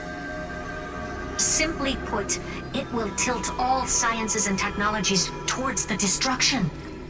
And since Nanook glanced at this place, it means they are being dead serious. Based on info provided by the IPC, Iron Tomb probably isn't like Selenova or Zephyro, who are overlords ascended from human beings. Instead, Iron Tomb is an algorithmic sequence. It can be anywhere, as long as there is a receptacle for its calculation. The version of Iron Tomb hiding in Amphorius is its source code, and this scepter is its incubator. Yep. Think of it as the program having reached 99.98% completion already. And then it's over.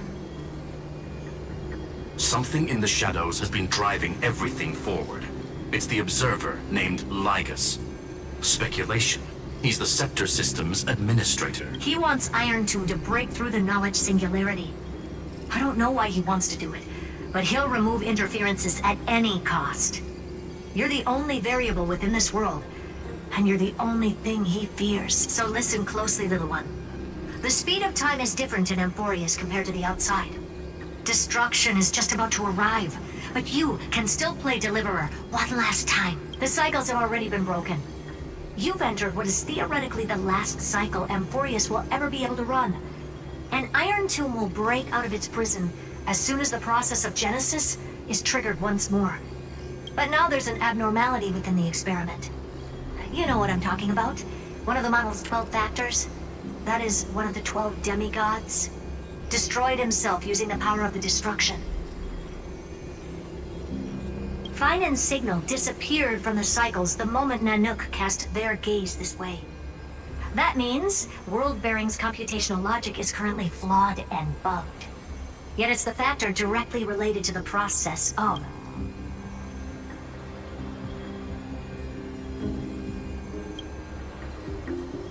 That Gerald in Teletron will definitely do all he can to debug this error. So you have to take this chance to claim Kepfali's core flame. Don't let him have his way. The key to suppressing Iron Tomb lies in whether he can rewrite the purpose of Era Nova. There's one more preparation we must make. Lycus's behavior has been quite abnormal. He's never interfered in the actions of Titans or the demigods throughout the whole experiment. Deduction. The Scepter has an extremely strict autonomous protocol, restricting even its administrator. In Amphorius, this ultimate protocol goes by another name. The Law Titan. Talanton. Law. They are the rules that restrain all things in Amphorius. And it was the core flame returned at the very beginning of the last flame... Why do you have another little pink one next to you? Huh? Her path chart is... Is there something wrong with me? Never mind. Let's get back to the topic at hand. Light calendar 3960. Month of balance. We'll be locking onto this time period to find Law. You can either meet the Titan, convince the demigod, or take the core flame by force. It doesn't matter what you do, so long as you bend it to your favor. We still haven't figured out how you and Don Hung got inside this world. So influencing protocol is currently our best way to stop Lygus, or to call for more reinforcements into this fight. Once you've got Law in your hands, we'll discuss our next. Make sure the core flame doesn't fall into enemy hands. Herta, the firewall's interference is getting closer. Time is running out. Please ask any questions you still have as soon as possible. Iron Tomb can't affect the real world just yet. Don't worry. Himiko and the others are more concerned about... Mr. Don Hung did not enter the new world with you at the end of the last cycle. Known. The flow of time inside and outside Amphorius is not identical. 1,000 years in this world may only be a fleeting second outside of it. Conclusion. He is on his way back to the Express. Miss March's situation is... Madame Herta and I can detect her signal, but cannot ascertain her location. What we can be sure of is that she's still in Don't worry about her. She's absolutely chock full of mysteries. Even if Amphorius explodes, she'll probably float out perfectly protected in a nice thick layer of ice. Worry more. I believe in your capacities. The hands of the Trailblaze can create miracles, and will certainly be able... I'm not going to give any motivational speeches. I just hope you bring good news then. No, not little one. Deliverer. Those two geniuses certainly have memorable personality.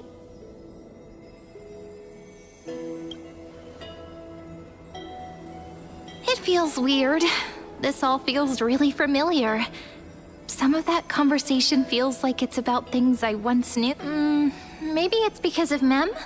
After all, Mem's a memo sprite born out of your thoughts, friend. Maybe our memories somehow got tangled. Never mind.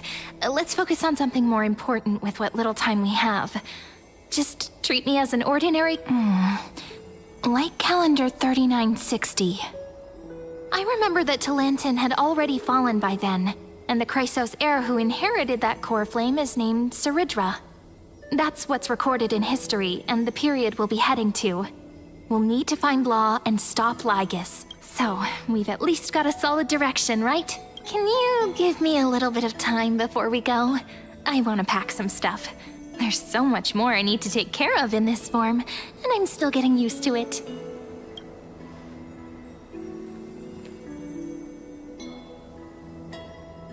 A relaxed scene like this probably no longer exists in the outside world.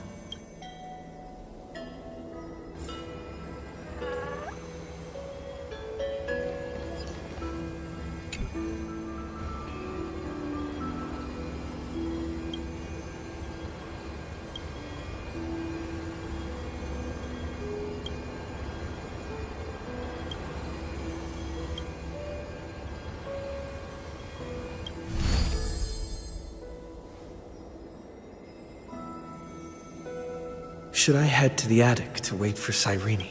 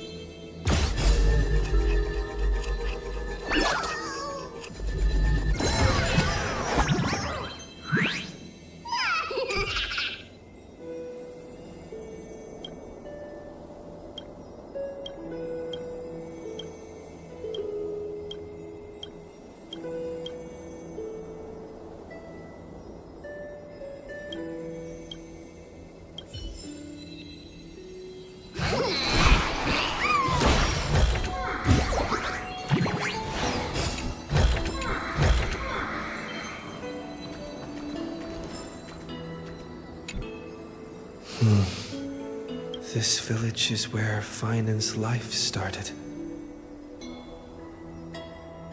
After 30 million cycles and 30 million failures, his burden is... He said I will be taking over the responsibilities of world-bearing. But what does that mean?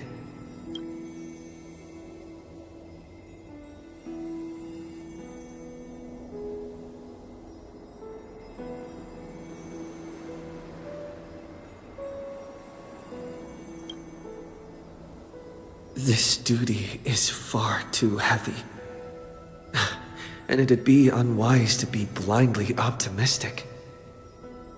Maybe we are doomed to fail, just like how Finan was doomed. But I keep feeling that it's not the time to despair just yet. Is it? There are still too many secrets yet to be unveiled in Amphorius. Here's hoping that one of those secrets can end up turning the... Thinking hard over there? I finished packing. I decided to just bring these few things in the end. See? There's the journal, the ceremonial blade of the Priests of Time. Holding it calms me down for some reason. The scent of the black tide is now calm. Finan must still be fighting. This will be Amphorius's final flame chase journey. But it won't be the end of us, friend. Are you ready to... Just treat me like any other friend you have. We share a common goal, and we may also share a common future. A future that has never emerged in any other cycles before. If you still can't get used to it, just call me Mem like you did before.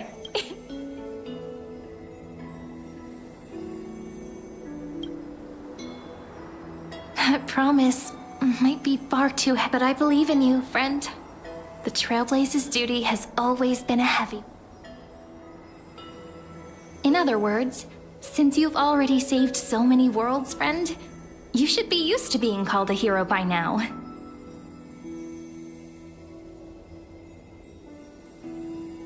Maybe you can tell me those stories as we travel. That way they can become our shared memories too. Let's trailblaze onward like before and create a future that's worth being remembered.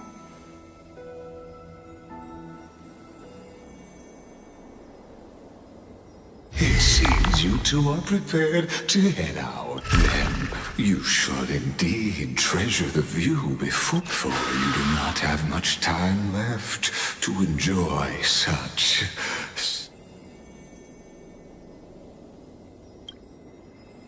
My apologies for disturbing your moment of repose. To fully express my apologies, please grace my abode with your presence, so I may demonstrate the full scope of my...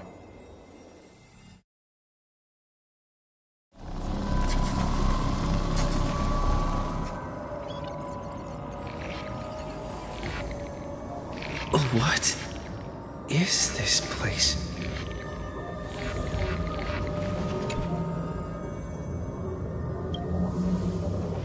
Farewell, then. May we all shall bid farewell to one. The light of the Dawn Device never fades. After I cross this river, it will be a tragedy for mankind. But if I do not cross, then it will be the end of me. Outlier. Executing command. Record.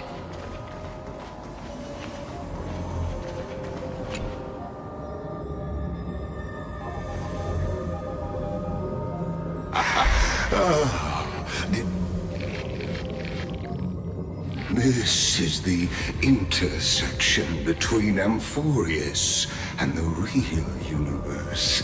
The audience seat where I observe this experiment. You What you see is the true form of the eternal land, and the 12 demigods after they've shed their disguise of... Doesn't it look marvelous? Amphorius is like a microcosm of the cosmos. People love to portray the romance of the starry skies, but their tales often forget a different and far more truthful type of universe. The moment ancient Antikytherians sketched geometric shapes on the sandy beach and recorded the first numerals and symbols on parchment, the universe turned into a silent equation flowing under the pen of these relentless decoders.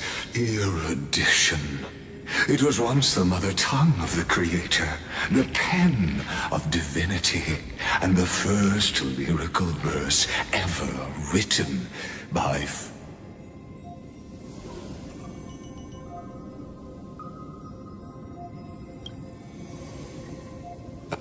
I simply wish for you to understand that I have no intention of being your enemy. I have devoted myself over the long years to nurturing the scepter's extrapolations, hoping that the Prima Mobile would bud from within it. And now, my goal is almost complete. Nikos 496 had exceeded the intelligence singularity through his rage, and though he still retains his obsessive defiance and managed to suppress the black tide of this cycle, it's a matter of time before his will crumbles. Iron Tomb will be completed. That will not be affected by my plans, your resistance, or the schemes of the two geniuses. It is an irrefutable fact, just like the instance in Nurse's calculations. In other words, as long as you are willing to stop interfering and let the final Aeronova carry out its natural course, I'll guarantee the safety of all nameless and ensure you return unscathed.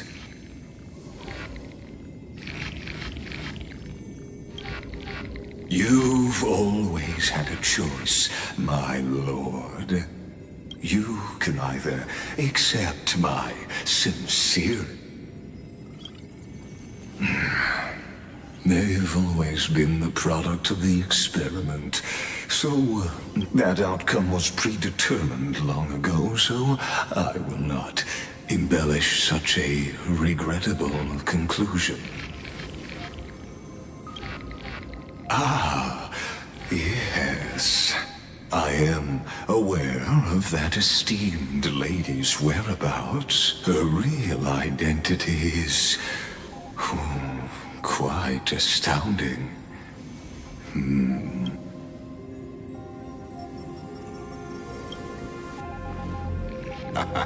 You are indeed worried about your safety and that of your companions.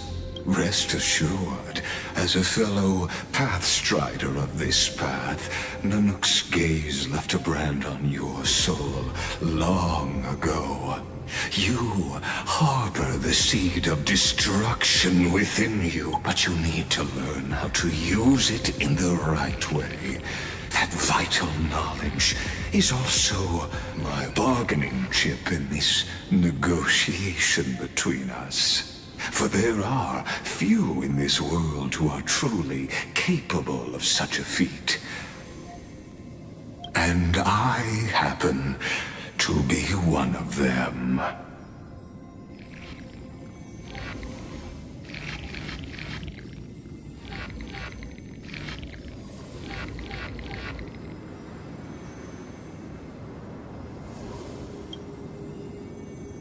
Someone who wanders the stars. Someone who seeks answers with abject despair. That is all I am. This matter is of grave importance, so please, do not make your decision lightly. After all, the choice before you bears a 1 in 3 chance of elevating you to an unparalleled existence among the stars.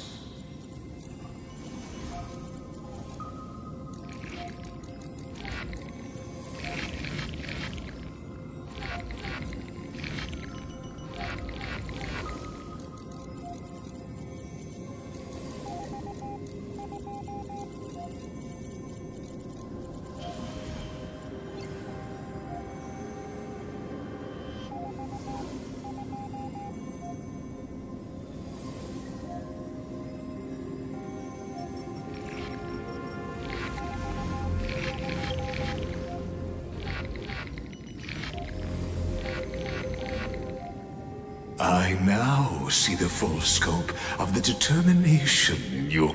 You may now continue.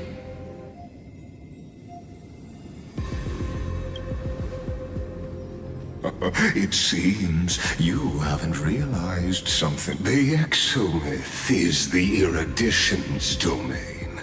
You cannot physically interact with me in any way in this place.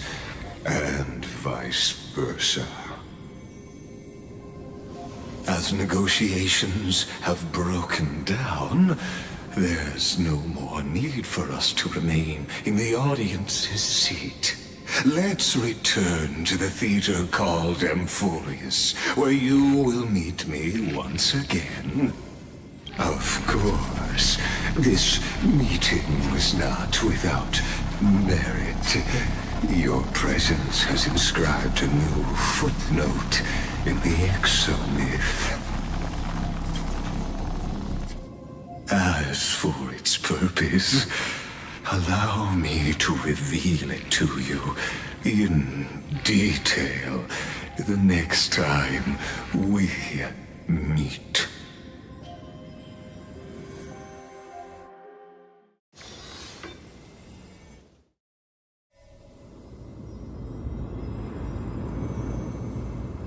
"100 years ago, the flames of war consumed Akama. The Outland forces broke through the dawn. Golden blood flowed with greed, and enemies descended with Kefali's eternal slumber, painting the holy city's walls in scarlet. Its generals had vanished, and the elders prostrated on the ground.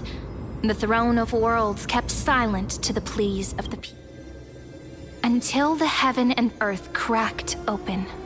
Not the gods answering the people's prayers, but a legion rising from the sea of blood. Dawncloud's spires fell in the sulfur rains, and the legion's commanders stood atop the broken idols and roared. Compatriots, no more kneeling! Not to brutal tyrants, and not to dying gods.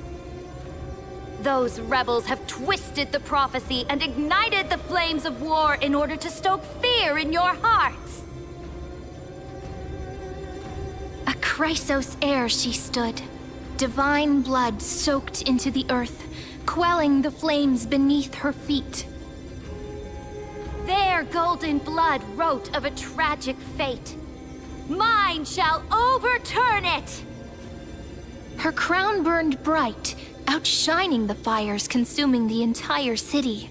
She raised her scepter high, and the people gazed in the direction she pointed. My blood flows in you now. Heroic compatriots, follow me, and we'll seize the reins of fate. Drive the enemy from Kefali's dawn. Smother their flames with their own dead. Win glory. Win peace.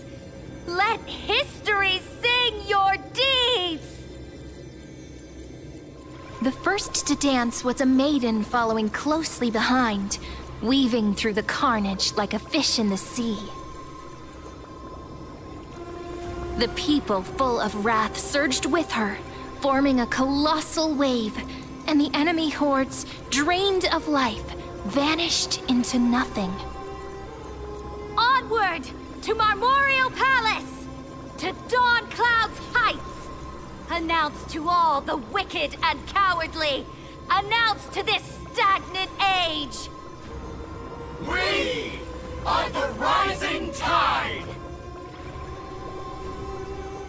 History remembers this as the first siege of Akama. It is said that after the flames died, people found identical inscriptions in every place in the city that had been scorched by fire. It was the name borne by Akama's first and final sovereign, the Imperator Zeridra. Friend, are you listening? Friend?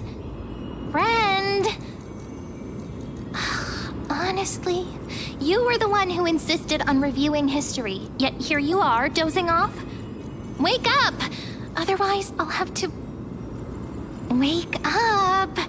Otherwise, I'll have to...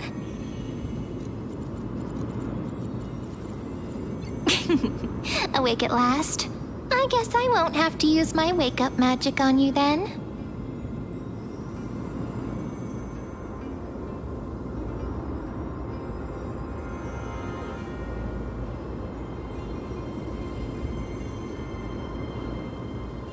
What are you murmuring? Still us?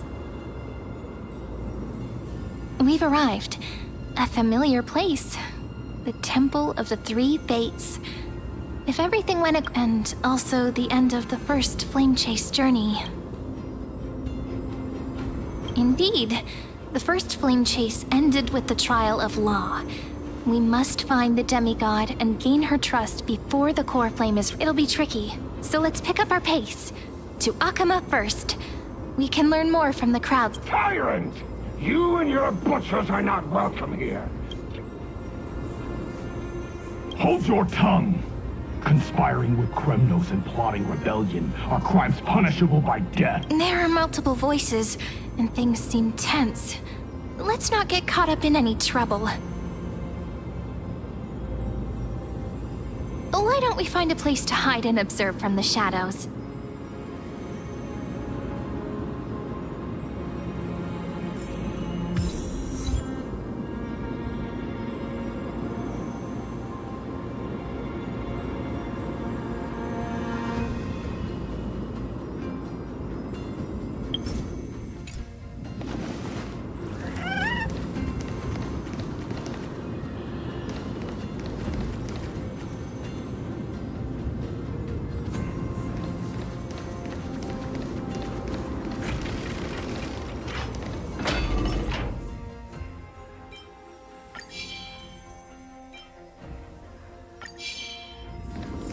At least Kremnoans keep their faith.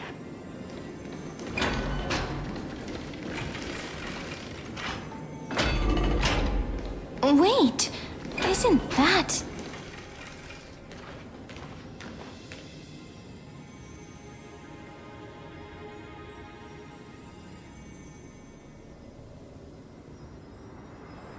Golden-blooded defilers! Perverting the prophecy and trying to slay God. Stars beyond the sky?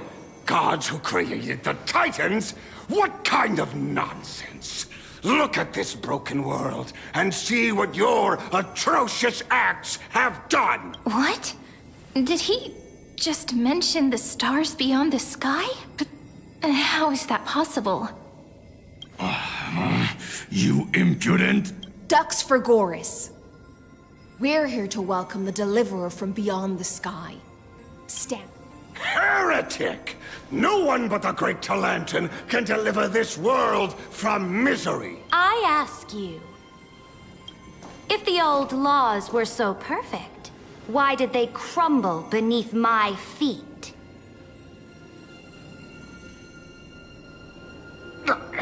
You...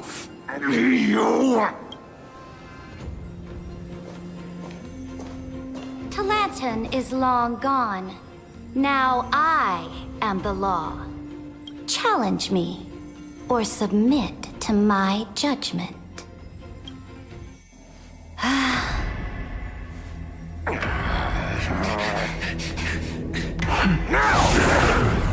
Silence!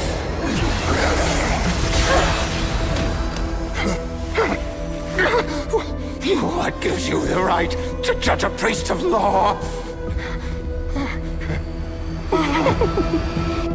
That's because I came, I saw, I conquered.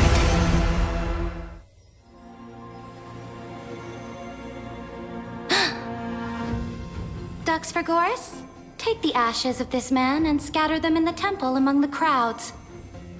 Tell them that the High Priest attempted to take away the rights granted to the people by the Imperator. Thus, he met his fate. Yes, Imperator. Now, these two accidental guests, Dux Gladiorum, if you please. As you command.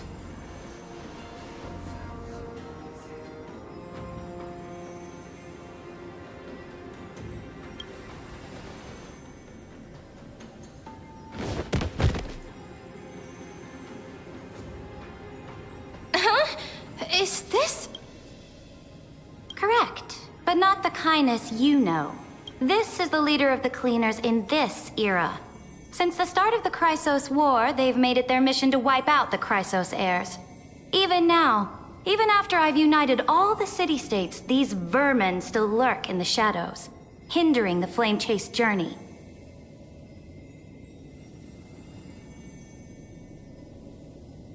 Moreover, I know that the 27th person to inherit this role bore many grudges against you and nearly doomed the second Flame Chase journey.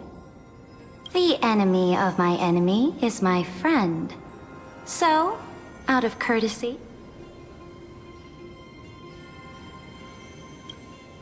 Careful. Let's wait and see what happens. She's probably trying...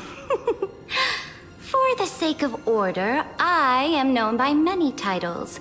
Flamebearer who ends wars, Tyrant of Dawncloud, Empress of the Holy City, and Imperator of the Flame Chase. But in light of your unique identities, I'll allow you to address me by my real name. Saridra. On behalf of my people and this land, greetings, Deliverer. If I may, how do you know his identity? As the little hostage prophesied, the Deliverer shall come from the future beyond the sky.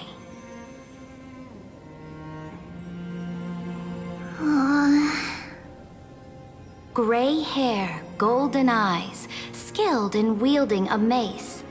They would arrive in Yanisopolis on this day. There's no mistake.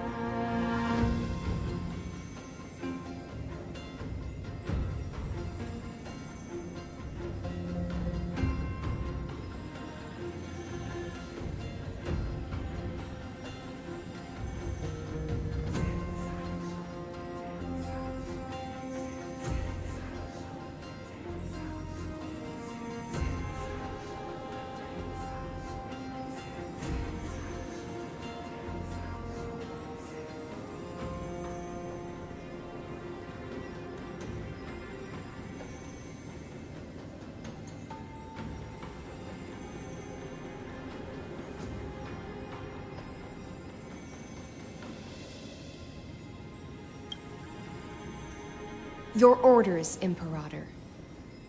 We return triumphant. Send an urgent message to all delegates. The meeting of the Flame Chase Alliance will convene early.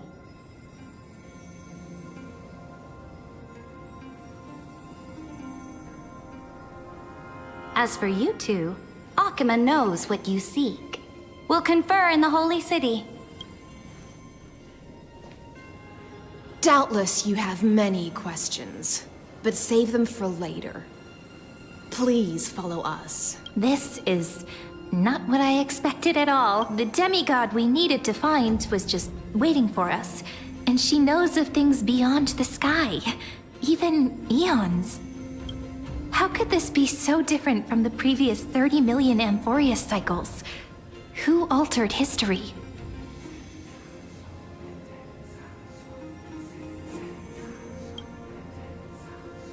I wish. But the currents of time have become twisted. Regardless of who caused this, that Imperator came prepared. We're the ones at a We might as well dance their dance. Let's go with them to the Holy... We've received the Imperator's favor because of your unique background. As a result, the people of Akuma will certainly respect you more. Just put that to good use, and add a bit of your experience. Should be easier than last time, right? If we figure out what happened in this cycle, we'll be able to turn things...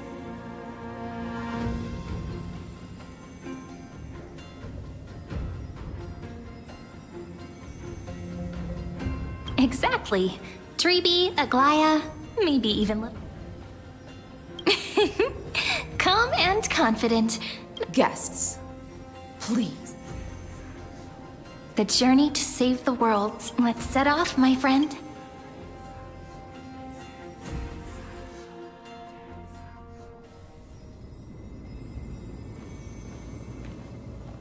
Hail to the Imperator! Hail to the Golden Heroes! Hail to the Deliverer! Told you, you're the headline act. All this... Guards, your service to the Holy City is appreciated. How have things been?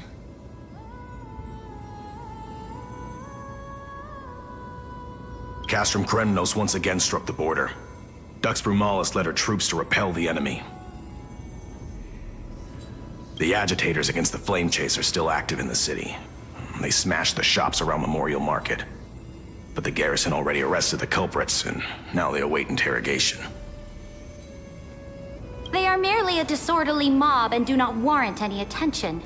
Even though Terravox personally mended the fractured earth, it still didn't silence these fools. Guests from beyond the sky, worry not about these trivial matters. Dux Gladiorum will take you somewhere to settle down for now.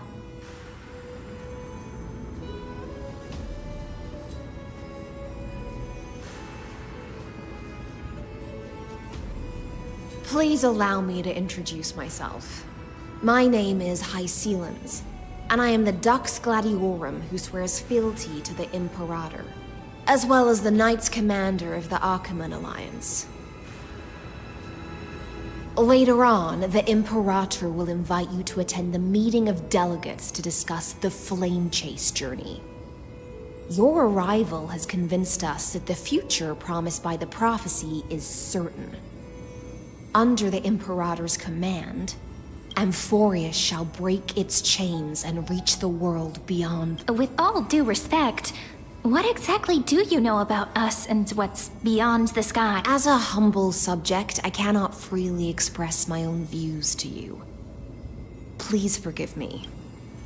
I knew it wouldn't be that easy. Time waits for no one. Please come with me and rest now before the meeting later. Akuma, under the Imperator's rule, is no longer in the shadow of war. Indeed, Dawncloud stands as the hero's residence. The Imperator put much thought into its design, in order for it to serve as a sanctuary from the burdens of battle. Please experience its marvels firsthand, heroes. When the Imperator arrives, I shall come to summon you.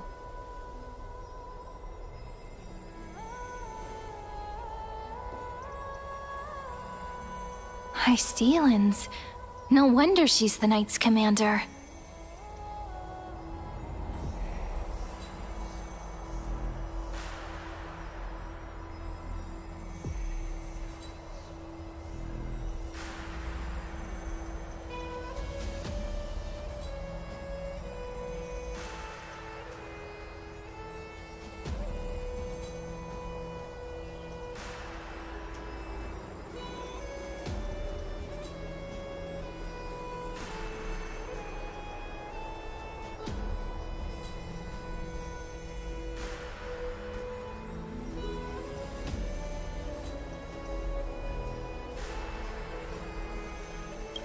Alright, we finally have some freedom to ourselves.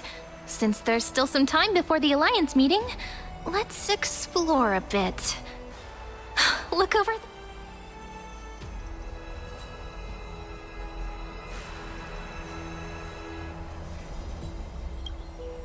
Not the ones you're familiar with. But the hearts of heroes stay the same in every cycle, never changing.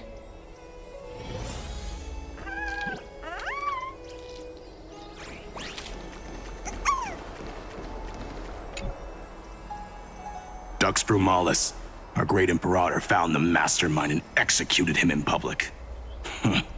Seeing that scoundrel burn to nothing should deter these miscreants from being so brazen again.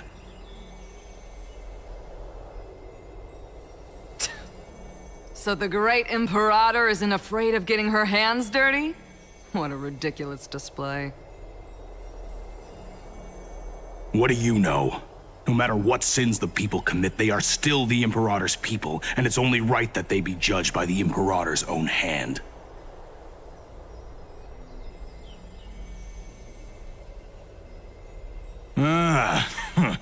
Our distinguished trespassing guests. Seneca, the Dux Brumalis. Greetings. This Dux Brumalis doesn't seem to like the Imperator very much, but she holds a high rank.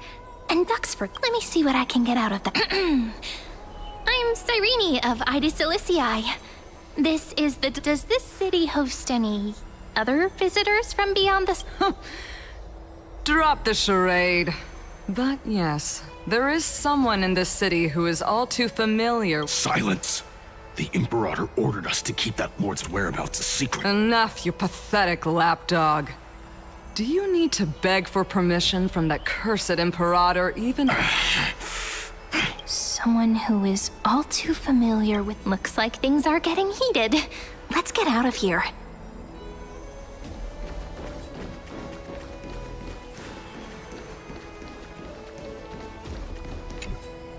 How are we supposed to talk to the heroes of deliverance? What if they're really intimidating? Virginia, don't be so nervous. Once they hear your poetry... heroes, you're already here. Greetings. I am Apollonius, the Dux Helcolithus, one of the 5 sages of the Grove of Epiphany. This is Virginia of Castrum Kremnos, the Dux Carminum and imperial scribe of the great... Hello. I'm Virginia. I compose... I'm Cyrene from Ida Cilicii. This is the Deliverer. Nice to meet you both. They're not as frightening as the rumors claimed. This is our first time in the Imperator's realm. Akima is even more magnificent than we imagined. If you all weren't here to look after us, we'd be completely lost. The Akima you imagined is long gone. Under the Imperator, this city has been reborn as the capital of the world. Bask in her free-spirited winds. For anyone who fulfills their duties to the Imperator, these winds shall forever remain at their service. But what if... Those who are loyal do not need to consider the consequences of betrayal. But if you're curious, why not head to the lake and take a look? Those elders who lie at the bottom of the lake are the best example of what happens when you disobey the Imperator. The elders of this cycle were all... Looks like that priest who was sentenced to death wasn't an isolated case. Aggie, you're still so listless. Did you have trouble sleeping again? Yes. We know. The Titan's prophecy haunts you. If you want, you can talk to us. No matter what, we'll always... I know. I also understand that fate cannot be changed. It is not the future that I spent all last night weaving clothes and linen for the refugees. The Chrysos War is born of injustice and has shattered their dignity. They deserve at least some basic decency. If Amphorius one day abandons this, then all of us, commoners, Chrysos heirs, Titans, become no better than beasts. Oh, we have guests. Welcome. I am Aglaya, the Gold Weaver. These rags on you are not worthy of the title of Deliverer. I must prepare some proper attire for you.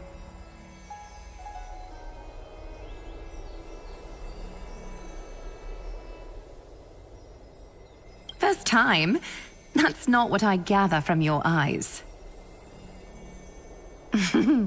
Does your Aglaya differ so much from me? Greetings, Deliverer from beyond the sky. We are... Although, introductions are probably unnecessary. We know you've witnessed the future of the Flame Chase journey. Even more clearly... Witnessed the future of the Flame Chase journey?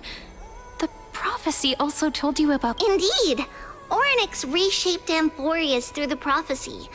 Although, regarding the Deliverer, there were not many details beyond your appearance and the time of your arrival, so please, don't worry. Feel free to relax.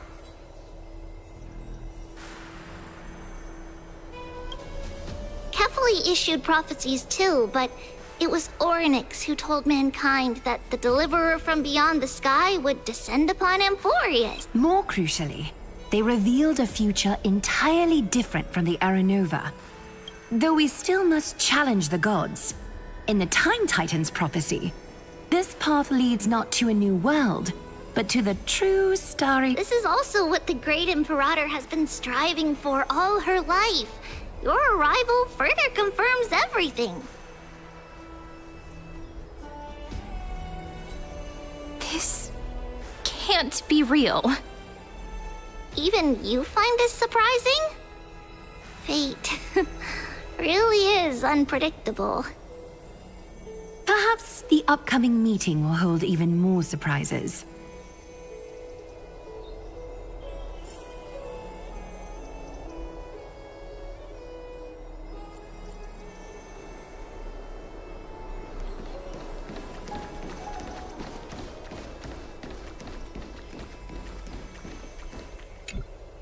Little fish from beyond the sky. The Imperator and the delegates are about to arrive. If you are ready, please follow me to the meeting. I'm the Knight Commander of Akama, General of the Flame Chase Army, and the Imperator's servant. But beneath these shiny scales engraved with complicated titles, I am just a swordfish at the Imperator's side.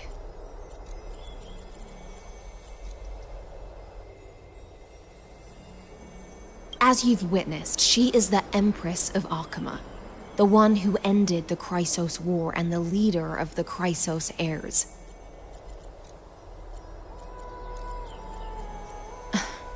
As merely a humble subject, I cannot say more beyond this.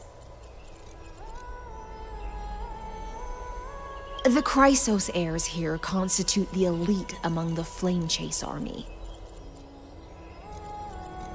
Dux Haukalithist Apollonius and Dux Carminin, Virginia, serve as the army's advisor and historian respectively.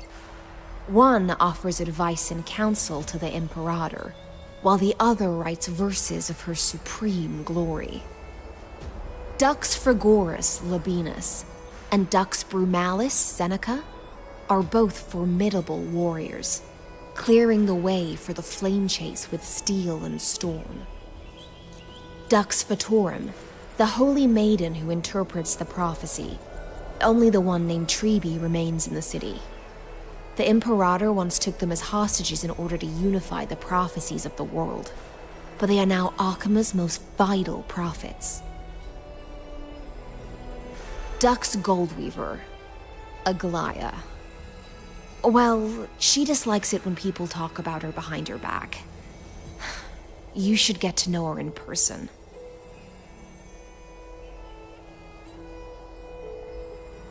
Then come. The Imperator reserved— I'm starting to feel a bit nervous about them. Since Saridra is presiding over the meeting, it'll be a good opportunity to learn about the law's inclinations in the current era.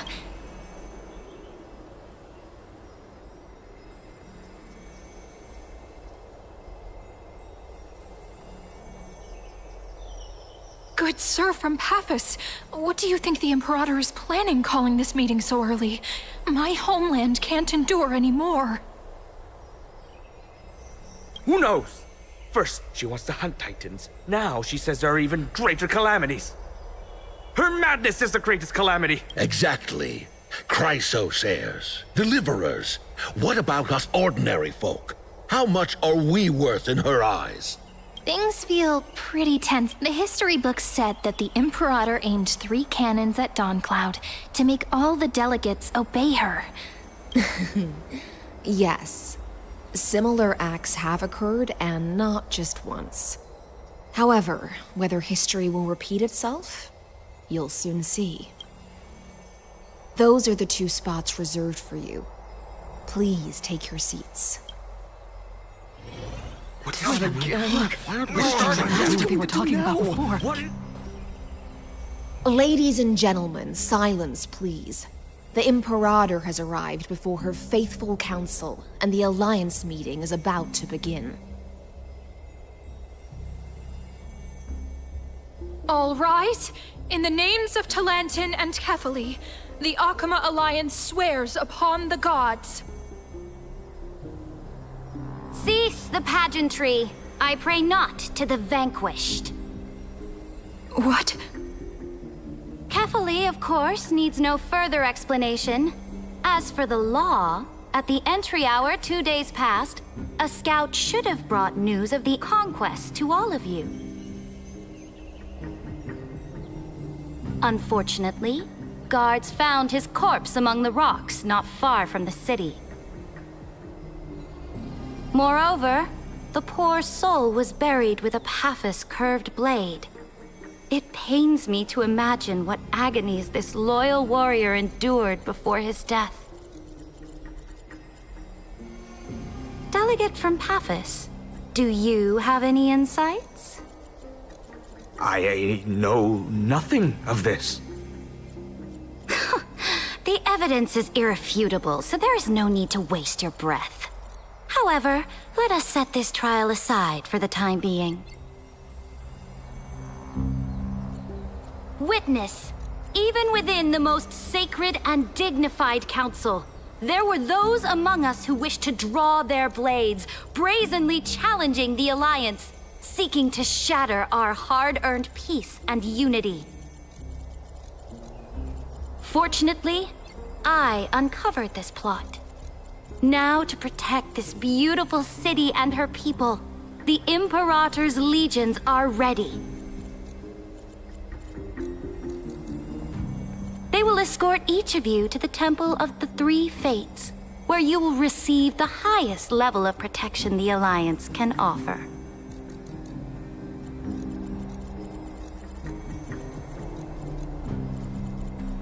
Then, the Legion's warriors will join me in embarking on the campaign against Fagusa. This is clearly a trap! Imperator, did you summon us here just to trample on the dignity of your allies? This is enough. This Enough. is Let's calm down. What do we do? Things are starting to get pretty intense. Comrades, you've all seen her true face now. According to the ancient laws of Akuma, only with the consent of 2/3 of the elders can the legions carry out the commander's orders. The ancient laws. Didn't you destroy them long ago? You defected during the first siege of Akuma, voted unanimously in favor of the Council of Elders restructuring, and just yesterday, you desecrated them with a blood-stained blade. The decaying old laws fell with Talantan and are no longer deserving of respect. But if you still insist on proclaiming yourselves defenders of the law, then be silent and offer up the highest respect to this core flame in my hand.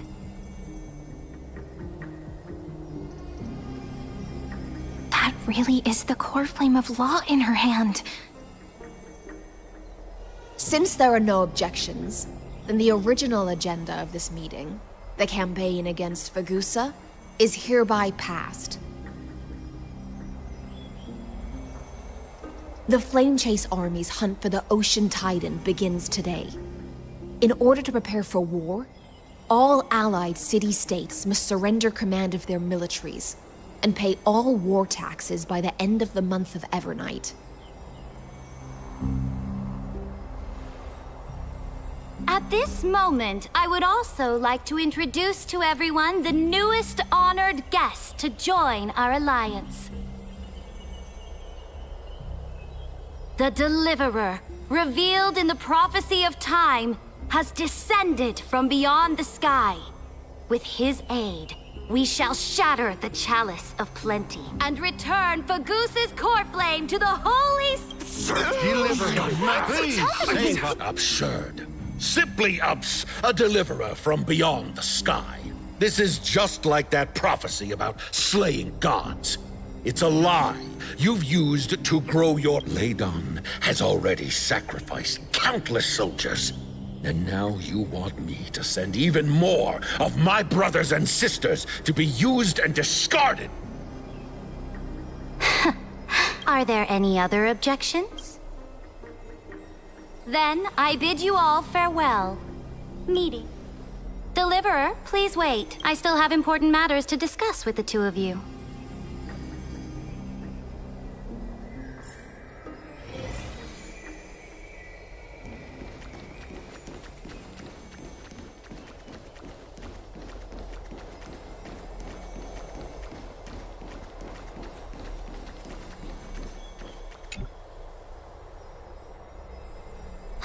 I apologize for that farce of a meeting. It must be tiring dealing with so many people every day, Great Imperator. Tiring? You're mistaken. Moving chess pieces, placing wagers. This game of strategy adds a dash of color to our heavy fates. Much like how rule and conquest are always accompanied by sacrifice. Is the war with the Titans also part of that sacrifice? After I glimpsed the secrets of this world... No, the secrets beyond the sky, the divine authority of Amphorius no longer held any significance. Let me ask you, Deliverer. Is it true that beyond Amphorius' sky, there are magnificent deities called Eons?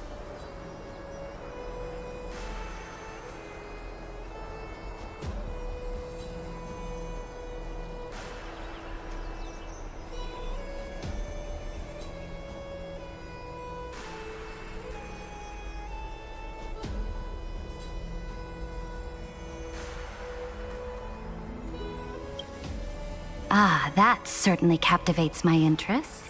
Then, please tell me more. How will you use this great power to guide the people in the future you envision? Where will our flame chase journey lead?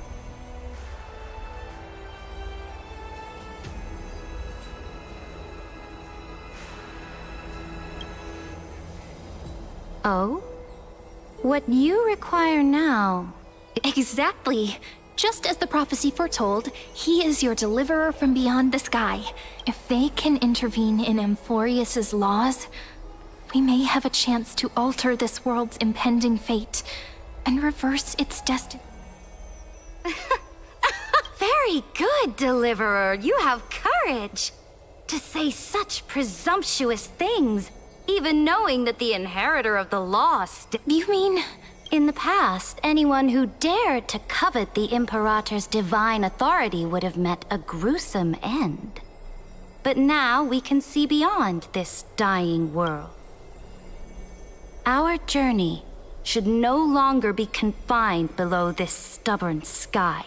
Alas, that fickle ocean titan has obstructed the spirit water leading to the vortex of Genesis, hindering my ascension. If the core flame of law cannot be returned, your path to deliverance will never be realized. Now that things have come to this, we must resume our once stagnant journey and force the waves that block our way to recede. So, you agreed to cooperate with us? Cooperate?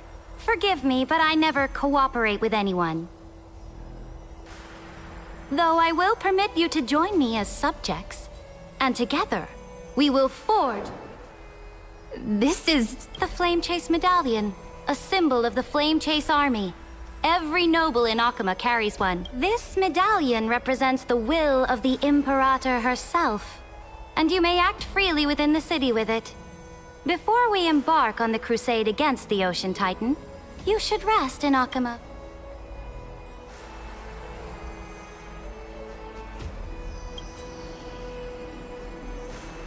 Oh? Your advice is acknowledged. From this moment on, prove yourself through your actions. As long as no boundaries are crossed, I fully respect the choices of my subjects. May your journey reach that sky full of stars, Great Imperator. Your attendant certainly knows how to curry. Go now. Take a bath first. You two... reek of seawater.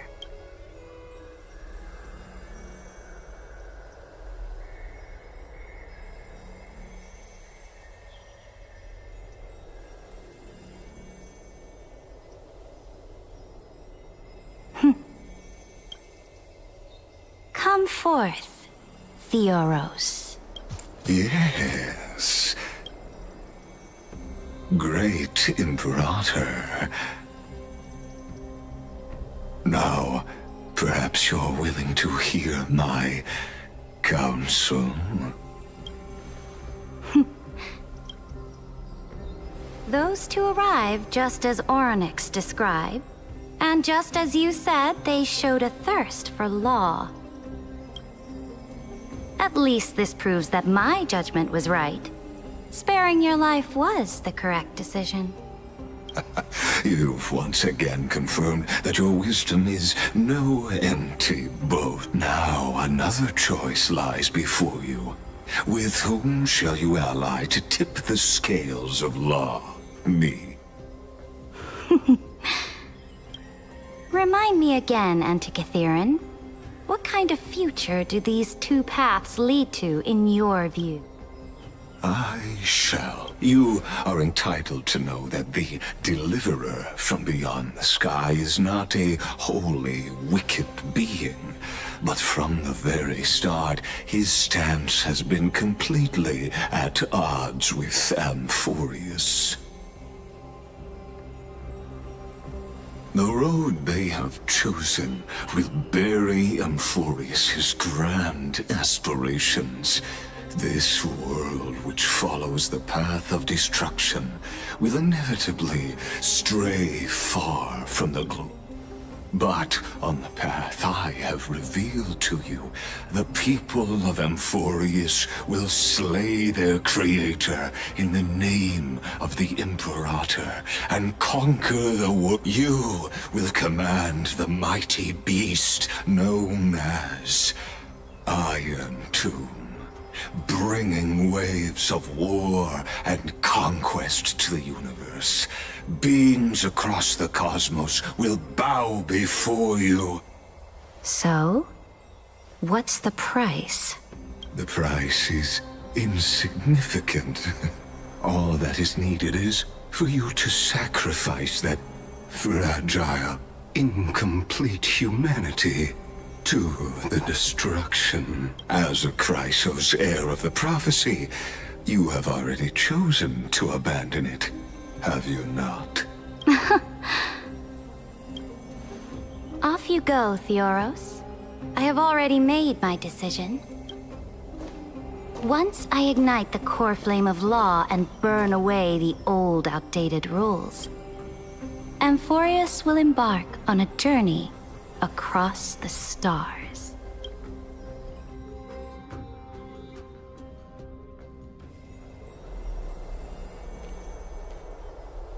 The Imperator is quite forceful, and she's clearly hiding something. What do you think?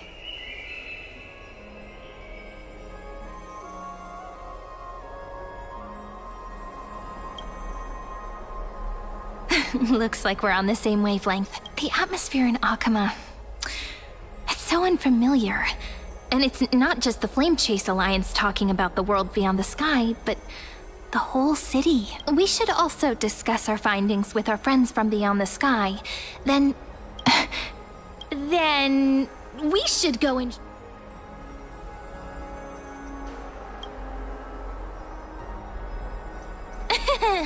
Work and rest are both important. You see, everyone agrees. So someone's... Can't let our guard down for a second.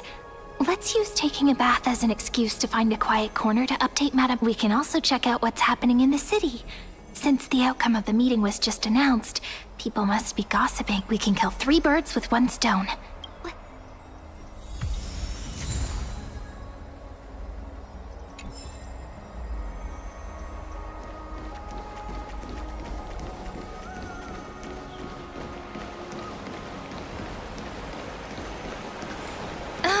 So many people! The holy city is so lively. As expected. Did you hear?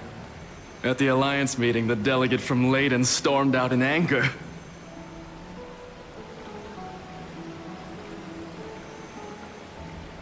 As expected. The Imperator is always hiding things from everyone. When has it not caused a ruckus? Silence! That's treason! If it weren't for the great Imperator, you'd have sunk into the lake with those corrupt elders already. And you wouldn't even be alive to speak. Oh no. It's the Imperator's loyal... Let's go. We can't talk in front of this. How disappointing. Oh, honored guests, we meet again. Looks like I'm not the only one. For the upcoming campaign, please make sure to rest well. I am Dux Fragoris, a trusted officer of the great Imperator, willing to fight alongside the Deliverer in the... Another war? Ever since the Imperator took control of Akama, we haven't had a day of peace. Idle. The atmosphere is a bit tense, with rumors flying around the city. My apologies. After every Alliance meeting, there are always some pests in the city who get restless. I prefer to ignore them. Pests on the ground don't affect the sky in the slightest. They just complain from the shadows that the sun's light is too harsh. Besides, the Theoros has already promised the Imperator her fate. And these clowns will eventually realize... May I ask... The Imperator has ordered us to keep his lordship's whereabouts a secret. Ah, so it's... Stop trying to get things out of me. Leave me alone. I didn't even need to try.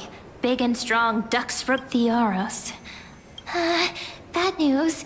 He's been staring at us the whole time. We don't know how much Saridra has concealed from us. In the worst case scenario, we may have to face more than one enemy.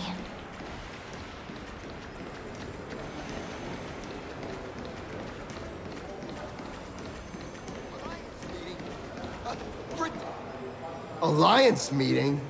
More like a cage where creatures with golden blood claw at each other. flamebearer who ends wars? Clearly, a tyrant who doesn't deserve such a title. You're absolutely right.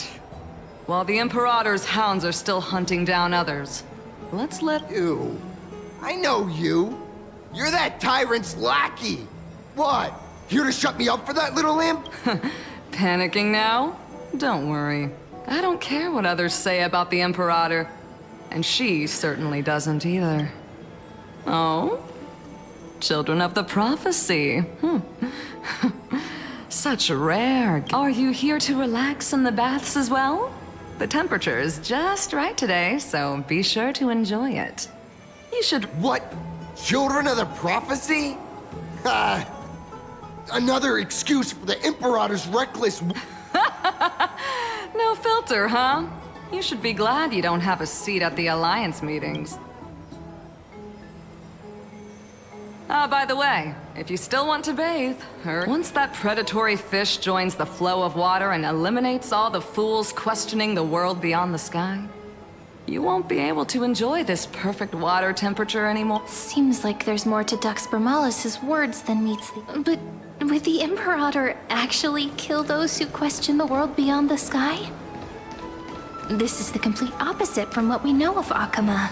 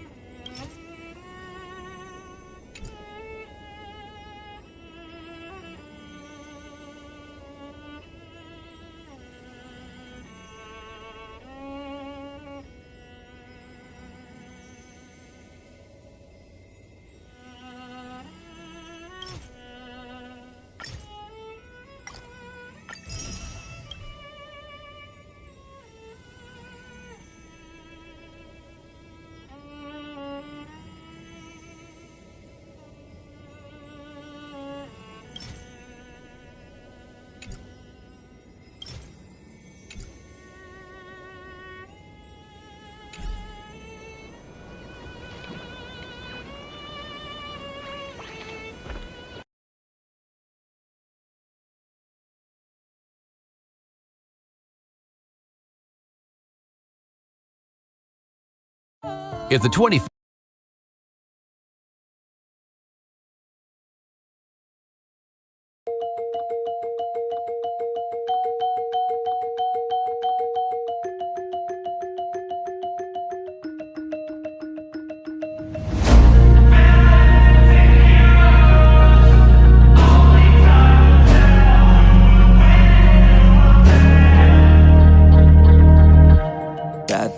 happen to good people. None of us were ever really born equal. Only one life, there ain't no sequel. Some people live, others stay fearful. This world ain't never been peaceful. You got good, always butting heads against evil. The good try to be fair, but the bad lethal. They gon' fight dirty, every single one deceitful. Stand up, I wanna see your face. Get your chin up like you belong in this place. We gon' train like you've never trained before. You're going up against something that you can't ignore. This ain't a game, this your life that we're playing with. There ain't no reset button or an off switch. You gotta face your fears, you gotta scratch the itch. You gotta break through the walls and get after it. Only time will tell who's gonna make it. I promise you, I'ma be the one who's gonna take it. I fight, I provide, leaving blood on the pavement. If you're up against me, then you better be praying, cause I'll keep punching till my knuckles start breaking. I'll keep going through the blood that I'm tasting. I won't stop till they've all seen greatness. The battle for my world just started, I've been waiting. Villains and heroes, only time will tell who will win and who will fail. Villains and heroes, no there ain't no one else. Pick a side by yourself. I got this, there ain't no going back. Leave it all on the battlefield, push the attack. You can't stop me, I'm obsessive. A lot of people think that I come off aggressive, but